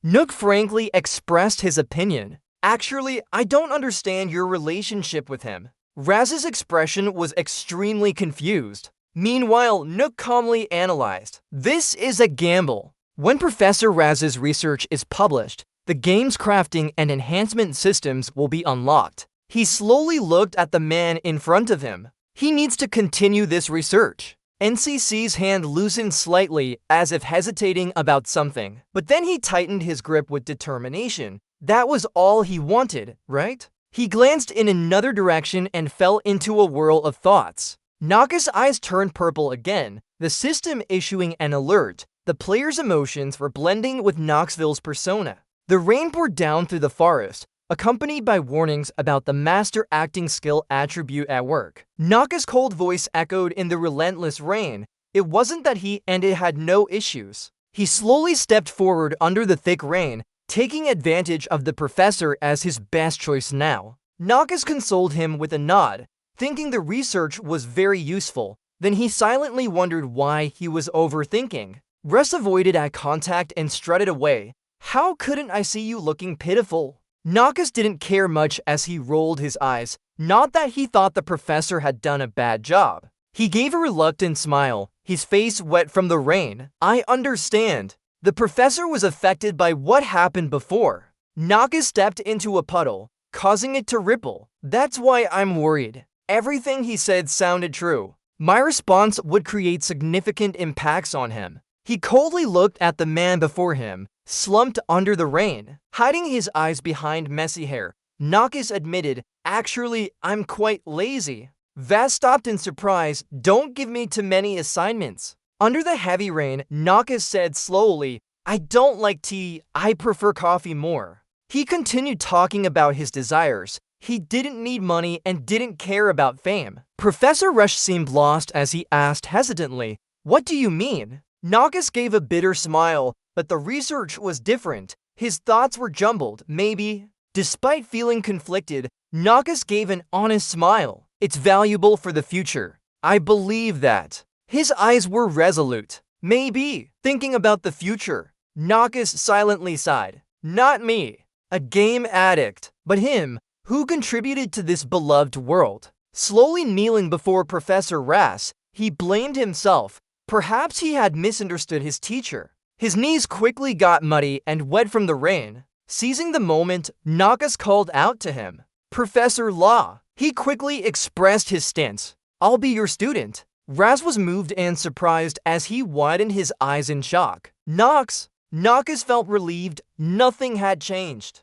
All we see is the professor's silhouette on screen. That strong figure and me, the lone rebel here, need to reconsider our stance. He quickly offered, if needed, he would accompany his teacher. Nakas gave his most genuine smile ever. "I hope to learn many valuable lessons from you so that I can develop myself in the future." The rain fell like a gentle shower over the forest where they expressed their hearts. Leon stood before the corpses of the monsters under the rain without saying anything. Paracelsus sheathed his sword and sighed deeply, regretfully. He silently watched Leon facing the bodies of the monsters from behind. Paracelsus glanced away and took a deep breath. Who would have thought it would end up like this? He wondered in his heart, what kind of zombies are these? Thinking back to what happened earlier, Paracelsus felt used, not like regular zombies. He suspiciously stared at Leon's back. wondering what else was waiting for them here. Penelope turned to talk to Echidna in surprise, a strong army of zombies. She frowned thoughtfully. That must be dark magic. Its power is terrifying. I don't want to admit it, but... She lowered her head honestly, but it seemed Macbeth had returned. The rumors were true. Penelope walked with commands. Leon von Macbeth remembered that name. Echidna bowed respectfully. Yes, we will continue to monitor and gather more information. Leon looked at the purple gemstone in his hand and fell silent. He frowned a bit. High-grade crystal was crucial. Without it, he wasn't sure they could defeat these monsters. Thinking of the owner of the gem, Leon felt extremely disappointed. Did he predict this? The group suddenly looked surprised as someone called out, "Hey everyone." Amidst the thick rain, people prepared for any unexpected situation. BC Nang, with a bright headband, rushed over to ask, "Are you okay?" Paracelsus didn't turn around. "Perhaps so, sir." He continued, "Was anyone killed, kids?" Penelope quickly explained, "No one was hurt, nothing to worry about. Everything here is fine for now. But there are still many issues to address." BC Nang bowed respectfully. "Princess." The shiny head reflected the glaring light. The situation was extremely urgent. "I apologize for my rudeness." He quickly added, "The gods can ask if the students have quelled these monsters." "Who is that?" Penelope also quickly responded. "Knox von Renhaver carved it, but we think." She hesitated to continue. "He didn't pose any danger to other students. With him here, we could survive." Burnham couldn't believe his ears and asked again, "Really?" "Yes," Leon quickly confirmed. "Yes." He explained further. "The magic crystal he brought was very useful." Paracelsus added, "He also solved the food issue for everyone. He could be said to be extremely helpful in all situations." Burnham's face was quite expressive when hearing this from the students. Others quickly chimed in.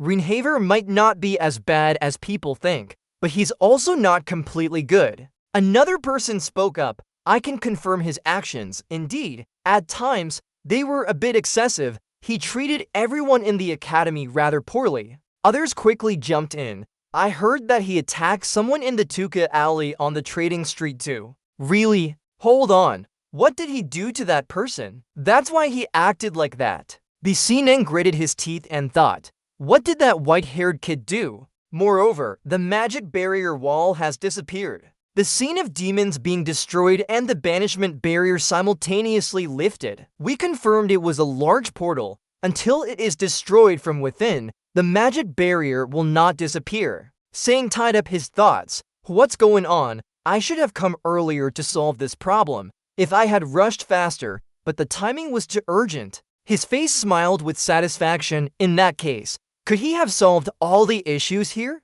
BC Nang's face paled at the thought. A magnificent castle with classical architecture, towering columns, grand domes, colorful stained glass windows, and golden walls stretching wide. The sun shone on the building, creating a majestic and splendid scene that exuded nobility and elegance, evoking a sense of grandeur and mystery. NCC was working diligently in his room. His hand firmly held the pen, writing many notes on paper. The system notifications were active. Acting was being triggered. Nakas stopped writing, frowning in thought. "System notification. You cannot be transferred." He looked down at his paper with a heavy heart. Nakas remembered after the accident in the forest, he had no choice but to become a disciple of Professor Razvan Celestia. The system notification acting is being triggered. System notification acting is being triggered. The notification system and acting are being activated. The notification system and acting are being activated. Nock muttered, to unlock the Holy Relic system in the future, his research is extremely important. In Inner Lunatic game, Professor Rez never dies, but now everything has changed. If I don't save him, it will be me who bears the consequences. Absorbed in thought, Nock accidentally sucked his fingers into Professor Raz's face. He coolly said, "Oh, sorry, I disturbed you too much. What I meant was your unconscious reaction because you touched me." Raz laughed loudly and said, "It's fine. I know you did it on purpose, so no need to act innocent in front of me. Ha ha ha." Nock continued coolly. You knew that but still chose to bother me. I know there are laws related to sexual harassment in the Empire's code. Ras Van Dam, for someone acting like an unskilled child in a prestigious family, you're saying something quite smart. The Empire's law, if you look at the relationship between commoners and nobles, you'll see that the laws have lost their essence long ago. Nock tried to say, I didn't think it was something an Elden professor under the royal family's wing should say. Ras turned away and replied, it doesn't matter as long as you don't tattle on me. Nock sighed inwardly, he must be crazy. Ras held a valuable ring and stroked it before saying, this time, I advise you to go with Leon von Mavaz. I'm talking about my nomination for the royal family so that both of you can enter Elden's treasure room and retrieve a holy relic. Nock asked curiously, what? Are you really doing this? Mavaz replied, yes, as you know, I'm quite persuasive. It's not an issue for my beloved student to go through such trouble, so don't feel pressured. Nock was extremely excited and blushed, saying, I didn't think it would be a problem either. Since you've gone through the trouble to prepare such a gift, please accept it with pleasure. Ras sighed, you look happier becoming my disciple than when you became a student. I'm just thinking everything over, right? Nock tightly grasped his hand, excited about this opportunity. He thought of the Elden treasure room. What a surprising luck! A large room with high ceilings and intricate chandeliers casting pale golden light on the tiled floor. Tall columns support the roof, and the walls are adorned with classic stained glass windows. In the center of the room, old wooden chests are stacked, covered in dust, creating a mix of ancient and mysterious atmosphere, hinting at what lies hidden inside them. Entering the room, he thought it was co-owned by the royal family and the rivaling clan. Despite many wonderful relics here, I know exactly which one will be most effective. If I get it now, my development could accelerate several times over. Thinking this, he began searching. His feet were cramped. Talia spoke behind him. I can't imagine you among so many people having the chance to open Elden's treasure room. It seems you have a good teacher after all. Nock grumbled, you can think whatever you want. He thought the benefits of Illinois in Rivalin's trade had been recognized, so she was going with him. Nock sighed, hoping she wouldn't cause any trouble. Talia said, if you think I don't want to give away the relics I donated, you're mistaken. I want to ensure you get fair compensation for saving my life. Nock crossed his arms and replied, you still like making things difficult for me as usual. Talia changed the subject, asking, have you heard how this will proceed from Professor Resch? She approached and took out a key to open the door. The door opened, revealing bright light from behind it. Talia directly asked him, which relic are you going to take? Nock replied, the one I'm looking for is. Talia was shocked by what Nock said. She shouted loudly, what did you say? What do you want? Nock asked, are you making me repeat myself again? Talia hesitated. I don't understand why you want such an old item. I guess it's not surprising if it's just a hobby of the rich. Nock asked, why not give it to me first and talk about it later? Talia thought for a moment and said, wait, before we do that, Nock to Renifer, I need to check if you're suitable enough to receive an item from here. After hearing Talia's conditions, Nock asked, I won't be able to talk about this. She explained, that's a special right of mine as the one who donated these achievements. Anyway, Rivalin's trade network now controls Elden completely. Line 60 is reached. The room suddenly fills with ghostly smoke, making him feel uneasy. The entire room is brightly lit by magic. NCC thinks to himself, this must be spatial displacement magic. He's seen it countless times in games. Talia seems to catch on and asks, you don't look surprised at all? He replies, after experiencing things even more surprising than this, I'm not really that shocked. Talia invites him to sit down for a game. NCC agrees reluctantly. Alright then. She gets straight to the point. Let's get started without wasting any more time. NCC von Reinhardt. He responds.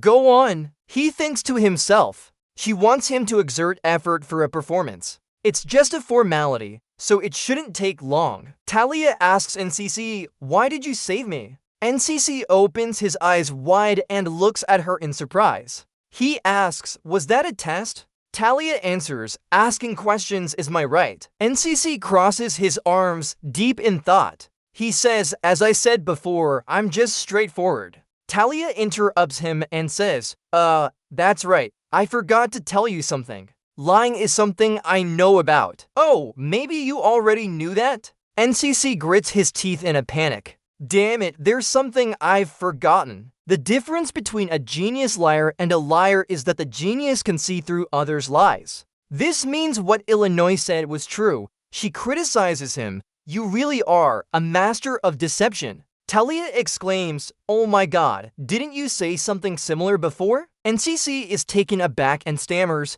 damn it, now what do I do? Talia sits confidently and assesses him. You look extremely agitated. You're angry, aren't you? She remains silent. Talia counters his silence. Now, does that matter anymore? She rests her hands on her chin, appearing victorious as she says, the crucial thing is that you'll be at a disadvantage if you don't answer my question. NCC looks at her seriously. He frowns and thinks deeply. It's too risky to lose the artifact now. He calculates she will doubt him if he tries to avoid this meeting. Facing it directly here would be better in that case. NCC suddenly speaks up. Why did I save you, Miss Ha? Talia answers, that's right. He replies, because it was somewhat necessary for me. Talia nods and asks again, for you. Why? NCC thinks deeply with a serious expression. He responds, because I need you for my plan. This makes Talia speechless.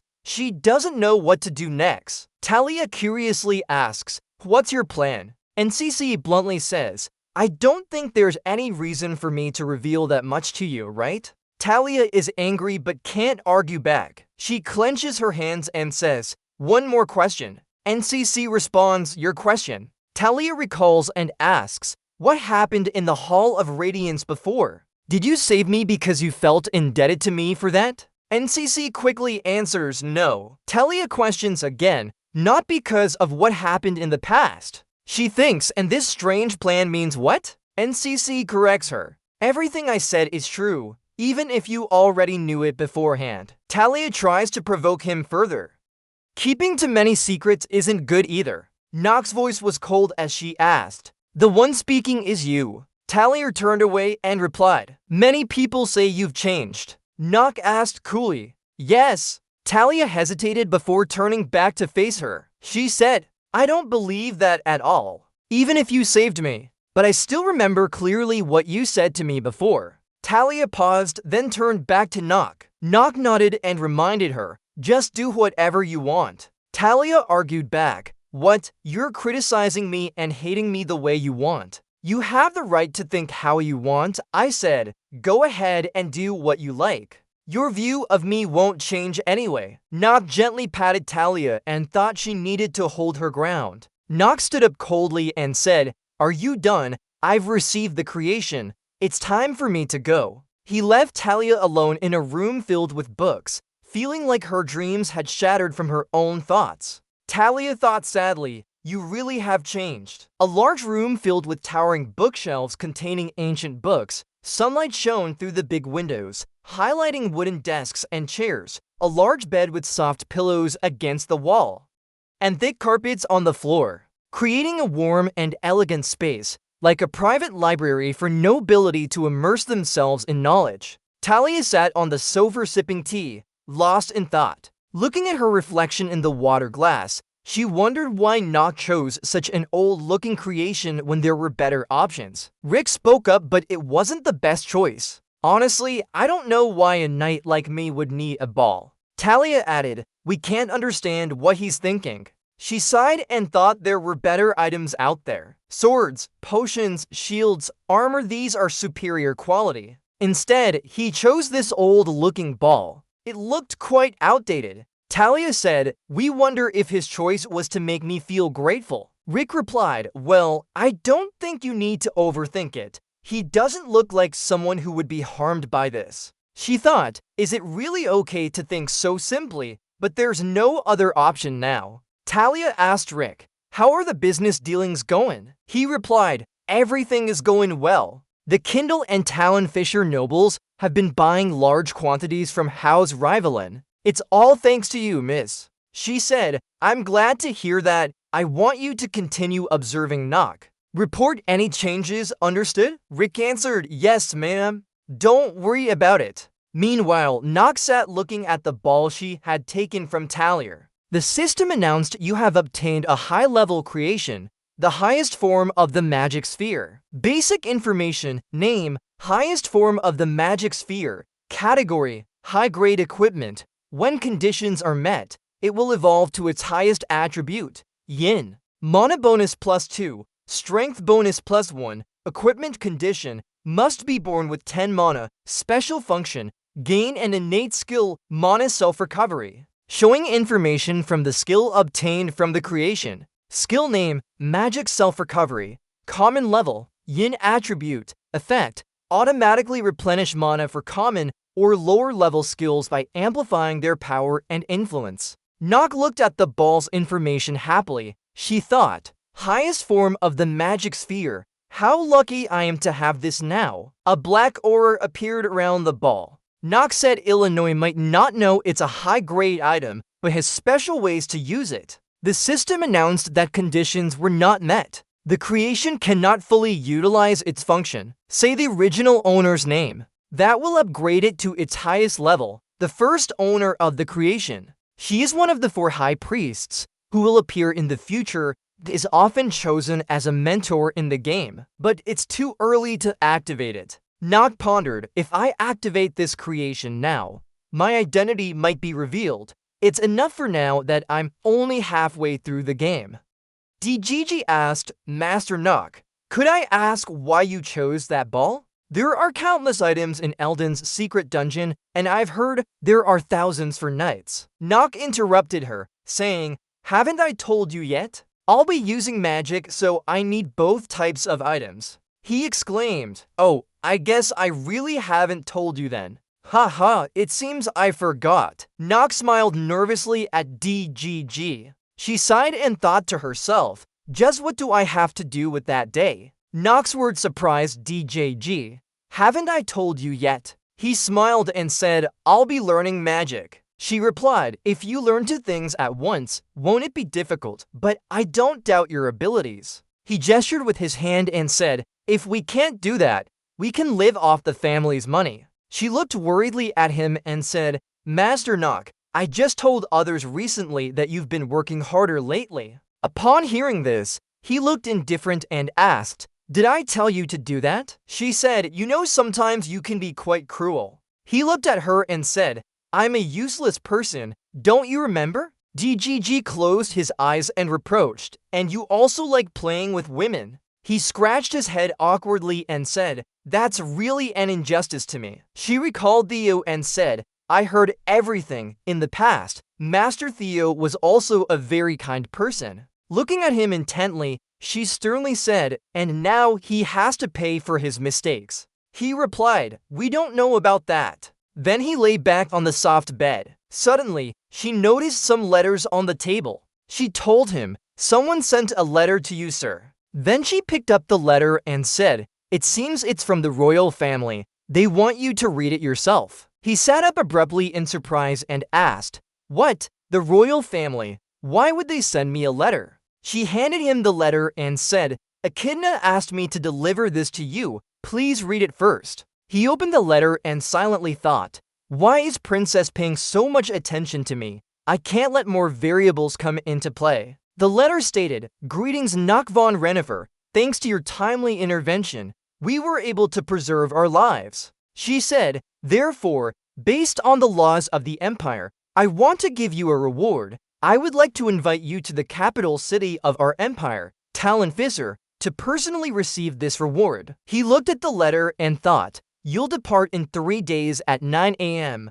We hope you will accept the royal family's reward. At the end of the letter was written, with best regards, Belelope von Arkham. He sighed and said, damn it, does she want me, a member of the Hark family, to go to the capital? What kind of reward is this anyway? DG worriedly said, considering the conflict between our family and the Holy Family, this might be a trap. She walked over and pulled his sleeve, saying, "Master Knock, I think you shouldn't go. This is too dangerous." He thought, if they wanted to order me to go at any time, it means. Then he said, "Go, Gigi, stay here." Surprised by his decision to go, she quickly said, "Master Knock." He remained silent and said, "This is my command." She could only obey silently. Her face showed unease and worry as she looked at him. He thought, the place where Emperor Esteban and the royal family built their stronghold. That was Talon Fisser.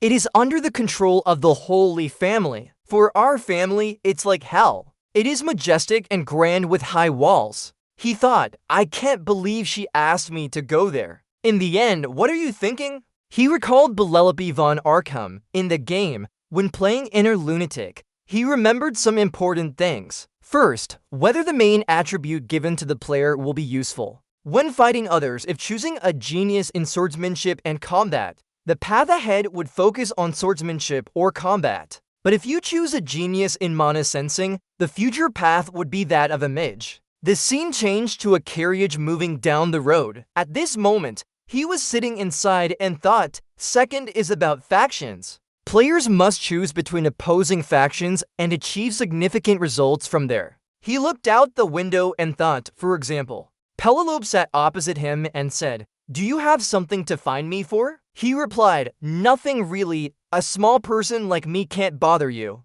Asterisk line 60 is intentionally left blank as per the exact line count requirement, asterisk. The princess smiled and said, "Please don't say that.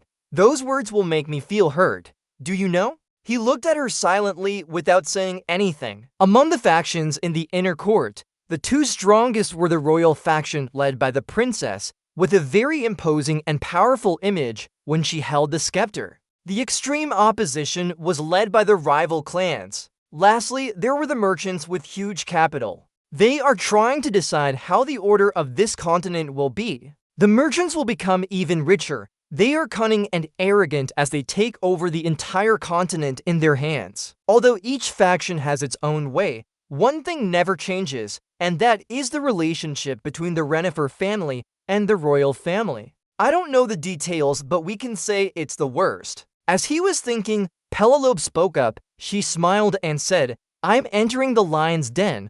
Are you thinking like that?" He looked surprised at her, wondering if she was trying to probe him. "Since I'm pretending to be a useless person, I can't just back down now." He replied, "I apologize, but it's not enjoyable for me to go there." Hearing this, she covered her mouth and pretended to cry for him. "Hoo-hoo!" Then she said, "You don't need to worry. I'm just going with you to the capital city as a reward for what you've done for me." He replied, "Your lie is a bit too far." She stopped pretending and said, "Oh hello, did you figure it out?" After a while, their carriage arrived at the capital city. He looked at her silently and asked, "What do you want from me?" She smiled mischievously, looking affectionately at him. Then she said, simply, "I just want." After a while, their carriage stopped in front of the large gate. A few people were already waiting for them. He and Penelope got out of the carriage. Suddenly, a voice echoed, "I heard there are guests coming, so I've been looking forward to this," making her jump. A man with golden hair in formal royal attire said, "It's quite surprising, Penelope. This is Louis, the first prince." He smiled at them both. She looked worriedly at him while he silently lowered his eyes. Then he stepped forward and bowed, presenting the last sword of the Renifer family to Prince Louis. She said fearfully, "I heard you were supposed to leave for the Northern Warfront." He stroked her hand and smiled. Somehow that was cancelled. Then he looked at him and said, "With such an important guest, we should welcome them warmly." Suddenly, he laughed sinisterly, his face darkening as he said, "I will personally tell the Emperor about this matter, and the other person too." He placed a hand on his chest and bowed, saying, "Your Highness, yes sir." He glanced at him with a sardonic smile, saying, "Let's meet more often." He bowed, saying, "It is my honor." In his heart he thought, "Motherfucker." He was unhappy to see him there, and angrily thought, "Why did I have to run into this madman now?" Looking at his back as he left, he thought Louis von Arkham, the crown prince of the empire, and the only one with more inheritance rights than Penelope. He worriedly thought about his cunning eyes, thinking him a troublemaker and inner lunatic. He silently called out the name Louis von Arkham, the eldest crown prince of the empire, the only one with higher rank than Penelope in the line of succession. Remembering his sinister face, he thought and infamous for causing bad endings an inner lunatic. He watched him leave. He glared darkly at him while Penelope clutched her dress tightly. Her worried and anxious expression appeared.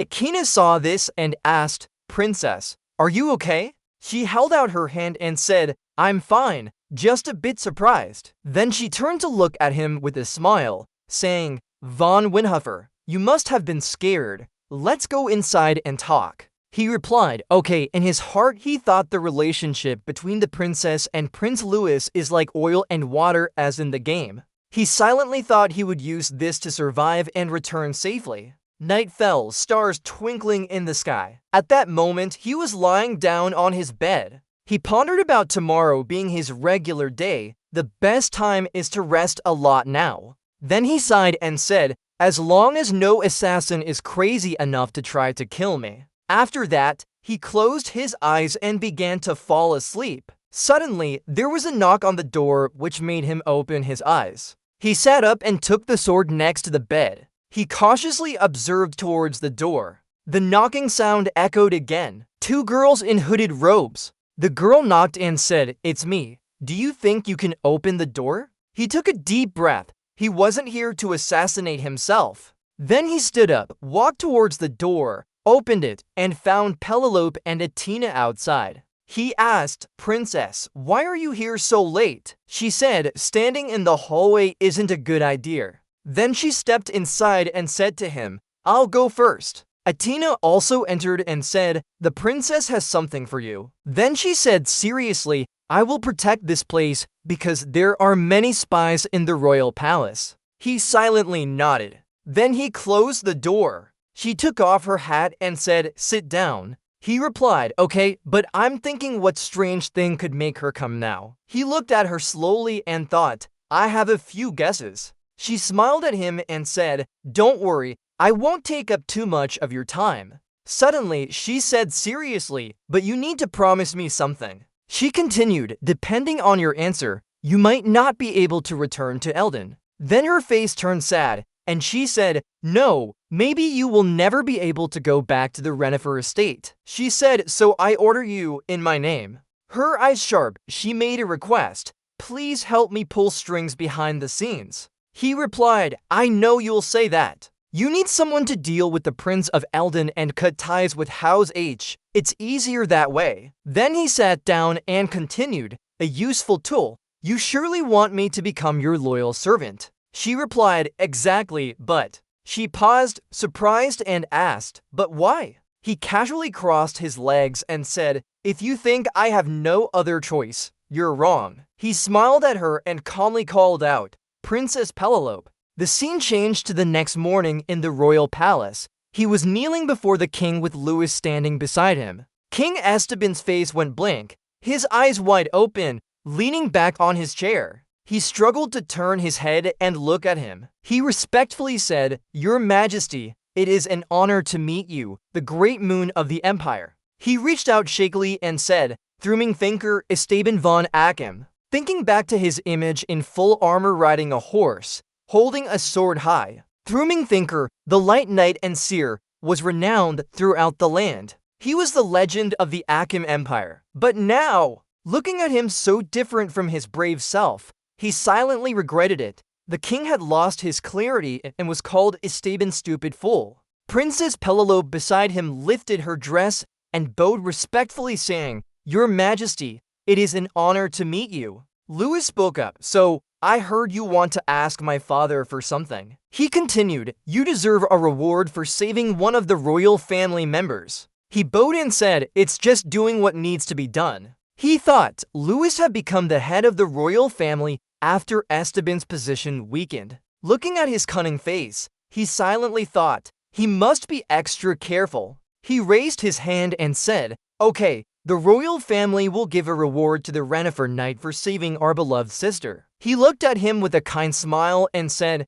Tell me what you want. He replied, Yes, Prince Louis. His eyes were sharp. He said, If possible, let me step into the Ark River. These words shocked him. His eyes widened in surprise. What? The Grand Minister was also surprised by what he said. Inside, he thought they were overreacting, which wasn't strange at all. He thought the Ark River was a mysterious river that only royal family and holy families could enter because it had a very magical effect of randomly boosting stats. Louis smiled at him, thinking to himself, he must be useless. He's so naive. He looked down on him. All Huck family members are the same. A minister objected, that can't happen. Another said, how could a member of House Heck enter the Ark River? A purple-robed minister said, exactly, even if he saved the princess, that's not right. The black-haired minister angrily said, isn't it only holy families who can enter this river? The man with purple hair agreed, that's correct. He heard this and thought, as expected, there were many objections. He closed his eyes and silently thought, asking for this avoids saying, I don't want it, which should be enough. Suddenly, Penelope spoke up, mixing things up. She angrily said, why are you acting so high and mighty in front of those who were just defeated? He looked surprised at her, then continued, there's no rule that says only the royal family can step into Riverrock, right? He nervously glanced at her, thinking, Penelope is defending me. Why would she do that? He stared at her with a determined look, thinking, I said I wouldn't follow her plan, and hoped she'd give up. Goron protested but was cut off by her. I don't like chaos, Lord Goron, she said. The palace fell silent instantly. He looked at her smiling at him, remembering what she said before leaving. He gritted his teeth, feeling uneasy, thinking, this is making me feel uncomfortable. He recalled the previous night when she placed a cup of tea down and said, all right. Then she stood up and said, then we'll go now. After that, she approached him but reminded. He glanced at her. She leaned closer to him and said, at some point, you will have to make a choice. Penelope's words weren't unreasonable. It made Nock feel even more conflicted. If the moment of choosing between the two sides had finally arrived, then he had no other option but to support the princess instead of the crown prince to avoid a bad outcome. But in this situation, Nock knelt in the throne room, bowing his head, thinking, I can't support the princess coming out. He quickly stood up and looked directly at him, asking urgently, will you agree with my request? Louis frowned, looking uncomfortable. Not knowing what he was thinking, a slight smile appeared on his lips. Without letting Nock wait long, Louis spoke firmly, your brother has a point. There's no rule that says the heir of another family can't bathe in Riverrock. The direct statement from the crown prince shocked everyone present in the throne room. They widened their eyes, almost disbelieving what they had just heard. After a momentary pause, Louis continued, his voice firm, causing Nock to involuntarily straighten up. However, from above, Louis looked down at the person kneeling below and slowly said, breaking the rules that the royal family and other families have kept for so long is not allowed. Pausing briefly, he continued, so I will give you a test instead. These words made Penelope feel alarmed. She didn't expect him to make such a decision. This meant that they would confirm if Nock von Reincarnated was worthy of the blessings of Riverrock. Below, Nock remained still for a few seconds, processing what he had just heard. He never expected things to unfold this way. In his mind, images of Illinois flashed by, feeling helpless, and he sighed inwardly, it seems everyone likes to give me a test. After some silence, Nock finally spoke, may I ask what the topic of the test is? Louis didn't hesitate, replying immediately, a one-on-one duel with me. Nock was stunned, asking again for confirmation. What? Louis replied straightforwardly, I've heard your sword skills have improved greatly. So performing a sword demonstration in a one-on-one duel is a way to show respect. Do you think so? He paused and continued, his sharp eyes scanning Nock. Since Riverrock is the sacred river of the Empire, it should only welcome those who are worthy. Nock's face remained calm for a long time. He didn't rush to answer, thinking that facing him might be a good idea. Since arriving here, Nock had considered every possible scenario. So even though Louis told him to do so, He maintained his composure. But I'm not coming here just to take hits. After some contemplation, Nock finally decided, alright? Not sure what Lewis was planning, only seeing a victorious look on his face. He slyly smiled, quickly saying, then we'll meet at the training field in an hour. You can choose your weapon freely. Nock respectfully replied, understood. Standing aside, Penelope grew more worried as she heard this. Nock calmly continued, I will do my best. In the grand hall, Nock turned and left before everyone's gazes. Behind him, Penelope hurriedly followed, calling out to him, Nock von Robber. Hearing her call, Nock paused, turning to face the princess. Before he could say anything, she shouted, do you want to die? Penelope's worried expression showed as she asked, don't you understand what your brother intends? Standing opposite him, Penelope tried to explain, whether I win or lose doesn't matter to him. He just wants to prove himself. Nock remained silent, listening to each word the princess said, thinking that he wanted to trample on him and dishonor his family. Nock's face fell. He understood the true purpose of the crown prince. His voice flat. I know that. He continued predicting what would happen next. If I win, they'll accuse me of being a bastard from H family intentionally harming the prince if I lose. On the other hand, in this upcoming battle, if Nock loses to Lewis, it will only further tarnish the crown prince's reputation. They will spread rumors that he defeated a rising star from the academy. After analyzing the two most likely outcomes, Nock calmly concluded, they'll probably tell everyone in this kingdom. Penelope grew more anxious. She looked at him and asked again, what do you think will happen?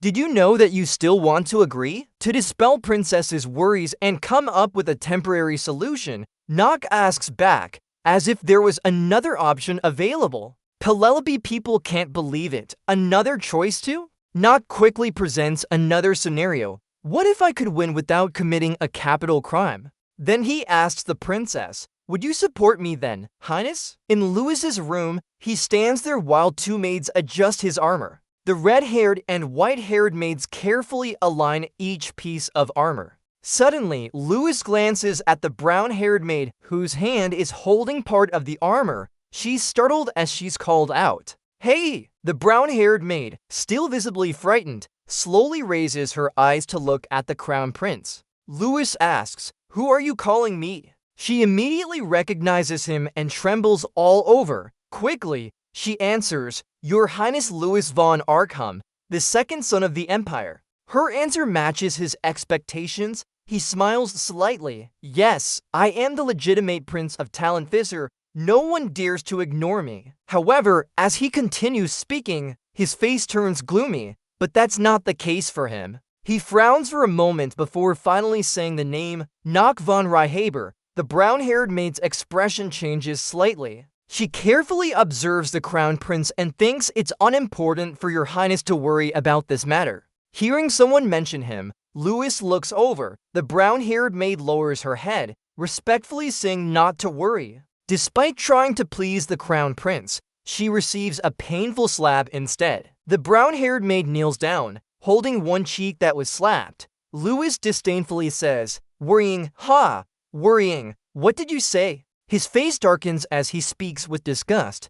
Do you think I would worry about some insignificant H-family brat? She shivers, not daring to lift her head, stammering, guilty of a capital crime. Lewis looks down at her for a long time before speaking coldly. If you're smart, don't defy me. Looking at the maid sitting there, Lewis continues questioning, Father, do you think Esteban or the son of the Empire has been gone for long? Father doesn't rush to answer. She carefully considers her response. Lewis doesn't need an answer from her. He turns away with a smug look on his face. He loudly declares, soon, the Empire and all its power will be in my hands. Therefore, actions like today's are necessary. Do you understand? At her nod, they respond, yes, Your Highness. We will never make such a mistake again, Your Highness. Lewis says, of course not. He turns to the steward and calls out, here, steward. Looking at the maid on the ground, Lewis orders,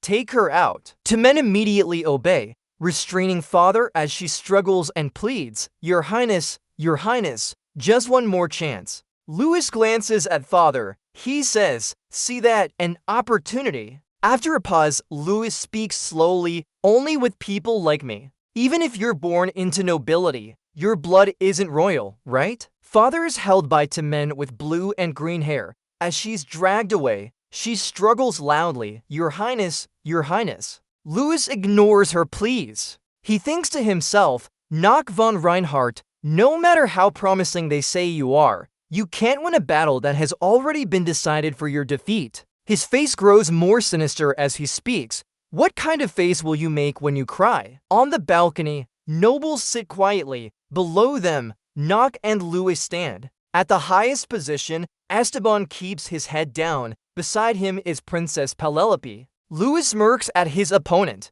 In contrast to his satisfaction, Knock remains calm and unflustered. Finally, Lewis speaks. "Friendly, let's give it our best shot." On the surface, but in his heart, he has a different thought. "Eventually, you'll have to play along with my little performance." Knock nods slightly. "Yes, I understand." In the center of the arena, he raises his hand and commands, "Okay, both sides prepare." With the command, Knock and Lewis simultaneously draw their swords. The battle between the Crown Prince of the Empire, Louis von Arkham, and Knock von Reinhardt begins. As the command is given, Knock and Lewis draw their swords. Their duel commences. The fight starts as Lewis rushes towards his opponent. In his mind, no matter how skilled you are, you can't overcome the noble reputation. The light from his sword brightens as he thinks this. No matter your talent, you're just a family worm. Here, in front of the nobility and church,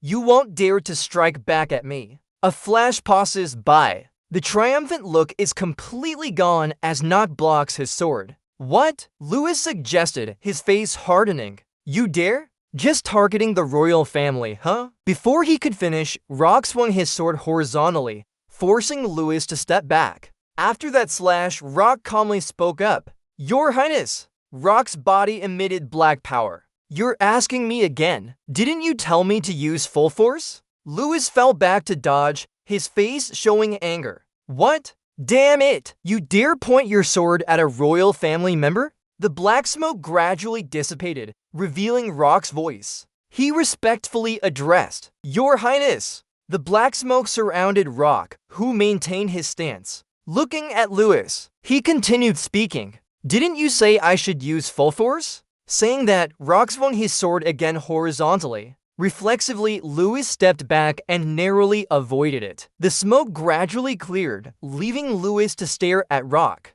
In his heart, he cursed, "That damn guy, daring to point his sword at the head of the royal succession candidates." He was getting more and more agitated, saying aloud, "What kind of insect from a minor noble family dares challenge my power?" Rock calmly replied, "I don't understand what you're talking about. I'm just following your orders." Lewis clenched his teeth in anger, challenging, "Well then, if that's how you want to play." Saying this, he swung his sword behind him, the light emanating from it. "I won't hold back anymore." Although Rock was known for his legendary victories, Lewis wasn't concerned about him forever. After all, despite his noble upbringing, Rock was just a nobody. Disdain flashed in his mind again. No matter how good his reputation is in Eldon, he's still just a lowly scion. Lewis smirked confidently, fully believing in his victory over this opponent. He would never lose to someone who had received the best education from the royal family. Outside, the referee observed each of their expressions carefully. Finally, he announced that the match would end when one of them was defeated or surrendered. Lewis stepped back, preparing for another attack, as the referee's voice echoed. The rules were simple, no further explanation needed. Instantly, Lewis charged again at Rock. Two contrasting beams of light yellow and purple engaged in combat as Lewis swung his sword. Rock quickly raised his sword to block. The swords clashed, emitting sparks from the friction. Rock's eyes remained focused on the sword, standing outside. The referee observed everything. He began to wonder if Rock might be the one who created a bad outcome. However, his combat skills didn't seem that high. Quickly dodging to the side, Rock avoided Lewis' attack, though his talent wasn't bad either. By the time Lewis reacted, It seemed too late for what he had done, but not enough to match Rock's skill. Just as Lewis turned around, Rock was right there with his sword close. His face paled in shock. Damn it. Knowing he couldn't avoid the attack, Lewis closed his eyes and waited for the sword to strike. After a long moment of silence, he slowly opened his eyes. Surprised by what Lewis had imagined, Rock didn't continue attacking but instead retracted his sword. This action left him puzzled. Why did you stop? Impatient, Lewis immediately asked, "What are you doing?" Rock calmly replied, "The gods have no opinion on the rules of this match." Pausing for a while, he continued, "But since there was nothing exciting, it got boring." Rock's answer made Lewis curious. "What do you want?" Without delay, Rock proposed an alternative idea. "How about we bet on who wins and who loses?" "Your Highness!" Perhaps Lewis hadn't thought of this scenario. He didn't say anything but frowned at Rock. After thinking for a long time, Lewis smiled. Coincidentally, Noah's plan also benefits him. He thought.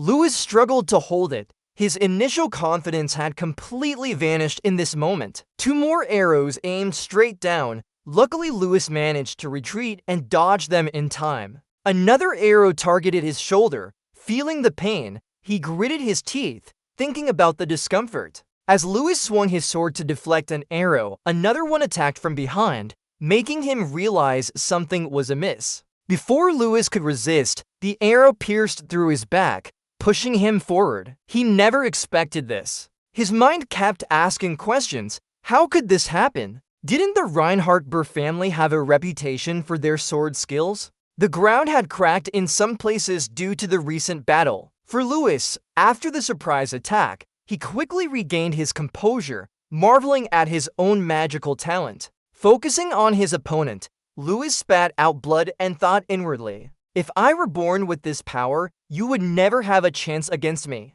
Above was the black sphere. Behind him were more arrows waiting to attack. He looked at Lewis and said, "I know what you're thinking." As he spoke, additional magical spells were cast from the arrows. Gripping his hand tightly, Nock explained to Lewis, "But there would be no tricks here." Extending his hand forward, more arrows followed. Nock continued, "At least this is better than 100 layers of concealment you're hiding." The more he heard from Nock, the angrier Lewis became, his face contorted with anger as he shouted, "A blackguard dared to mock me?" The arrows remained motionless, waiting for Nock's command. Nock looked at his opponent and replied. Penelope and Akina felt relieved hearing Nock state Lewis' intention directly. Lewis was stunned, not knowing how to react. He frowned deeply, staring straight at Nock.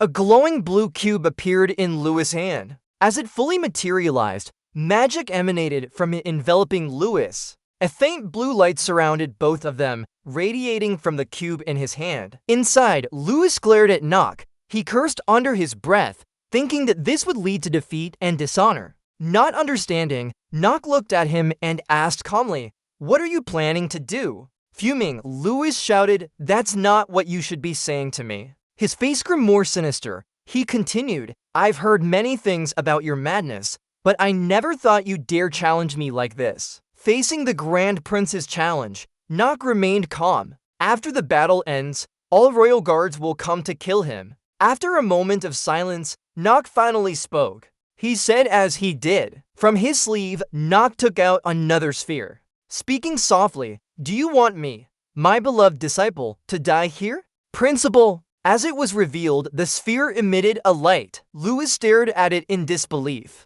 He shouted, "What?" A voice emerged from within. "Not that much beloved either." The sphere grew brighter. Mana from it increased gradually. The voice continued, "But since this is a request, I will fulfill it." Lewis heard this. Quickly recognizing the owner of the voice, he thought, "This voice! Could it be the newly appointed principal?" From within the sphere, another sound emerged. "We've met before." When Noah's figure fully appeared, she smiled and called out, "Prince Louis." Looking at Louis, Noah said mysteriously, "Even though you're not very lovable, if you intend to kill my beloved disciple with your power." She continued, "I am one of the 4 holy ones. I will fight to the death to take your life." Louis grew increasingly frightened and fell silent. Nock stood still, relying on this principle for now. The scene paused as everything hinged on this principle. He gave a gentle smile. Rock remembered the time before the battle started.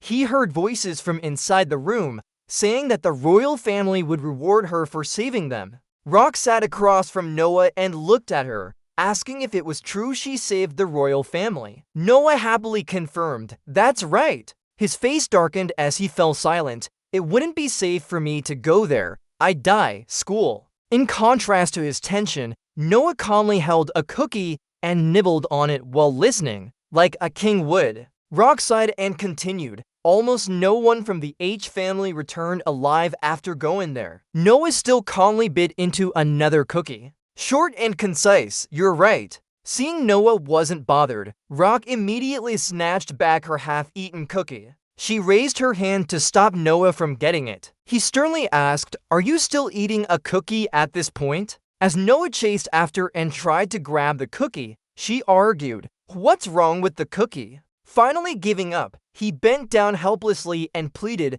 "Please listen to me. Please hear me out." Noah took the cookie from Rock and continued, "If the school principal spoke up, then the prince would stop tormenting and bothering me, right?" Noah smiled and said, "But that means you won't get a reward. You should receive a reward for doing well." Rock's face fell as she thought for a moment before replying, "That's still better than getting a spinning head and no reward at all." Hearing this, Noah excitedly said, "Now that magic has advanced to the point where limbs can be quickly reattached, but we don't know what to do about the head." When Noah didn't answer, his response made others furious. He clenched his fist and asked, "Did you really say that to one of your students?" Seeing him refuse, Noah changed tactics. "Then, if there's a safe way, what would you do when going there to receive the reward?" Noah took out a blue crystal ball surrounded by mana. Meanwhile, Noah kept talking, "There's no such way." The ball reflected Noah's image. Back in reality, Noah glanced at Rock. He silently thought that the crystal Noah gave was a long-distance communication tool. During spell casting, more mana would be emitted from the ball.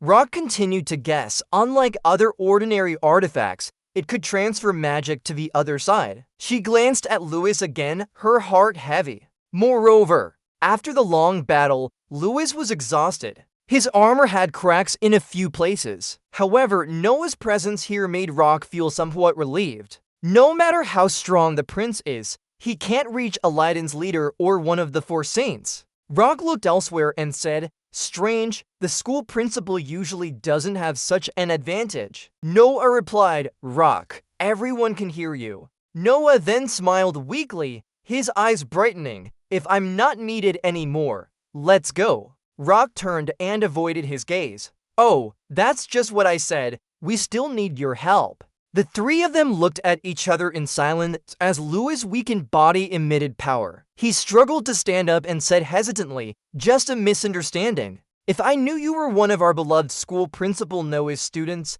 I wouldn't have done that." Instead, Noah was unsatisfied with him. Rock immediately corrected him. "Who is your principal? Don't pretend we're close. I used to be close to your father, not you. And you're not one of my students either." Finally, she scolded him harshly. Noah's words completely humiliated Louis. However, he could only grit his teeth in anger and do nothing more, so he left. Louis immediately changed his tone to explain, "I'm sorry. So what should I do to make you less angry?" Noah didn't say much. He just replied succinctly, "Please go. Please forgive my student, and then I'll forgive you." Rock looked at Noah and smiled weakly. He thought silently, "I never expected him to go this far."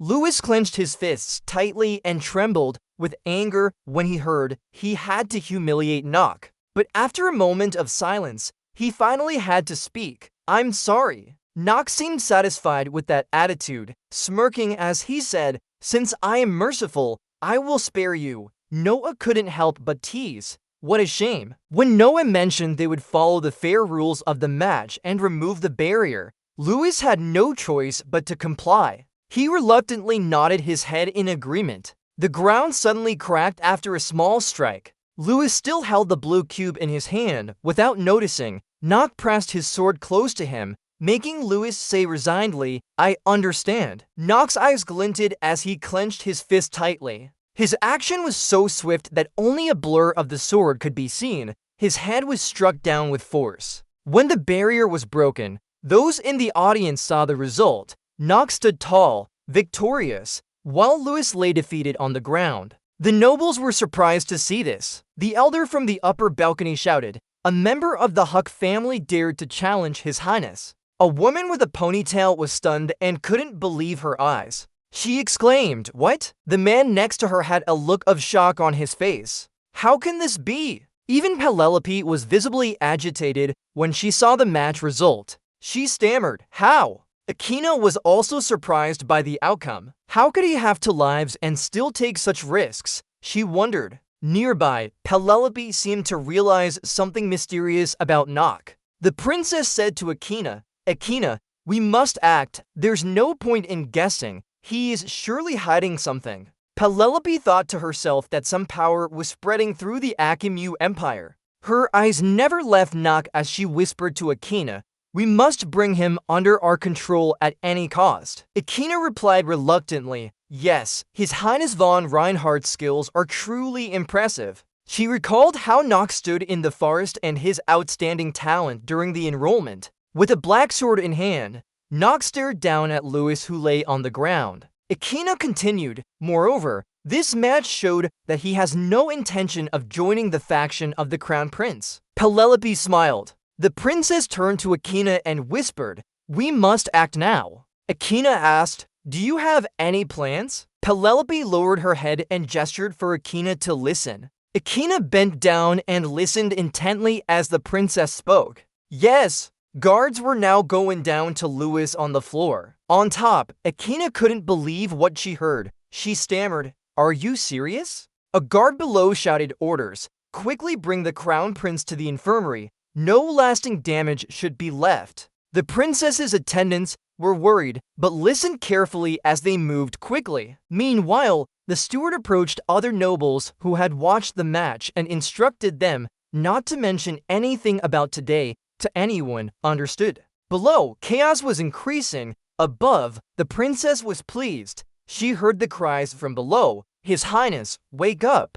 Amidst the commotion, Nock stood silently in a corner, showing no emotion. Two maids helped Lewis while guards around him tended to him, calling out, "His Highness, His Highness." As night fell over the grand palace, Akina sat quietly on her bed. She was tired and rubbed her temples. She sighed in relief, thinking about how close she had been to death. She remembered Lewis's image from the match and cursed silently, that crazy crown prince. Then she recalled when Lewis took out the blue cube, exclaiming, "No wonder everyone calls him the one who creates a bad ending." Finally, she thought about how Lewis charged at her with his sword. Placing the cube on the bed, Nock hesitated. He thought to himself that it was useful. He held the cube and tossed it like a ball, thinking happily, not only in the early stages of the game, but even halfway through, it's still very useful. The blue cube began to emit a dark purple aura. Nock looked into it and said,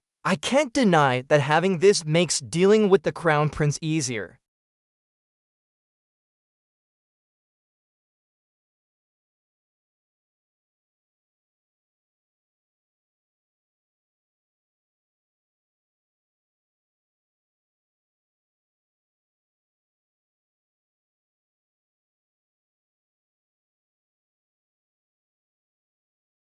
"But I still don't believe it." Before Marine could say anything more, a man next to him interrupted, "Marine, be careful with your words. That guy is from the lunatic Kai team." Kai asked seriously, "Does our captain need permission to recruit new members?" Only now did Marine realize who she had provoked, quickly explaining. Kai didn't care and continued scolding.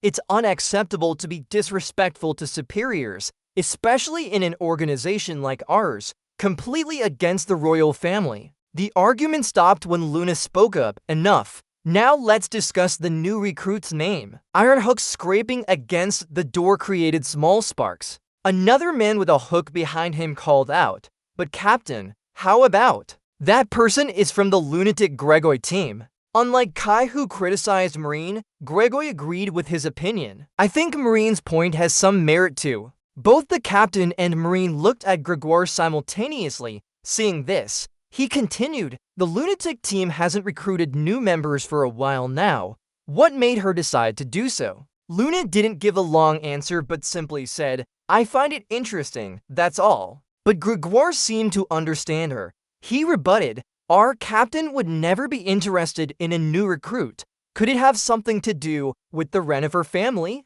Luna replied seriously, "No, there is nothing to do with the Renifer family." She continued explaining, "Indeed, she has connections with Lunatic, but that kid really seems to hate his family." Kai was surprised by this. That's quite unexpected. To confirm it for sure, Marine suggested, "Shouldn't we verify this?" Marine added, "Why would a Renifer noble son willingly help a criminal organization? This needs to be confirmed." Marine's words weren't wrong. Luna thought for a long time. After some consideration, she said, "Okay, Marine has a point." Finally, Luna ordered, "Then let's do it.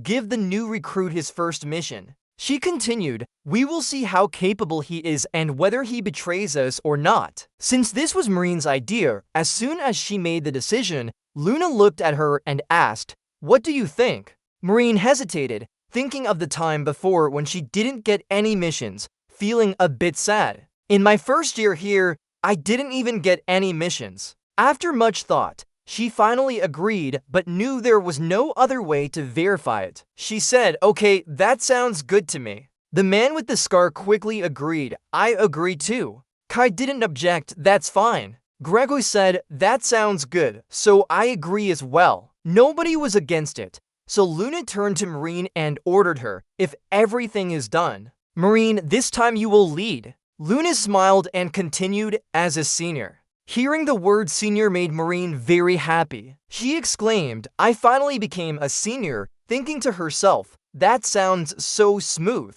Marine smirked and thought, "New recruit, I don't know who you are, but I will show you what a real senior is like." Finally, someone asked, "Can I ask what this mission is?" There's a basement in the academy, dark and eerie, containing terrifying things. It also involves the presence of Agmapaimon magic stone. Luna remembered it. That was the mission given, hidden stairs in the academy's basement. There are 72 demons led by Eliden. Reports suggest the Agmapaimon magic stone is there. After introducing this, Luna explained the main task. While the new recruit was listening, "We will steal it." Looking at Marine, she asked for her help. "Marine, can you assist him?" Marine enthusiastically replied, "Of course." Suddenly, a voice called out to her, "Oh my god, Marine." The person approaching was from the lunatic Ezel team. Ezel looked happy and congratulated her. "Congratulations. Finally, she's out of the bottom of the organization." Ezel continued, "Do your best." Marine replied enthusiastically, "Yes, I will try my best." On another side, the princess called Nock and softly called his name, Nock von Renifer. Quickly she made a proposal, "You must marry me." The sudden request surprised him. What? But he knew that there was more to this marriage than just that. So he asked, "What led you to conclude that?" Pelelo didn't hesitate and said straight away, "You must know our position and influence in the royal family." Hearing that made him slightly uneasy. In his heart, he thought, "That's how it is. I just thought she was smitten with this guy's face."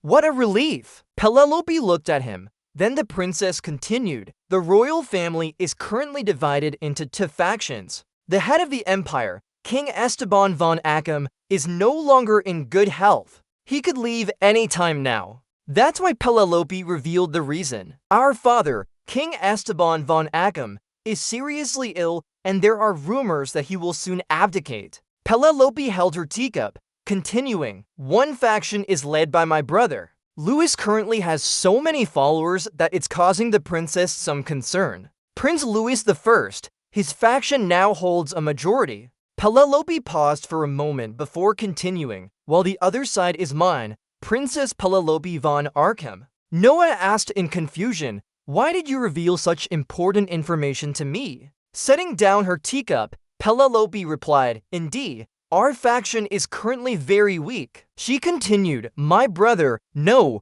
Prince Louis has more trust and connections with the nobility than I do. Among those nobles, everyone benefits from him, and Louis is the one who gives them that. They secretly discussed their rewards once he ascends to the throne. After hearing everything from Penelope, Noah could finally understand the issue, so he asked bluntly, Princess, do you want to become the new king? Penelope replied, what I want is partly that, but also not to let Prince Louis I destroy our empire and father's hard work. The more she mentioned Louis, the more afraid Penelope became. Do you understand that intense hatred and how he treats people like tools? Noah responded softly, yes, I do, while in his heart, he thought it was why Louis is called the one who created the dark ending. Rising to her feet, Penelope continued, I also need a powerful ally. Moving towards Noah, she said this power is something Prince hasn't targeted and won't be easy to overthrow. Noah asked back, are you talking about me? The round window frame cast an eerie light into the room. Penelope answered without hesitation, exactly. With the answer received, Noah decided. He said, I apologize, Princess, in my heart. If you're involved, there's no way out. We need to avoid this. Penelope predicted that it would be easy for him to say he lacks potential or has a betrothal with the Steeliner family. This made Noah feel awkward and unsure of what to do. The game system immediately sent a notification. Player hesitating, acting talent attribute wavered. His thoughts became uncertain, but in his heart, he accepted it seemed fate was decided. He understood this clearly, questioning himself internally. Can't be avoided, Noah asked Penelope again, are you sure about me? He tried to convince her with words, my reputation might not be enough to serve the day, even if my skills are outstanding. But Penelope didn't seem worried. Instead, she said, from now on, this will be our plan. Listen carefully, you saved me in that nameless forest, right? Noah nodded. Penelope touched his hand. Despite being born into a dark family, he saved me. Noah was surprised. His eyes didn't leave the hand holding his as he replied with a nod. Yes, but there's nothing strange about it. Penelope looked at him and asked, should we say you seduced me or I you? Her question stunned him.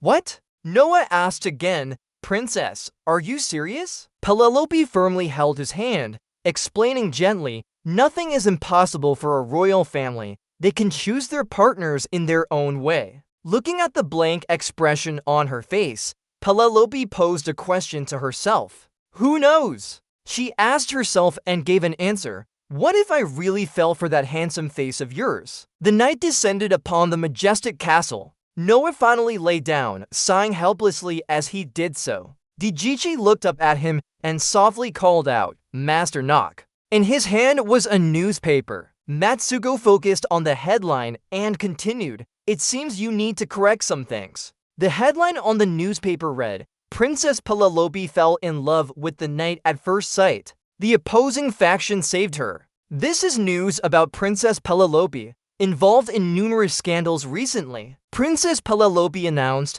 she would marry the Renhafer family's youngest member. Knock von Renhafer was a fellow student at the Eloin Academy and now their husband. Knock sighed deeply, looking at the article before answering helplessly. There are news reports now. Indeed, the princess can do whatever she wants. In this situation, DGT couldn't help but raise many questions. I heard there were a lot of things happening, but how did everything turn out like this? I really don't understand. Knock sat up abruptly. He replied, easy to understand. We're caught up in the struggle for succession within the royal family. DGT asked worriedly in return. Struggle for succession? He replied succinctly. Right. Quickly hide and continue explaining the reason behind Pelelev's actions. She used us to stop Prince Louis from ascending the throne, while also seizing the throne herself. That's why she suddenly chose me for marriage. Digig's face showed a hint of worry.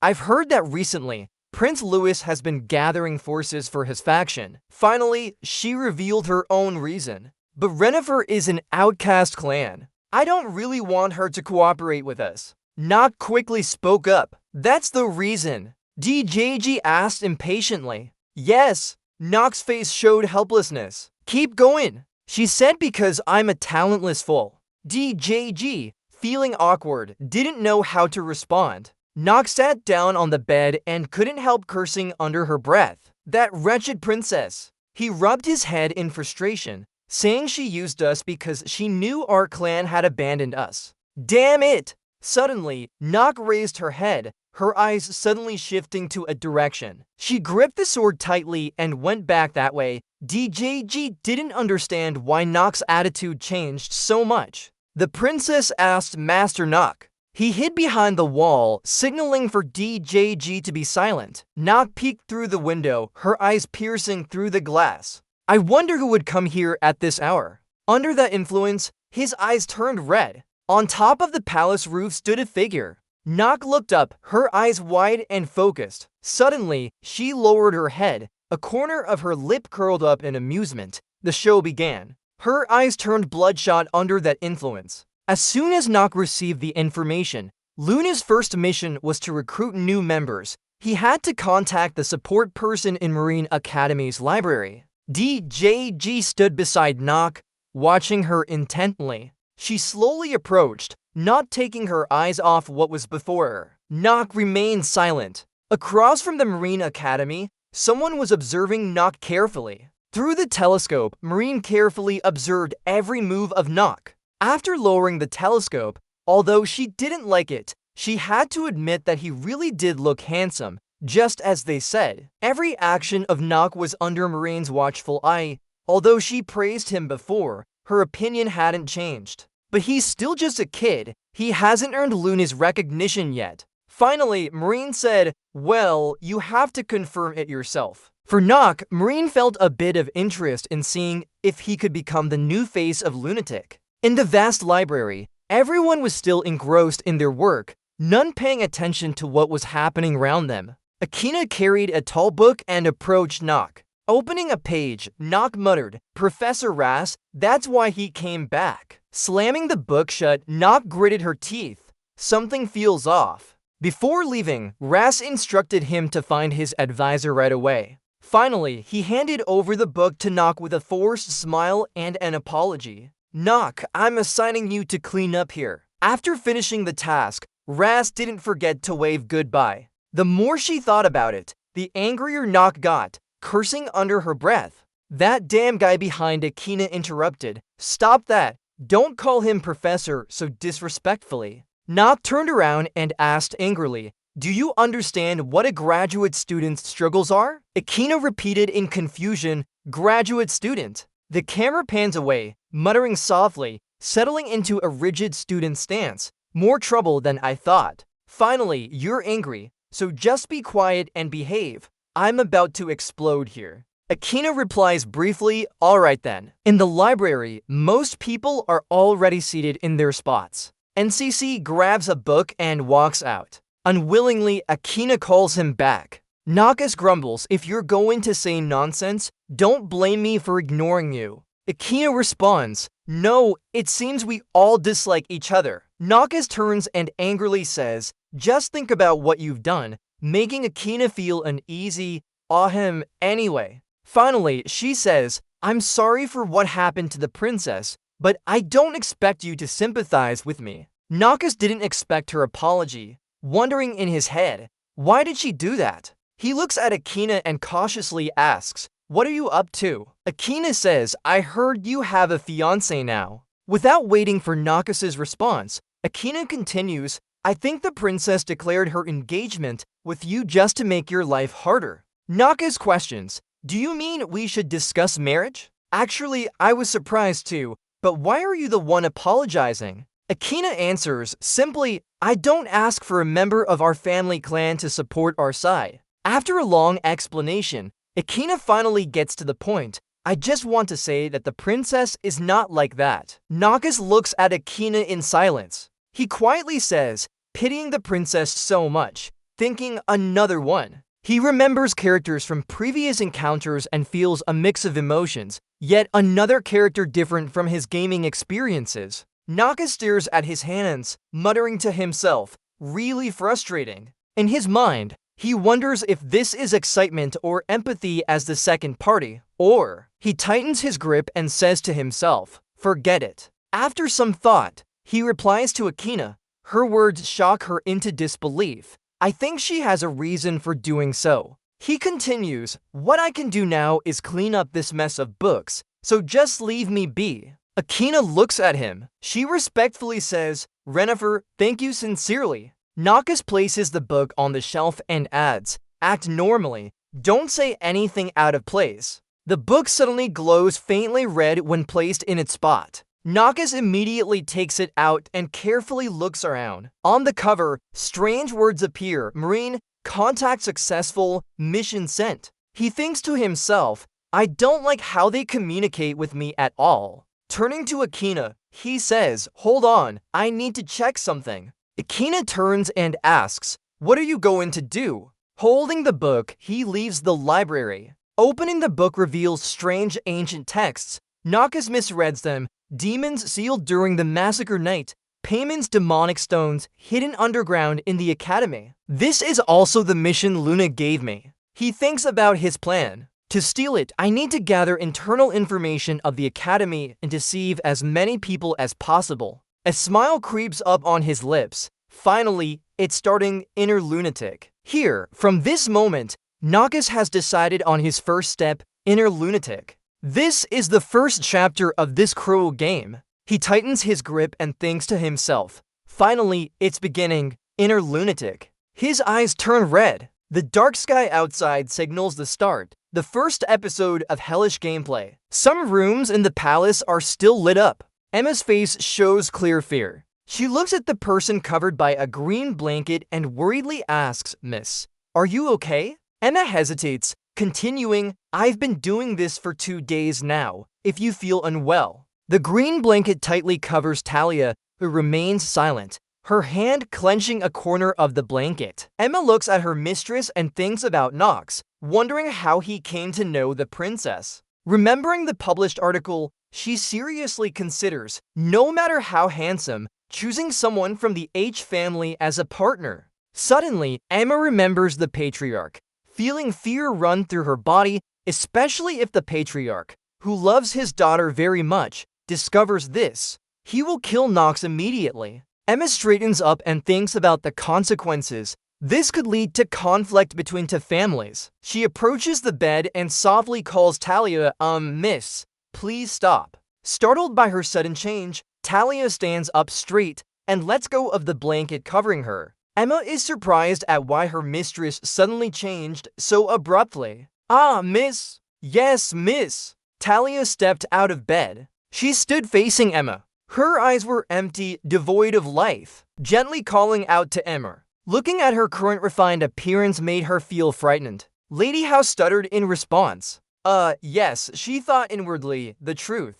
Talia touched her own body and smiled softly. Today, I finally grew up. Emma took a step back, not fully understanding the lady's intentions, still trembling with fear. Emma asked, what do you mean? Talia replied slowly, I realized someone has taken something that belonged to me, and now I've learned my lesson. As she spoke, a faint smile curled her lips. My father was right. Talia repeated the advice her father had given her before. If you don't want to lose anything, you must become strong. Emma didn't know what to say and could only stutter, girl. Again, Talia asked softly, is that right, Emma? Emma was at a loss for words and remained silent. Talia said nothing but stood silently watching. The more she looked at her current refined appearance, the more frightened Emma became. At this moment, all Emma could do was think of burning Nox to save herself. Speaking of Payman, that's a long story.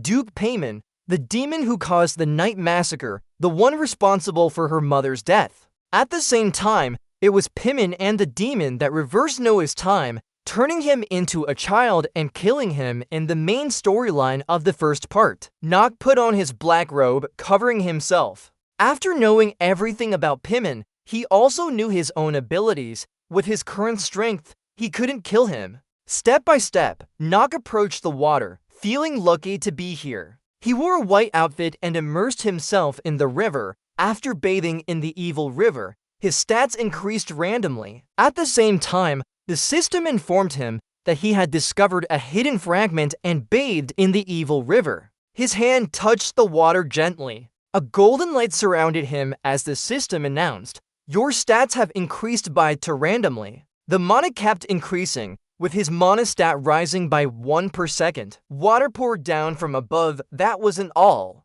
Nock continued reciting ancient incantations. Just as he received the notification, the system informed him that the hidden fragment had activated. The ancient and heart language symbols glowed. Nock now held everything in his hands. He had learned ancient and heart languages. In his mind, it echoed, "If not for marrying the princess, this would have been a wonderful discovery." From above, someone called out to him, "Seems you're not late. I thought you'd get lost on your way here since the path is difficult." It was Marine. She turned around and asked, "Are you Marine?" Marine replied, "Yes, knowing Marine, that's me." Then she pointed at him and said, "But it seems you're a bit rude. Listen carefully." Marine repeated, "I'm your senior and mentor, plus, I'm 2 years older than you. Got it?" Nock replied briefly, "Got that much." He thought inwardly, actually, Marine is the most annoying person in Lunatic. The system quickly showed her information. Name Marine, female, 17 years old, race, element water, title official member of Lunatic. A long list appeared with good attributes like cheerful, admirable, trustworthy, talented at sensing mana, charming, skilled archer, well-rounded, vitality 12, mana 12, luck 6, instinct 13. Charm 20, skills, passive skill, automatic targeting for bow, active skill water. Projectile. Nock saw it and thought inwardly, there's one attribute I really hate in Inner Lunatic, that is Marine. Still unaware of her, she smugly said, "From now on you're my junior.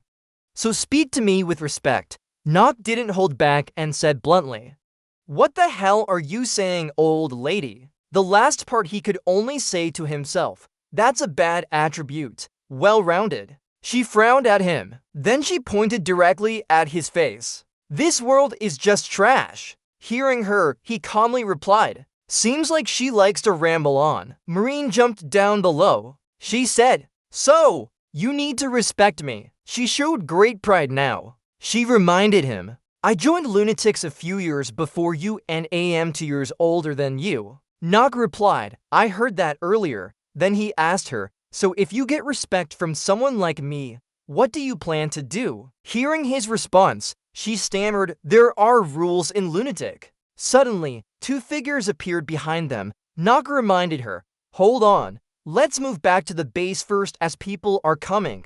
His expression just made her angrier. She sighed and reluctantly accepted it. "Haha, this is my first mission, so I'll be lenient on you." Miss Lean snapped her fingers. A magic scroll suddenly appeared in front of him. Marine Lean said as she extended her hand, "I will move back to the base as you said." She reminded him, "Let's start by tearing that scroll apart first." He smiled and took it. Nock judged, "This seems to be a low-level spatial displacement magic scroll." Marine Lean tore the scroll in half. A magical light emitted from inside the scroll. Feeling the magical energy, Lean sighed appreciatively. "Indeed, it's not much different from what I've seen in games." A purple light surrounded him as it came out of the scroll. Both of them disappeared quickly. After a while, a beam of light appeared inside the base. As soon as it appeared, she complained loudly, "You." Her head was spinning and she found it extremely uncomfortable. How many times have I tried to use this magic scroll, but still can't get used to it?" Marine called him over. "Sit down. Even though we've briefly explained the first mission, I'll go into more detail, so please listen carefully." She cleared her throat and began speaking softly. Marine asked him, "Have you heard about the massacre at night?" Both of them thought about the piment. Lean answered straightforwardly, "Of course." He recounted what he knew. The great demon Byman was sealed with the efforts of Principal Noah, Celsus the Swordmaster, and Theo the Patriarch. That's why they call that day the night of destruction. She agreed, yes, Baiman is a very dangerous person. He is a monster that even the most talented swordmasters and scholars on the continent can hardly stop. She recounted how back then, all three of them felt helpless. Suddenly, Marine emphasized the purpose of this mission. The problem is that due to the long time since the sealing, we can't determine the exact location of the demon stone containing his soul. Lin calmly said, but now we've found its location and it's right under the academy grounds. So Lunatic has given us the task of drawing attention so you and I can destroy that demon stone, correct? Seeing this, she praised him. You're quite quick to grasp things. She said, besides calling me Ms. instead of Senior, maybe you'll be useful too? Nock showed disdain. Let's ignore the small issue for now. Seeing his reaction, she paused and showed a disapproving attitude. Petty, huh? He asked, have we decided on carrying out the plan to seize that stone yet? Marine sighed and replied, roughly speaking, it's part of our nighttime self-study at Eldon Academy. She then explained her plan to him. You'll need to keep other students and academy teachers from acting by distracting them. He wondered if this was feasible. What if we accidentally damage the demon stone and bring Payman back? Nock asked, what if we fail and cause Payman to resurrect? She smiled mockingly. It seems you don't know how capable our team leader Lunatic is. Marine confidently said, that's the youngest swordmaster among the three who saved this declining continent, so nothing you say will happen. Lean sighed on the side. If everything goes as Marine says, that would be great, but it won't happen. He knew that in this part, Payman would resurrect, even though not perfectly. A small flaw is enough to destroy the entire academy. This chapter is considered a new recruit grinder and massacre titled dungeon. Nock silently decided he had to play both the hero and villain roles to save the other characters in the academy. He reminded himself to focus. Nock asked her, I want to hear the detailed plan. In an old basement, a figure was moving towards the red light. In front of him was a sphere emitting terrifying energy. Rick stared at the stone and said, everything is ready now, sir. He asked for permission with his hand. All I need you to do is create chaos on Earth as in the past. A voice from the stone praised him. Well done, although it's hard to fully resurrect due to those wretches' loss of magic power. This is enough now. The figure inside asked, are you Rick? He nodded his head. Baiman reminded him, as long as this succeeds, you will become a true devil rather than just a half-demon. Baiman called out to him, don't disappoint me. Rick smiled wickedly. Inside the academy, everyone is gathering. He feels utterly helpless right now. Illinois glances over to one side. Penelope looks relaxed on the other side. Meanwhile, Talia's face turns dark. Suddenly, Penelope speaks up, apologizing to Talia and hoping she'll understand. She says, human emotions can't be controlled at will. He looks uncomfortable at Penelope. He calls out Princess. Then he looks worriedly at Talia. He calls out again Talia. She becomes silent. Suddenly, she breaks into a smile. Her. He feels something's not right now. I'm going crazy. I completely forgot about Talia and now things are getting complicated. Her whole body exudes an eerie aura. Talia glares at Penelope with a hostile look. Nock shakes his head and avoids the scene. He sighs, questioning himself. Why did this happen? The scene shifts to the school assembly area. A voice rings out.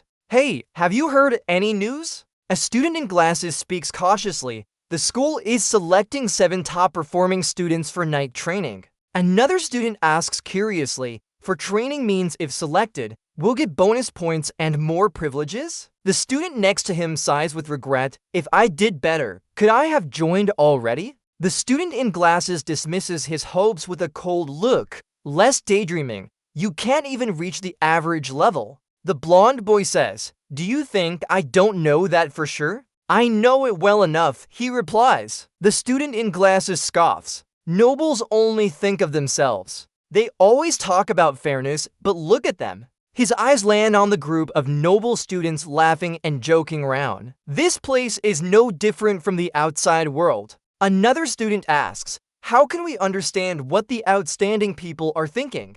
A girl beside him whispers to herself, Who will be chosen? What are the conditions? The student next to her guesses, probably based on grades. That blonde guy is crying tears of joy. He must try harder to get high scores. But the biggest surprise was right there. As soon as he finished speaking, a step approached. Nock walks confidently with his hands in his pockets, drawing everyone's admiration. They murmur, that troublesome Renhai family member is here? His whispers are loud enough for him to hear everything. Nock helplessly thinks, I knew it would happen. Everywhere I go, people talk about me. I didn't want attention, but how could I avoid it? He glances at the new killer. The most important part of the Pim and Demon's plot is a mysterious scene with a powerful magic aura appearing in the magnificent city. Thinking of this, he quickly concludes, I aim for an A+ grade. He mockingly thinks, it sounds ridiculous if we don't get high grades, then we can't participate in the night training event. If that happens, I won't be able to connect all these events. Another student grumbles, that guy really is annoying. The blonde boy asks jealously, did he bribe or something? The student in glasses answers bluntly, yeah, probably. The blonde boy gets angry and says, he's our enemy. We should expel him from the academy. Another student disagrees, no, you fool. Haven't you heard the latest news? He pats the blonde boy's shoulder and reveals a secret that makes his face pale. He made a pact with the princess. If you say anything, it'll be your death. Everyone is alarmed by this. What if he overheard our conversation? Nock stands far away and curses silently. I heard everything, you fools.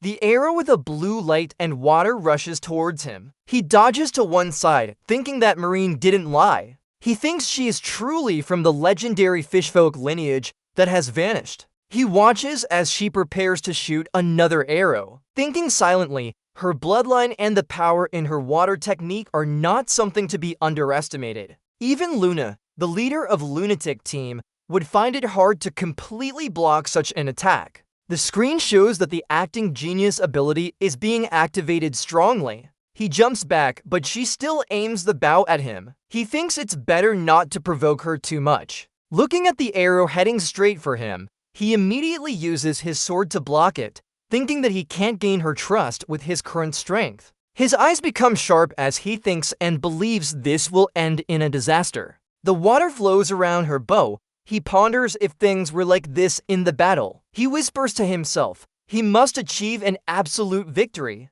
Then his body exudes a strong aura. She speaks, you might have gained the captain's recognition, but you're still the lowest ranked member. Seeing him remain indifferent to her words, she angrily says, what kind of attitude is that? I want you to explain clearly. She raises the bow again and continues talking about his relationship with the princess. She activates the water ray. Countless streams of water surge up from the ground, shouting, and everything around him starts happening. The water levels rise, surrounding him inside. She gets angry. Can you say it's just a coincidence? He raises his sword, coolly saying, you simply don't want to believe what I said. Right, that's the case. My explanation is useless anyway. She raises the bow again. Water surrounds the arrow as she grits her teeth and says, let's see how long you can keep that arrogant attitude. A high wall of water blocks his vision, then it turns into a swirling vortex,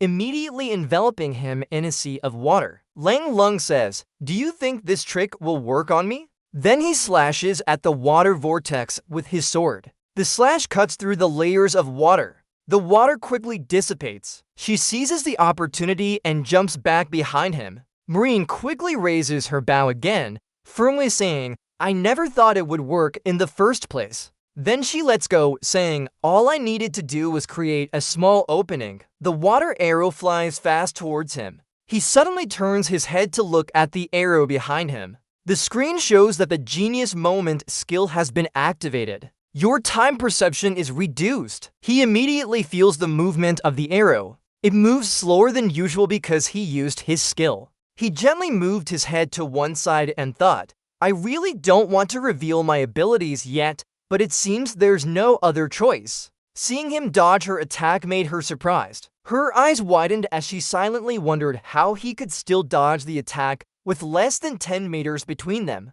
On the other side, he raised his sword and slashed down through the water. Then he immediately surrounded her. A black vortex quickly grabbed her in its grip. She exclaimed, "What are you?" She continued, "That's not something a 15-year-old kid could possess." Looking at him seriously, she asked, "What is your goal when joining Lunatic? What do you want?" He coldly pointed his sword at her. Laughing, she said, "It doesn't matter anyway." She activated her water magic and said, "I'll find out myself." Then she raised her bow to the sky, shooting water streams towards the ceiling. The high water streams formed a circular arc around him. He raised his hand and a black ball of air appeared. Then he released it into her water stream. Immediately, black arrows from that ball pierced through her water stream. She was shocked. They then started fighting each other. She thought, he's really dangerous, thinking to herself, even if he doesn't plan on using Lunatic.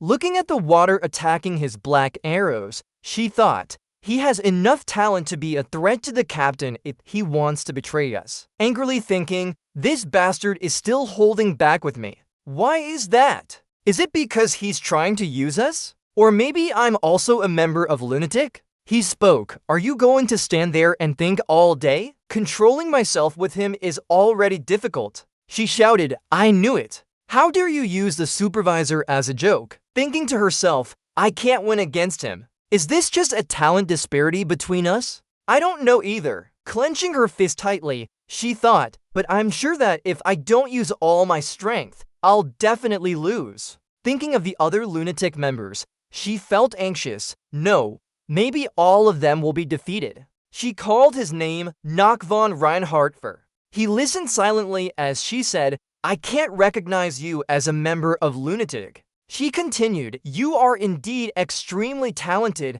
but I can't understand your intentions behind your actions. Her eyes sharp, she said, and according to the rules of Lunatic, I will eliminate you as a potential threat. This time her power increased. Waves surged fiercely, showing her determination to defeat him. He thought, here it comes, the secret weapon of the Merfolk, water arrows. If hit by that, I'll fall into an eternal sleep in this state. Anxiously thinking, I don't know if I can dodge it, but there's nothing I can do now. And then she attacked him with her water arrow. This time the arrow was even more fierce and sharp than before. Suddenly a knife came and deflected the arrow. She was surprised by that. A voice echoed, Marine, what are you doing? It's Luna, she said. I'm assigning this task to the new recruit. Her eyes lit up as she angrily said, but why is there something like handling him in it? He turned his head to look at her. Marine suddenly shouted, Captain. He nodded and said, Hello, Captain Luna.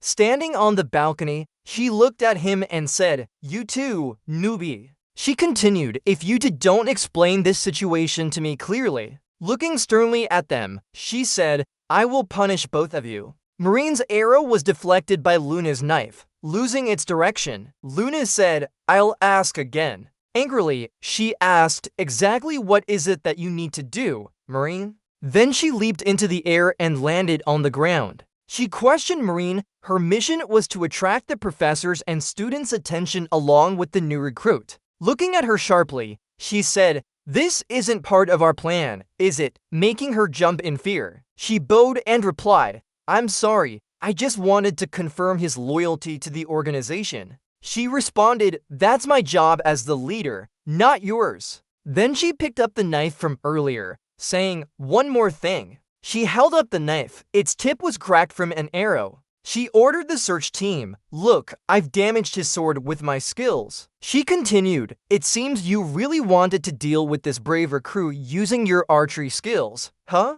She said, I told you so. That comment hit her right in the heart and left her speechless. Then she glanced at the ceiling, saying, I understand. I also noticed he hasn't done anything to prove himself yet. Suddenly, a sharp oar emanated from her.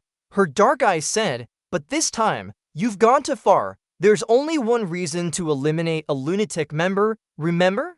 She hesitantly replied, only when someone betrays the organization. Cold Lung said, don't make the same mistake again. This is a warning. Then she turned to look at him and said, you too, brave recruit. He responded, okay, I'll keep that in mind. Marine felt extremely ashamed and self-blaming for his impulsive actions. Luna suddenly called out to him, newbie. She continued, can you come here with me? He was surprised by her request and replied, sure. The night sky was full and bright above them. Both of them were now in the courtyard talking to each other. She said, remember this, I had no choice but to reprimand you both for maintaining discipline. He replied, as a lunatic member, I've achieved many things so these kinds of incidents don't harm my self-respect. She looked at him with a slight smile. Seeing her expression, he explained, I mean, it's fine, Marine still doesn't trust me. She said, she rarely acts like this.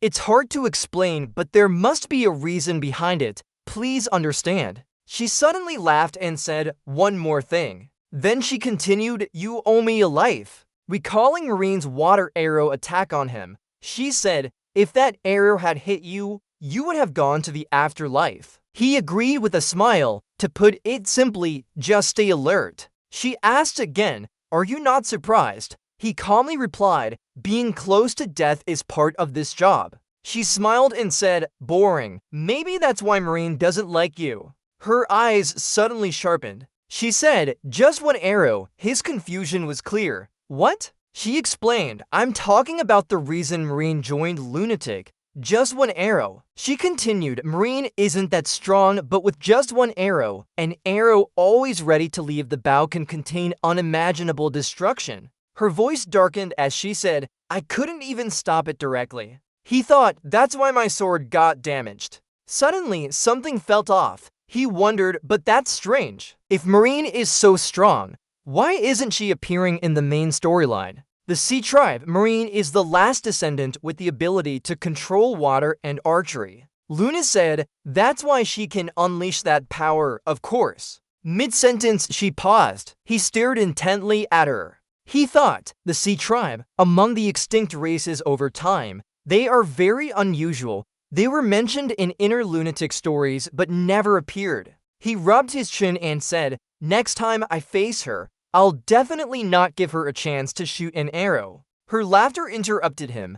Little brat. Then she touched his shoulder. Don't think about confronting her. She continued, do you know how dangerous Marine can be when she goes berserk? As I said before, you almost lost your life. He sighed and smiled helplessly. Looking around, he said, this place is bigger than I thought. He thought, an arrow with destructive power from her. It seems I have a good card to use in critical situations. Then he left. Suddenly, she was still standing there. She said, newbie, you're strong. Looking at him intently, she continued, you can defeat Marine even before she goes berserk. Her hair blew in the wind. Her gaze made her look more captivating. She said, not only that, you are calm and rational enough to eliminate an enemy without hesitation. He smiled and replied, that's too kind of you. Her sharp eyes turned serious as she said, so I have a request. Standing opposite each other, she said, if in this mission you feel Marine is about to go berserk. Then she gave the order, handle her.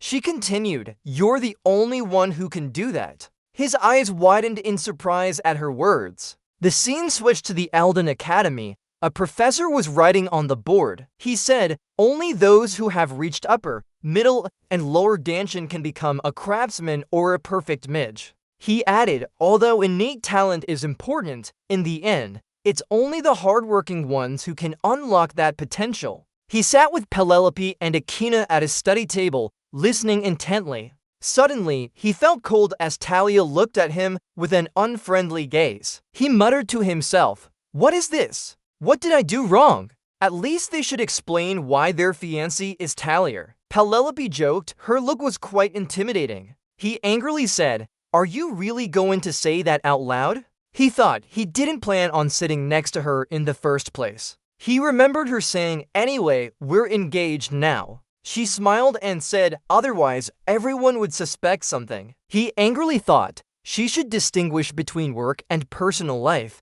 as a princess of this country. She innocently laughed. At least this situation has produced one good thing. At least because you're engaged to me, Prince Louis can't easily eliminate you now. Back in reality, he grumpily thought, if they can't explain reasonably, just sit quietly. Suddenly, Penelope noticed someone behind them. It was Talia. She had been staring at them all along. Seeing Penelope looking at her, she turned away. Suddenly, a person approached him. He immediately noticed her. He exclaimed, "What's up?" She introduced herself as Iana von Cider. He thought, Iana von Cider, the next head of the Cider family, she is a succubus. He recalled her alluring form as a succubus, known for her ability to enchant and drain male life force to enhance her own power and others. He said, "Got it," making her blush in surprise. Leon sighed, studying late at night is exhausting too.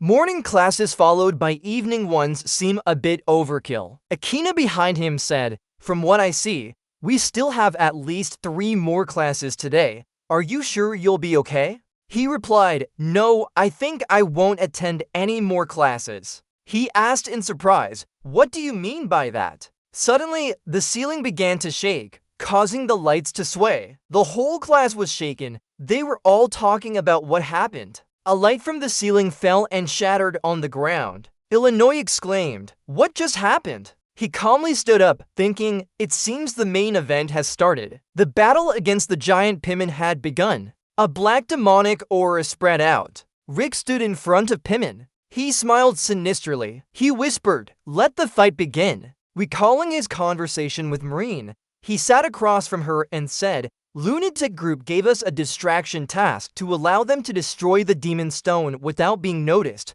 she said.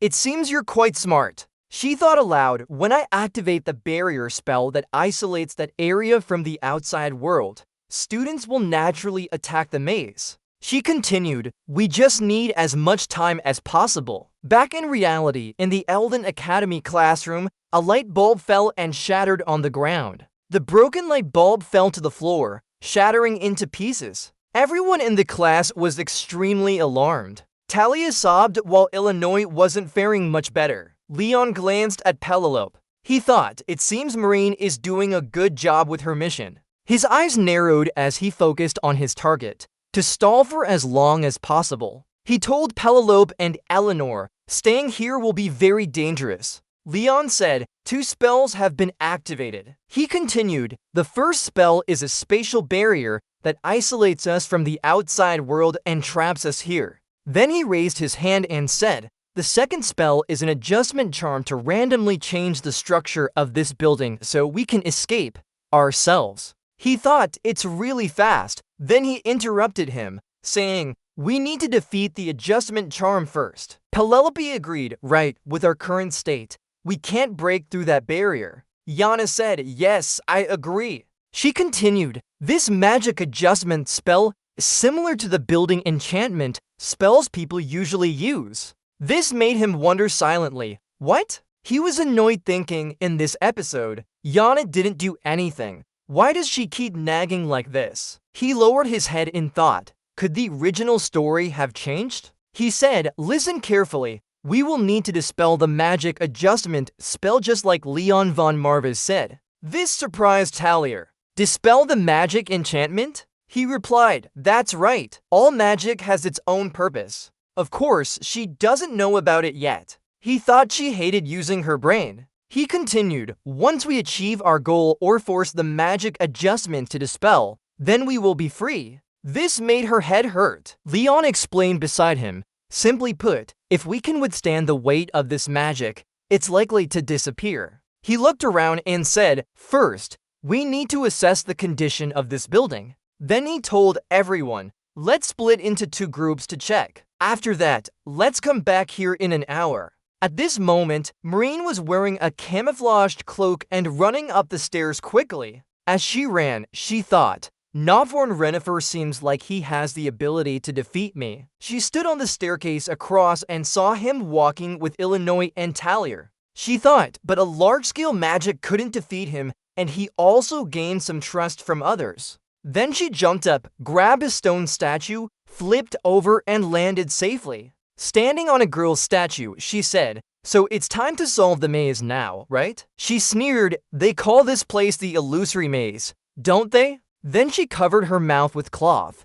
held a white bottle and poured red liquid onto the ground. She thought, I will cast an illusion spell to make the adventurers go crazy by showing them the sweetest stories while spreading Imp's blood. Then she drew a magic circle on the ground with the blood. She gloated, no matter how strong Lydian students are, they can't withstand it. The spell began to take effect. Red mist quickly spread towards them. She thought, I have spilled a large amount of Imp's blood. At least it will hold them back for an hour. She believed in him and said that new recruit should be able to handle it. Suddenly, she was surprised when seeing everyone leave, but he was trembling as if having a nightmare. He fell to the ground with tears of pain. She was shocked, unreasonable. I set this up so that the new recruit could handle it. She picked up her bow and gritted her teeth. Something is wrong. I'll have to continue then. The moonlight still shone brightly in the night sky. Outside, Luna and Dup were flying in the air.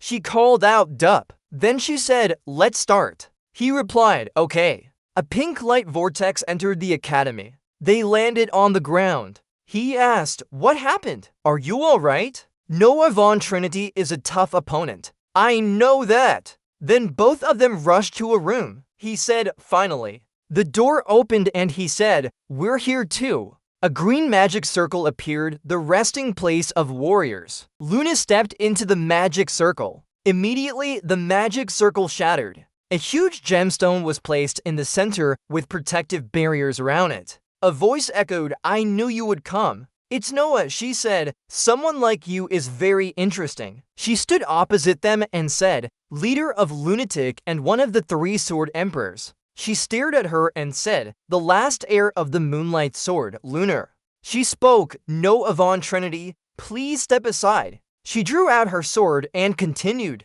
the gemstone will bring destruction to this world. She smiled and said, you already knew my answer before, right? Then Luna held out her sword. A red light immediately enveloped it. She swept the sword across in one stroke. The slash caused the ground to crack. Noah wasn't around. Suddenly, her eyes widened. Noah said, do you know anything? A wave of ice arrows flew towards them. She used her sword to deflect those arrows. Someone appeared behind and said, Luna, I really enjoy facing strong opponents. Then she sneered and said, Payment is the strongest demon I've ever fought against. She coldly stated, so I'll revive him to fight and prove that I'm stronger than him. She replied, what if what I say is true? Her eyes filled with a dark, ominous look as she said, then I'll deal with you. She laughed, you, deal with me, haha, for that reason. With narrowed eyes, she said, no, because of myself.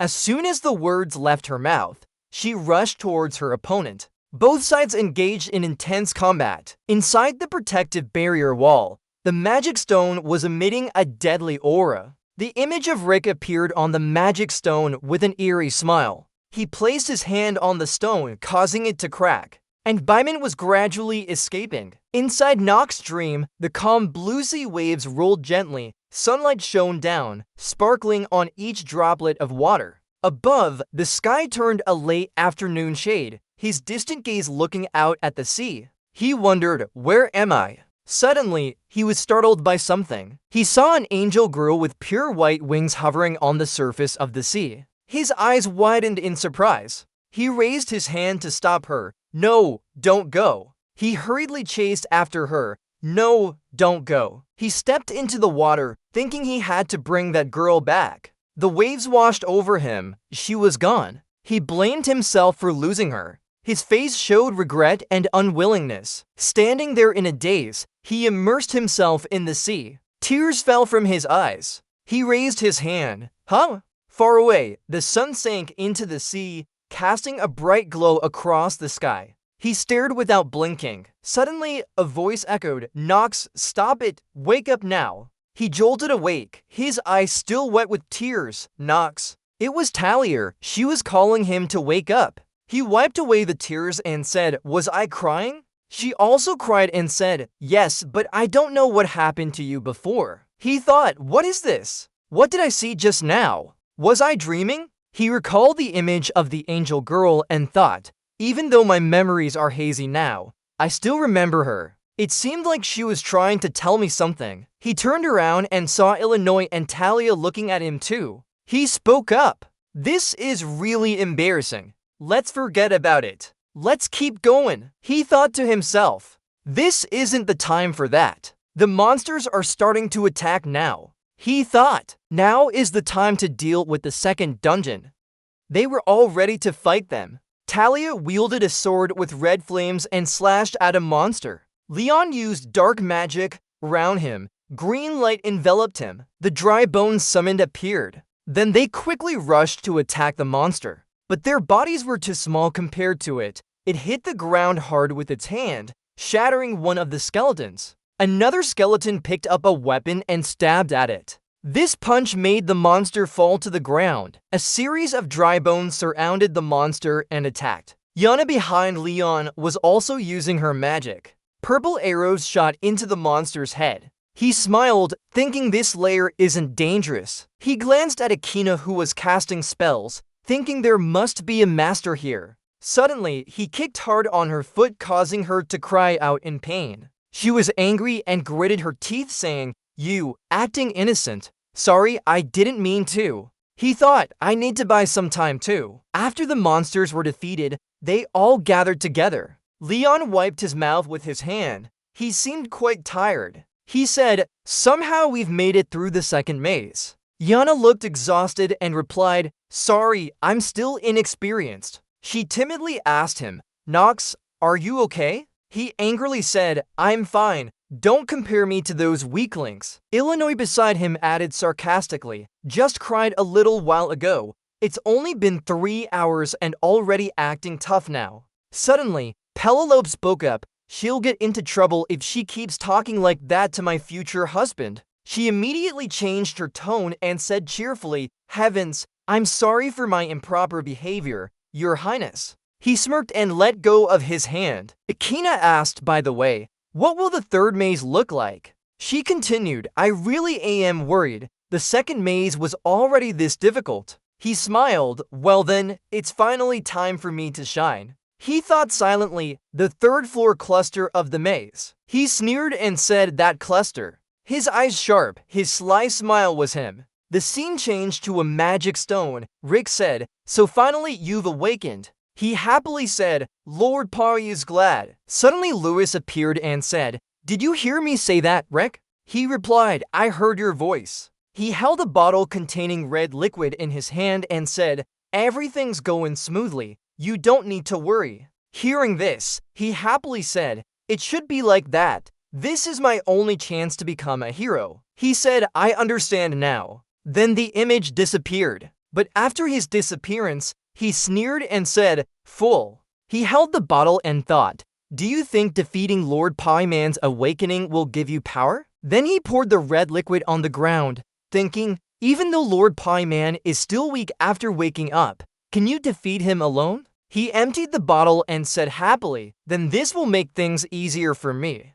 The bottle shattered into pieces. Payman appeared inside the cracking magic stone. Then the magic stone broke apart. A red hand with sharp claws extended out. Lord Payman appeared. He had 4 horns on his head. He knelt and respectfully said, I humbly pay my respects to you. My Lord Payman, I am Maynosis Jennifer. He glanced at him and clicked his tongue. He said, I didn't expect to be awakened by a nameless child. He sighed and said, perhaps it was really due to some miracle that I rose again? He called out, Oslis. Oslis replied, yes, my lord. He said, I can feel it. Outside, Luna was fighting Noah. He said, the familiar scent of humans behind that wall. Both sides were evenly matched in strength. Noah is smiling. He asks, is one of the 3 people who sealed me before hiding behind that wall? He angrily says, answer me. He replies, yes, sir. He starts to get angry. His aura turns dark and sinister. In the dim light of the maze, he begins to adjust his clone's appearance while considering the final challenge in the 3 challenges. Please adjust your clone's appearance. Meanwhile, you're calculating about the final challenge in the maze Concham. Well then, actually, it didn't pose much of a threat from the start. Why? Because we could defeat it already. The reward for defeating the Conchum is too tempting. With just one swift cut, the Conchum fell. Clear information appears before him. Name, not von Renifer. Gender, male. Age, 15. Race, human. Elemental master. Darkness. Achievements, none. The usual victory against this Conchon grants 3 random stats and some attributes. Positive, genius swordsmanship and combat talent, monoperception, clairvoyance, steel spirit, neutral acting skills. Negative manifestation, limited lifespan, mild cold disease, icy entry. The status stats appear in the air. Strength 6.5, magic 13.2, luck 19.3, dexterity 26.3, unconscious speed, unawakened. Along with active skills, genius moment, tiring aura, intermediate swordsmanship, fire magic, phase transformation, soul language. Based on the special attribute and limited lifespan, the player's remaining days are 147. He glances at the stats. Thanks to them, both mana and health are increasing steadily. Gaining stats is good, but my role as a lunatic member is only buying time so they can't escape the maze. Therefore, my solution is using the Lunar Shadow artifact to change appearance and place the clone in the Conchum's original position. Since it's my own clone, it naturally surpasses the Conchum in strength. In the silent air, Talia approaches. Where have you been? He responds indifferently, taking care of Cody. A faint smile forms on his lips. Just keep them here until time runs out. The clone appears blocking everyone's path. If they stop, they won't pass this spot. Talia is confused. Who are you? Nox steps forward and says, wait. Worried inside, the clone has independent consciousness but relies on his own. If the conversation continues, they might sense something strange. Leon suddenly speaks up. Stop! Someone with such sinister aura can't be human. Akina says, so, I felt that face was off. It's just as I thought, Nock, you guys. Talia steps forward and looks intently at the mysterious figure. Who are you? The clone answers calmly, saying, a wandering midge. By chance, some magic was activated near Eladin, and I got trapped in it. Talia blushes. Strange, he reminds me of someone. Nock is worried inside. Damn it, just talking nonsense. He draws his sword. After all, it's only a monster. Don't listen to him, kill him. While attacking, he panics. If I keep talking, they'll notice something. Swords pierce through space continuously, but the clone easily dodges them. Both are forced to retreat and defend. Nock tells Talia he seems quite strong. Talia focuses her power in her hand. I don't know, ask him yourself. A terrifying force is released, forcing the clone to retreat. Talia continues, it looks like your sword just slowed down, right? Nock can't respond. The dry bones concentrate on the clone. Talia charges in with a red-hot sword, leaving a trail of light. The clone dodges and counters with its own skill. From the broken bones, Talia rushes to exploit the blind spot, but the clone quickly sidesteps.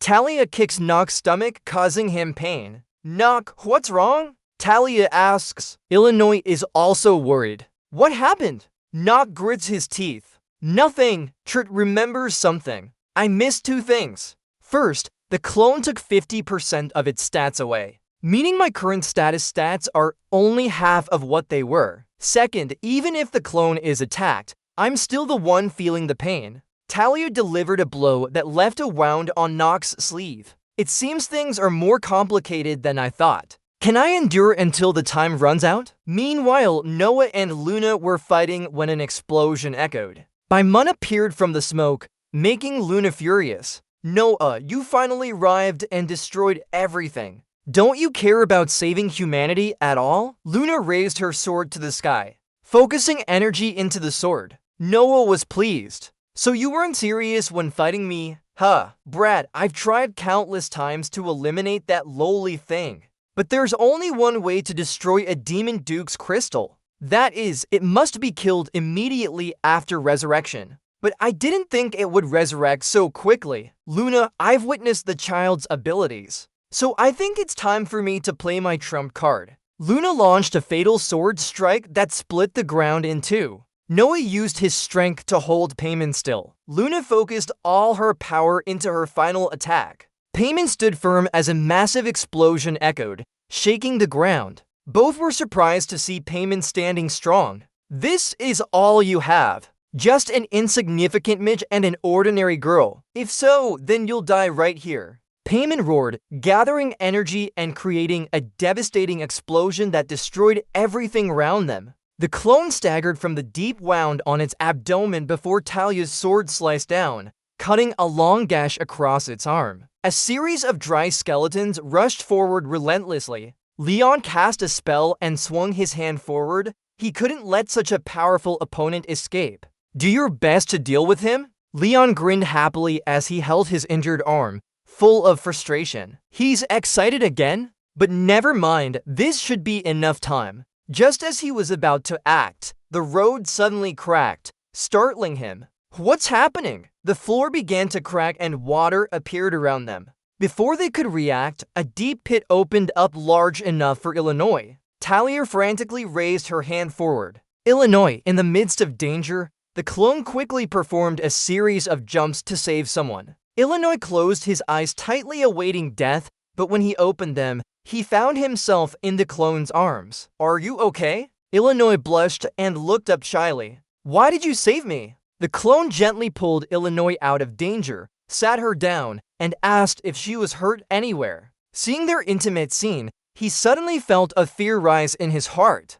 Is the one who saved Illinois really Yukin's personality before I merged with him? More importantly, something feels off. This energy must be Payman the Devil. Realizing the anomaly, he quickly rushed to where the strange energy was emanating, causing Talia to call after him. "Knock! Where are you going?" At this moment, he's desperately trying to save the situation. "Damn it! What did I do wrong? If I can't stop that flying monster, I'm done for." The battlefield was in ruins as Luna slowly stood up from the debris. Checking around, she suddenly noticed someone in danger and rushed to shout loudly. "Stand! He's breathing weakly." "I'm okay.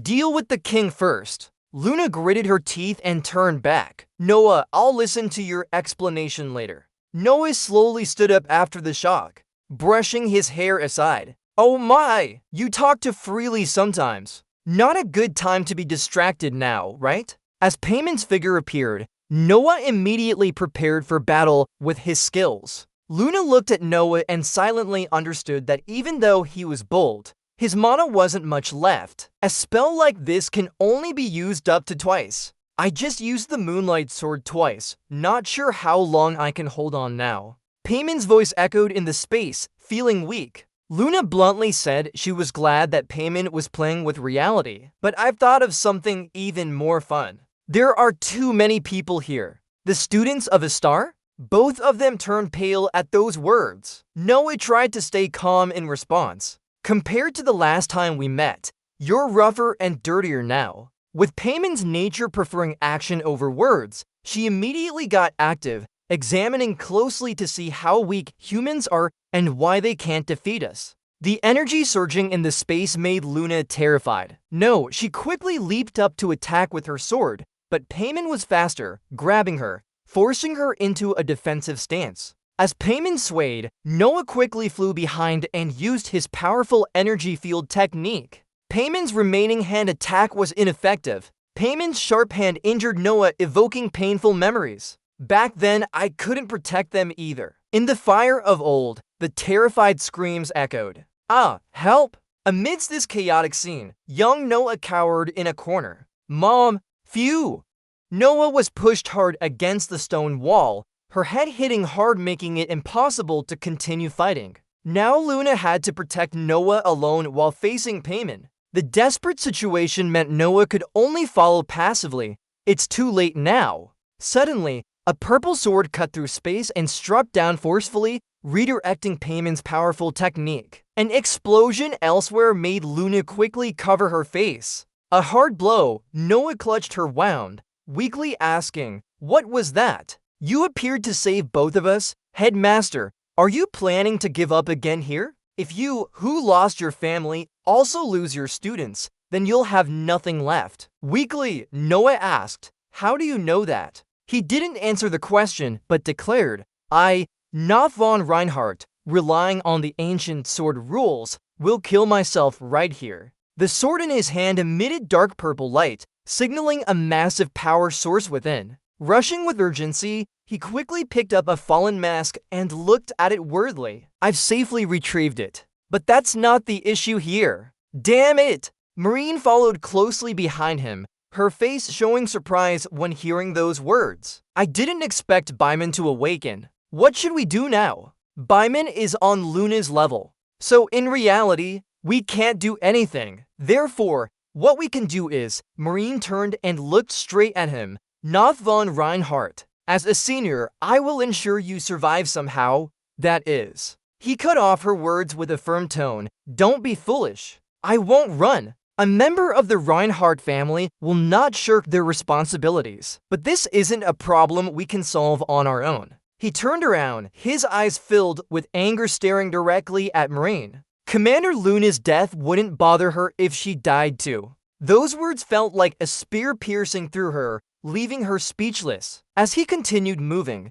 he silently analyzed Marine. Her admiration and unwavering faith were likely feelings towards Luna, who saved her and rose to the position of commander herself. So I will make full use of her characteristics. He stopped and turned to look straight into her eyes. I heard that Luna saved you from the laboratory. Are we supposed to just let someone like you go through this? Meanwhile, he silently reminded himself. I'm the villain, a cunning character in Inner Lunatica, right? Marine clenched her teeth, shaking with anger. So, what do you think we should do? We're talking about payment, someone even sages and swordmasters have to deal with. He replied succinctly, used the bow. As soon as he said it, a strong gust of wind hit them both, creating immense pressure that made them wary. Marine tensely looked ahead while he muttered, seems like Pimin has shown up.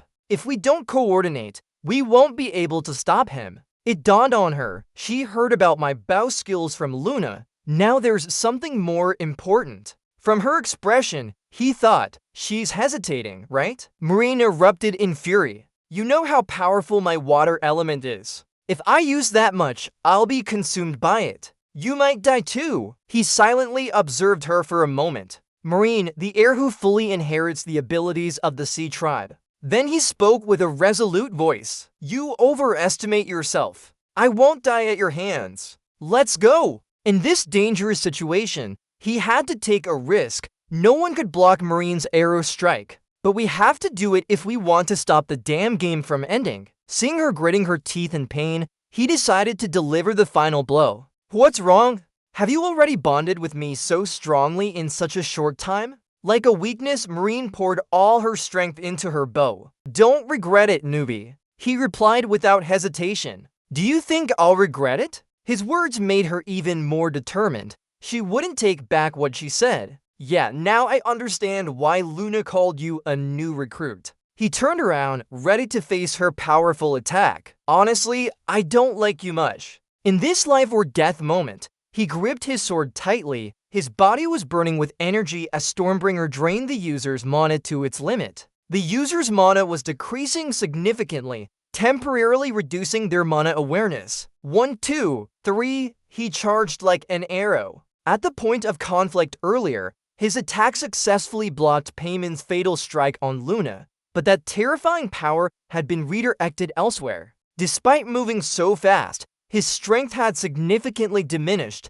making him pant heavily. Before he could catch his breath, Marine concentrated her energy for another shot. Yirangan waited and quickly dodged the fatal arrow, not forgetting to praise her. Her bow skills are impressive, shooting the deadly arrow at a junior like me. Before he could finish speaking, another arrow flew towards him, forcing him to dodge again. He turned towards the just passed arrow, worried. Yana von Sater, don't run anymore. Why not show yourself? Or are all descendants of the 3 great noble families crazy now? Hearing that challenge, Yana appeared. You found me out. He quickly suggested, I have a proposal. If my memory serves correctly, Yana is on par with Paracelsus and Ryan. Is it that you turn to Yana and ask if she can use her magic, illusion or something to stop her? Marine is currently out of control. Yana hesitates for a moment before replying, "That's fine. I don't want to die either. But after that, you'll help me replenish the dark magic later, right?" Thinking about this makes him feel uncomfortable. Honestly, he isn't very interested in how they replenish their magic. But in this mysterious situation, he has no choice but to accept it. "I agree though. Let's go. I'll deal with her." The arrows must be aimed at the Zuelu. Yana exclaims, "Oh!" and reluctantly agrees. Got it. On the devastated battlefield, he sees Noah and rushes towards him. He thinks about how her family's and friends' deaths are written in her biography. A character who shows madness but endures the most painful suffering. With a strong resolve, he continues to move forward, at least for now. He must protect her. Before despair sets in and using everything, he urges Noah with urgency. "Are you going to give up again here? If you lose another disciple, you'll have nothing left. I will finish Paimon right here and now,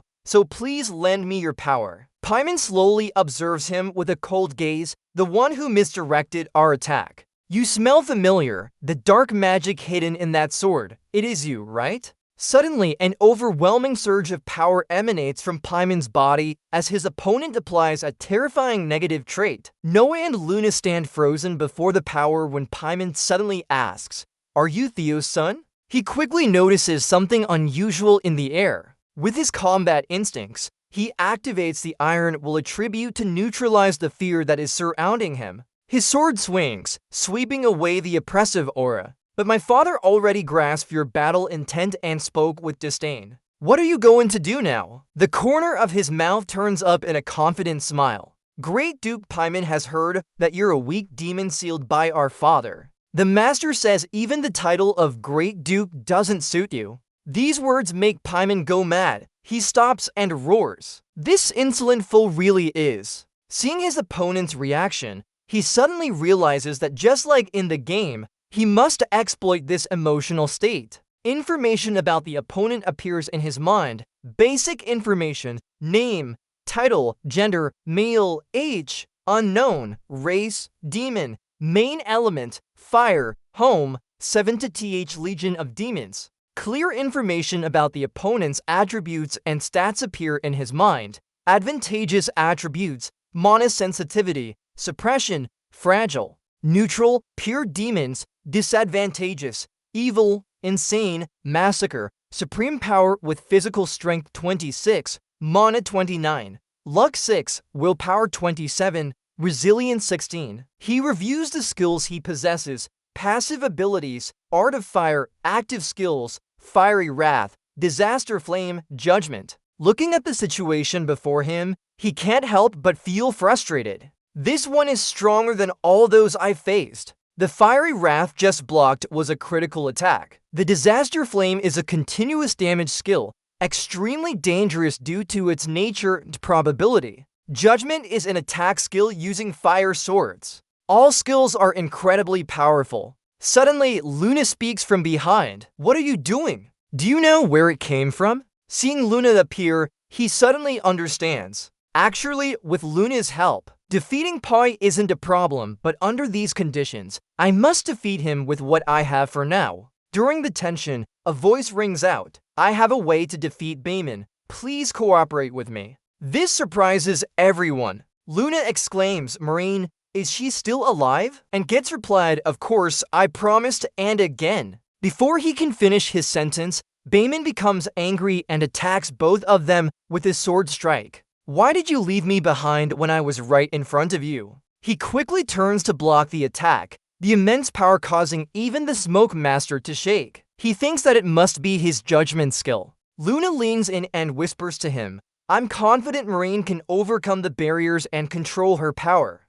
Nodding in agreement, he watches as Luna charges into battle with Paimon. As Luna leaps towards the opponent's head, Paimon quickly raises his sword to block. "Don't forget that I'm still here, Paimon." The fight is extremely tense. Noah turns to him and says, "Alright, recruit, I'll let you handle this instead of all of us dying here." He quickly formulates a plan. "You can still use your large-scale magic twice more, right? Please cast the area barrier around Sector 1. Don't let anyone in there. Noah asks back. Alright, do you want me to protect the students? He firmly confirms. Of course you will do that. Noah smiles. Stubborn as always, but that's why you're precious. As large-scale magic is deployed, signaling an intense battle about to erupt, the ground rumbles and a powerful strike lands. You think prolonging time can match me? Pimin's sword presses against him, forcing him to concentrate all his strength on the weapon for defense. At the same time,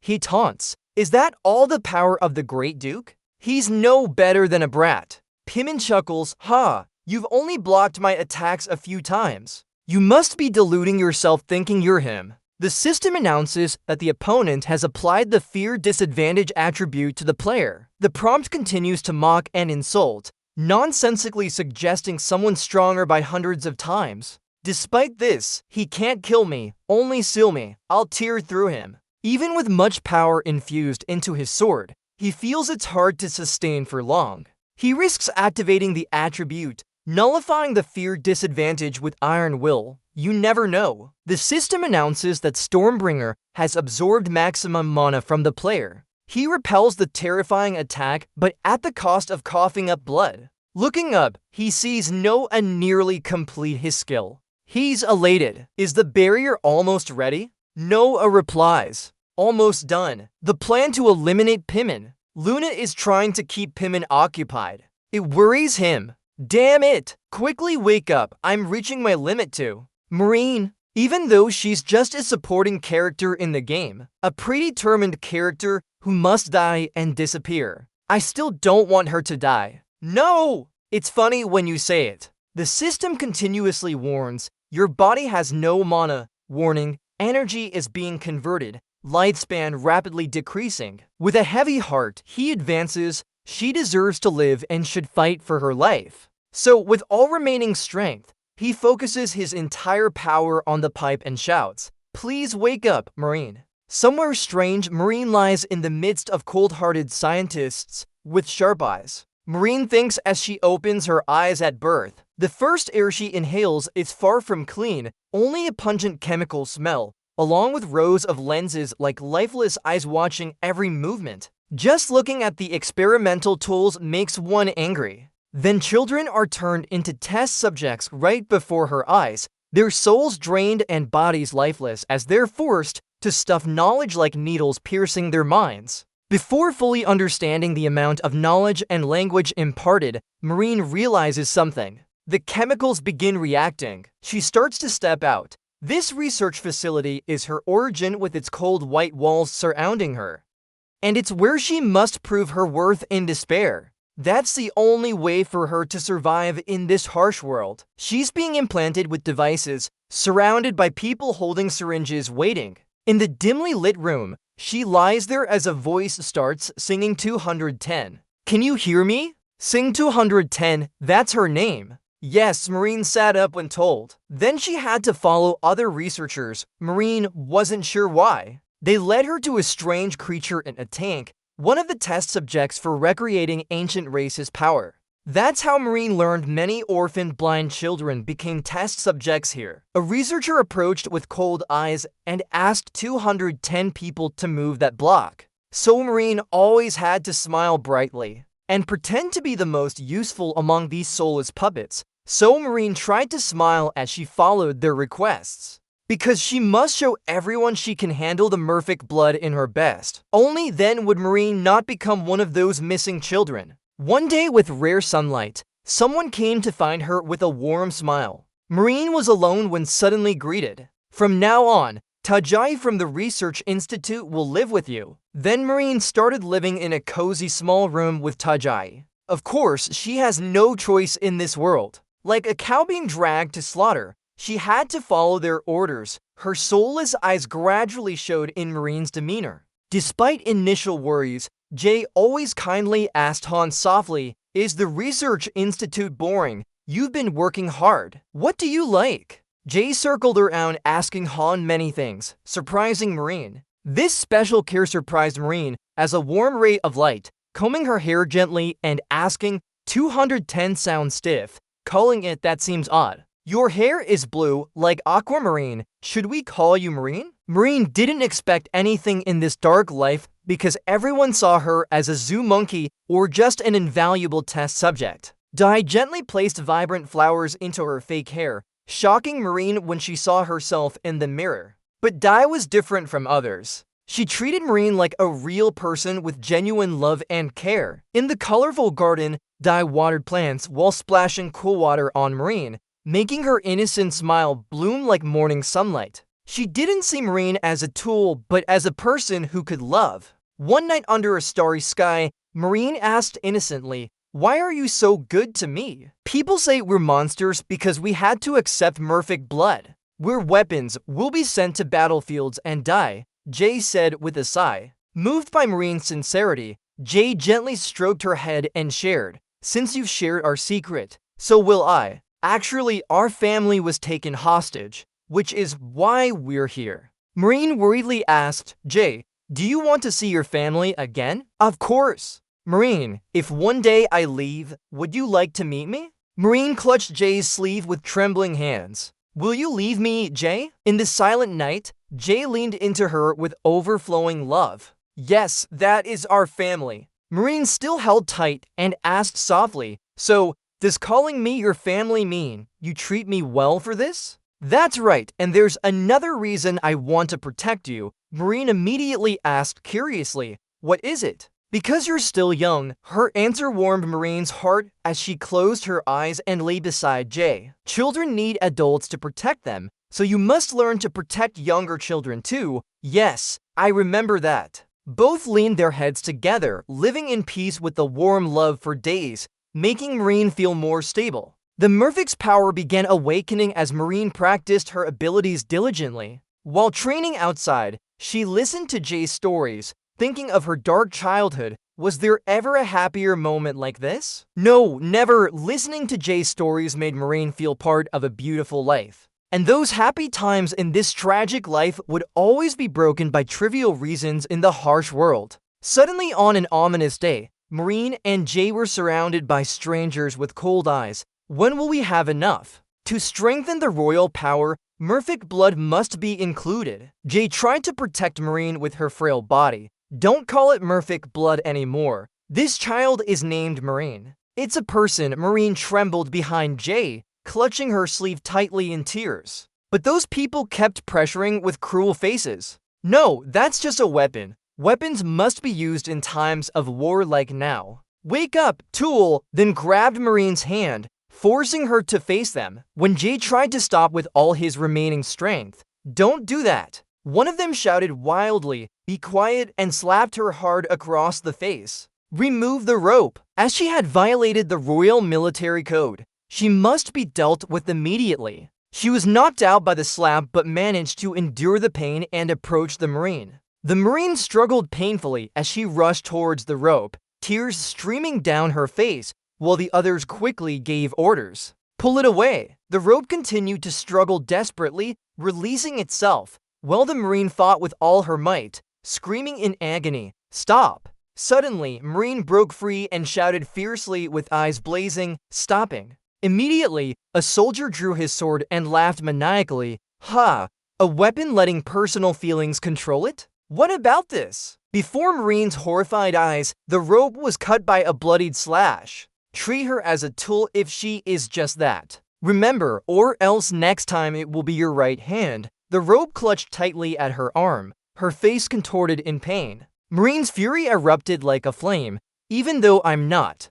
What about her? We are all human. Why treat each other this way?" But since she had no soul to speak those words, she rejected the weapon and told her to just follow. Those harsh words touched Marine's last hope in despair. "No! You are the weapons," a massive force erupting like a tsunami, surrounding the little girl with a bright green light filled with terror. Jay tried to stop with tears streaming down her face. "Marine, no!" But Marine was no longer in control of herself in her rage. She drew back her bow and shot forward like a fated arrow destined to pierce the night sky. After the powerful arrow strike, the surroundings became a desolate battlefield, debris scattered everywhere, dust swirling in the wind. Marine gradually came back from using that terrifying power, her eyes still bewildered at the strange scene around her. In the silent space, someone approached and called out H to 10, making Marine worried. Luna slowly approached, her warm voice echoing, according to the report.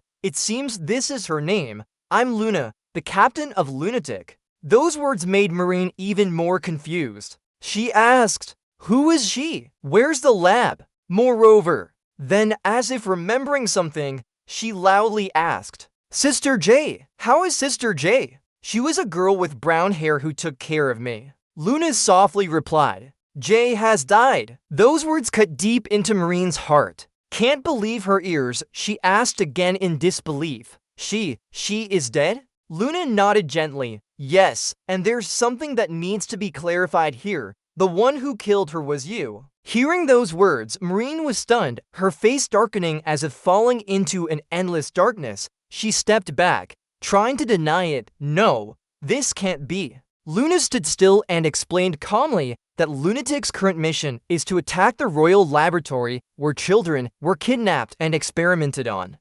But everything had ended before we arrived here. In this swirling wind, Luna recalled the moment they met, Jay trembling as she begged, over there, please help me, take her with you. Luna bent down and asked casually, was she possessed by the power of the Sea Tribe? The rope quickly protected Marine. It's not her fault. She was just a child taken by adults for experiments. Take her and give her a life like everyone else. She didn't do anything wrong. She never killed anyone. Luna looked at the scene before her, confirming that she had killed her, the rope, and others. Marine's mouth was cut off in shock. I killed Sister J. Sister J died because of my attack, but I believed their power would save her. Yet, in the end, I didn't save her at all. I became the weapon they wanted me to be. Seeing Marine hesitate, Luna said, join Lunatic. Marine looked up in surprise as Luna continued, if you want revenge on the royal family who made your life so miserable.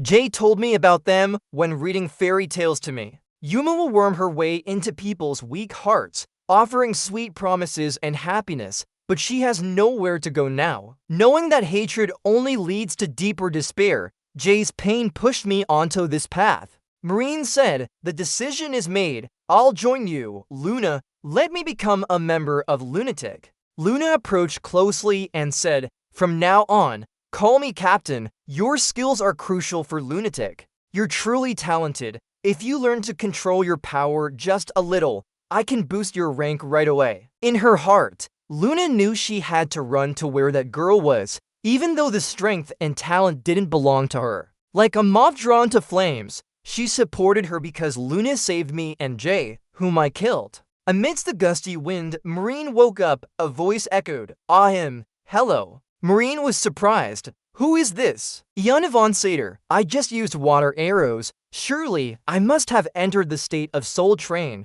so why is she still alive? Iana quickly explained, if you're feeling a bit disoriented, my father used his ability to restrain you, so there's no need to worry about possession. Looking at Iana, Marine realized that the Satyr family's characteristic was their charm and power. She could suppress her madness with it, which is why Noah trusted her. Seeing no familiar figure, Marine asked, where's Nock? Iana replied, he's fighting. Marine panicked. What? I have to go now. She dashed off, making Luna call after her. Wait, it's dangerous. Another voice echoed. Finally, you've woken up. Luna is still alive, and so is Nowhere. Hearing this, Marine calmed down. The speaker was Captain Lunar. Report like that. Surely you're still alive. He responded, that's right. You understand the current situation well. Do I? You're under Iana von Sater's charm. Aim your arrow at me. Marine was shocked and fell back. What? He continued, Bayman moves very fast. No matter how accurately she aimed, he would easily dodge the attack. So when I put him in place, I want you to aim your arrow at me. If you do that, Marine interrupted, why sacrifice yourself like this? He replied, I'm not sacrificing myself. Marine still didn't trust him. Why would anyone ask someone else to attack themselves from behind? Just believe me, I won't die, he said while struggling against Pimen's massive sword.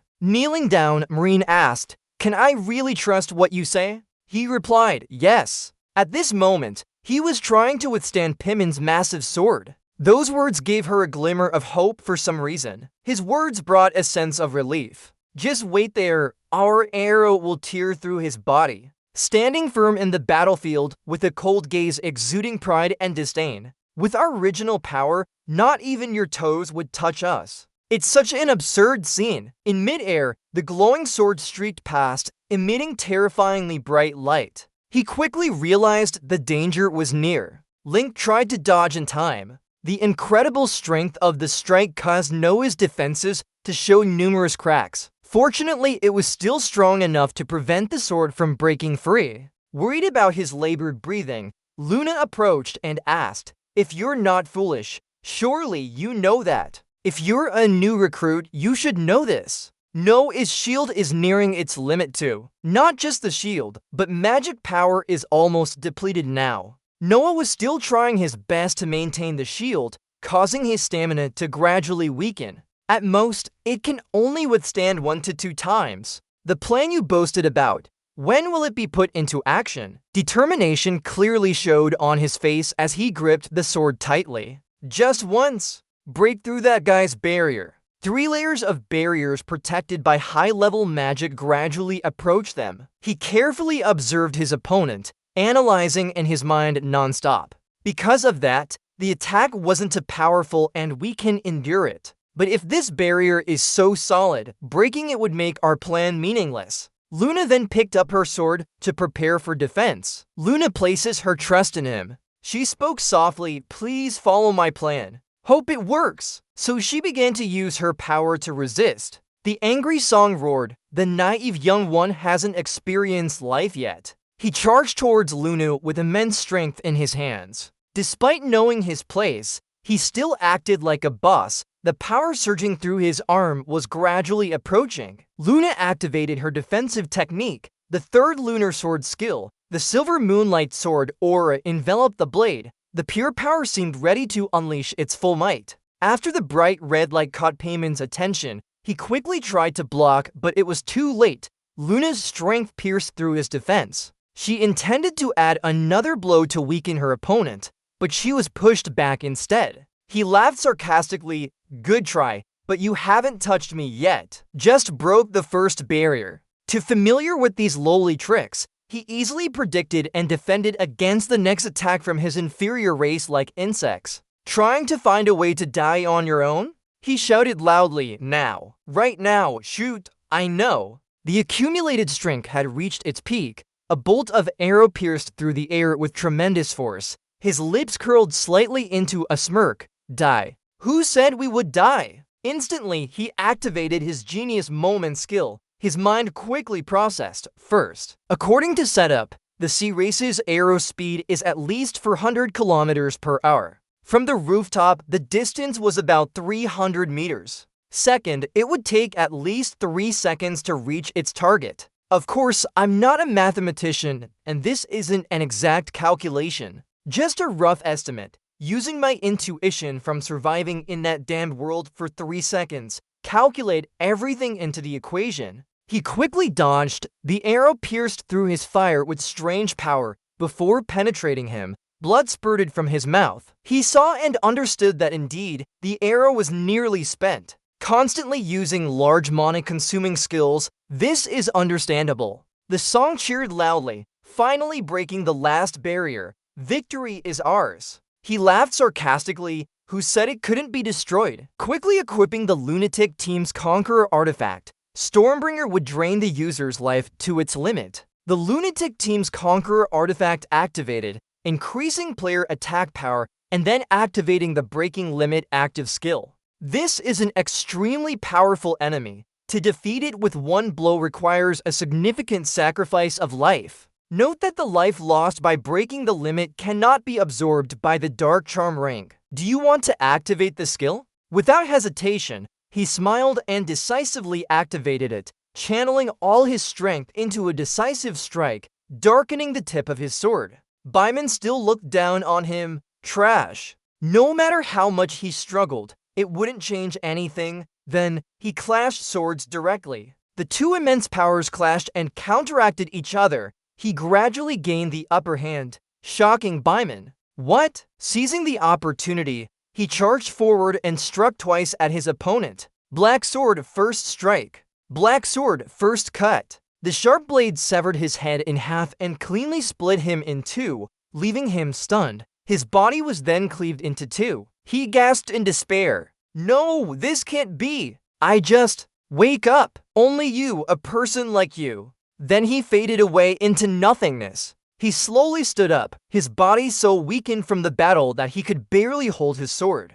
The player's life had significantly decreased. His equipment gradually dissipated under the sunlight. Gradually, only smoke remained. As everything faded away, he fell exhausted to the ground. Note, player's life is below 30 days. So he fainted after a hard-fought battle. In the quiet aftermath of the fight, Marine stood there, still in shock. Is this the power of an ordinary student? Before her eyes, the song had completely vanished, leaving behind a strangely peaceful scene that made her ponder. Luna's commander mentioned how fast his arrow was. Her eyes suddenly sparkled with doubt, but he managed to avoid it at this distance. She stood there motionless, contemplating whether even a human reflex could be that fast. Under the dim sunlight, the new recruit lay motionless on the ground after exhausting himself completely. Marine smiled lightly, seeming to have gained a new protege by sheer force of will. Her eyes grew deep and thoughtful,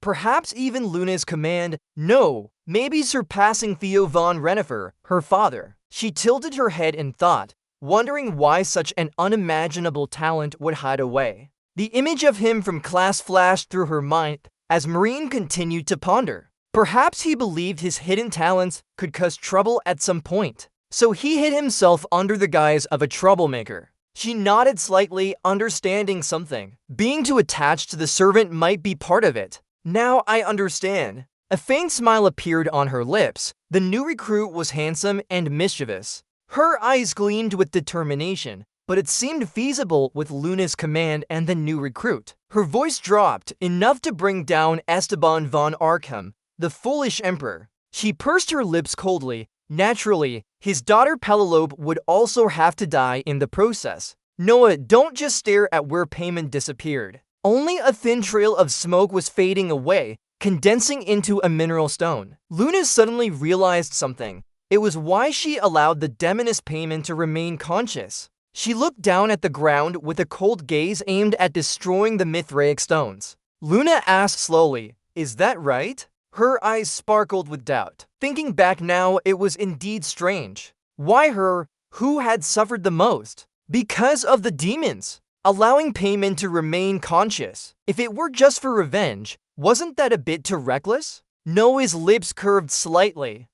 Yes, I did consider revenge. But unfortunately, my abilities couldn't reach that level. That's all there is to it. Kid, Luna pondered for a moment before responding. I understand now. She looked up at Noah with a determined gaze, hoping for an explanation next time. Noah responded softly, that's good. Luna seized the opportunity to warn Noah von Trinity, next time we meet, you'll need to recover your maximum strength. You know stronger enemies are coming, right? Before she could finish, Noah interrupted. Don't worry, I'll take care of this kid well. Everything is done. Luna no longer had a reason to stay. Thank you. So I'm leaving now. Noah smiled as she watched Luna's figure fade away. Then she turned to look at her student. Thanks, student. In the silent space, the white leaves above began to crumble, and then everything dissipated into nothingness. Not long after, hurried footsteps sounded as the rescue team arrived. No, Headmistress Noah, are you all right? What happened with the Mana Stone in the museum basement that finally broke? Noah chuckled and dodged the question. Just a coincidence, that's all.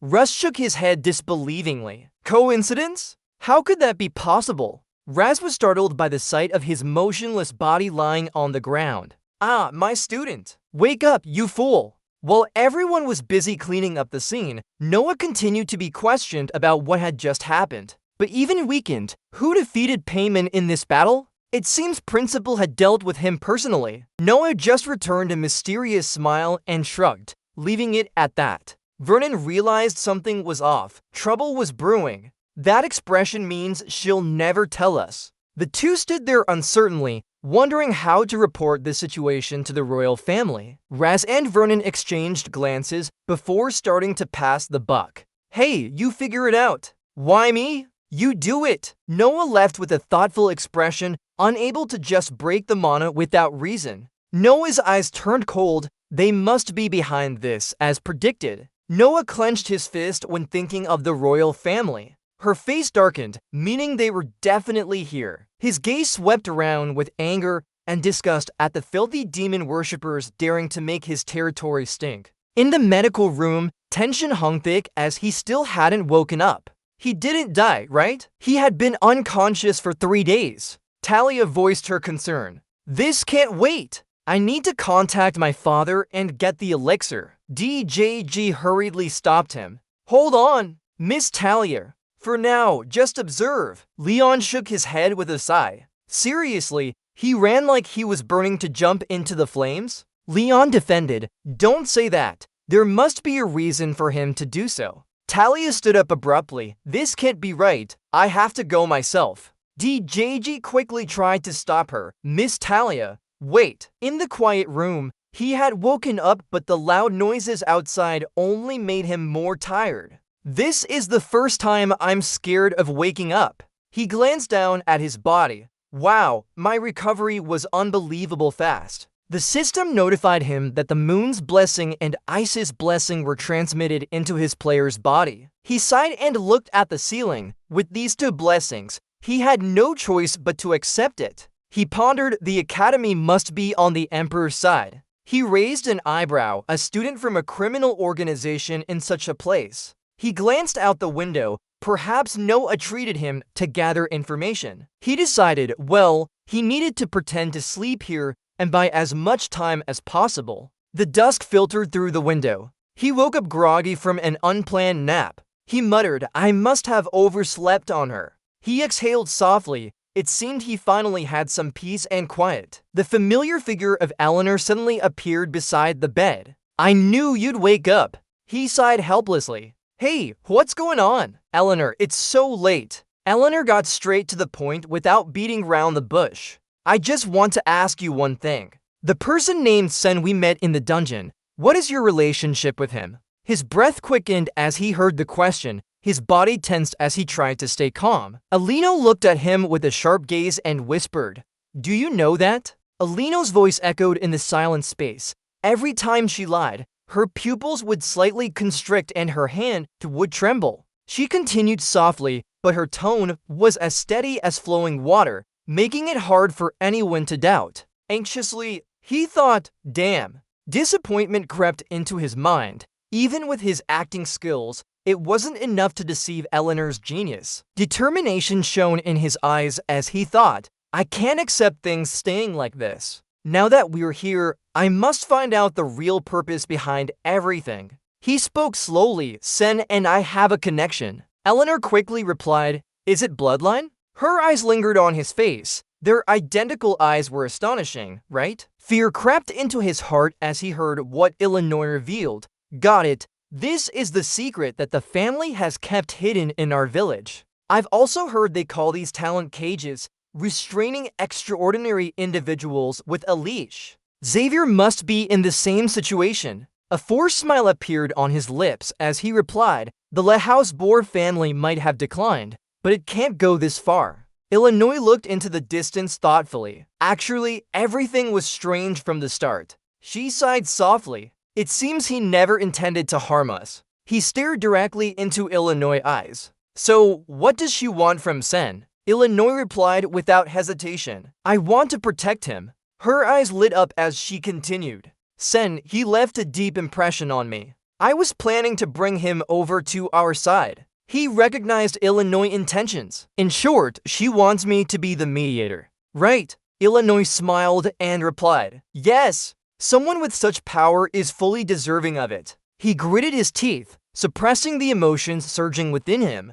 Did she really think luring talent from the Lehouse Boar family would be so easy? Before leaving, Eleanor gently instructed to pass on a message. Come to Rivalin Trading Company headquarters in 1 week. She walked into the sunset. I'll go ahead and hope everything works out for you. DJG spoke wordly as they ascended. Sir, you're really too reckless. I've warned you several times, but this time, you've truly gone too far. She continued, the master will surely remind the heir privately. He quickly interrupted, please don't tell the family. I don't want to cause any more trouble. DGG replied gently, I have already sent a letter. There's no other way now. As a maidservant, it's my duty to report on the heir's whereabouts. He entered the room and slammed the door shut in anger. Exhaustion dripped from his face as he thought he should have lain down longer. In the silent space, a hesitant voice spoke up me about this matter.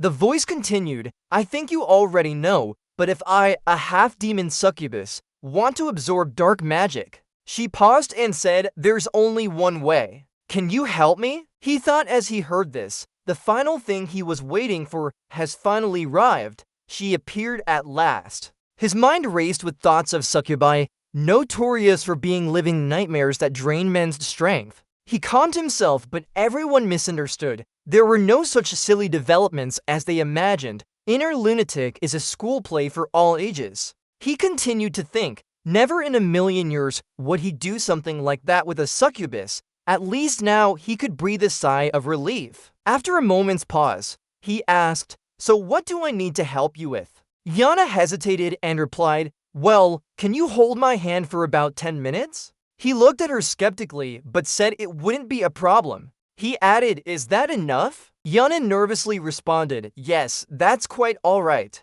He looked at her curiously and asked, I have one question for you. Why did you follow us on that day? Yana stammered, it's... She continued with a shaky voice, because you're also from the dark house. I had some things to know. She hesitated again and said, recently, Mr. Nock has changed a lot. Before, maybe... He looked at her sharply. What do you mean? You mean before we weren't like this now? Yana quickly lowered her head. Hiccup, that thing, I'm sorry. He undressed and sat on the bed, replenishing his magic. Yana replied softly, spinning around. As he was being drained of magic, he thought, Yana von Sater. He continued to observe. Her demeanor seemed innocent and pure, not like a succubus. He remembered this because he had played this game many times.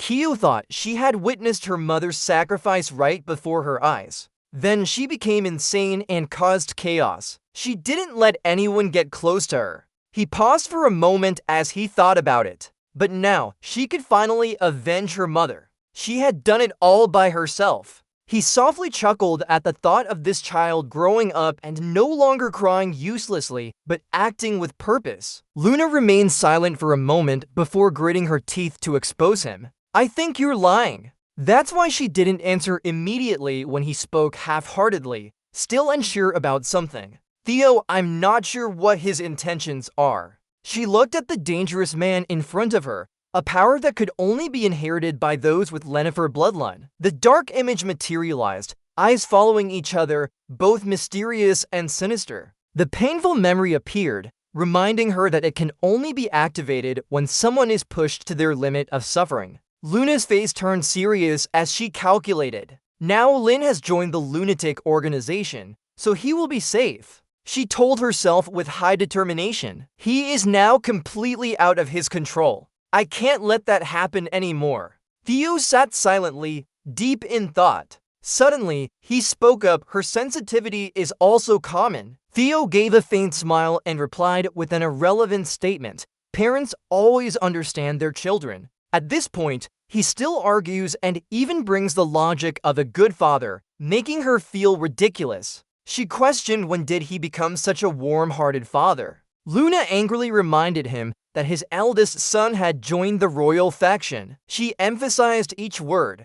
Precisely speaking, he has switched to the side of demons to attack their enemies. It's been long enough here for Tell to prove himself as a cunning old fox. Her words aren't enough to make him confess everything. He didn't answer immediately, but agreed that this was a private conversation between countrymen, and soon the land will be swept by a bloody storm. Not wanting to stay and listen to his lies, Luna turned around and left. Before leaving, she reminded him, "Tell von Reinhardt, don't forget your promise." Her powerful threat echoed in the room. "Even if it's my son or anyone else, I will kill him if he obstructs my plans." Luna glanced back and added that this was how the lunatic organization operates and part of their contract. So put aside personal emotions and focus only on the goal. The red smoke slowly filled the room. She disappeared, leaving behind her final warning in the smoky room. He stood up after confirming she had left. He walked to the window. He looked into the distance, sighing inwardly. All that has happened. His eyes narrowed, filled with a mysterious purple light. He believed that the fall of the Empire and the 70 to Demon's purification would soon begin. Meanwhile, in another palace, the girl tried to persuade the man. "Simply put, I was attracted to you." Her pleading voice echoed continuously. "So please sign a contract with our rivaling organization. We will also ensure adequate rewards." Illinois sipped her tea slowly. Then she stood up abruptly, pushed the commitment letter towards him, and firmly said, "Let's make a deal." She stared at him intently, not seeing his response. She softly called out, "Come on." He lowered his head hesitantly, looking anxious. "Sorry, but I still have to take care of my family." Alino Zaravalin became more confident. As she sipped her tea, she said, "NCC has informed me about your family situation." Suddenly, a bright light emanated from her. She told Sin some shocking news. He agreed. "Don't worry. You can even say such nasty things. Noctis really wants to expose this directly here." He sneers with his lips. "I won't allow that." Sen turns away, dejected, muttering to himself, "Of course, I acted too soon and got a big haul from that demon clan." His expression darkens as he thinks, "But now you want me to work for the Rival Guild too? How could this lowly miss speak of such despicable matters with such confidence?" He hesitates and calls out, "Yes, Miss Eleanor." Seeing his excessive politeness, it's not fitting to discuss business here. She smiles and begins speaking. "Just call me Eleanor." He awkwardly refuses. "I beg your pardon, but I feel more comfortable calling you Miss Eleanor." What a rigid, stubborn person. She stops smiling, looks at him with her eyes, "And you're similar to Noctis in some ways too, right?" Deciding to persuade him, she grumpily rubs her shoulder and uses all her charm. If he doesn't want the offered drink, she'll force it on him. "Ugh, I don't want to complicate things, but if we say this..." Illinois' eyes suddenly sharpen like a knife, her tone serious as she mentions a branch of Reinhardt's first family involved in handling dirty business within the kingdom. She looks at herself through the teacup and sighs, imagining that they sent members into a Leiden academy for a secret mission. What would happen when Noah, the principal, found out? She hints, smiling with a sharp gaze, making it hard for him to refuse if he keeps rejecting. Though not directly threatening, she's practically putting a knife at his throat.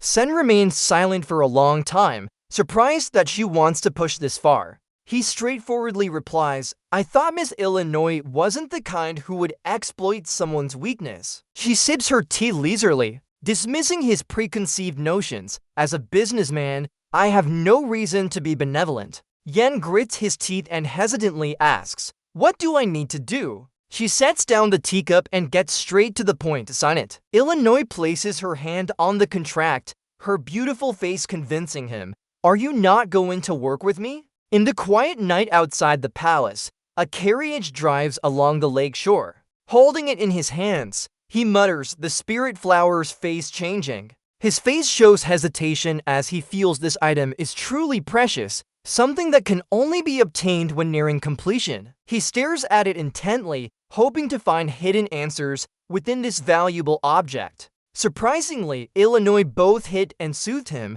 After threatening someone, she softened and convinced him with a valuable gift. "This is a token of my sincerity for your respect." Her serious face indicates, It's both a gift from me and the contract fee for you. That's exactly what she said. Of course, he knows its immense utility, an item that surpasses reason with advanced magical layers. He looks at the pendant emitting a captivating aura of power. He can see both benefits and drawbacks. It's really good. But there's a tracking spell on this item. Not ideal, but it seems Illinois truly wants to work with me. But this also brings considerable trouble. After putting the pendant away, he ponders. Inside the grand and magnificent palace, enjoying a light yet nutritious breakfast, Illinois sits quietly. Suddenly, a mocking voice rings out from behind. It seems you quite like this carriage friend of yours. She glances in the direction of the sound. Rick comments on his mistress. This is the first time I see Miss Dixon invite someone to recruit them. She doesn't care what he asks or wants, just warns him, when did you start giving opinions on my affairs? A warning bell rings, knowing he's outmatched. Rick quickly explains, how could a mere person like me oppose you? He forces a smile and adds, don't worry, you know I'm not stupid. She looks at him disdainfully, daring to speak when no one knows. Rick has been feeling suspicious about his behavior lately, acting differently than usual. It might have started after Principal Noah dealt with the demon Pimmon. Her eyes suddenly showed concern. It's too early to say, but I have a bad feeling. Before he left, she suddenly said, you should be careful. Eleanor smiled happily and reminded him that every decision from now on would affect his life. He chuckled at her words, then smiled like a well-behaved servant obeying his master. I'll remember that, President. After taking care of the matter with her, he left. This trip has brought him significant gains. Rick thought, sure enough, I was right. Eleanor's sharp eyes and worried face silently pondered, harbor long stretch. He is a dangerous target. As he walked, he calculated his losses. He must quickly handle him. It would be good to deal with the foolish prince too. He was extremely determined with extraordinary resolve, believing that no matter your goal, Knocker, you won't get what you want this time because of Rick. He stopped for a moment and said, you're about to die. Thinking so, he smiled wickedly, pleased with his plan while walking normally without any signs on the target. Images flashed before him, starting from Nook von Reinhardt. Then he thought of that name in this new world. The images continued, showing Nook's face clearly in the story of Inner Lunatic. Then he denied it. Not his name, but someone else's. A mechanical voice echoed above him, welcoming back. The image of Knocker stood still, and he no longer considered it someone else's name. He continued his thoughts. But now it is the name he has taken. Now he is quite familiar with this role. These images were what Yu Chen experienced as Knocker. He opened his eyes full of strength and determination, waiting for the system's presence. Just a moment after opening his eyes, the mechanical voice activated the genius time. After the mechanical voice stopped, an unknown force controlled the timeline, causing it to spin wildly. Images of Knocker's life appeared, showing bloody battles and Knocker bravely wielding a sword, then scenes with Pimmon and other monsters. But more timelines kept appearing, like the girl with white wings and an angelic figure with a bright halo holding a black-robed person in prayer. Knocker saw himself crying again, tears rolling down his collar. He seemed to say that many people promised to be by his side, but as he gained more friends like Daph, Luna, DGC, Illinois, perhaps time stopped. Then the system asked him, do you want to start a new game? After the system's silence, Knocker was in another space, but now he wasn't Knocker anymore. It was Yugen. He sat on his gaming chair, mind still processing. He silently asked, where am I? My room? Before I entered the role, he turned around and noticed something different. His thoughts quickly identified the issue. But what is this strange feeling? He rubbed his hair and sighed.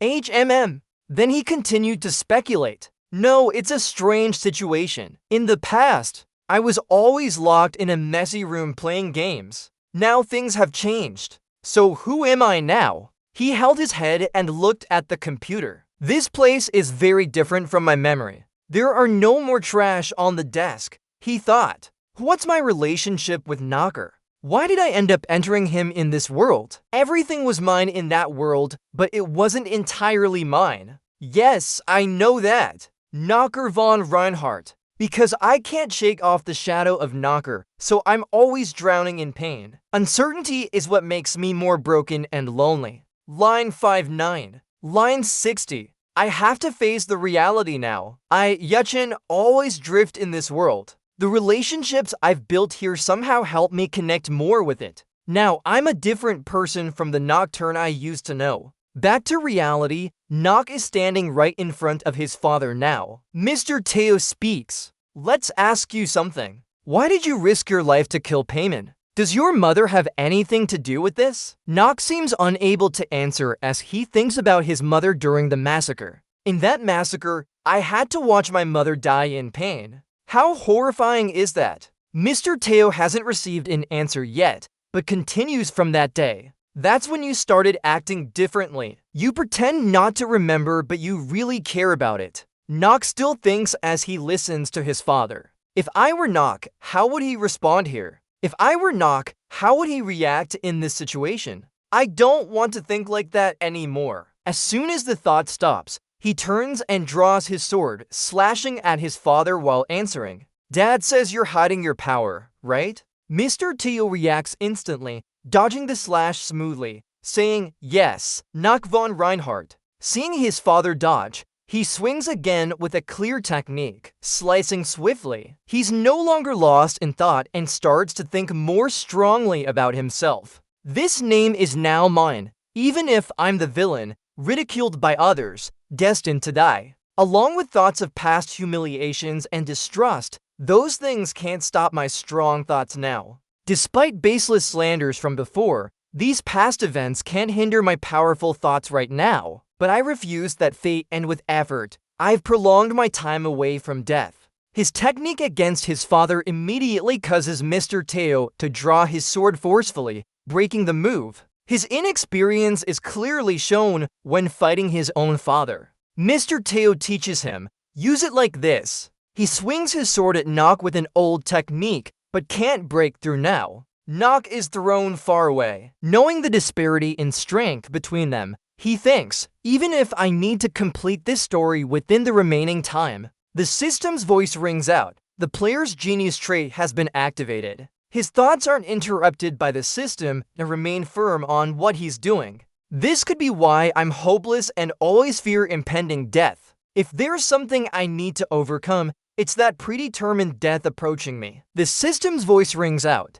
This time, the screen is read with an urgent command to restore his lifespan immediately. Meanwhile, Brian in another place discusses their journey. DGT points at the map and says, we're now north of Chetis. We'll continue moving like this. Brian agrees, yes, we'll head northwest. A knight immediately speaks up, sir, that's too dangerous. It's not just monsters. The real issue is the kingdom of Tahalin family. They have a fierce enmity with the Reinhardt family. Ryan calmly says, that's why we're here in the kingdom of Tahalin now. Graham and his companions are surprised. DGT, Rona, Alina might all look at Graham. Graham continues confidently, send a letter to them, say I'm a noble from Reinhardt's family. The system screen turns red with the mechanical sound warning that he only has 27 days left. He's now standing in the academy, thinking about familiar surroundings. Damn it! How did things end up like this? After sacrificing my lifespan for Stormbringer to defeat Payman, Yana and Illinois, who awakened my succubus nature, approached me with little time left. Someone is trying to summon another aspect of me into her guild. If I don't recover my lifespan soon, it will be very dangerous. Why does this keep happening? He pauses in thought. Not long after, the system introduces and provides basic information about the Fire Spirit avatar.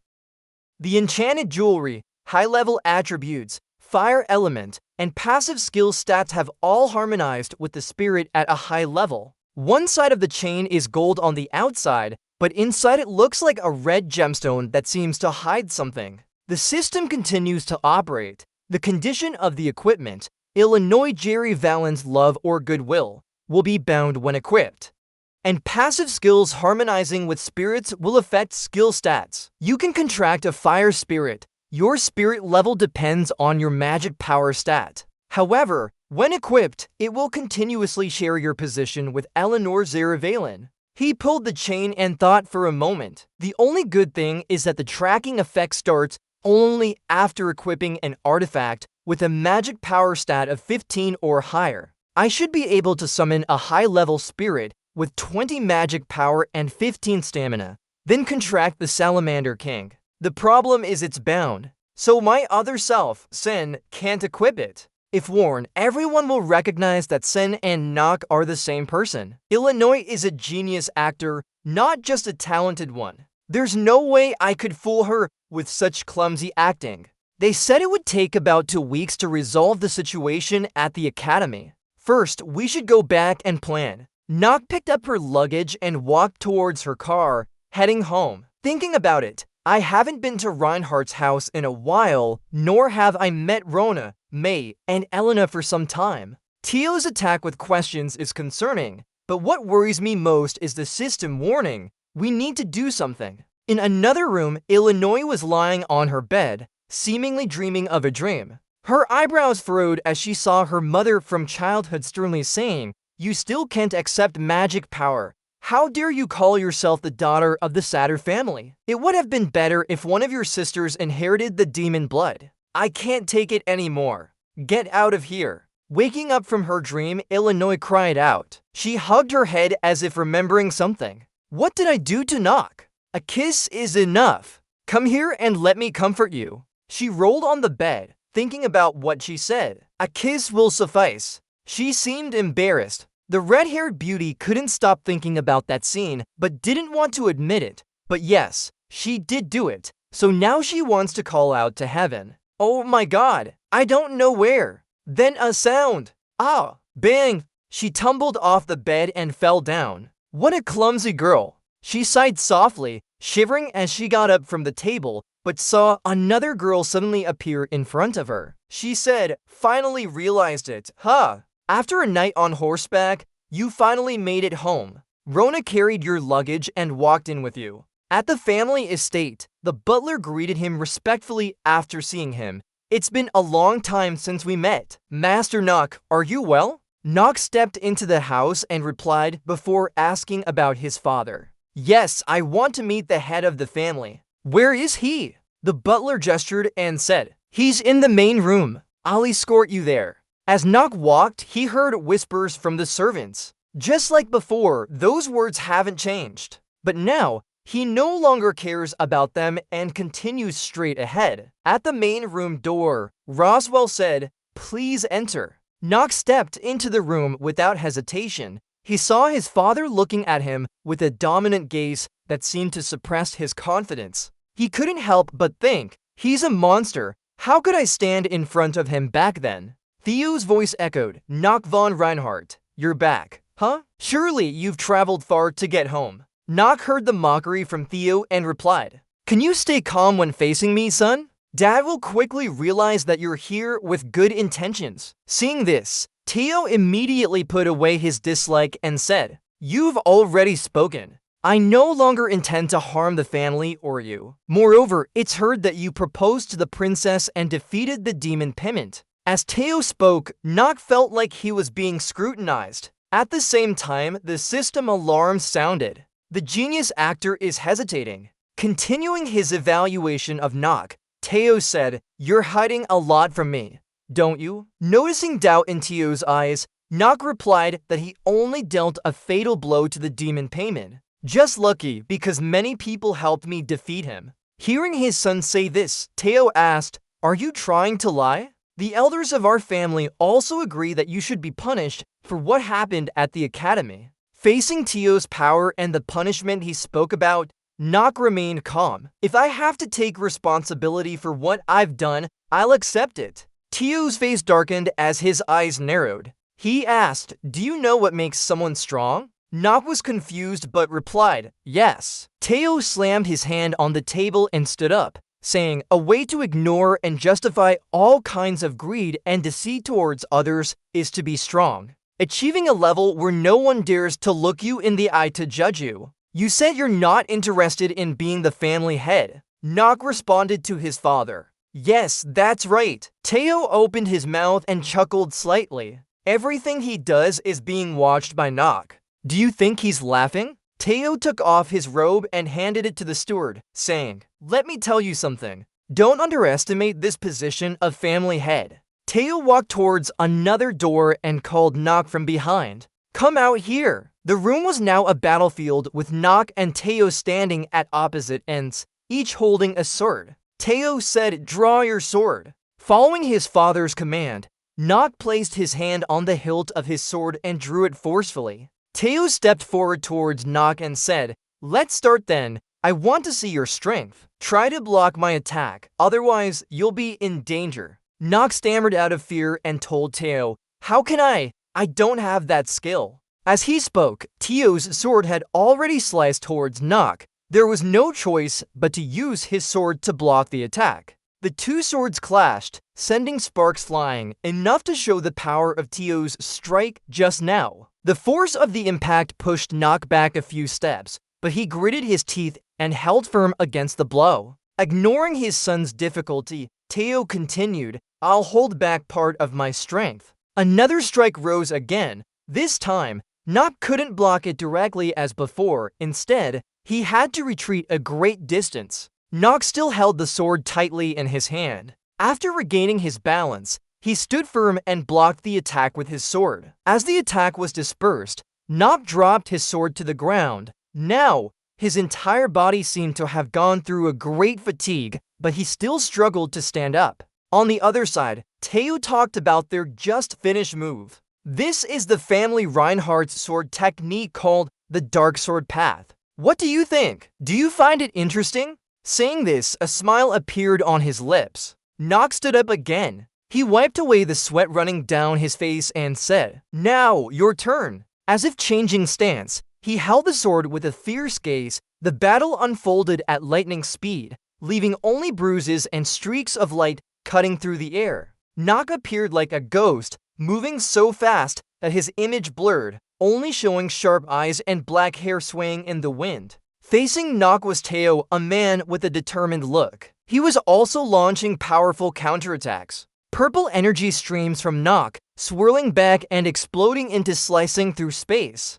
Dodging skillfully, his body twisted between deadly attacks.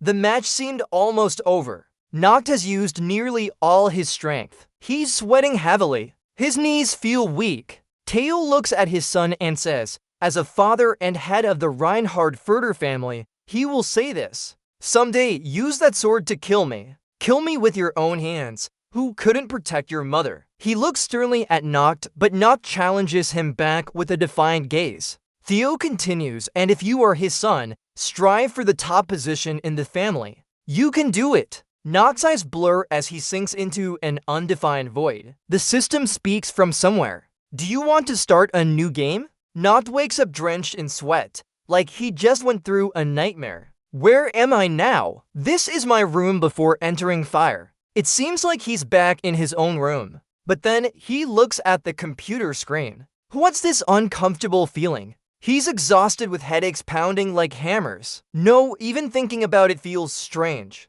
He recalls past days, abandoned by his own family, losing memory and diagnosed with a terminal illness. He continues to remember what happened. Is all of this possible happening at the same time? Perhaps he fell to the ground, clutching his head in pain. Hold on, before entering him, I can't remember my name. I'm frantically trying to recall thoughts about myself. It's me, Nock Anvili. And his full name appears in his mind, Nock von Renifer. Waking up, he finds himself in a room as the character Nock on a bed, his eyes glowing. Nock wakes up on the bed with a surprised expression. He jumps up, sure that he invited something important, something very significant. His face contorts as he tries to recall any remaining memories.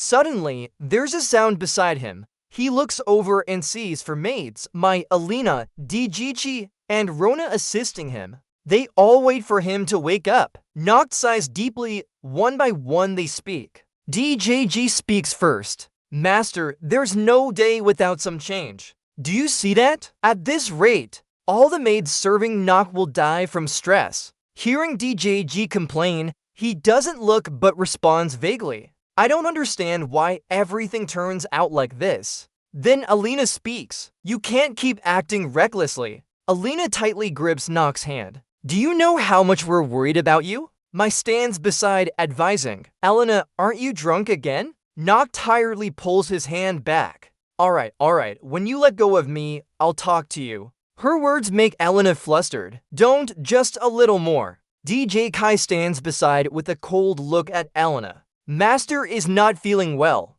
Noct tiredly watches the three girls play around. Suddenly, his gaze shifts to Rona. Strange indeed. Noct notices Rona's face seems different, showing sadness. Usually, she would jump on me and give me a good scolding. Alright, let's talk about this another time. There's something more important we need to do right now. Everyone is here. Starting from tomorrow, all of you will accompany me to a hidden area. The mates heard this surprising news and stopped their argument. NCC calculated he had planned this since returning to the clan. His face was resolute. We'll go and eliminate those powerful monsters to extend our lifespan. Since the battle with Payman, I haven't gained any more life days. He recalled the system. The player's remaining life days are 27. A hint of worry appeared on his face. NCC continued, if you understand everything, you can go now. I need some rest. He ordered the maids. DGT received the order and replied, understood, we'll prepare to leave right away.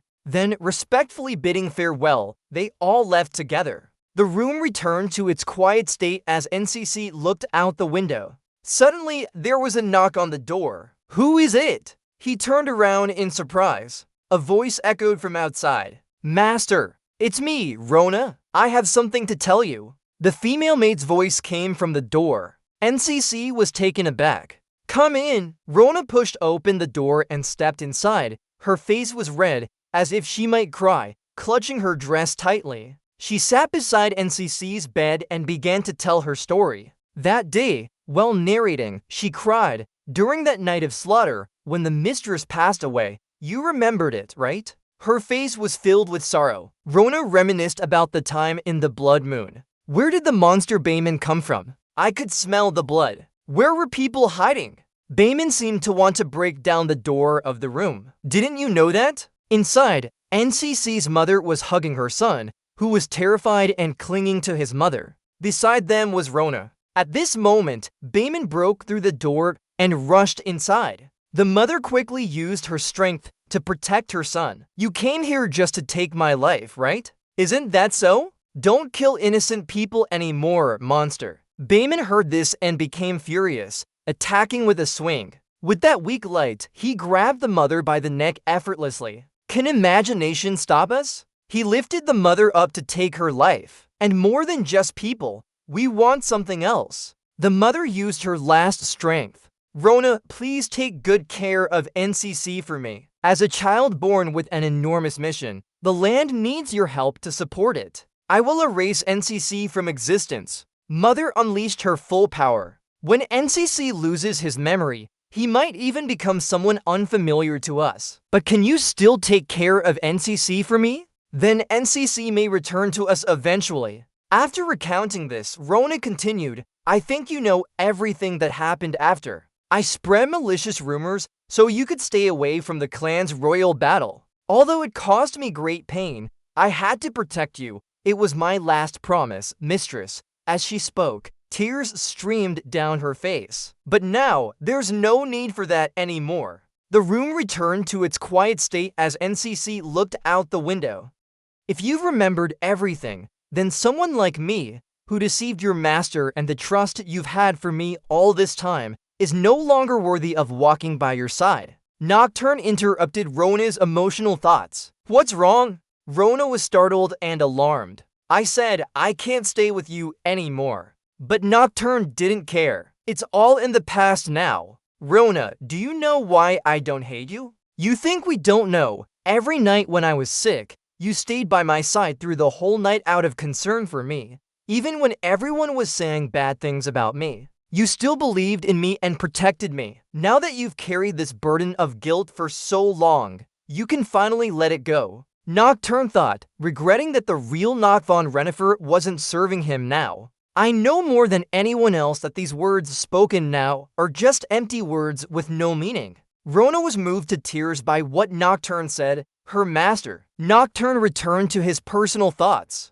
That's the reason. I want to know, how much did Theo love his wife? What are your true feelings for me, Rona? I really want to ask this. As he thought, he looked into the mirror and saw his own reflection as Nocturne. Why do you have to be the villain? Renifer, with his platinum blonde hair and black cloak, stood before his sword, his voice echoing as Noct von Renifer, speaking on behalf of the Renifer family. He declared that he had received permission from the head of the family to recruit warriors and form an army against evil. He added that anyone who wanted to join him in battle should gather at the 8th Circle Training Ground 1 week from now for a test. If people could defeat him or receive his approval, they would be paid a royal gold coin as their reward. People from all over, from the streets to the taverns, were buzzing about this news. Many laughed loudly at Renifer's announcement, unable to believe it. One person thought he seemed bored and was looking for something to do. Others agreed that no one would join him,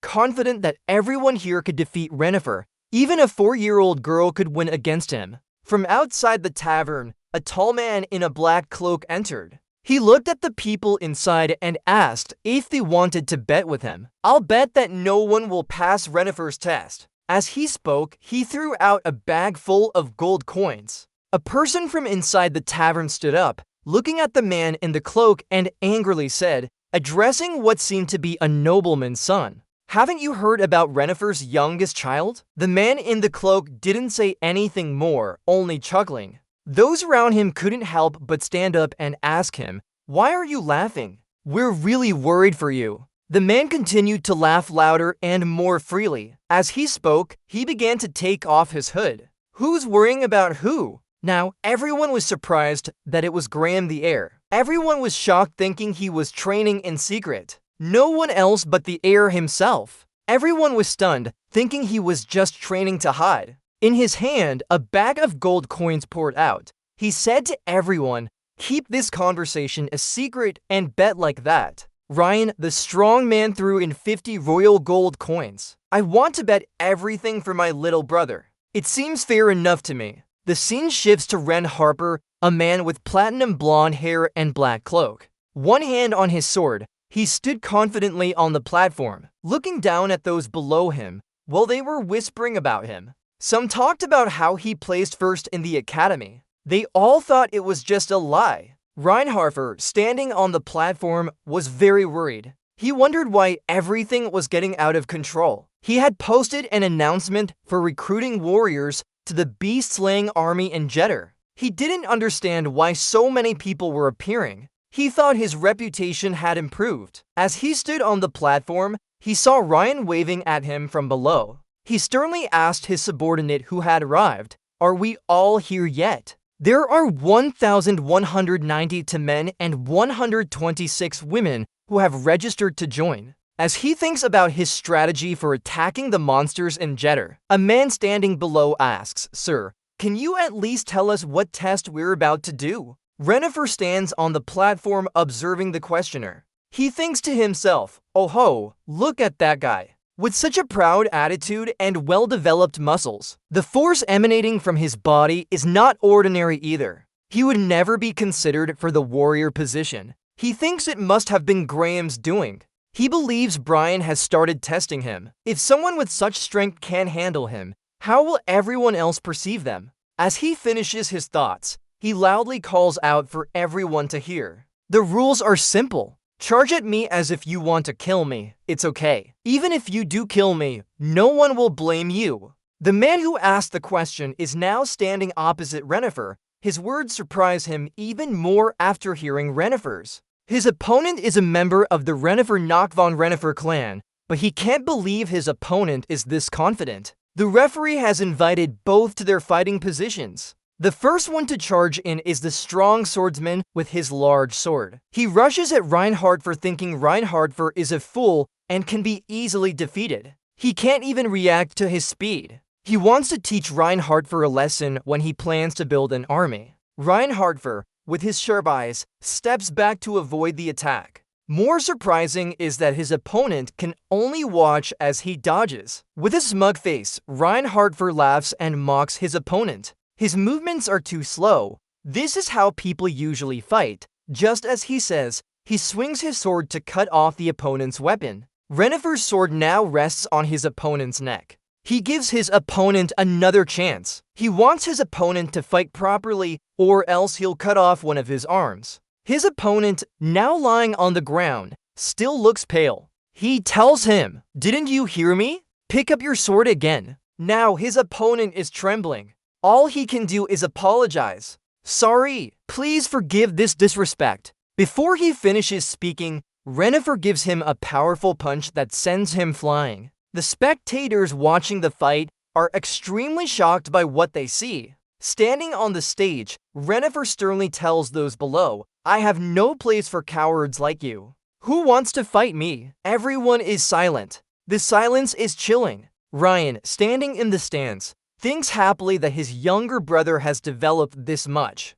This event and everyone involved will bring him a large profit. But it's not the most important thing. Renifer, the only blood relative of Notman Renifer within the Renifer clan, is beginning to show his strength. Now, as Renifer's reputation grows, so does his own. The people who registered for Renifer's warrior team are now extremely ashamed and worried. They all fear and want to go home after seeing his fight. But he doesn't let that happen. He tells everyone, "Stop right now. No one can leave unless I say so. You willingly became my warriors. If you quit now, I'll make you suffer hell on earth." With a sharp gaze, he says in the name of Nock von Reinhardt. He continuously trains them for many days, but no one can stand firm on their feet during training with him. With a cold smile, he says, "I'll make you work until you die." All those who trained are terrified by him. They all made a terrible mistake registering to join. On a clear morning with sunlight shining through the forest, Len Harper is riding in a horse-drawn carriage with his companions. Alina, the girl sitting beside him, shyly asks, "Master, I have a question." Before he finishes speaking, Mai wakes Alina up. It seems Alina has been extremely tired from training with him for days. Mai, the girl in Renifer's warrior group, follows his orders while feeding an apple to Alina. After recovering, she asks why he wants to return to Jeddar. She heard that he bought the land there. Renifer says only that he wants to develop it. Extremely dissatisfied with him, Alina thinks the land is controlled by monsters and can't even support a husband. Sitting on horseback, Renifer turns away and says he has his own plan. Seeing his cold exterior, Alina rides beside him in admiration. Inside, Renifer is thinking about this story. For others, this is just an event. Even Rona and the butler's family are accompanying him on this trip. Reinhardt looked at Rona, thinking she still felt guilty about her mother. But Rona was different from his thoughts. Right now, she dreams of a day when she can ride that majestic horse. Christopher, walking beside him with a heavy load on his back. He's a knight entrusted to manage the estate, possibly showing interest in him. Christopher is a towering giant at 2 meters tall and incredibly outgoing. After a long journey, Renifer's carriage could see the fortress they believed had grown stronger than before. Beside him, Christopher thought the development was too slow, but couldn't be helped. The development is just getting started recently. Renifer said to him, "Indeed. That's why we brought the warriors here." Christopher was extremely excited knowing he had a different plan. Reinhardt said before reviving Jedis, there was something else they needed to handle first, reducing the number of monsters. He told everyone outside but thought inside, "Let's focus on surviving Jedis for now." The system notification appeared, warning that he only had 10 days left and should restore his lifespan immediately. Ryan brought Nock some large and small mirrors. Nock's brother smiled, of course. He wanted to give it to him. It's a reward for the achievements of his youngest sibling in the family. As Ryan offered his hand, he extended it towards him. His smile was like morning sunlight. Taking it was the right thing to do. Meanwhile, Nock with a calm expression said, "I did all the hard work while he just got paid. I thought that wasn't fair at all." He helplessly looked at his brother in front of him, but never expected he would give it all to him. This is too much flattery. Yeah, I was planning on using him modestly from the start anyway. Nock coldly replied, "How's development in Cheetahs?" Brian fell silent. There weren't many residents yet. According to Professor Rass, quite a few young men were planning to move in, riding horses with boxes of belongings. The land wasn't suitable for farming due to too many monsters and roads not developed enough. Nock's brother looked worried about how to make it worthwhile. It would be tough taking a risky step based solely on potential. Nock comforted him. "Don't worry, that's why the demon-fighting army was formed. The image of a well-armed and proud knight in armor." Ryan agreed with his younger brother's words. "Yes, if my little brother said so. I feel relieved too. When will you act then? It's been quite a journey. We'll rest today." Suddenly, Nock interrupted the peaceful atmosphere. "Now!" His words surprised and startled the soldiers. "Now, right," his brother added for clarity. "We will set out immediately." In a room of the mansion, someone questioned, "Why?" Sitting lazily on the chair was Teo-chan Nock, a knight with skills. Would he follow the youngest one? The reluctant knight with brown hair and Christopher looked unconvinced about such a skilled knight. Suddenly leaving. He had been well trained in his family. There was no reason for him to leave. Christopher's face brightened as he looked at Nock's father, seeing the light. The knight recalled the moment that left an indelible mark on his mind, the immense talent shown by the master. "I saw a clue to complete my swordsmanship there." Christopher continued explaining his decision. "So I will help perfect the master's swordsmanship not for others, but because we are together." He showed him the sword sheath. That made you raise an eyebrow. "What do you mean by your swordsmanship?" "It's called Sayangwa, a northern sword technique. A knight with feathered hair standing bravely on snowy mountains." Christopher confirmed, yes, Nock's father had to accept his wish. "Alright, I agree." These were the memories that made Christopher realize. "So I went to make my young master a great knight. But what do I see now?" Mr. Huan asked DJG standing beside him with a very skeptical view on life.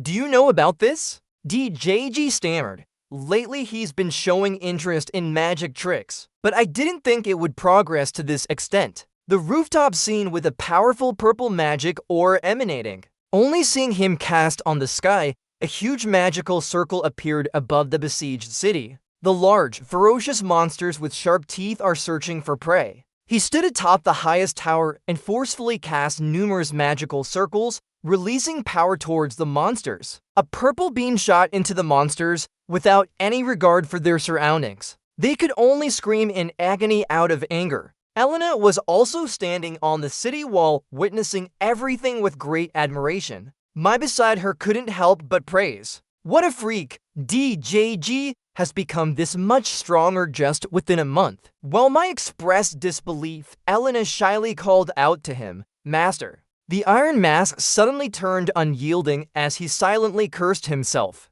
"Damn it!" The black system interface appeared with a message. "You have killed an imp. Your lifespan has increased by 2 hours." The system repeated this until the monsters were gradually eliminated. DJG struggled to cast magic worriedly. "Only 2 hours of lifespan increase? Aren't imps considered common powerful creatures too?" He began to doubt his actions. "I'm sure the effect of fire seals is that as you get stronger over 3 days, your lifespan needs to increase when killing strong monsters. The power from the ring gradually made the monsters lose their will to fight. That only means I've become too powerful. Damn it!" DJG tightly closed his eyes and snapped his fingers upwards. Sang's purple energy gathered into a ball in front of the remaining monsters. The beam was overwhelmingly strong, causing the remaining monsters to be hit and fly away dead. The red warning system interface appeared again this time. "The player's remaining lifespan is 14 days.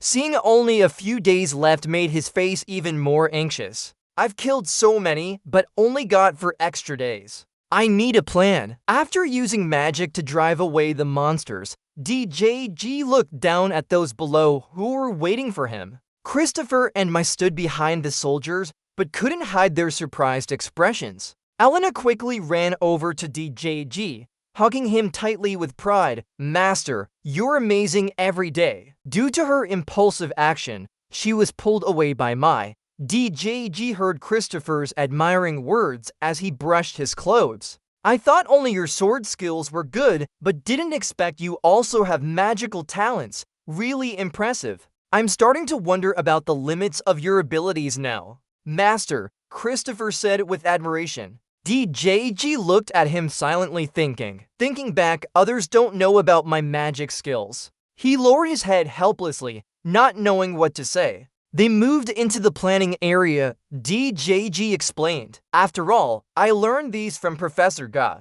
He's extremely good at theory. He hesitantly defended himself. But it seems everyone doesn't believe what I said. DJG could only look at them and slowly said, if you doubt that, don't trust me. DGT then spoke up to break the tension. Let's discuss that later. She continued presenting. Now we are in the northeast direction of Chetis. DJG confirmed, yes, we will continue heading northeast. Christopher voiced his opinion, it's dangerous, master.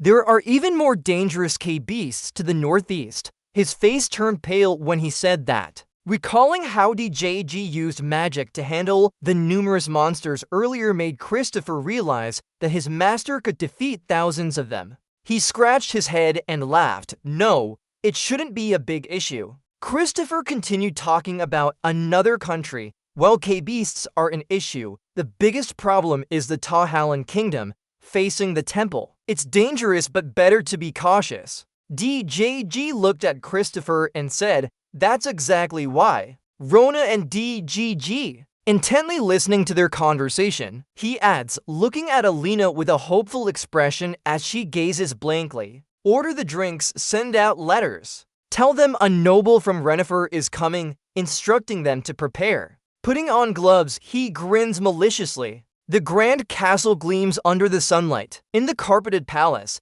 a man with long orange hair tied into a scar at his chest just woke up. He approaches the mirror and examines himself. Suddenly, an old man steps forward. Prince Kuzin, the youngest heir of Renifer family, is arriving soon. Prince Kuzin smirks, that arrogant brat. If he thinks his father can reach Tantalin, does he know about von Renifer? When he killed our entire family, I still remember how they protected me. The past flashes before him, a red-haired boy running away in fear, people in white robes holding weapons trying to defend. Prince Kuzin speaks softly. Gramser, despite being called the first minister with his experience, I know the truth. When I was sad after losing my family, it was you who took on a prince's responsibilities for me. Did he say his name is Nock von Reinhardfer? When I kill him, Reinhardfer will also know. Prince Kuzin picks up the curved sword. He'll know what I've endured and how I survived hell.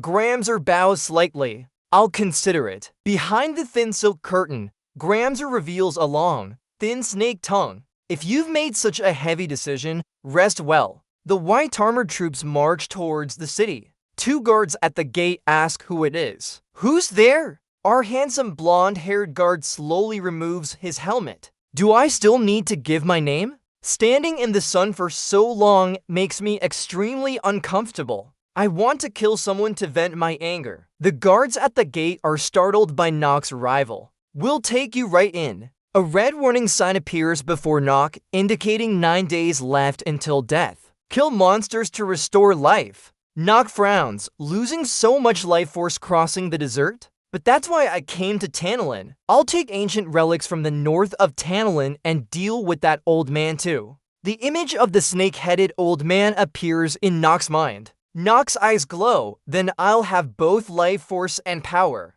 But another red warning sign appears, applying penalties for less than 10 days left. Negative attributes are activated. Countdown to death begins. Physical stats reduced by 20%. Chronic illness activation rate increased drastically. The male protagonist looks exhausted and haggard.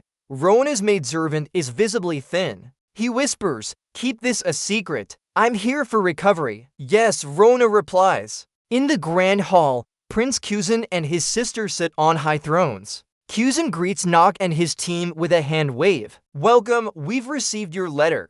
Nock is absent. Nock steps forward, thrusting the sword into the ground in front of Prince Kuzan, shattering it with force. Just a small prince, not even the Lord of the Earls daring to sit and greet the descendants of Renifer? Nock's eyes turn cold. "Do you want your kingdom erased from the map? Do you want me to wipe out first, showing off with my icy, ruthless gaze? Bow down or I'll wipe you out," turning into a cool and terrifying state. In a Western-styled luxurious room, Von Renifer sits deep in thought at the table. The steward asks, "Why didn't you stop the young master from coming to Tantalin? Didn't you choose young master as the heir? Going to New Haven, young master will face danger." Thurin Harper gently tapped his finger. "We believe it will succeed." He looked at his butler. "You have deeper insight than I do, guessing my thoughts." Indeed, I intended for him to sit in this seat, but drawing too much attention early on is also dangerous. The butler asked, "So the swordsman team will follow young Masterish?"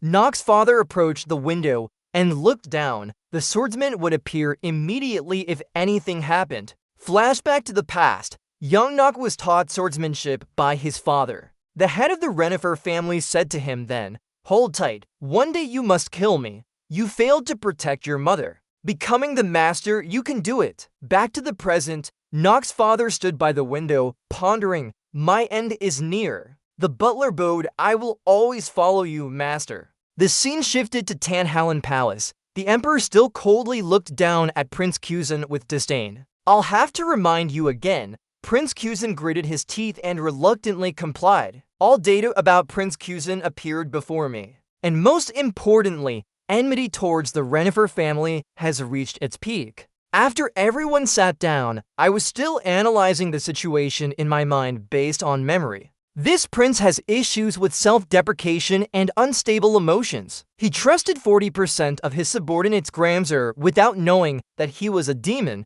leading to fatal consequences. Closing his eyes for a moment, he clenched his fist tightly, but believed he could change the outcome. Prince Kuzan spoke. "Allow me to ask, why are you suddenly here in New Haven?" Nock opened his eyes and hesitated. "To explore the ruins. You don't need to know more. Keep everything in order before we return." "Got it?" Prince Kuzan narrowed his eyes. "Understood." Then Prince gestured for a group of girls to enter. "Lead young Master Nock on a tour with the highest respect." Nock shook his head and changed the guide. He pointed at Kuzan's sister sitting beside him. "I want this girl to lead him." "Huh? But that..." Kuzan stopped himself from speaking.